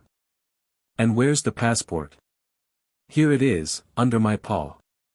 Give it to me, I'll hide it away safe, or you will be getting it all sopping wet when the rain comes. Well, says the dog, take it, but give it me back when I tell you. So those two were right good mates together. Only one night the cat 274 ran after a wee mousie, and she dropped the passport in the old straw, and the gammer took it and burnt it up in the fire, she did. Well, then the gaffer took the dog and turned him out of doors, because he hadn't got his passport, and the dog called the cat. Give back my passport. It's gone, says she, I lost it. And that dog, it just flew at the cat, and tore it into little wee bits. There now. If the cat hadn't happened to have burnt the passport, those two would have been mates like, and the dog would have bided at home. Only think of that. The Dog's Passport. 276. A trifling defect in the mechanism. By Gleb Uspensky. What I think about it is this: if a man is altogether innocent, there isn't any need at all to punish that man. But when you get a man that's either a criminal, or else what you may call a villain, or anything of that kind, then you should punish him. That's all. 277. The above reflections were uttered slowly, deliberately, and significantly, by the steward of the little steamer Perch, as he sat in his tiny crockery-filled pantry, cutting up a wheaten loaf into thin slices on the windowsill. The Perch, which travels once daily along the river Vidra, from the railway station to the little provincial town of M, is never very rich in passengers. Not many people care to sit for several hours at a stretch in the cabin, awaiting the moment when enough people shall have collected, one at a time, to repay the owner of the Perch for the cost of the 50-verst journey. Impatient passengers, instead of waiting for the steamer, prefer to drive into M, or to go by the branch railway which runs from the main line to the next posting station. Thus the only passengers who travel on the Perch are those who are in no hurry, who do not care whether they reach the town today or tomorrow, and who, indeed, even prefer to travel in a leisurely manner and at their ease. There is always so much room on the Perch that you can stretch yourself out at full length, undress, go to sleep, anything. This state of things is very convenient and profitable for the steward. The public saunters on to the steamer, in a gradual, indefinite way, and it is really not worthwhile ever to close the refreshment bar, as it would have to be open 20 times a day. This refreshment bar, being constantly before the eyes of passengers who have nothing to do and feel no desire to hurry anywhere, can hardly fail to be in demand. Sometimes a man will sit lazily looking at the various drinks exposed, and will finally say, "Here, just pour me out some of that, I don't particularly want a drink, but the bottle takes my fancy, what's in it? Give me a glass." And once the refreshment bar is resorted to, the passengers, who have been waiting so long for the little mosquito of a steamer to whistle, involuntarily slip into a chat. Somehow or other, all the people traveling on the perch are sure to strike 278 up acquaintance together and enter into a general conversation. This was the case on the present occasion. In the second-class cabin about a dozen people of various kinds were sitting or lying on the sofas beside the tables and the bar window. There were 2 army officers, who, from their appearance and conversation, might have been shopkeepers in disguise, so feeble, effeminate, and altogether unmilitary was their manner. They were talking about their provisions, about comfort and good living, about the minutest of injustices and intrigues over hay, and soldiers' kvass, and one thing and another. There were shopkeepers, artisans, and 4 money-lenders, evidently regular skinflints, who sat apart, drinking tea together, and abruptly snapping out broken phrases about their business, 2 6 and 6. 1 ruble 5. And the goods? All right. Did you contract? Yes, and In the intervals between these remarks they were affected by sudden, loud hiccuping, almost like a volley of guns at a distance. For some time the conversation among the passengers rather flagged, and was in no way interesting. The officers complained that every year they had to make up out of their own pockets, and boasted, each to the other, of their irreproachable character. The skinflints alternately snapped and hiccuped. Altogether, it was rather dull. In reference to what topic the steward uttered the sentence quoted at the beginning of this sketch I have no recollection. I did not hear all the previous conversation, and do not know what had made the steward feel it necessary to express his opinion about punishment, but that opinion somehow aroused in me a desire to listen further. Having cut the bread into thin slices, and carefully swept up the crumbs into his fat hand, the steward began to cut thin slices of cheese, and continued, as gravely as before. 279 that's my opinion. If a man's innocent and hasn't deserved any punishment, I should like to know why I should ill-use him. Very true, remarked a shopkeeper, who was sitting with a bottle of beer. On the other hand, continued the steward, if we come across a regular scoundrel, then most certainly the law should be obeyed. Of course it should. There's no need to pity a scoundrel. Then, again, you see, to punish a man is easy enough, there's nothing very clever in that, you just take him and put him in the lock-up, or give him a thrashing, you don't need much work for that, or much brains either. But, first of all, you must find out, and go into the matter, and get to the root of it, and find out whether the man really is guilty or not, that's the great thing. Supposing you flogged or locked up a man, and afterwards it turns out that he was innocent, what then? It's a bad business, that. But once you've made it out, and know all about it, then bury him alive if you like. That'll be all fair and lawful. But to go and ill-use a man before you know what it is about yourself, any fool can do that. That's what I think. Will you have a sandwich? The plate of sandwiches was held out towards the 2 officers who were sitting next to the bar. I don't mind, half reluctantly said one of them, adding, after a moment, by the by, just pour me out a glass of that stuff in the green bottle. I'll try what it's like. Won't you have some? Well, I don't care if I do, said the other officer, still more reluctantly, you can give me a glass. For want of anything else to do, they began to eat and drink. The steward, for his part, started on some operation on a piece of ham, beginning by blowing on it, and continued. 280 one ought to look into these matters, and not go into them at random. Why, there are cases when, if you judge a matter properly, the man that everybody thought was a villain can prove his innocence. Before you go into it, you think he ought to be hanged. And then you go into it, and think about it, and he's done no wrong at all. But to go and punish a man without ever knowing what it's about, I say there's no justice in that at all. Why do they have law courts, and trials, and judges, and all that sort of thing? Why? Because any jackass knows how to knock a man about for nothing, but you have to go into it first, and then say what's to be done. Why, there's a lad that serves on this very steamer. He's been in trouble, he killed a man. Now, what's the law for that? Why, a halter, or underground mines. That's so, isn't it? And yet the fellow's all right and straight. And why is that? Because they went into the matter, and made it all out. There, I'll call the man himself, and he shall tell you about it. He went out onto the landing at the foot of the winding staircase that led up to the deck, and shouted. Mikhailo! Come here. Come here a minute. He'll tell you himself. Mikhailo appeared at once. He had evidently been gambling with some friends, for he was holding several greasy cards in his hand. He was a sturdy young fellow, with a peculiarly naive, almost childlike face. He sprang as lightly as a bird down the iron steps, with his strong, bare legs sticking out from a pair of pink cotton trousers much too short for him, and stood before his master, with his belt unfastened. Evidently in a hurry to go back to his game. His whole figure and the expression of his face showed that the game was in full swing and had reached an exciting point. What's up? He asked, hastily. 281-inch, come over here a minute. Tell me what you want. I can hear you from here. Come along into the cabin, you wooden figurehead.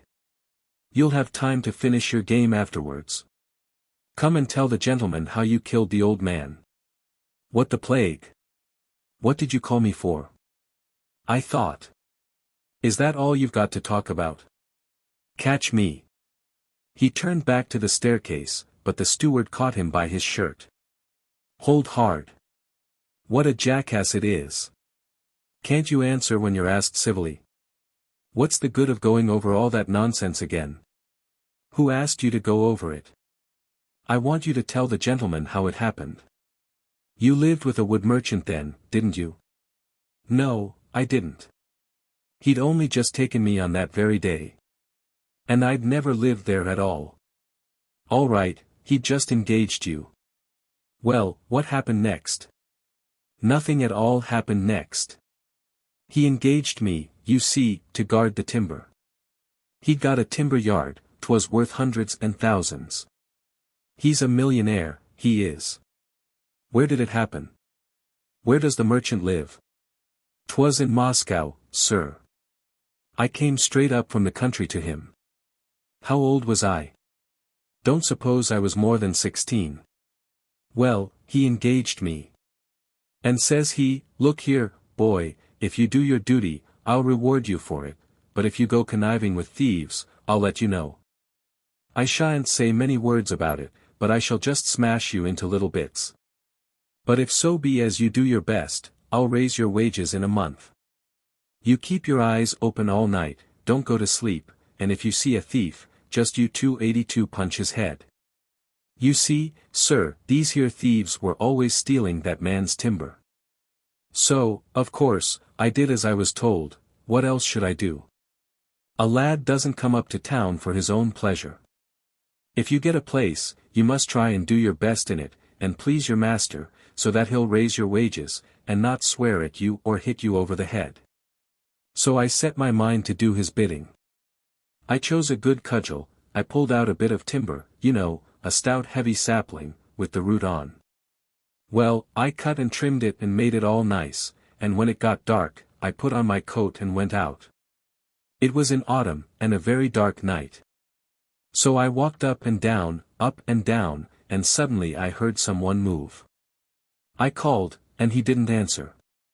He wants to hide, thought I, so I went up and gave him a good one with my cudgel.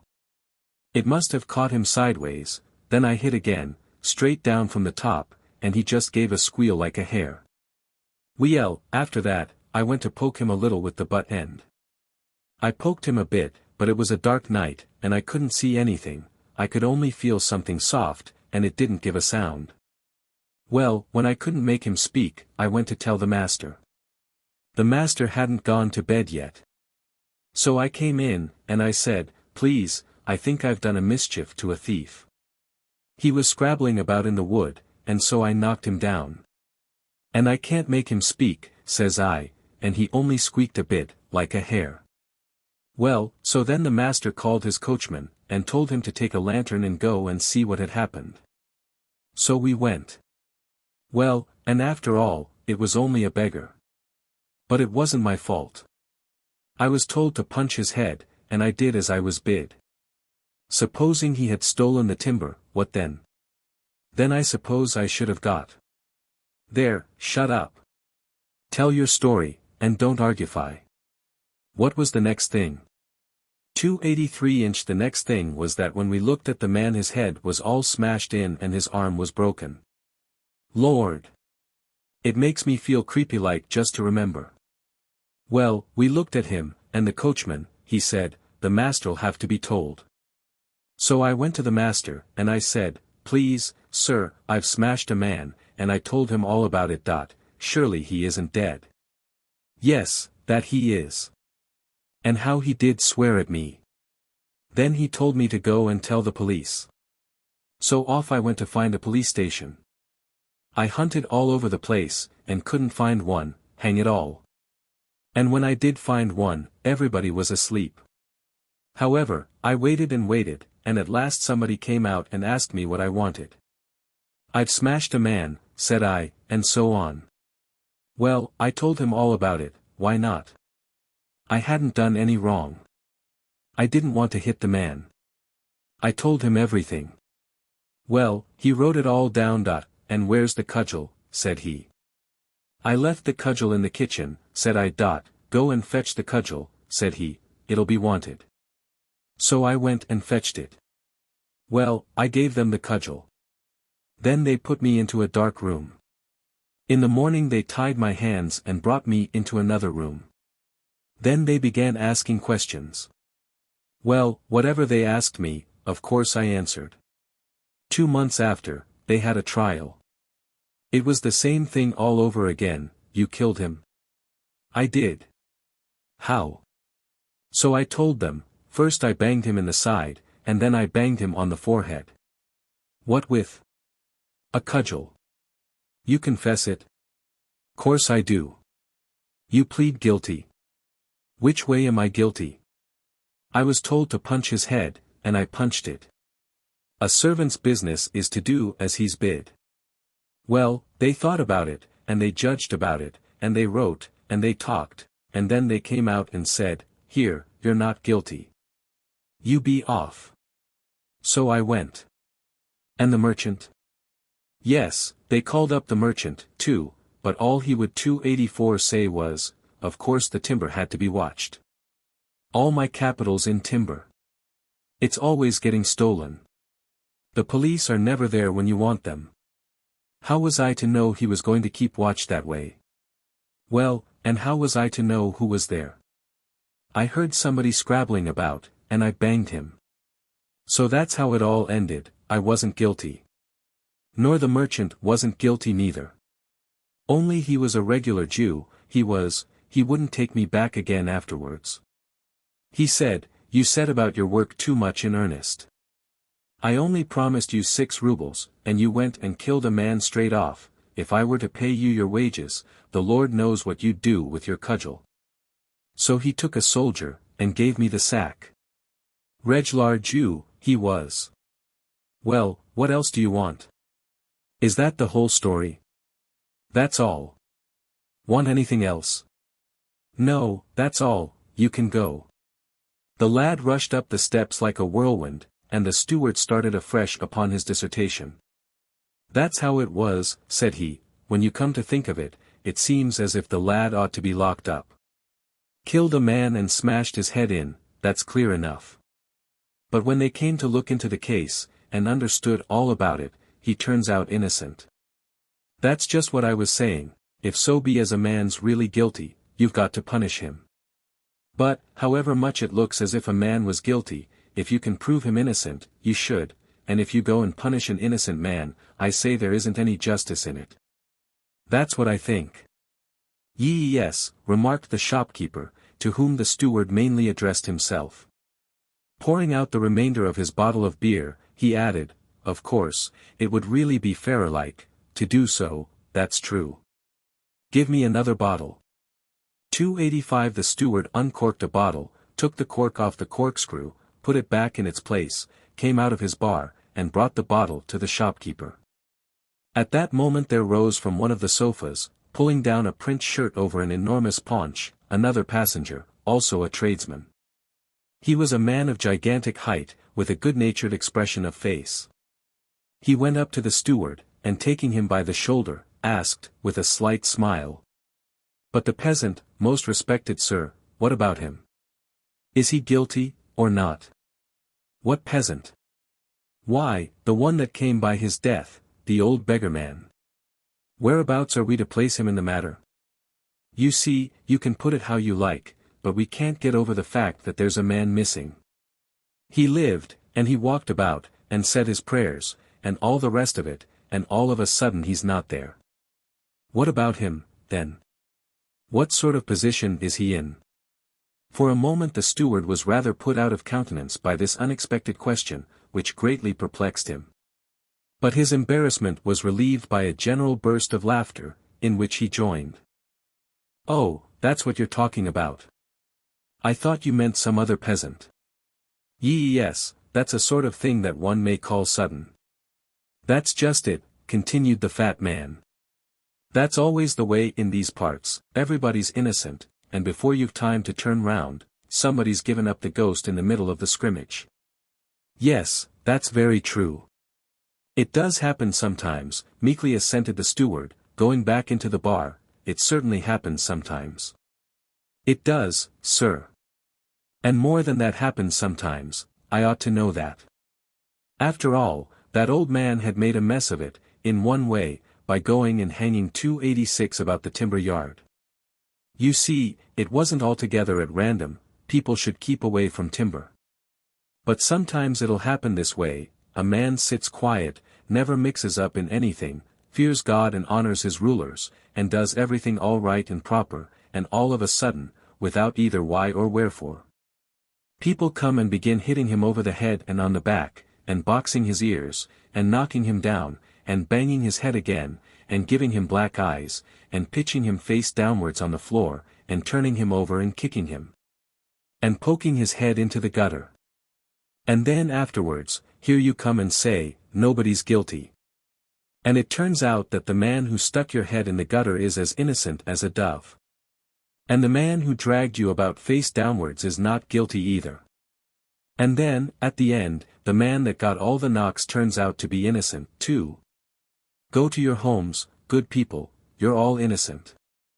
And all the same, when a man goes home, however much he's proved innocent, his nose is broken and his mug's all swelled up, just as if. Doesn't seem to me to make much difference, whether he's innocent or guilty. Anyway, 3 teeth are knocked out of his jaw, and his arm's broken, and he's been shamed and disgraced, into the bargain. What's one to think about that, in your opinion? Ah. Yes, said the steward, quite subdued, and not even attempting to orate, certainly that's not good manners. There you are. And yet nobody's guilty. One says, I've got papers, and the next one says, I've got papers. And the third one's got papers, too. But look here, my good sirs, I'd like to know what all this means. You've all got your papers, but I've got my own skin. I can buy all the paper I like for 3 kopecks, but I can't buy a new jaw anyway. Seems to me there's a difference. The giant tradesman spoke with evident excitement, he 287 gesticulated with his hands, grew red in the face, and finally, quite out of breath, sat down in the middle of his sofa. That's the sort of thing that happens, gentlemen. Yes, it does happen, of course, assented one of the skinflints, a man gets half smashed, and nobody's to blame. Exactly so, said the tradesman. Maybe something of that kind has happened to you. But the skinflint only growled, lifted his saucer to his lips, and made no answer. Do you mean, said one of the officers to the giant, that anything of that kind has happened to you? Not only that kind, but such a thing happened to me, that I think if I'd given way to my feelings I should have come to grief altogether. What was it all about? That's just exactly what I can't tell you. What did the lad smash the old man's head about? There you are, it's the same thing here. You see, it's a sort of thing. The giant broke off, and began more composedly. The main reason. First of all, I must tell you about my illness. You see what sort of a stomach I've got. You surely don't mean to say that a stomach could play any part in an affair of that kind, interrupted one of the officers. Part. Such a part was played as I wouldn't wish to a Tartar. Because of your stomach? That's just the very reason that I can't explain the whole thing properly to you. I'll tell you just how it happened, from the beginning. Very interesting to hear. Well, you see, it was this way, this same stomach of mine was the root of all the mischief. It began to swell up when I was a little child. There weren't any good doctors 288 inches those days, and people of our sort went to wise women, and soldiers, to be cured. We lived in the country, and kept the mill, it was a big mill. Well, there was a sort of barber fellow that set to work to cure me. He rubbed and smeared me, and he gave me stuff to drink, and he pulled me by the legs, and in fact he spoiled my inside altogether, so that I've never got well of it to this day. I've got some doctor stuff with me this very minute. Very well. I must tell you that I live, with my wife and children, near Sausalov, a district town it is, at the mill. I often go into town. Well, about 3 years ago a new apothecary came to the town, and I got to know him. So I thought, I'll make friends with him, and perhaps he'll give me some help about this stomach of mine. Well, so I made acquaintance with him. He was a good, kind-hearted young fellow. So I told him all about it, and he thought it over, and gave me a box of pills. You take these, says he, and do as I tell you. And I wasn't to eat this, and I wasn't to drink that, and so on, he was very particular. So I began to take the pills, and I got better, and whenever I'd finished one box, I had another. Only the next thing that happened was that my inside got to want more and more of these pills. If ever I was without them it just half killed me. At first a box would last me a week, but, after a bit, I'd finish it up in one day. I went and talked about it to the apothecary. He thought it over, and, says he, I'm afraid this is a bad business, but, all the same, he risked it and went on. And at last he began making such pills for me that he'd put 3 doses into one pill, and when he rolled it up it would be as big as a walnut. However, I took them, and they did me no harm. All of a sudden, gentlemen, my apothecary leaves the town. Where are you going? Said I. Can't get on here, said he, no profit. I was sorry to lose him, he was a good fellow, and then he'd helped me, too, but there was nothing for it, he went away. So I had to get on as 289 best I could, now with one doctor, now with another. So it went on for about 1.5 years, and my wife and I thought we'd build a house for ourselves in the main town. Because, you see, our children were growing up, and we had to put them to school. We wanted to do the best for them, and we're not badly off, thanks be to God, we've money to pay with. We thought and thought it over, and at last we went to the town, and bought a bit of land, and started building. I used to go into town to see after the building, sometimes for 3 days at a time, sometimes for 5. I often used to go into Moscow to buy materials. The main town is on the railway, and only 80 versts from Moscow. It isn't more than 3 hours in the train, so I found it cheaper to buy what I wanted in Moscow, nails and cramp irons and all such things, for the house. Well, one day I was going into Moscow for things, and who should I meet in the train but my apothecary. Ah! It's you, old fellow. How do you come here? Where have you been? Where are you going? We were right glad to meet again. Well, we got talking, of course, he told me about his affairs, and I told him about mine. He'd been in some other town, and hadn't got on there either, and now he was going to Moscow. Then of course I told him how we were building a house. And after a bit we got talking of my illness. So I said to him, "For the Lord's sake," says I, "help me like a good fellow, little father, give me some more pills. I'm half killed." "All right," says he, "if you like. When we get to Moscow," says he, "I'll go into a chemist's and get all the things, and make the pills at home, and give them to you." So we arranged where we were to meet. "Come to the Patrikievsky Tavern," says he, "the day after tomorrow. We'll have some cabbage salad together, and talk over old times, and I'll give you the pills." So that was all right. 290 The narrative was interrupted for a moment by the entrance of the young fellow who had just told about the manslaughter. He came running nimbly down the steps and stopped at the door. "What do you want?" asked the steward. "Nothing, I just came." "I suppose you were beaten at cards?" "I'll beat them some day," answered the lad, leaning against the lintel of the door, and rubbing one bare foot against the other. "So that was settled," continued the narrator. "I went about Moscow and bought the goods, and arranged my business properly, and at the time we'd agreed on I went to Patrikiev's. I walked through all the rooms, but my friend wasn't there. So I sat down and waited, but he never came.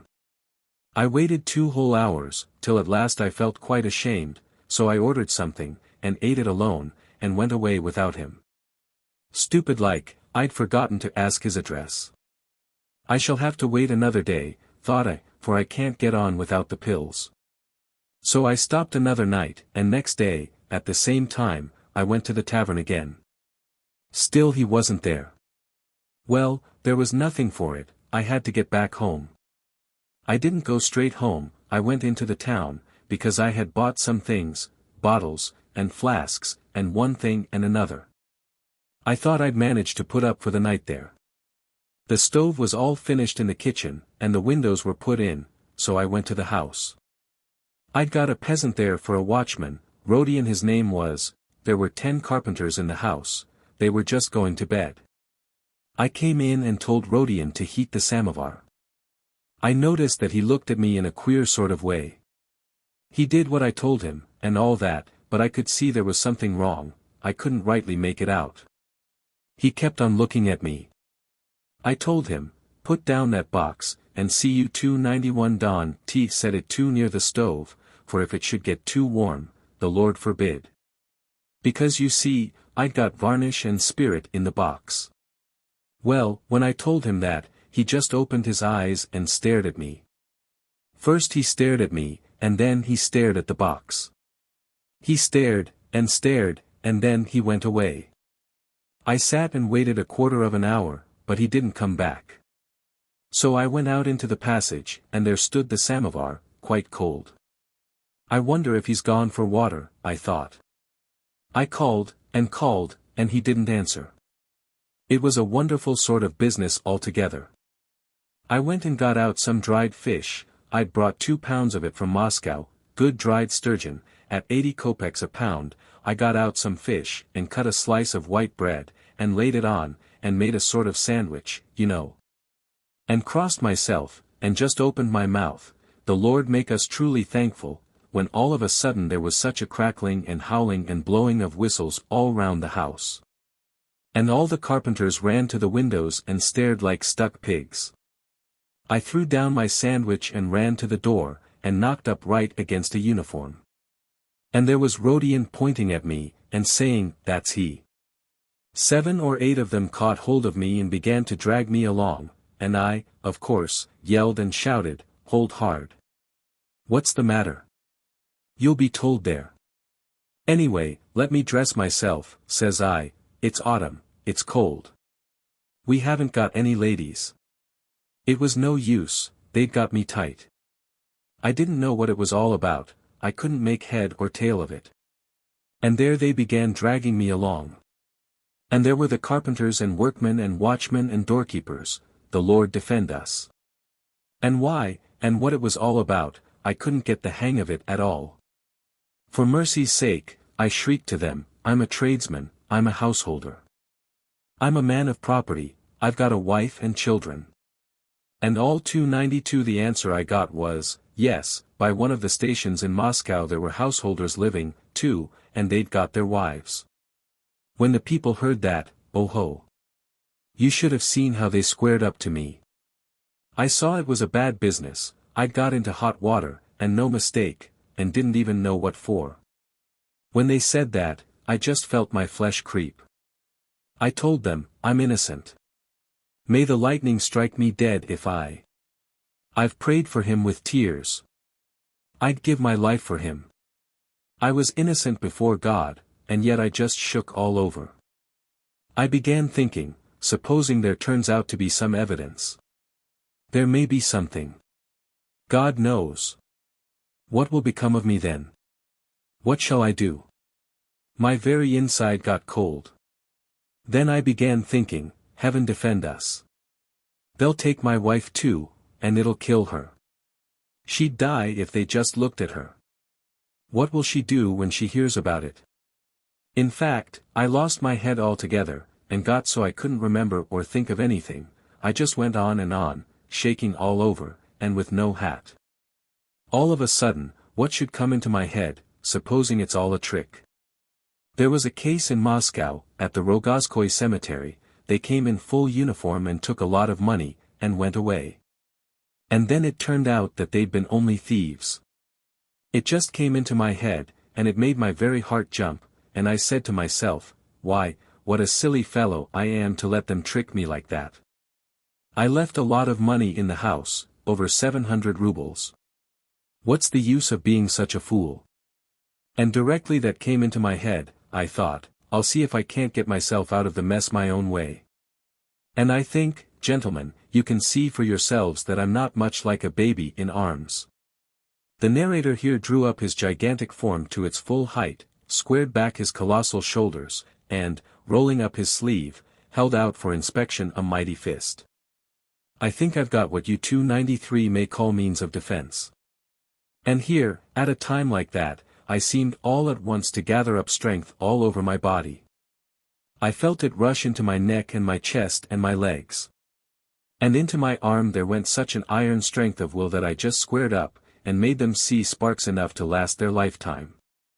And hit and hammered, and banged and boxed, and punched their heads, and flattened their noses, and squeezed their ribs. And when I looked round there was an empty space all about me, and there I stood alone in my shirt, like Minin and Pozharsky in the Red Square. And all the people kicking and wriggling about like fish thrown up on the bank. There was one head downwards in a puddle, and another had got stuck fast in the wattle fence, and was kicking away and couldn't get out. In one word, I had scattered the might of the devil till it melted away like wax. So there I stood alone in the middle of the battlefield, and said, What have you done with me, you villains? At this point in his story the giant was magnificent to behold, but the lad who stood listening to him was still more magnificent. When the miller told how he had hammered and banged, accompanying the narration with appropriate gestures, the arms and legs and whole body of the lad were continually in motion. He was utterly unable, while looking at the miller, to refrain from imitating his gestures. He kept squaring his elbows, and thrusting his fist into empty space, and more than once came into collision with the thin redwood door of the cabin. What are you smashing the door for, you heathen idol? Exclaimed the steward, severely. But though the lad glanced round at the words, he evidently did not understand them. And the miller, for his part, had worked himself up into such a state of fury that he paid no heed to either the 294 lad or the steward or the audience, who could not refrain from smiling. What have you done with me, you shameless scoundrels? He continued, frantically. What right have you? Do you think the law allows such things? Why, it's robbery and violence. Come near me if you dare. I'll kill you outright. I'll tear you in pieces. There I stood, blazing away at them, and never noticed that they were getting back their senses and coming at me again.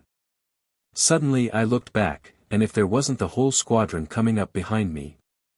Up they came. And if you'd seen the way they rushed at me from behind, and the way they set off shouting, "It's just a wonder I'm alive." Ah! So we're attacked in the discharge of our duty. Ah!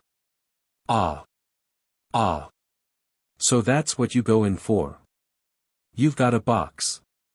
If that's it, my lads, give the great hulking fellow what for.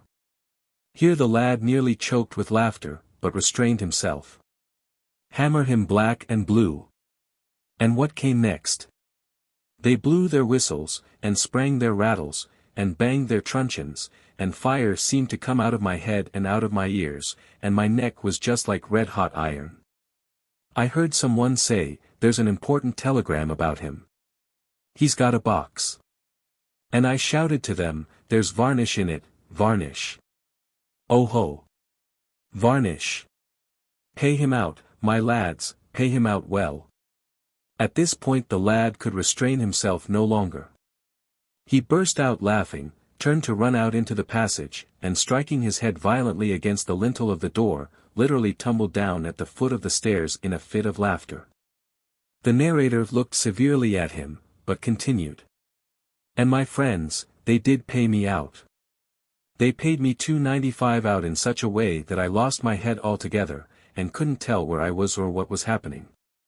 I didn't even know whether I was alive or dead. I was just altogether." Here the narrator shrank down, let his arms hang helplessly, and began to speak in a kind of lifeless, almost abdominal voice. "I could hardly move. O Lord! Holy Saints! Holy Virgin! I couldn't even speak or breathe. And I don't remember whether I walked or whether they carried me. I only know that I found myself in a dark place, and quite ill. All my bones ached, all my joints throbbed, I just lay and waited for death." The narrator sank slowly down upon the sofa. "Good Lord! It's dreadful even to remember, let alone, here, my good man, give me some lemonade and a glass of brandy." He addressed the last sentence to the steward in a tone of exhaustion, but, suddenly changing his manner, turned to the lad, and said, somewhat irritably, "I'd like to know what you find to laugh at. What's there to cackle about? Is there anything funny in an honest tradesman being half murdered? Oh! Of course it's funny to you. You're nothing but a baby, and anything can amuse you. He's a harmless child." Here the narrator turned to the audience. "But he can take a great club, for all that, and smash a man at one blow. And then he'll go back to his village as an innocent child, and hop about on one foot, and play skittles. A fine sort of child you are. Pity no one's got time to thrash you nowadays." "Come now," muttered the lad, in an injured tone, from the passage. "What do you mean by, 'come now'? Do you think I didn't see the way you cackled? 2.96" what are you hanging about here for?" interposed the steward, glancing at the lad, as he carried to the miller a tray with lemonade. "You've no business here. Be off." "Where am I to go?" "Be off, I tell you. You've smashed all the doors here. Get along with you." The lad reluctantly lounged up the stairs, but instead of going away, sat down on the top step. "I should like to hear," said one of the officers, "what had become of your apothecary." The narrator drank some lemonade, wiped his beard and mustache, and continued. "The apothecary? He was in a bad way. The poor fellow was tearing along the post road with express horses. They rushed him along like mad, and he didn't know himself what for. What it was all about, said he, I can't make out. I can't understand anything about it. Those are the very words he said to me afterwards. When I got to Moscow, said he, I went and took lodgings, and settled my business, and bought some things, and made the pills, but something or other kept him, so that he couldn't come to the tavern to meet me. He missed seeing me, and he hadn't got my address, so he packed up the box of pills, and wrote my name on the packet, thinking he'd send them off next day.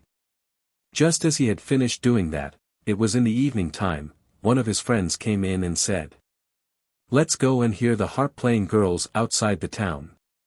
All right. So they took a drozhki, and off they went. Well, of course they took some of these sewing girls with them for company, as any bachelors would. So they drank, and larked about, and enjoyed themselves, and my apothecary came home as drunk as a lord. As soon as he got in, he just threw himself down on his bed and snored. All of a 297 sudden someone began banging and hammering at the door as hard as they could, and as tight as he was, it woke him up. Well, he woke up and opened the door. And in came that very same Mediterranean squadron. "Come with us, please." "Where to?" "You'll see." "But why, for mercy's sake?" "What about?" "You'll know when you get there." My apothecary began blustering at them in his tipsy way. But they only told him, "It'll be the worse for you, you'd better come quietly." So there was nothing for it, he had to dress and go. He thought he'd best hide those pills before he started, but they asked him, "What's that parcel?" "That?" Says he, "Oh, that's nothing." They saw he wanted to hide something from them, and caught hold of the parcel, but he was afraid to let them have it.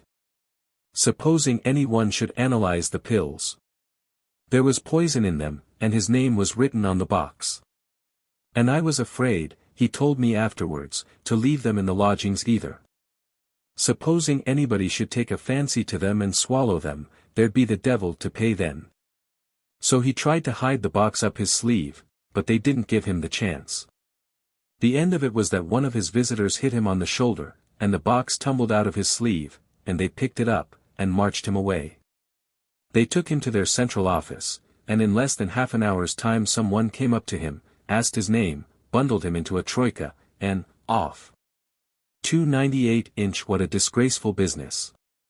How could such a thing happen? Exclaimed one of the officers. It must have been some absurd mistake. Of course it was a mistake. Things like that always are mistakes. But who it was that made the mistake, that we don't know to this day. But no doubt it was afterwards proved to have been all nonsense. Certainly, the truth came out, never fear. Everything was made clear enough afterwards, though even now we don't understand anything about it. My poor apothecary couldn't make out what it was all about. He only just felt for his liver, to see if they hadn't squashed it to pieces, and as for me, when I came to my senses, I couldn't make head or tail of the whole thing. And how was it all explained? Listen then, I'll tell you all as it happened. What they did with me, and where they put me, after that fight, I really can't rightly tell you. I can only say one thing, I suffered enough from mortal fear, that's true, but they didn't do me any harm. I'm bound to say they treated me kindly and politely, and altogether like real gentlemen. I thought it would be worse. But instead of that they soon began to look into it, and clear matters up. That's just what I say, interposed the steward, they should have looked into it first, and not go hitting people right and left. You're right there, assented the narrator, and it all turned out as you say. When they called me up before the member, and there I was with my broken head all tied up in wet rags, he asked me, "What's the matter with you? Are you ill?" "Why, Your Excellency," says I, "they knocked me about so." 299-inch. What, he cried, how dare they? On what ground? So I told him they said they'd got a paper. Oh, the scoundrels, and you should have heard him give it to them. He pitched into them hot and strong, and at last he turned round to me and said, "Just tell me what this is," and he showed me the box of pills. At first I wouldn't let on that I knew anything about it, because I wasn't sure what might be up. I thought to myself, how should I know? Maybe the apothecary's got into some mess or other. These are dangerous times, I may get into trouble if I say I know him. So I said, I don't know anything about it. Then he asked me, don't you know a person named Loptev? Loptev was the apothecary's name, you know. And I said again, no, I don't. Then he pulled out the canvas that the box of pills was done up in, and showed it to me, and there was written on the canvas, Ivan Ivanovich Popov. Packet from Loptev, price 1 ruble. You are Popov, aren't you? Says he. Yes. And the packet is to you? It must be. Then you must know Laptev. I saw I'd put my foot in it, and so I told him. Very sorry, Your Excellency, yes, I know him. Why didn't you say so at once? I was afraid to, Your Excellency. What were you afraid of? I don't know. That's odd. I'm afraid of everything, Your Excellency. They nearly killed me, and for the life of me I can't make out why. 300-inch well, when I said that he began to laugh, and said. Don't you be afraid, just tell me the truth. I'll tell everything I know, said I. And he asked me. What did you want with poison pills? Poisoned. Which way poisoned? Why, there's poison enough in those pills to kill a man. A man. They would kill a horse. What did you want with them? I take them, said I, my stomach's out of order. But they're poison. Not a bit of it. The Lord forbid. I've got into the way of it, little by little, and they do me nothing but good. Hum. And who made them? The apothecary, my friend. Tell me all about it. So I told him all I knew. I said. He promised to bring me the pills at Patrickie's tavern, and he never came, and I don't know where he went. And where's your apothecary now? That, said I, is more than I can tell Your Excellency. Well, he thought, and he poked over his papers, and then he rang the bell. And presently they brought in a young man, and His Excellency asked me. Is this the gentleman who made your pills? I looked at him, but it was quite a strange man. No, sir, said I never saw the gentleman in my life. And the young man said the same thing. They showed him the pills, and he looked at them, and said. I don't understand anything about it. So then His Excellency poked over the papers, and then he rang the bell, and whispered with somebody, and then with somebody else, and then he sent away the young man, and at last he said to me. 301-inch, yes, there's been a mistake. I hope you will not take it amiss. God bless me, said I, I'm glad enough to be alive. You see, said he, it was this way, we've got another Laptev, the young man you just saw, and he's concerned in a very bad business. We thought that he had made those pills. And when the doctors declared that they were poison, we thought of course there might be. Then, you see, the box was addressed in your name, and so we sent word to have you arrested. And those blockheads of gendarmes went and played the very deuce. Yes, indeed, Your Excellency, said I shan't forget it in this life. Well, really, you see, it can't be helped. They're stupid, ignorant men, and you know yourself what dangerous times we live in nowadays. Yes, said I, God knows the times are bad enough. Well, so after that I felt a bit encouraged. And I asked him. Please, Your Honor, where is my apothecary? That's just the very thing I've got to find out, said he. There seems to have been another mistake made over him. And he began telling me about it. There must have been a muddle at the head office. This young man's name is Laptev too, and he was to be forwarded on, and it seems that, instead of him, they forwarded on your apothecary. However, all that will be put straight. And what's to happen to me now, said I, if you please. You may go. Go quite away. Wherever you like. It was nothing but an absurd mistake. Why, yes, of course, remarked the officer in a dignified 302 manner, but in a certain tone of relief, that was to be expected. Yes, continued the narrator, a mistake, says he. Ah, well, thought I to myself, may the Lord be praised for that. I just gathered up my coat-tails, and off I went, it was after dark, to the railway station. And when I got to that cursed town of ours, I drove through it hiding my face, and went straight to my own farmhouse. I didn't even go into the new house, and to this day I don't care to live in it, as I hope to be saved. If anybody cared to buy it of me, I'd sell it at their own price. Well, I got to the farm, and shut myself up under lock and key, and wouldn't let the workmen or clerks or anyone come near me, I wouldn't even have my wife and children about me. I couldn't come to myself after it all, I wasn't fit for anything, it seemed as if I couldn't move a limb. I just ate and slept, that was all I cared to do. That's the way you took your recreation, I suppose, asked one of the skinflints. You're in too much of a hurry, recreation. Just hear what happened next. You don't mean to say anything more happened, asked the officer. Oh, dear me. Yes. You see, it was always one mistake after another, and we never could get to the root of the thing. You'll see how it all came out at last. And where was the apothecary? You'll hear, only I must tell you from the beginning. The apothecary'll turn up if you wait a bit. Well, you see, I stopped at the farm a month, eating and sleeping, and unstiffening my joints in the bath, and I left the house in town to my nephew to look after. And, my word, he did give those scoundrels a lesson. He's the lad to make the sparks fly. But all that doesn't belong to the story. Well, as I said, I stopped there a month, resting and coming 3:03 to my senses, when one day, who should come riding up but a mounted gendarme.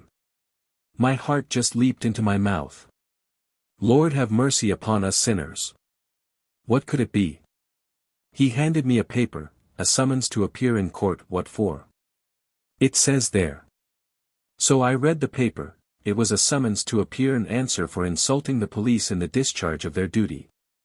Very good, I read it and signed my name. But it just made my heart burn, that was really too much of a good thing. What sort of duty do they call that? I'm hit over the head, and I'm responsible. I can't see much duty in promiscuous fisticuffing. No, no, my friends, thought I to myself, I've had enough of this, you've played your little game, and that'll do.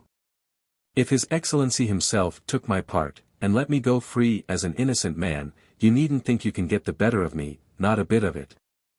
I had a troika harnessed at once, went straight to the town, and telegraphed to Moscow for an advocate, fisticuffing versus fisticuffing. Prosecution. Will pay 1,000 rubles. And a fine kettle of fish they got ready. So when the trial was to be, I went to Moscow with my wife.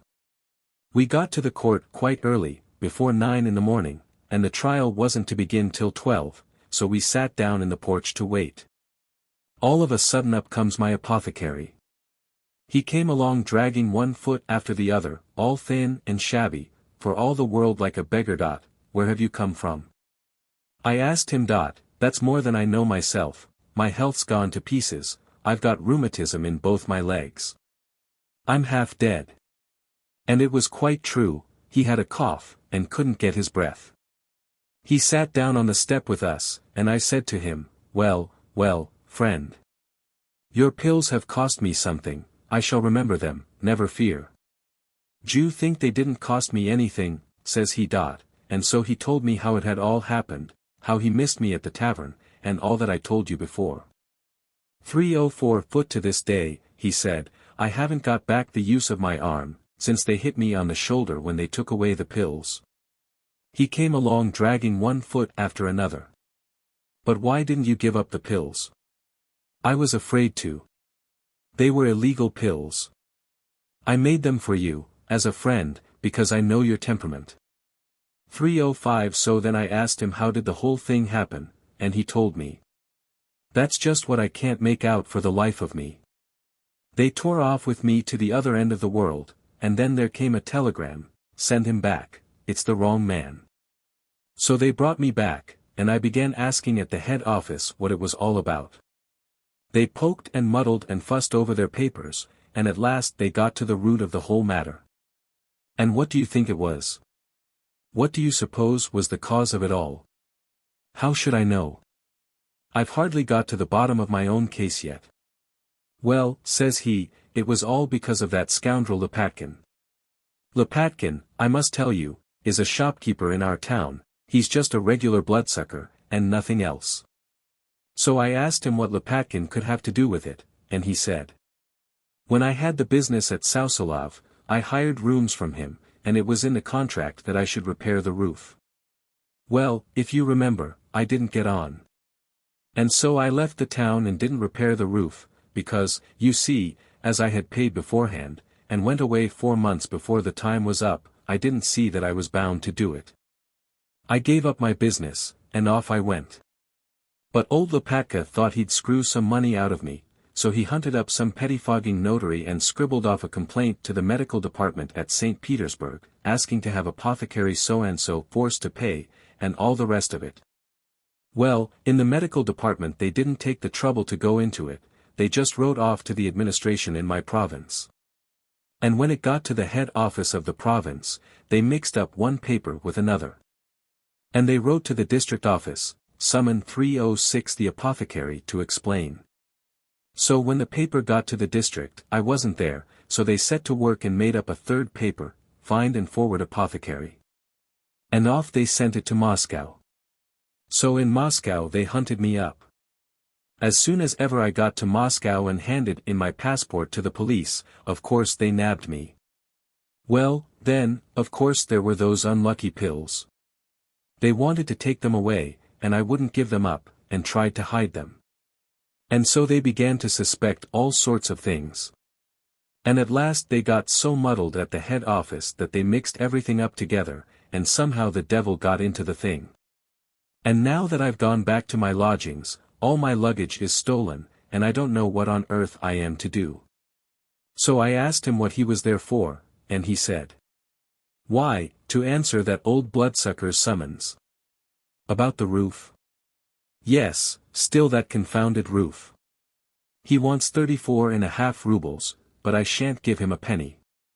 And I shall call him up for the 4 months overpayment. I've begun a countersuit against him. Two can play at that game, my fine fellow. I've dug a little pit too. When they've heard both our cases, you'd better come to my lodgings to rest." Well, the lawsuits began. First of all they heard the case of the apothecary and Lopatkin, and found for the apothecary, and Lopatkin didn't get a penny. So when that was done, they took up my case. Dear heart! What a business it was! I can tell you my great gun of a counsel hit the right nail on the head, he didn't leave them a leg to stand on. At last the public prosecutor got up and said, "No," says he, "it's no use, I give it up." But mine never stopped. He just went on hammering and blazing, and letting off fireworks at them, and the end of it was they all got up and said, "He's innocent." And there you are. 307 there's a statute about that, interrupted one of the skinflints. In cases of reciprocal fisticuffing, mutual personal insults, all parties are innocent. That's just it. You're innocent, said they, because the fisticuffing was reciprocal. You can go home. So we went out into the street, all the lot of us, the Mediterranean squadron, and the carpenters, and the doorkeepers, and I. And there we stood in the street, 50 or 60 of us, like so many green geese. You see, it was a bit strange, we'd been banging and slashing at each other like the biggest blackguards you could find. And here we come out as innocent as newborn babes. So there we stood on the pavement, as dumb as any stocks and stones. All of a sudden up comes that knave Rodion, with his cap off. "I've come to ask your honor's pardon." "I should just think you had, after what you've done, you blockhead."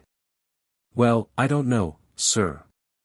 We were told to let the police know, because there was one of those papers. People like us only have to do as we are told. Just pass it over this once, sir, and take me on again. The Lord will reward you for it. It's very hard on a poor man, it all comes upon us." Of course as soon as Rodion had done, a carpenter began, "Forget and forgive, sir. You know yourself the times are so bad nowadays. What could we do, when they said to us, 'Mind you watch him carefully, he's mixed up in a bad business. Don't take it ill, sir.'" "So it was you, was it, you blockhead," I asked, "that got me into trouble?" "If you please, sir, it was all of us. But, if you please, sir, it seems to me that we're pretty well quits. For you've got a good-sized fist of your own, and you let us know it." Well, as soon as the carpenter had done, the gendarmes began, "It was all a misunderstanding, we're very sorry." So I told them, it's all very well to be sorry. But what did you give me 308 so many bruises for? Well, said one, you laid my cheek open. And then another put in, we only obeyed orders, we had a telegram. And you knocked me down, you know. It was nothing but a misunderstanding. We always, as you're a householder, were very sorry. Then it was just the same with the apothecary. Lopatkin came up and said, let's make it up, don't go to law against me. And the clerk of the police station began excusing himself, you know what troubled times we have nowadays. If a fellow has to sit the whole day long, from morning till night, writing instantly, and apprehend, and produce, it's not much wonder if he makes a mistake. Such dangerous times. And they all came swarming round me together, such terrible times nowadays. If it wasn't for the times. We're very. With the utmost respect. Nothing but a mistake. And bless you. I understood that the blockheads only wanted to be treated all round. You see, they'd all been so very painstaking, and nobody was guilty, and yet there was no drink going. They thought I ought to have a glass with them. No, no. My fine fellows, says I, if you weren't such a set of dunderheads and blundering asses the times wouldn't be so dangerous. And the times would be very different too, if all you knaves had got a bit of conscience between the lot of you. And I just walked away with the apothecary, and not a drop of drink did any of them get. Is that all? Asked the steward. Why, heart alive. Isn't it enough? 309. The Self-Sacrificing Rabbit. By Shedrin Saltikv. One day, a rabbit incurred the displeasure of a wolf. You see, he was running along not far from the wolf's lair, and the wolf saw him, and called out, Little bunny. Stop a minute, dear. But the rabbit, instead of 3:10 stopping, ran on faster than ever. So the wolf, with just 3 bounds, caught him, and said, because you did not stop when I first spoke, this is the sentence I pronounce, I condemn you to death by dismemberment. But, as I have dined today, and my wife has dined, and we have stored up food enough to last us 5 days, you sit down under this bush and wait your turn. Then perhaps, ha! Ha! Ha! I will pardon you. So the rabbit sat on his haunches under the bush, and never moved. He thought of only one thing, how many days, how many hours would pass before he must die. He looked towards the lair, and saw the glittering eyes of the wolf watching him. And sometimes it was still worse, the wolf and his wife would come out into the field, and stroll up and down close by him. They would look at him, and the wolf would say something to his wife in wolf language, then they would burst out laughing, ah! Ha! Ha! And all the little wolf cubs would come with them, and run up to him in play, rub their heads against him, gnash their teeth. And the poor rabbit's heart fluttered and bounded. Never had he loved life so well as now. He was a highly respectable rabbit, and had chosen for a bride the daughter of a widowed lady rabbit. At the moment when the wolf caught him by the neck, he was just running to his betrothed. And now she, his betrothed, would wait, and think, my squint-eyed one has forsaken me. Or perhaps she has waited, and loved another, and... Or it may be, she, too. Playing, poor child, among the bushes, caught by a wolf. Tears almost choked the poor fellow at this thought. And this is the end of all my warrens in the air. I, that was about to marry, had bought the samovar already, looked forward to the time when I should drink tea with sugar in it with my young wife, and now, instead, what has befallen me? How many hours now till death? 3:11 One night he fell asleep where he sat. He dreamed that the wolf had appointed him his special commissioner, and while he was absent, performing his duties, the wolf paid visits to his lady rabbit. Suddenly he felt someone touching his side. He awoke, and saw the brother of his betrothed. Your bride is dying, said he. She heard of your misfortune, and sank at once under the blow. Her one thought now is, must I die thus, and not say farewell to my beloved? At these words the condemned one felt as though his heart would burst. Oh, why? How had he deserved his bitter fate? He had lived honestly, he had never stirred up revolutions, had never gone about with firearms, he had attended to his business, and must he die for that? Death. Oh, think what that word means. And not he alone must die, but she too, his little gray maiden rabbit, whose only crime was that she had loved him, her squint-eyed one, with all her heart. Oh, if he could, how he would fly to her, his little gray love, how he would clasp his forepaws behind her ears, and caress her, and stroke her little head. "Let us escape," said the messenger. At these words the condemned one was for a moment as if transformed. He shrank up altogether, and laid his ears along his back. He was just ready to spring, and leave not a trace behind. But at that moment he glanced at the wolf's lair. The rabbit heart throbbed with anguish. "I can't," he said, "the wolf has not given me permission." All this time the wolf was looking on and listening, and whispering softly in wolf language with the she-wolf. No doubt they were praising the rabbit's noble-mindedness. "Let us escape," said the messenger once more. "I can't," repeated the condemned. "What treason are you muttering there?" suddenly snarled the wolf. 3:12 The rabbit stood as petrified. Now the messenger was lost too. To incite a prisoner to flight, is that permitted? Ah! The little gray maiden rabbit will lose both lover and brother, the wolf and the she-wolf will tear them both in pieces. When the rabbits came to their senses, the wolf and the she-wolf were gnashing their teeth before them, and in the darkness their eyes shone like lamps. "Your Excellency, it was nothing, we were just talking. A neighbor came to visit me," stammered the condemned, half dead with terror. "Nothing. I dare say. I know you. Butter won't melt in your mouths. Speak the truth. What is it all about?" "It's this way, Your Excellency," interposed the bride's brother. "My sister, his betrothed, is dying, and asks, may he not come to say farewell to her?" "It's right that a bride should love her betrothed," said the she-wolf. "That means that they will have a lot of little ones, and there will be more food for wolves. The wolf and I love each other, and we have a lot of cubs. Ever so many are grown up, and now we have 4 little ones. Wolf! Wolf! Shall we let him go to take leave of his betrothed? But we were to have eaten him the day after tomorrow. I will come back, Your Excellency. I'll go like a flash, indeed. Oh, as God is holy, I'll come back," hurriedly exclaimed the condemned.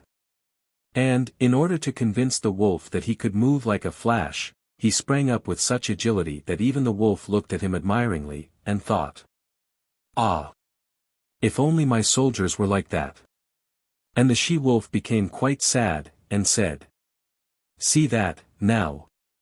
A rabbit, and how he loves his she-rabbit." 3:13 There was nothing for it. The wolf consented to let the rabbit go on parole with the stipulation that he should return exactly at the appointed time. And he kept the bride's brother as hostage. "If you are not back the day after tomorrow by 6 in the morning," he said, "I'll eat him instead of you, then if you come I'll eat you too, perhaps, though, I'll, pardon you." The squint-eyed one darted off like the arrow from the bow. The very earth quivered as he ran. If a mountain barred his way, he simply dashed at it; if a river, he never stopped to look for a ford, but swam straight across; if a marsh, he sprang from tuft to tuft of grass. Not easy work. To get right across country, and go to the bath, and be married, "I will certainly be married," he kept repeating to himself, and get back in time for the wolf's breakfast. Even the birds wondered at his swiftness, and remarked, "Yes, the Moscow Gazette says that rabbits have no souls, only a kind of vapor, and there it goes." At last he arrived. Tongue cannot speak, neither can pen write the rapture of that meeting. The little gray maiden rabbit forgot her sickness at the sight of her beloved. She stood up on her hind paws, put a drum upon her head, and with her forepaws beat out the cavalier march. She had been practicing it as a surprise for her betrothed. And the widowed Lady Rabbit completely lost her head with joy. She thought no place good enough for her future son-in-law to sit in, no food good enough to give him. Then the aunts and cousins and neighbors came running from all sides, overjoyed to see the bridegroom, and perhaps, too, to taste the good cheer. The bridegroom alone was not like himself. While still embracing his betrothed, he suddenly exclaimed, "I must go to the bath, and then be married at once." 3/14". "Why should you be in such a hurry?" asked the mother rabbit, smiling. "I must go back. The wolf only gave me leave of absence for 1 day." Then he told them all, and his bitter tears flowed as he spoke. It was hard to go, and yet he must not stay. He had given his word, and to a rabbit his word is law. And all the aunts and cousins declared with one voice, "Thou speakest truth, O squint-eyed one. Once given, the spoken word is holy." Never in all our tribe was it known that a rabbit was false to his word. A tale is soon told, but a rabbit's life flies faster still. In the morning they greeted the squint-eyed one, and before evening came he parted from his young wife. "Assuredly the wolf will eat me," he said. "Therefore be thou faithful to me. And if children shall be born to thee, educate them strictly, best of all, apprentice them in a circus, there they will be taught not only to beat the drum, but also to shoot peas from a pop-gun." Then suddenly, as though lost in thought, he added, remembering the wolf, "It may be, though, that the wolf will, pardon me." And that was the last of him they saw. Meantime, while the squint-eyed one was making merry and getting married, great misfortunes were happening in the tract of country which divided him from the wolf's lair. In one place heavy rains had fallen, so that the river, which the rabbit swam across so easily the day before, overflowed and inundated 10 versts of ground. In another place King Aaron declared war against King Nikita, and a battle was pitched right in the rabbit's path. In a third place 315 the cholera appeared, so that quarantine was established for 100 versts round. And, besides all that, wolves, foxes, owls, they seemed to lie in wait at every step. The squint-eyed one was prudent, he had so calculated his time as to leave himself 3 hours extra. But when one hindrance after another beset him his heart sank. He ran without stopping all the evening, half the night. The stones cut his feet, the fur on his sides hung in ragged tufts, torn by the thorny branches, a mist covered his eyes, blood and foam fell from his mouth, and still he had so far to go. And his friend, the hostage, haunted him constantly, as though alive before him. Now he stands like a sentinel in front of the wolf's lair, thinking, "In so many hours my dear brother-in-law will return to deliver me." When the rabbit thought of that, he darted on yet faster. Mountains, valleys, forests, marshes, it was all the same to him. Often he felt as though his heart would break. Then he would crush it down, by sheer force of will, that fruitless emotion might not distract him from his great aim. He had no time now for sorrow or tears, he must think of nothing but how to tear his friend from the wolf's jaws.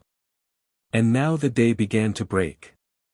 The owls and bats slipped into their hiding places, the air became chilly. Suddenly all grew silent, like death. And still the squint-eyed one fled on and on, with the one thought ever in his heart, "Shall I come too late to save my friend?" The east grew red, first on the far horizon the clouds were faintly tipped with fire. Then it spread, and suddenly, a flame. The dew flashed on the grass, the birds awoke, the ants and worms and beetles began to move, a light smoke rose from somewhere, through the rye and oats a whisper seemed to pass, clearer, clearer. But the squint-eyed one saw nothing, heard nothing, only murmured to himself again and again, "I have destroyed my friend, destroyed my friend." 316 At last, a hill.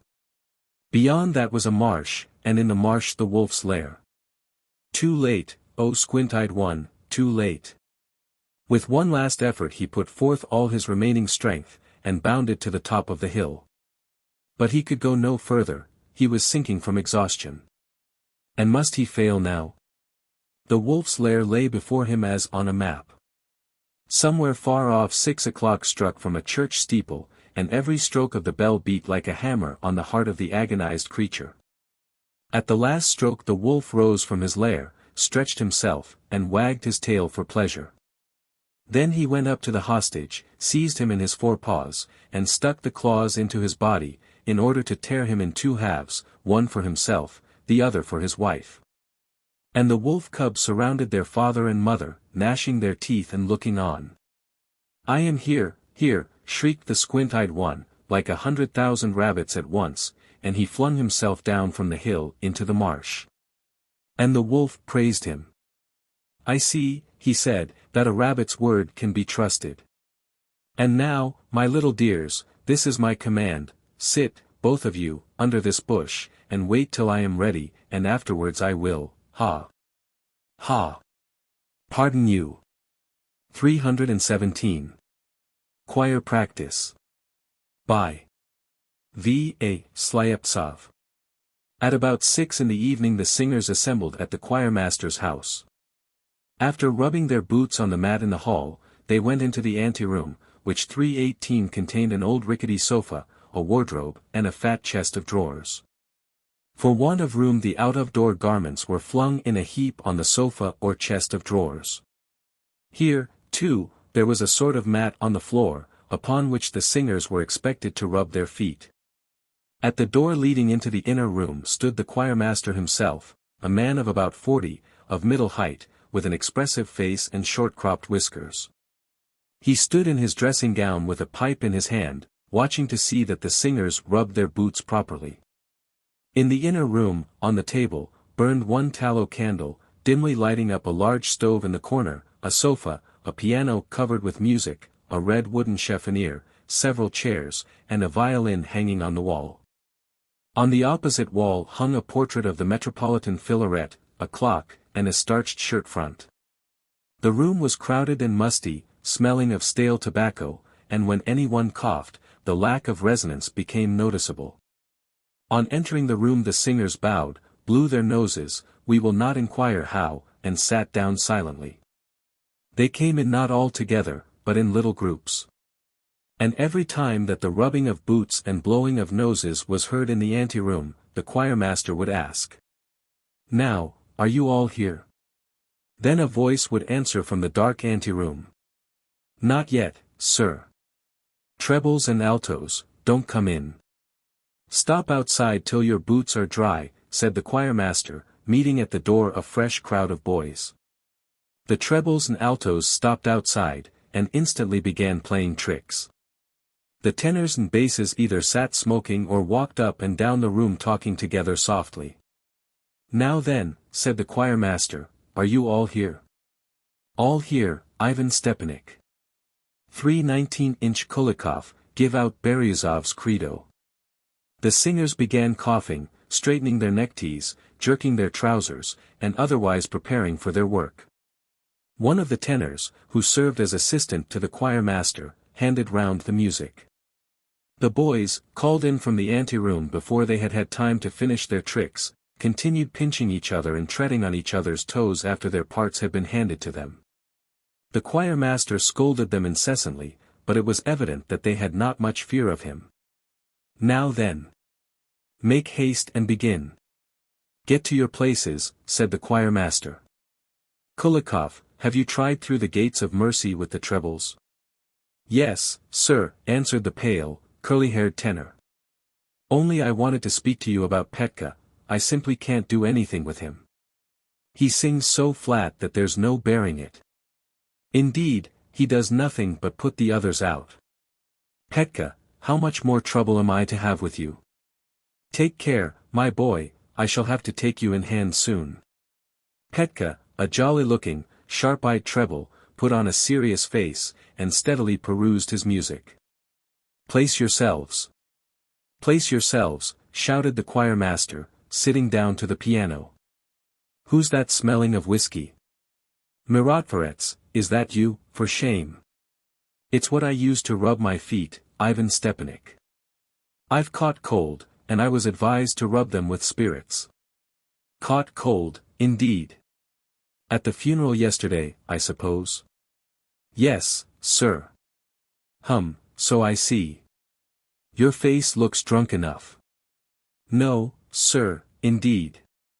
There. Never mind. Gentlemen, you're 320 placed all wrong. Basses, don't you know you have to stand by the stove? The basses sullenly went across to the stove. And you, Pavel Ivanich? One might as well talk to a baby as to you, for all the notice you take. Pavel Ivanich, a gloomy, unshaven, deep bass singer, stared meditatively at the ceiling. Pavel Ivanich. What? What did I say to you, and all you answer is, what? Confound it all, man, where's your place? Pavel Ivanich gazed meditatively at his music, and never moved. Ivan Stepanich, Petka's hitting me, whimpered an alto. Petka. Ivan Stepanich, I didn't. Hold your tongue before I come and make you. Now, then. The choirmaster struck several chords. Now listen. You all begin piano, I believe in one God the Father Almighty, recitative, you know, and mind every word is clear. The basses must get their vowels out well. Pavel Ivanich. Where are you looking? No, of course. What do you suppose I'm talking to you for? Oh. Good heavens, what a life. Well now, you begin piano, and, trebles, mind you don't drag. Do you hear? By whom all things were made. All the parts break up here. Sforzando, by whom all things. Do you understand? Petka, look at me. And the third day he rose again, according to the scriptures. Forte. And sitteth on the right hand. Fortissimo. Do you understand what it means? Do you? From thence 321 he shall come again with glory to judge both the quick and the dead. Think what it means, the earth, the heavens, everything, going to dust. And the last trumpet, lightning, thunder, everything annihilated. Whose kingdom shall have no end. At end you have another diminuendo, and let the voices die away. You have to express all that great, how do you call it? Wisdom, and power, and eternity, don't you see? Basses lead. Bring out all the tone you can, it wants to be like 300 voices here. Tenors, change tone, take the octave. Trebles and altos, tra-la-la-la-la. Stop. The choirmaster had got so absorbed in describing how the creed ought to be sung, that he had started up from the piano, and, imagining that it was really being sung as he said, began gesticulating and excitedly nudging the tenors. Who edged away as far as they could. The basses, meanwhile, were taking snuff indifferently, while the trebles and altos, hiding their faces behind their music, were pinching each other and giggling. At last the singing began in good earnest. They all coughed, shuffled their feet, mumbled a little, and suddenly burst out in a roar, I believe in one God the Father Almighty. The choirmaster stood in the middle of the room, with his eyes fixed on the ceiling, nodding his head and beating time with his hand. Stop! Stop! Not that way! The singing broke off. What do you want to roar like bulls for? Basses. Pavel Ivanich, what did I say to you? Anybody would think you were gone daft. Kustadiv, where are you looking? And you a clerical. How can you behave so? Kustadiv, a burly, red-eyed bass, with stubbly hair 322 sticking up in disorder, frowned at his music and made no answer. It's no matter what one says to you people, you take not a bit of notice. I wonder you're not ashamed of yourselves. You're not children, I should hope, you might have a little sense. Why, you've got children of your own, it's pardonable in them, added the choirmaster, pointing to the trebles and looking reproachfully at the basses. Kustadiv muttered something inaudible. What? Now then, begin again. Remember what I said, recitative, and, basses, don't roar, shrieked the choirmaster when the singers began once more, I believe. Pavel Ivanich, what are you bellowing for? Do you want to frighten us all, Mitka? Don't snuffle. Very God of very God, begotten, not made. Legato. Hold the note. Break off. Basses, crescendo. Ivan Pavlovich, as loud as you can. By whom all things were made. What do you stop for? Oh, dear, what am I to do with you? Look this way, I tell you, look this way. I didn't tell you to look at me, there's nothing written on me. Cried the choirmaster desperately, tapping the music. The singers looked at him in a languid, careless way, and he began to lose his temper. Suddenly one of the trebles pulled another's ear, which instantly resulted in a quarrel. Ivan Stepanych, said one of the most troublesome, I can't sing with Mitka, he keeps on snuffling all the time. Mitka. Yes, sir. What are you doing? I haven't done nothing, replied the injured alto. 3/23" nothing. I'll give you what for, my lad. Come and stand over here, I won't put up with much nonsense, I can tell you. Oh, good Lord. What a dog's life. What do you come here for, if you please? To dance and sing comic songs, eh? Oh, heavens, how much more of it? Petka, find my pipe. Here the choirmaster began tramping up and down the room, ruffling up his hair in front. The trebles all scrambled to pick up the pipe, and, of course, got fighting again.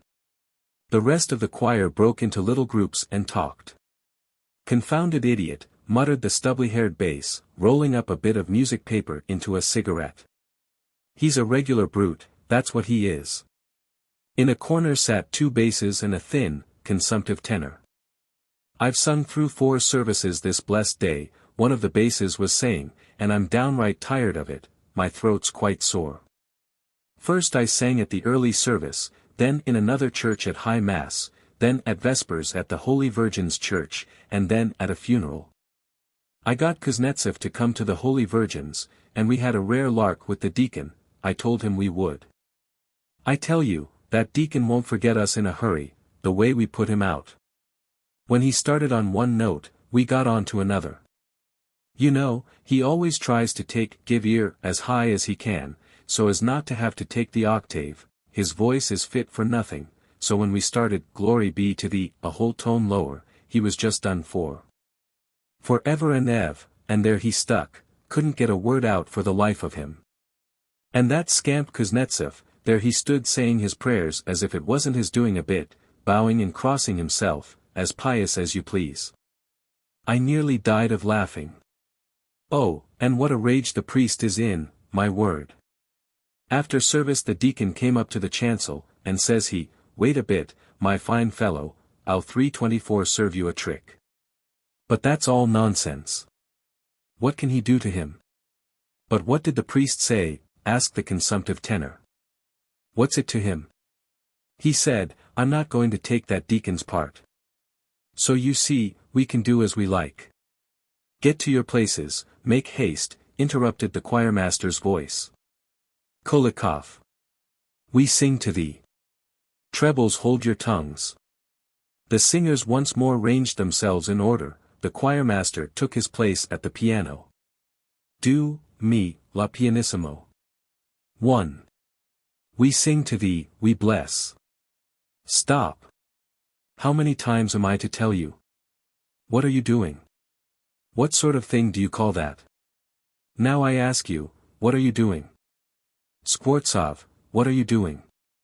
Skvortsov meditated. What am I doing? I'm singing. What are you singing? Sing to thee.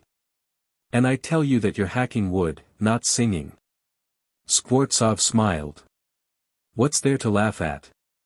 There's nothing funny about it. Who's the first to ask for his salary? You. You clumsy sledgehammers. How many times have I told you? Tenors, don't bawl, take your vowels properly. We seeing to thee. You always make it sound like, we sissing tudo thee.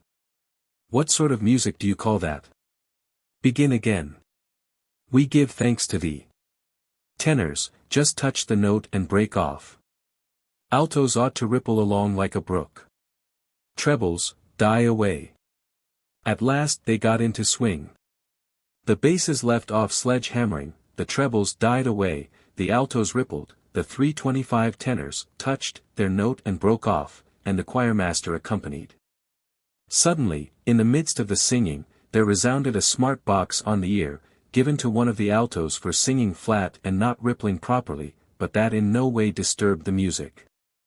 The alto only blinked a little and went on singing. At last they got into swing.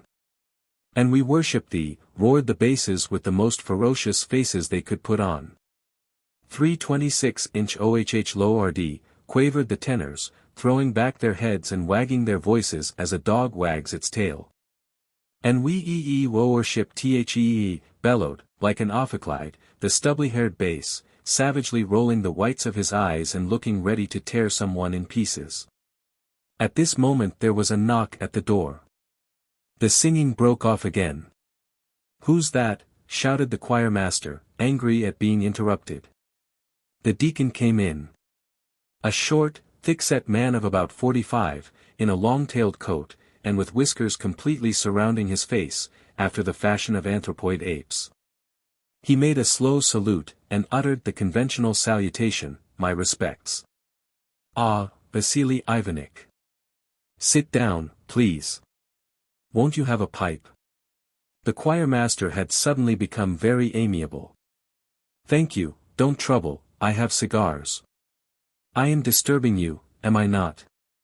"No. We were just going through the old things, so as not to forget them." "Sit down, Vasily Ivanich. Will you have some tea?"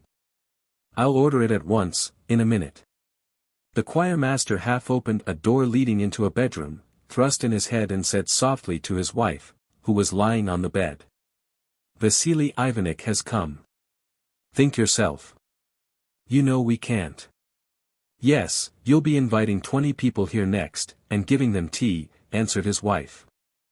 "I didn't invite him, he came." There, get along with you." "Well, but, really, you might." "Shut up." "All right, I won't really." 327 and the choirmaster returned into the sitting room, and sat down beside the deacon. "Well, Vasily Ivanich, and how are you getting on?" "Pretty middling, thank you," answered the deacon, coughing. "Won't you really have a pipe?" "No, thanks." "Ah, I forgot, you don't smoke pipes, and I have no cigars." Dear, what a pity. And is your wife pretty well, and the children?" "Very well, thank you." "That's all right. And how's the Reverend Father?" "The father? Oh, as usual, you know. Not well. He doesn't like this place, there's such a lot of work, and at his age it's hard." Yes, he's getting on." "Yes, it's a pity." Silence. "Won't you have some whiskey?" suddenly asked the choirmaster. "Whiskey? Oh, no, thank you, no." "As you like. I'll send for it, if you wish." "Why should you, trouble?" "Oh, it's no trouble. I'll send, then." The deacon coughed again, much as if a crumb had got into his throat, and carefully examined the ceiling. "Thecla," called the choirmaster rather timidly. There was no answer. Several minutes of embarrassing silence followed. The tenors and basses cautiously seated themselves round the walls, while in the bedroom the furniture creaked angrily, the boys whispered in the anteroom. The choirmaster sat looking at the door, but, seeing that the servant did not come, muttered to himself, "What's come to her?" and 328 went into the bedroom. There another whispered conversation began. "Can't you understand?" exclaimed the choirmaster, trying to impress upon his wife the necessity of sending for whiskey. "There's nothing to understand. I know you're always glad of a chance to get drunk with anybody. What's the use of trying to fool me?" "SHSH. How am I trying to fool you? Can't you see that my reputation may suffer?" "From the drink?" "Yes, I should think so." Be off with you, be off. Now, really, Mashenka, do be reasonable. Presently the choirmaster returned, and after him came the maid-servant, carrying a tray with a decanter and a plate of cucumbers. Put it down here, my girl. Vasily Ivanich, the first glass is yours. Won't you drink too? You first. You are a guest. Properly, the master of the house ought to begin, said the deacon, modestly. No, no, you first, please. I'll drink afterwards. Well, if you will have it so. The deacon drained his glass, drew a long breath, snuffed at a bit of bread, and began upon a cucumber. Yes, this music is a wonderful thing, began the choirmaster, pouring himself out some whiskey. It's a thing there's no comprehending. Won't you have another glass? Well, I'm afraid it'll be too much. Oh, Vasily Ivanich, no. Well, then, you begin. And the former ceremony was gone through again. Your health.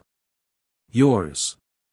329. The deacon drank another glassful and gazed meditatively at the cucumbers. The poor singers looked very miserable.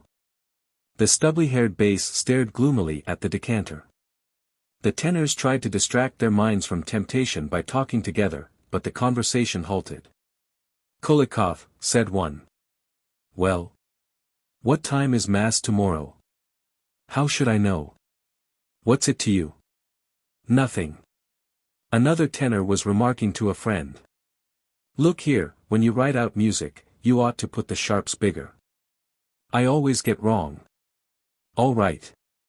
I shall go home and get to bed, murmured one of the basses, yawning. The boys in the anteroom had started some game there in the dark. After the third glass the choirmaster became sentimental and embraced the deacon. The whiskey was nearly all drunk, only 2 glassfuls were left. The choirmaster, holding on to the table with one hand and leaning against the deacon, tried to snuff the candle, but could not. The deacon had got upon his dignity, and would listen to nothing. Vasily Ivanich! Vasily Ivanich!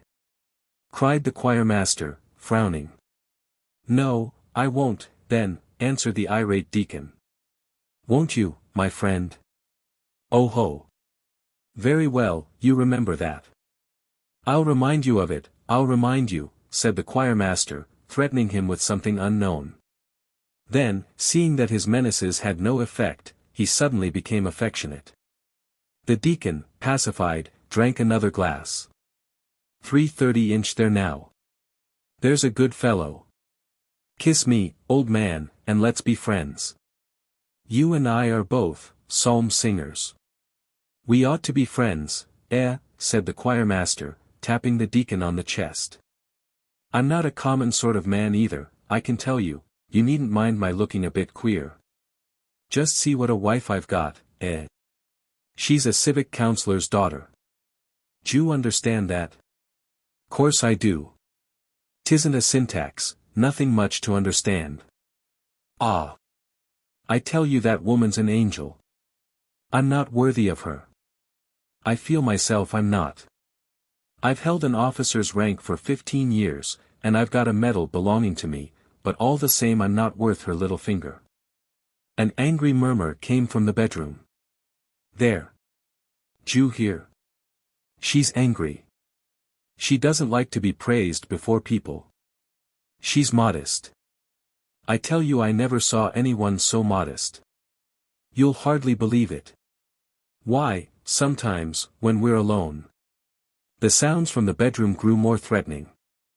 Ivan Stepanych, Mrs. is angry, said the servant, suddenly entering. Sh. All right, I won't, whispered the frightened husband. I'm very sorry. I won't. The deacon got up to go home. Vasily Ivanich. Where are you going? Listen, my dear fellow. He took the deacon mysteriously into a corner. What should I listen to? That's all nonsense. No. I'll send for some more. One of the boys'll run for it quick. She won't know. Secretly, juicy. There's no difficulty. Own money. Just see there, and the choir master pulled a ruble note out of his waistcoat pocket. Only do as I tell you. It's all according to law. Juicy. 331. The deacon nodded his head and laid down his hat. At this the choir master clapped him on the shoulder and winked significantly. Petya, he whispered, going into the ante-room, and shaking a slumbering treble. Petya, make haste. Like a flash of lightning, you know, to the public house. Off with you. 5 minutes later the choir master was pouring out a 6th glass for the deacon.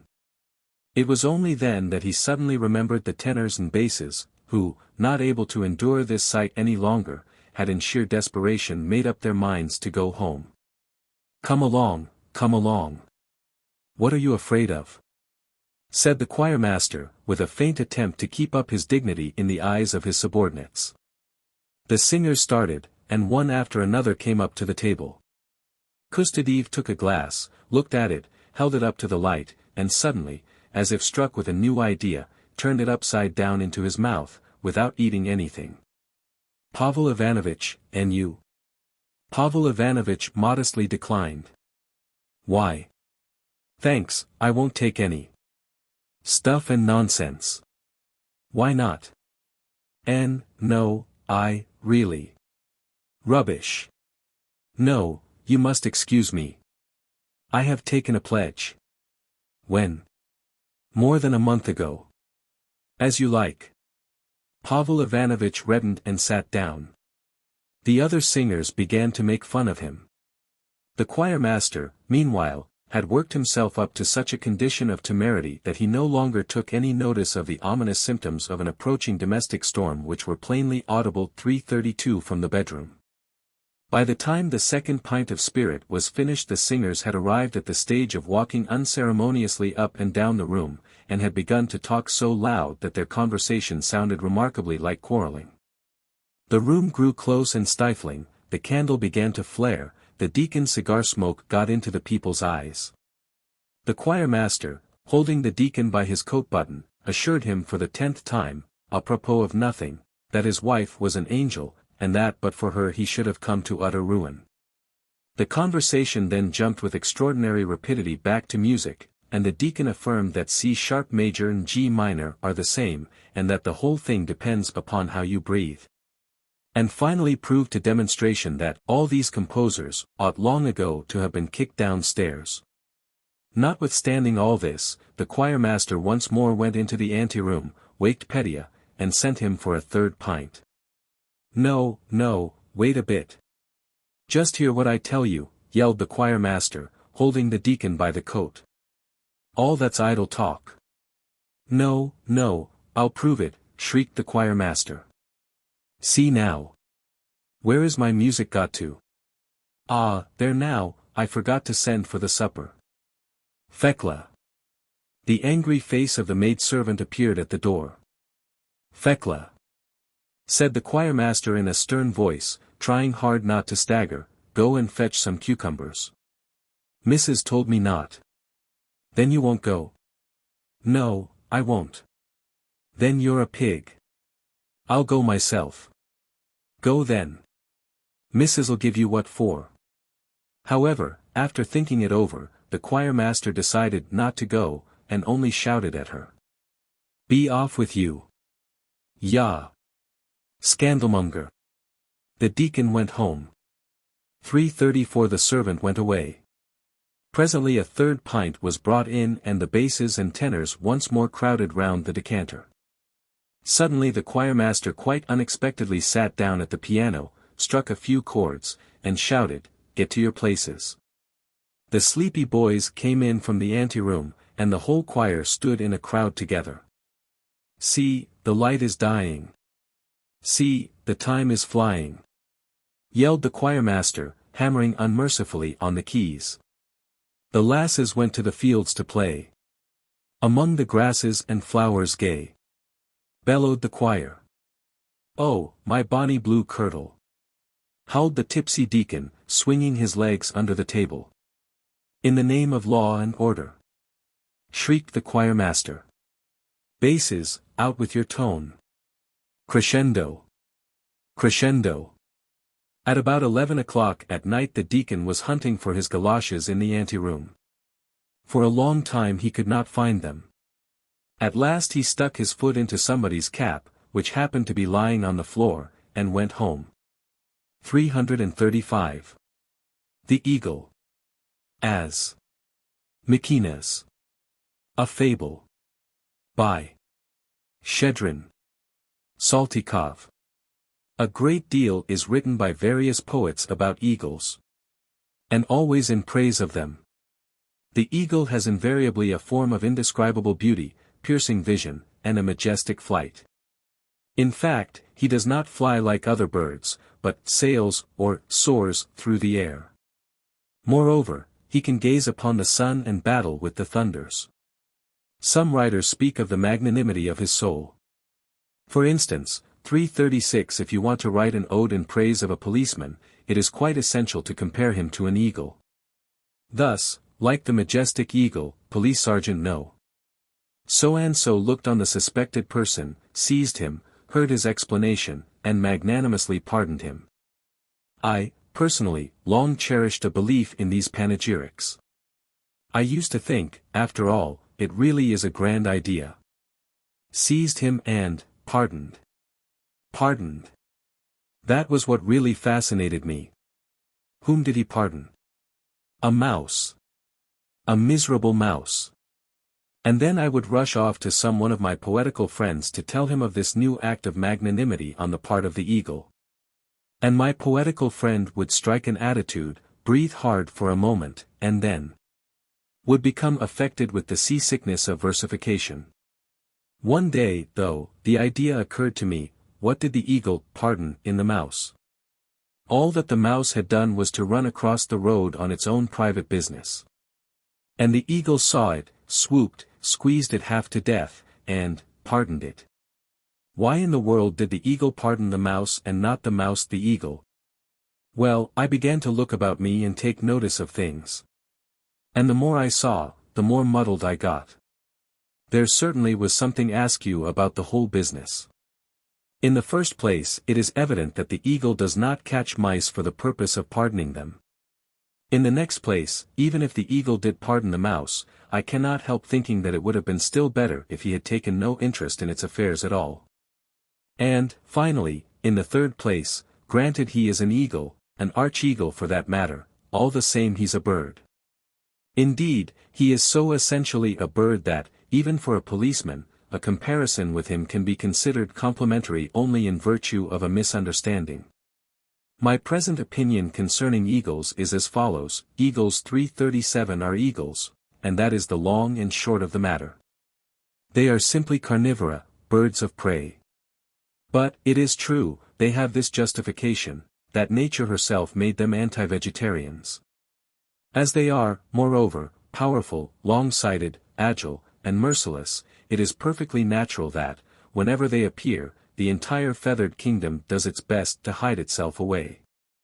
This is simply the effect of terror, and not at all of admiration, as the poets maintain. Eagles habitually live in solitary and inaccessible places, never exchange bread and salt with any one, but live by robbery.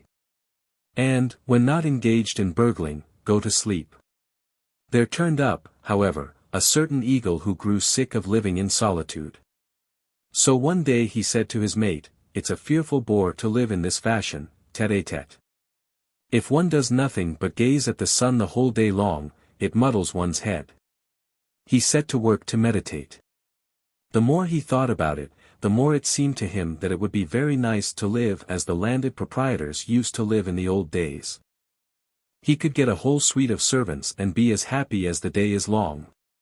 The rooks would provide him with scandal, the parrot would turn upside down and do tricks, the magpie would cook his porridge, the robins would sing songs in praise of him, the owls and nightjars would serve as watchmen and sentinels. And the hawks and falcons would bring him food. For himself he would keep no speciality but bloodthirstiness. He thought, and at last he made up his mind. One day he called a hawk, a kite, and a falcon, and said to them, Collect for me a staff of servants, such as the old landlords used to have, they will amuse me, and I will keep them in order. That will be pleasant for me and good for them. They drove in a whole flight of rooks. So the birds of prey flew off in all directions to fulfill the eagle's commands. No one can say they dawdled over their business. First of all they drove in a whole flight of rooks, registered their names, and gave them out passports. The rook, you see, is a fertile bird, and puts up with everything. Its best quality is that it admirably represents the peasant class. And everybody knows that if once you have got the peasant settled, all the rest is a matter of detail and quite easily managed. And they certainly managed beautifully. The corncrakes and mudsuckers were trained for an orchestra. The parrots were dressed up for acrobats, the white-feathered magpie, being a notorious thief, was entrusted with the keys 339 of the treasury, and the owls and nightjars were put on duty as sentinels. In a word, the whole thing was arranged in a manner that would have done credit to any nobleman's establishment. Even the cuckoo was not forgotten, employment was found for her as fortune-teller to the female eagle. And a foundling hospital was instituted for orphan cuckoos. But before the whole arrangement was fairly in working order the managing directors realized that something was wanting. For a long time they could not think what it could be. But at last they remembered that in all high-class establishments science and art are supposed to be represented, and they had made no provision for either the one or the other. 3 birds especially felt themselves aggrieved by this omission, the robin, the woodpecker, and the nightingale. The robin was a smart little soul and had practiced whistling since his fledgling days. He had received his earliest education in an ecclesiastical school, then he had served as regimental clerk. And as soon as he had learned the rules of correct punctuation he had begun to edit, without preliminary censorship, a newspaper, the Forest Gazette. But, somehow or other, he could never get it right. Whenever he touched upon a subject, it turned out to be taboo. Whenever he refrained from mentioning a subject, that subject particularly ought to have been mentioned. And for all these mistakes he used to get hard knocks on his poor little head. So at last he decided, I will enter the service of the eagle, all I shall have to do will be to sing his praises every morning, and no one will punish me for that. The thrush was a modest and studious person, who led a strictly solitary life. He had no acquaintances, many even believed him to be a drunkard, like all very learned persons, but would sit for whole days alone upon a fir branch, 340 cramming up information. He managed to plod through a perfect desert of historical investigations. The ancestral records of a bogie, was the old woman who rode on a broomstick married? What sex should be ascribed to witches in the register papers, and so forth. But, however hard the poor bird crammed, he could not find a publisher for his pamphlets. At last it occurred to him too, I'll engage myself as court historiographer to the eagle, perhaps he will print my investigations in rook's dung. As for the nightingale, he couldn't complain of the cruelty of fate, he sang so exquisitely that not only the mighty fir trees, but even the Moscow shopkeepers were quite touched when they heard him. All the world adored him. All the world held its breath to listen when he poured out torrents of divine song from among the branches of some silent grove. But the nightingale was ambitious beyond measure, and desperately given to falling in love. He was not content with making the forest ring with his wild melodies, or filling sad hearts with the harmony of sound. He kept on thinking how the eagle would hang round his neck a shining chain of ants' eggs, and decorate his breast with live beetles, and how the female eagle would appoint secret meetings with him by moonlight. In short, all 3 birds gave the falcon no peace till he undertook to speak on their behalf. The eagle listened attentively to the falcon's assurances of the necessity of encouraging science and art, but did not quite understand. He sat sharpening his claws, and his eyes flashed back the sunlight like polished gems. He had never seen a newspaper in his life, he had never taken the slightest interest in either witches or the old woman who rode on a broomstick. And about the nightingale he had only heard that it was a little bit of a bird not worth soiling one's beak over. 341 I dare say you don't even know that Bonaparte is dead, said the falcon. Who was Bonaparte? There you are. And you certainly ought to know about that. Supposing visitors come and begin a polite conversation, they'll say, in Bunpart's days so-and-so happened, and you'll just have to sit and blink your eyes. That won't do. They called in the owl as advisor, and she agreed with the falcon that science and art must be introduced into the establishment, for they amuse eagles, and it does ordinary mortals no harm to enjoy them from a distance either. Knowledge is light and ignorance is darkness. Any fool knows how to eat and sleep, but just try and work out a problem. Take the one about the flock of geese, for instance, that's a very different matter. In the old days the clever landowners understood that, they knew that forewarned was forearmed, they were sharp enough to see which side their bread was buttered. Just take the case of the finch, all the learning he has is how to draw water in a little bucket, and yet see what a high price he fetches just for that one trick. I, concluded the owl, can see in the dark, and I am called wise for that. Now you can stare at the sun for hours together without ever blinking, and all people say about you is, that eagle's a bit of a blockhead. Well, I have no objection to science, said the eagle, rather snappishly. No sooner said than done. On the next day the golden age began in the eagle's establishment. The starling set to work to learn by heart the hymn, "Let our youth be fed with science." The corncrakes and mudsuckers began practicing the trumpet. The parrots invented new tricks. A new tax was laid upon the rooks, to be called public instruction tax. A corps de cadets was founded 342 for fledgling falcons and vultures, and an academy of science for owls. They even went the length of buying a farthing alphabet apiece for the baby rooks. Last but not least, the oldest patriarch among the starlings was appointed poet laureate, with the honorary title of Vasily Kyrillich Tredyakovsky, and commanded to prepare for a public competition with the nightingale, to be held on the next morning. At last the great day dawned. The newly elected flunkies were admitted into the presence of the eagle, and the tournament of arts began. The most successful competitor was the robin. Instead of reciting his compliments, he read aloud an article, so clear and simple that even the eagle fancied he understood. The robin said that people ought to live in happiness and prosperity, and the eagle remarked, exactly so.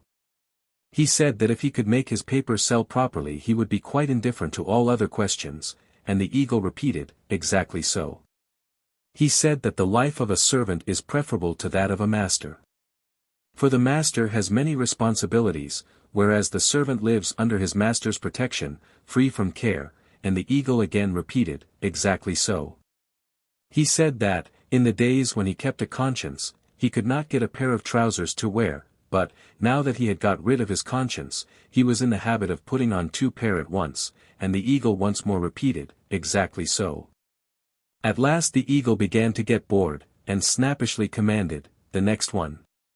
The woodpecker began by tracing the pedigree of the eagle back to the sun, and the eagle confirmed his statements with the remark, "That's just what I used to hear from poor papa." According to the woodpecker, the sun had 3 children, 2 sons, the lion and the eagle, and 343 one daughter, the shark. The shark misconducted herself, and her father, as a punishment, sent her to rule the depths of ocean. The lion turned aside from his father's way, and the father made him ruler of the deserts, but the eagle was a son after his father's heart, and the father kept him nearest to himself and gave to him the realms of air for a kingdom. But before the poor woodpecker had got through even the prosy introduction to his history, the eagle called out impatiently, "The next one. The next one." Then the nightingale began his song, and made a mess of 344 it from the very first note. He sang of the joy of the flunky hearing that God has sent him a master, he sang of the magnanimity of eagles, and of their liberality in tipping flunkies. But, however desperately he tried to pitch his voice in the true flunky tone, the art that dwelt within his breast somehow or other would not be controlled.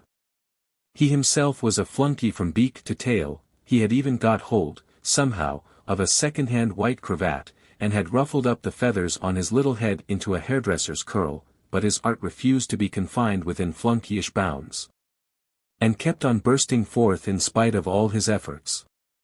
It wasn't any use for him to sing, he could not give satisfaction anyhow. "What's that booby droning about?" cried the eagle, call Tridyakovsky. Vasily Kirillik was quite in his element.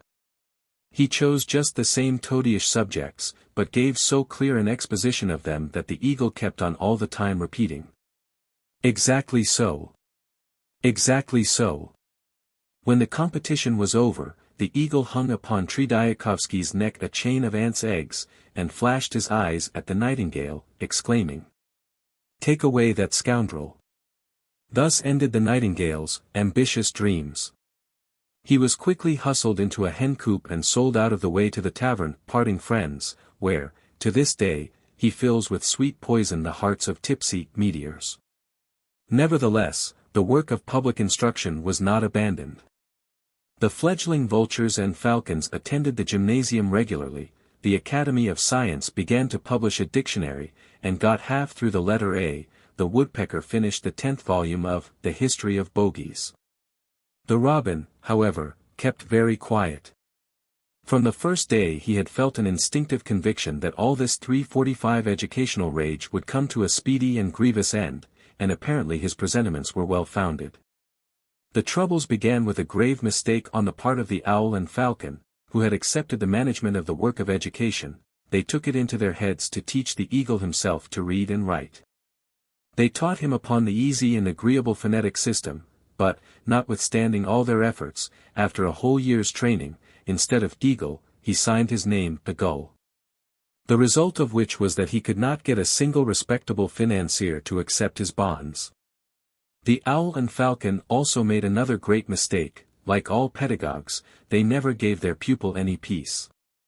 Every minute of the day the owl would follow at the poor eagle's heels, screaming out, "B-B-B-B, Z-Z-Z, D-D-D, K-K-K." While the falcon as incessantly dinned into his ears that it is impossible to divide the prey one has caught without knowing the first 4 rules of arithmetic. Suppose you have stolen 10 goslings, of which you have given 2 to the police inspector's clerk, and eaten 1 yourself, how many have you left? Asked the falcon, in a reproachful voice.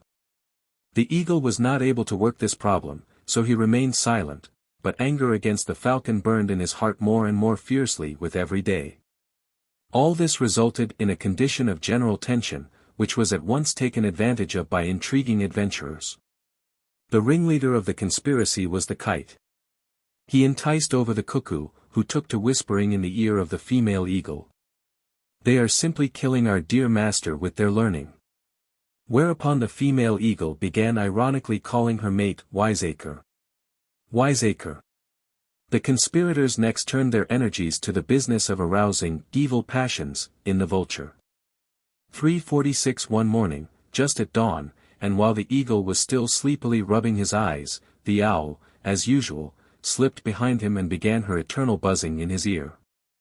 VVV. ZZZ. RR. Oh. Go away, you awful bore. Murmured the eagle, wearily. Be so good, your worship, as to repeat BBB. KKK. I tell you, for the second time, go away. PPP. HH. SHSH. For the third time, go away. SSS. FFF. JJJ.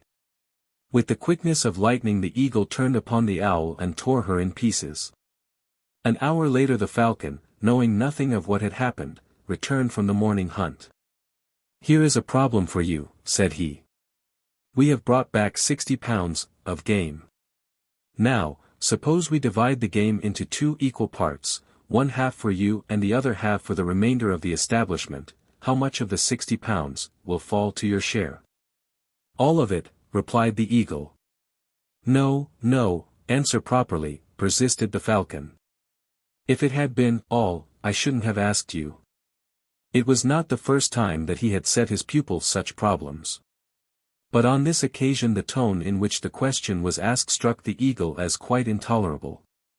All his blood boiled at the thought that, when he said all, his slave should dare to answer, not all. Now, it is a well-known peculiarity of eagles that, when their blood begins to boil, they become incapable of distinguishing pedagogical disquisitions from revolution. The eagle acted accordingly. Nevertheless, after finishing up the falcon, the eagle announced. 347 The scientific academy is to stop as it is. The choir of starlings once more repeated their hymn, Let our youth be fed with science.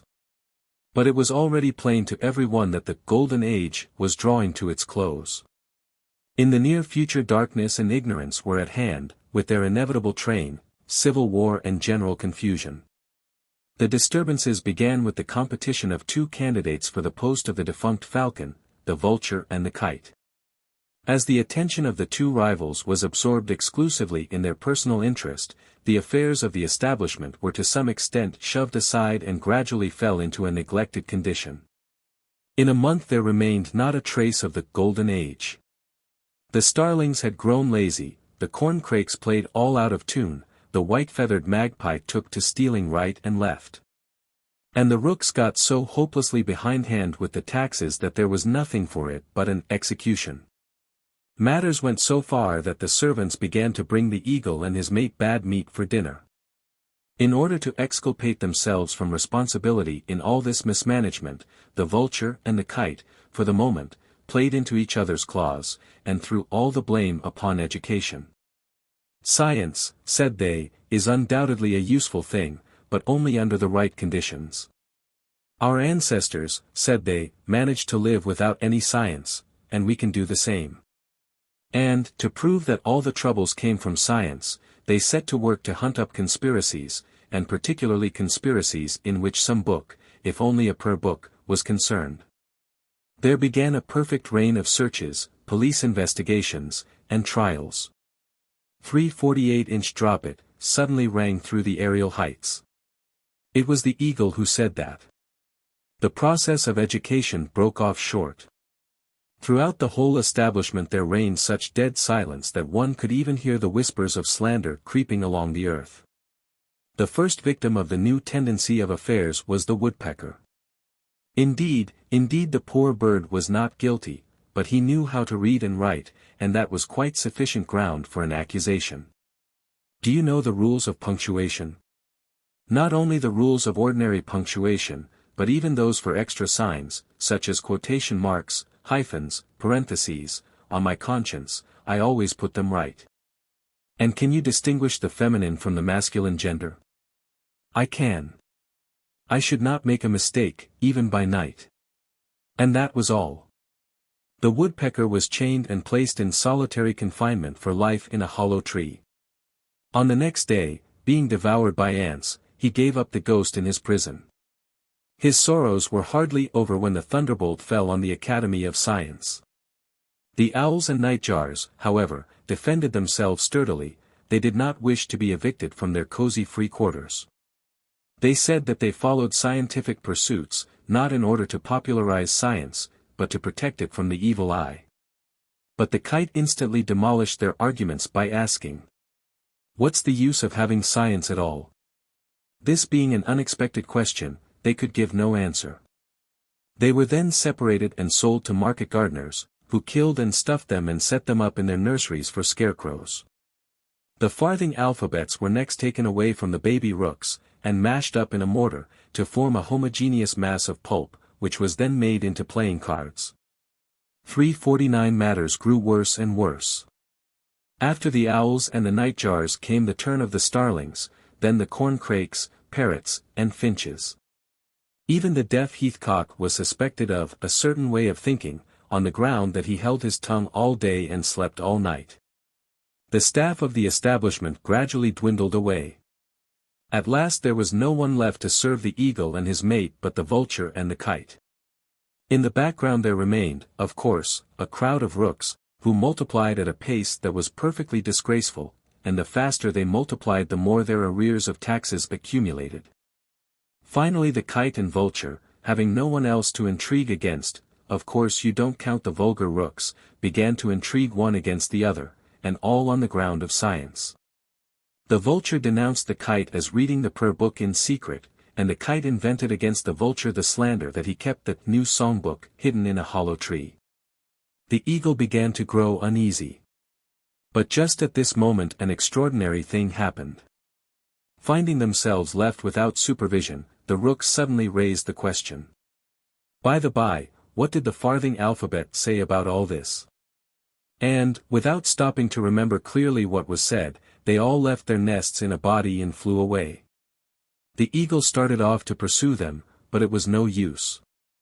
The indolent life he had been living had so enervated him that he could hardly flap his wings. He returned to his mate, and uttered these words of wisdom. Be this a lesson to eagles. But in what exactly the lesson consisted, whether it were that education is injurious to eagles, or that eagles are injurious to education, or, finally, that each is injurious to the other, that he never explained. The Walter Scott Press, Newcastle-on-Tyne. In Russia marriages cannot be solemnized during the weeks appointed by the Greek Church as fasts. The district of St. Petersburg in which stands the terminus of the Moscow Railway. The northeast district of St. Petersburg. Literally, omelette, or custard. Government clerk. Bring some bread, my man. Son of a dog. Pomoi, dishwater. Yereznik, rake, roué.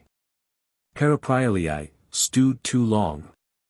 DIRCKS, any little hole or gap. The island, in the singular, means the Vasilyevsky Island. The pious ejaculation used, with the sign of the cross, by strict members of the Orthodox Greek Church, on starting upon any enterprise, great or small. Interval of 1 month between the second and third pictures. Warden's Council. Gentleman of the Emperor's Bedchamber.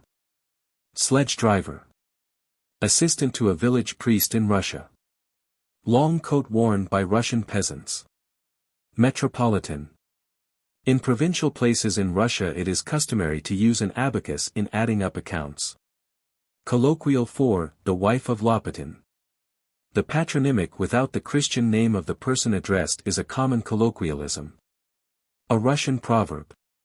Russian hymn. Russian sacred songs. Special canticle on a saint's day. In the Greek Church the psalms are divided up into a kind of rosary. Literally, pig's ear. And I, at what risks and perils, go and waste myself expending saliva. What folly! Extortion de nedoinkas, un espèce de peine corporelle, en vigueur en Russie, surtout dans le cas où le paysan, par suite d'une mauvaise récolte, n'est pas de quoi payer les impots de Chenapan. Oh, my poor mother! Oh, my sister, wasting her youth in the vain hope of a husband. The law, good gracious, we have 15 volumes of law. 1853. Mr. Chenapan has again made rather a muddle of his Russian. Zvon pobedi, Razdavasia. Bells of victory, ring out, is the opening line of one of Derzhavin's pompous, servile, and essentially jingoish odes on the victories of Catherine II. Translator. This is our way of giving tips. A well-known French actress of that time in St. Petersburg. Author. Evidently a mistake, there are no municipal councillors in Russia. Author. Now you'll see me at my business. The St. Petersburg Arcade. A quotation from Griboidov. The observation of a certain editor. The islands in the delta of the Neva are recognized places for fast amusements. The Arcadia is a well-known music hall there. Village syndic. Landlord and serf owner, corruption of the ancient word boyarin. The village bell ringer. Bishop. District police inspector. Inferior police official, who collects taxes. The peasant is satirizing the Russian passport regulations, according to which it is a penal offense for a householder to take in any inmate who cannot show police certificates. Colloquial for Mikhail. Principal town of any province. A famous group of statuary in Moscow. A slang term for the gendarmes, probably because their uniforms are deeply, darkly, beautifully blue, like the waters of the Mediterranean. Translator. Equipage with 3 horses. Member of the Committee of Inquiry. Contemptuous diminutive of Lepatkin. Of the clerical class. Fragments of popular songs. The popular emblem of hospitality. A flunkyish poetaster at the court of Catherine II. Executia, official term for wholesale flogging, in case of mutiny, or inability to pay taxes, among the peasantry. Mr. Chenapan has made a slight mistake. Nadoimka is the Russian word for debt. But he is so far right that recovery of nadoimki is the expression officially used for the extortion of taxes from a starving population, and that such extortion is very often accomplished by means of un espèce de peine corporelle. Translator. Prospectus. Library. Of. Humour. London, Walter Scott, Limited, Paternoster Square. Specimen illustration. When Greek meets Greek. The books are delightful in every way, and are notable for the high standard of taste and the excellent judgment that characterize their editing, as well as for the brilliancy of the literature that they contain. Boston, USA, Gazette. Library of Humor. Copiously illustrated. Cloth elegant, large crown 8 VO, price 3s. 6d per volume. Each volume deals with the humor of the literature of a particular nation, the aim in making the various selections being to produce volumes as representative as possible in each case of the particular national humor, as it appears throughout the literature dealt with. Illustrations to the different volumes by Dudley Hardy, H. R. Miller, C. E. Brock, Arturo Faldi, Paul Frenzini, Oliver Pack, etc. Specimen illustration. From the Humour of France. Dr. Decker, and yet you declared the operation must be done. Dr. Rapace, of course. You must always operate. The Humour of France. Selected and translated, with introduction and biographical index, by Elizabeth Lee. With 70 illustrations by Paul Frenzini. From Villon to Paul Verlaine, from dateless fabliaux to newspapers fresh from the kiosk, we have a tremendous range of selections. Birmingham Daily Gazette. The work of translation has been well done, and the book sparkles from beginning to end. Globe. Miss Lee has compiled a very entertaining volume, traversing the whole world of French literature from the 13th to the 19th centuries, gleaning from novelists, dramatists, poets, essayists, writers of fabliaux, newspapers. The result is a very readable and amusing volume. Birmingham Post. A most agreeable and entertaining volume. Scottish Leader. There is not a dull page in the volume from beginning to end, is a piece of praise too often lavished on a book by the indolent, unconscientious, or over-tender-hearted reviewer. Nevertheless, at the risk of ranking ourselves with him, we will make that assertion concerning these specimens of the Humour of France. St. James's Gazette. Specimen illustration. From the Humour of Germany. He was too fond of delivering long speeches at the alehouse. Sit the good townspeople of a summer evening. The Humour of Germany. Selected and translated, with introduction and biographical index, by Hans Müller-Casanov. With 60 illustrations by C. E. Brock. It is an excellently representative volume, comprising selections from all the best writers in the humoristic vein, whether high or low German. Of course Heinrich Heine figures largely, and in addition are capital extracts from Hoff, Schock, Ludwig Tieck, Chamisso, Fritz Reuter, and others. Daily Telegraph. Can be recommended to all in quest of amusing literature. The illustrations are delightful. Literary World. The book throws eloquent and entertaining sidelights upon the characteristics of the German people. The text is amply and aptly illustrated. Manchester Examiner. One of the brightest books that has come to this country. Boston, USA, Herald. The reader may feel assured of having quite a treasury of novelty in each volume of this beautiful series as it appears. Liverpool Mercury. Specimen illustration. From the Humour of Italy. Pulcinella's Duel.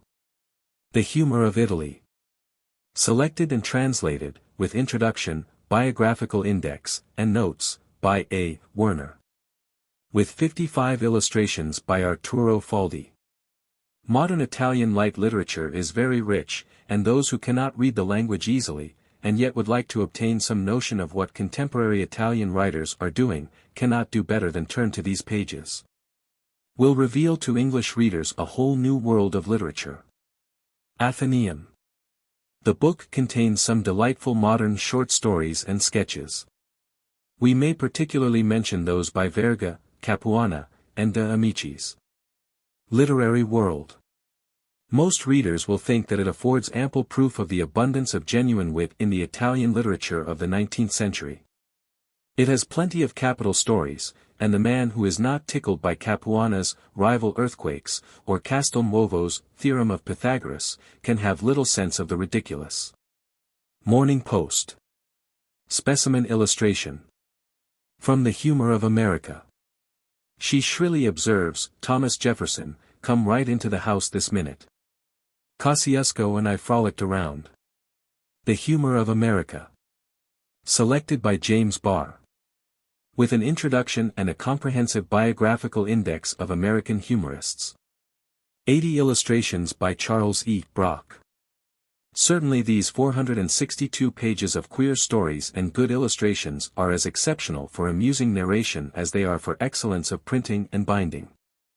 Liverpool Mercury. Sparkles and ripples with good things. Manchester Examiner. Mr. Barr has made his volume as representative as it could well be, and it would be difficult to mention any American writer having a claim to be considered a humorist, who has not had that claim recognized. Glasgow Herald. The selection is judiciously made, and displays a Catholic taste. The book is a really representative collection of humor, and what passes for humor, in America. The Academy. Specimen illustration. From the Humor of Holland. And he was quite satisfied. The Humor of Holland.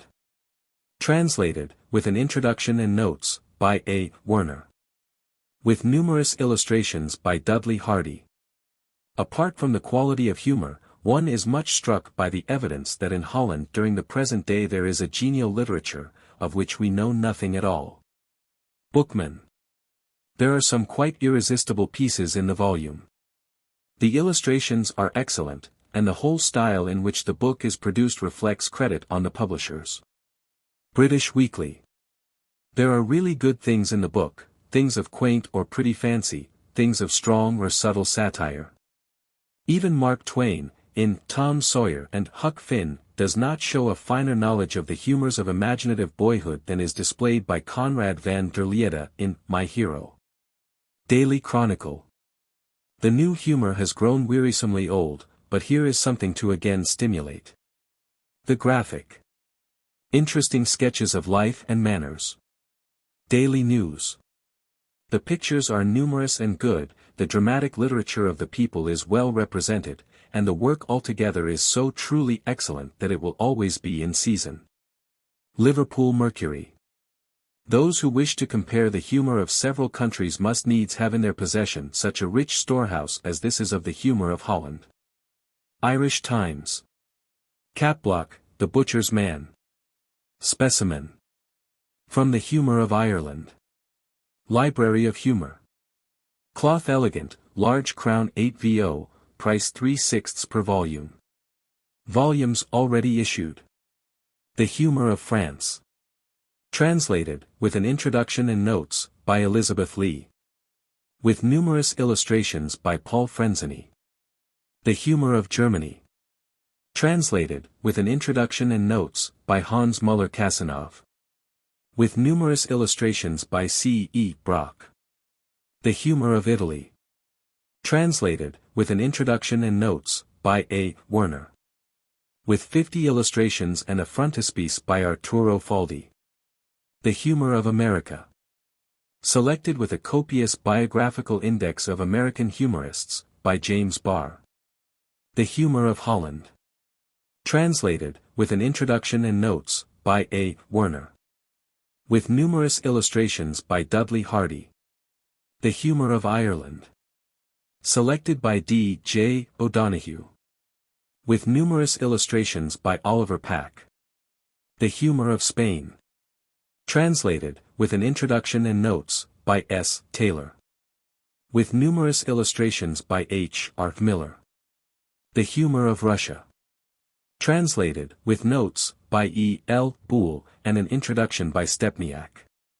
With 50 illustrations by Paul Frenzini. The Humor of Japan. Translated, with an introduction, by A. M. With illustrations by George Bigot, from Drawings Made in Japan. In preparation. London, Walter Scott, Limited, Paternoster Square. Specimen. From the Humor of Spain. Pepita and the Young Priest. Transcriber's notes. Silently corrected obvious typographical errors and variations in spelling. Retained archaic, non-standard, and uncertain spellings as printed. Re-indexed footnotes using numbers and collected together at the end of the last chapter.